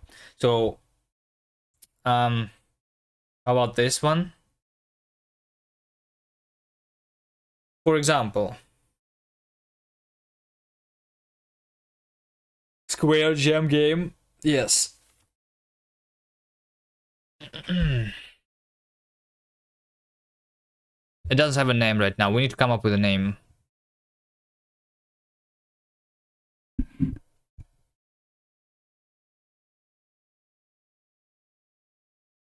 We are being activated twice. And like technically it is a bug, right? Squirgly rings.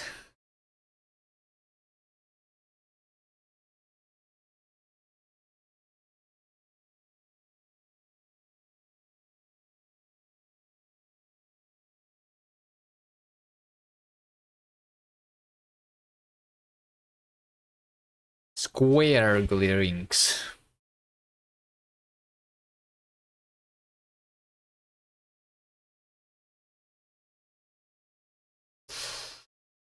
Size that triggers. Okay. All right. Okay. Okay. Okay.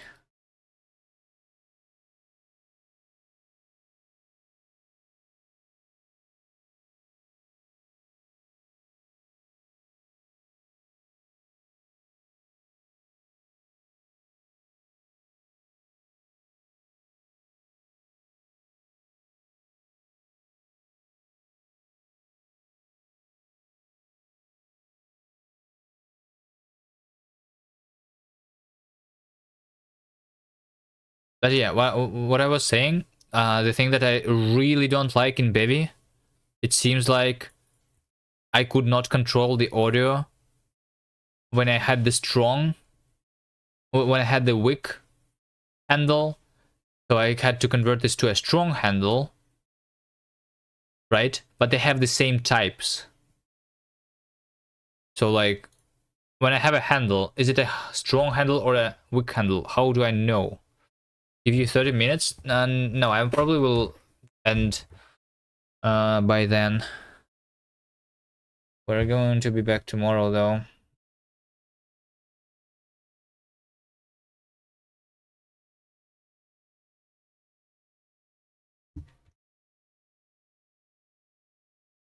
I'll send it on Discord. Okay.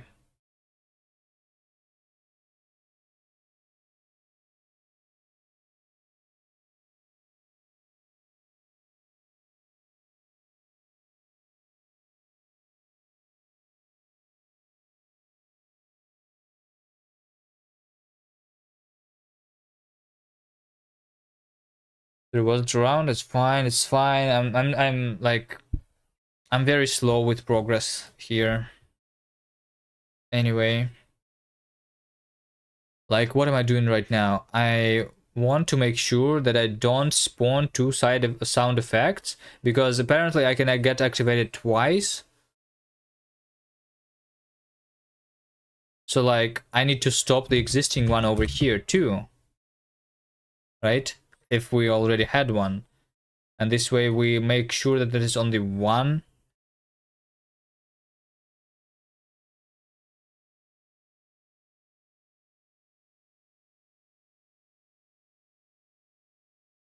Right? Okay, and then also over here, friend request on Discord.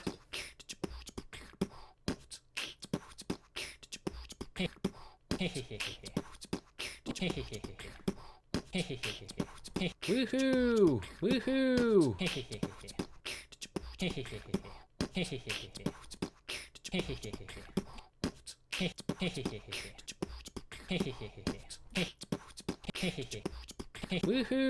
Woohoo! Okay, basically I want over here to do the same thing. Other things.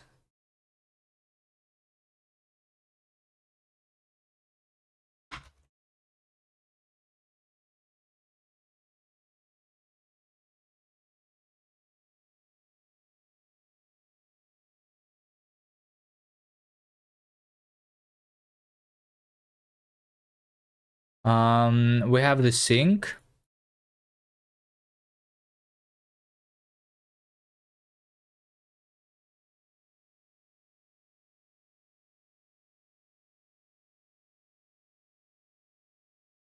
I mean, this is optional, but technically we always have it.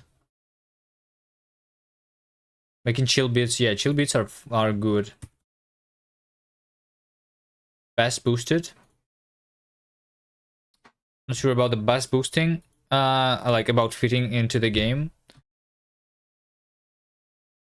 But yeah, sure.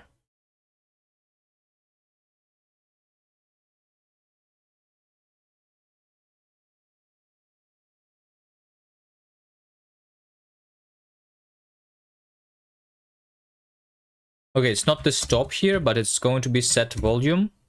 And the volume is going to be velocity, linear velocity.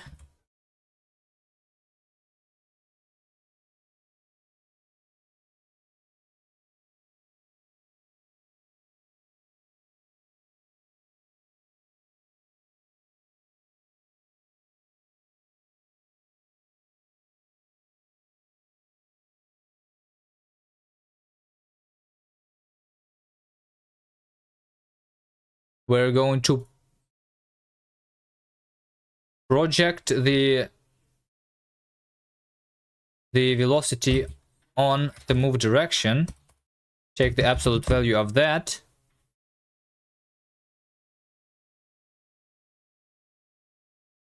And minimum of 1. And maybe also multiply by something. Let's try this first. Basically, it means that there's not going to be a sound. The slide sound effect is not going to be there when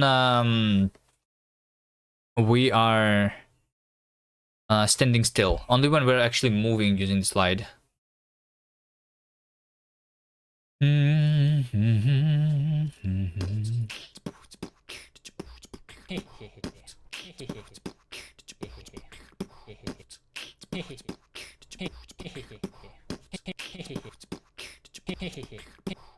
Woohoo!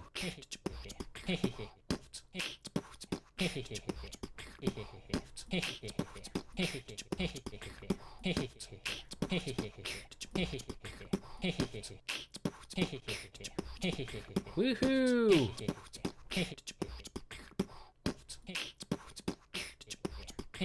Okay, it works, but at the same time, it is like weird because the sound effect is not matching, right? It should be a different sound effect. For example, let me try actually creating a sound effect that's not a hee hee hee, right? So like I feel like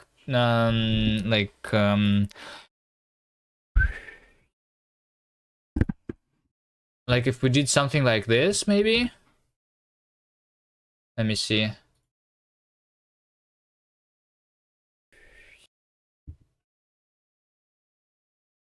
Just for the memes.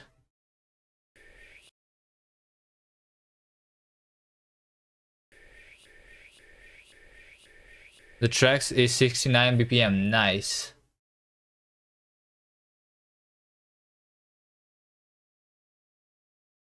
How do you make actually looped audio out of a not looped thing in Audacity? Anyone doing this?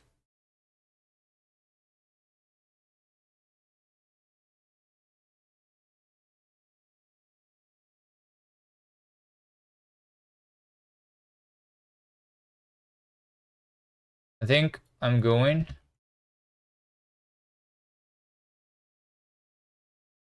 doing kind of like that. Fade out. Fade in.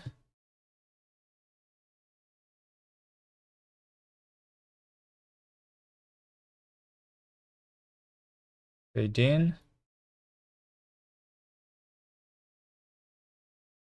Fade out.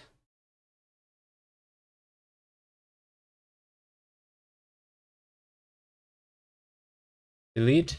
No. How do I delete? But not only from this, but also from that.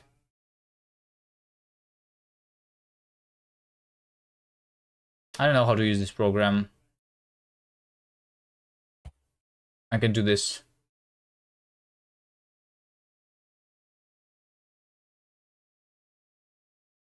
Can I cut?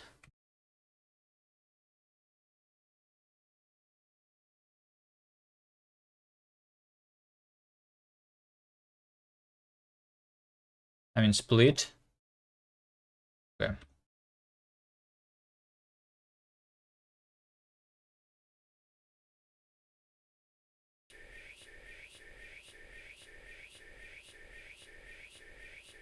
Okay, it's better, but it's still not perfect. I'm just going to export. Slide. Wait, what? Export OGG. Slide. Your track will be mixed down and exported as one mono. Okay, yeah, sure.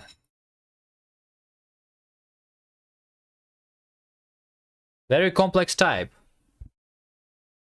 Okay. It is. Maybe like the system that is controlling the audio should be in a different system, right? But that's fine for now. Slide instead of the hee hee hee.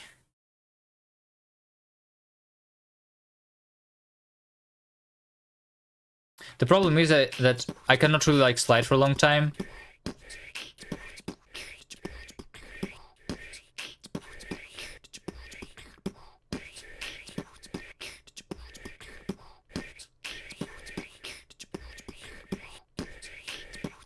Woohoo! Okay, this is better. The problem is we don't really slide very well because of the issue with the tri meshes and the fact that we collide. You know?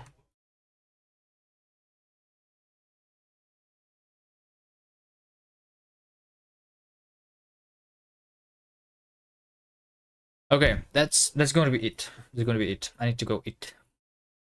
That's going to be it. I need to go eat. Yo.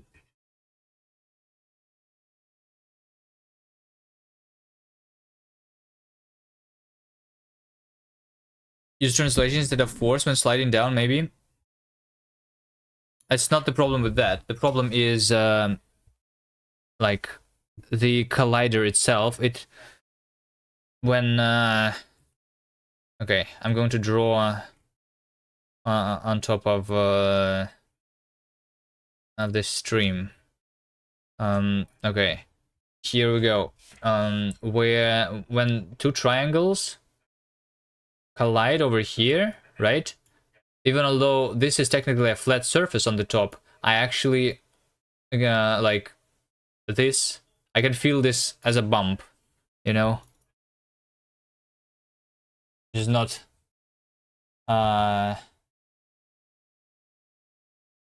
supposed to happen. All right, where do we go?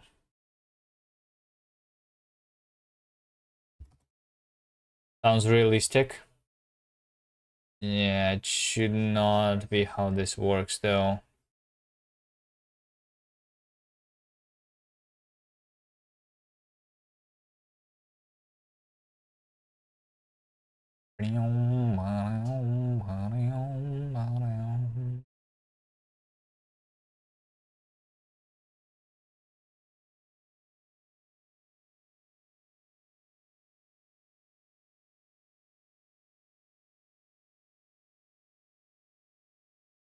I thought there is like always a lot of people streaming Rust, but not today for some reason.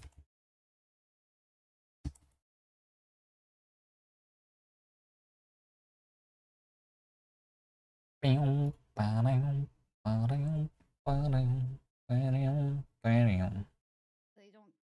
give you replacement ones. I was gonna contact them to ask about like getting a replacement with the keys dying or whatnot, but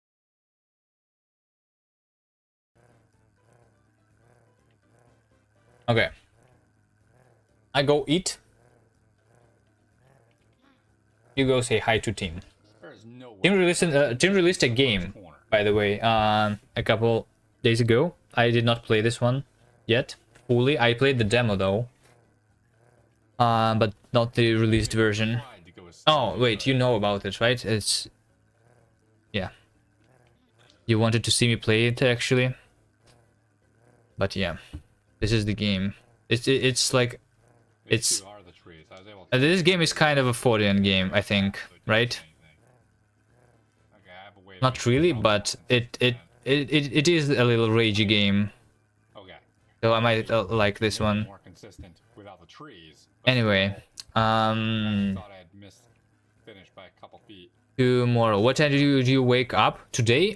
Today I woke up early, like at 7 a.m. or 8 a.m. something like that. If I'm trying to go as slow as I can. Yeah. And tomorrow I will probably start also about the same time. We need to probably do something about the level tomorrow, right, Davey? Will you have time to like learn about a thing? LDTK or the other one, and like, shall we like we can make sure which one we're going to use?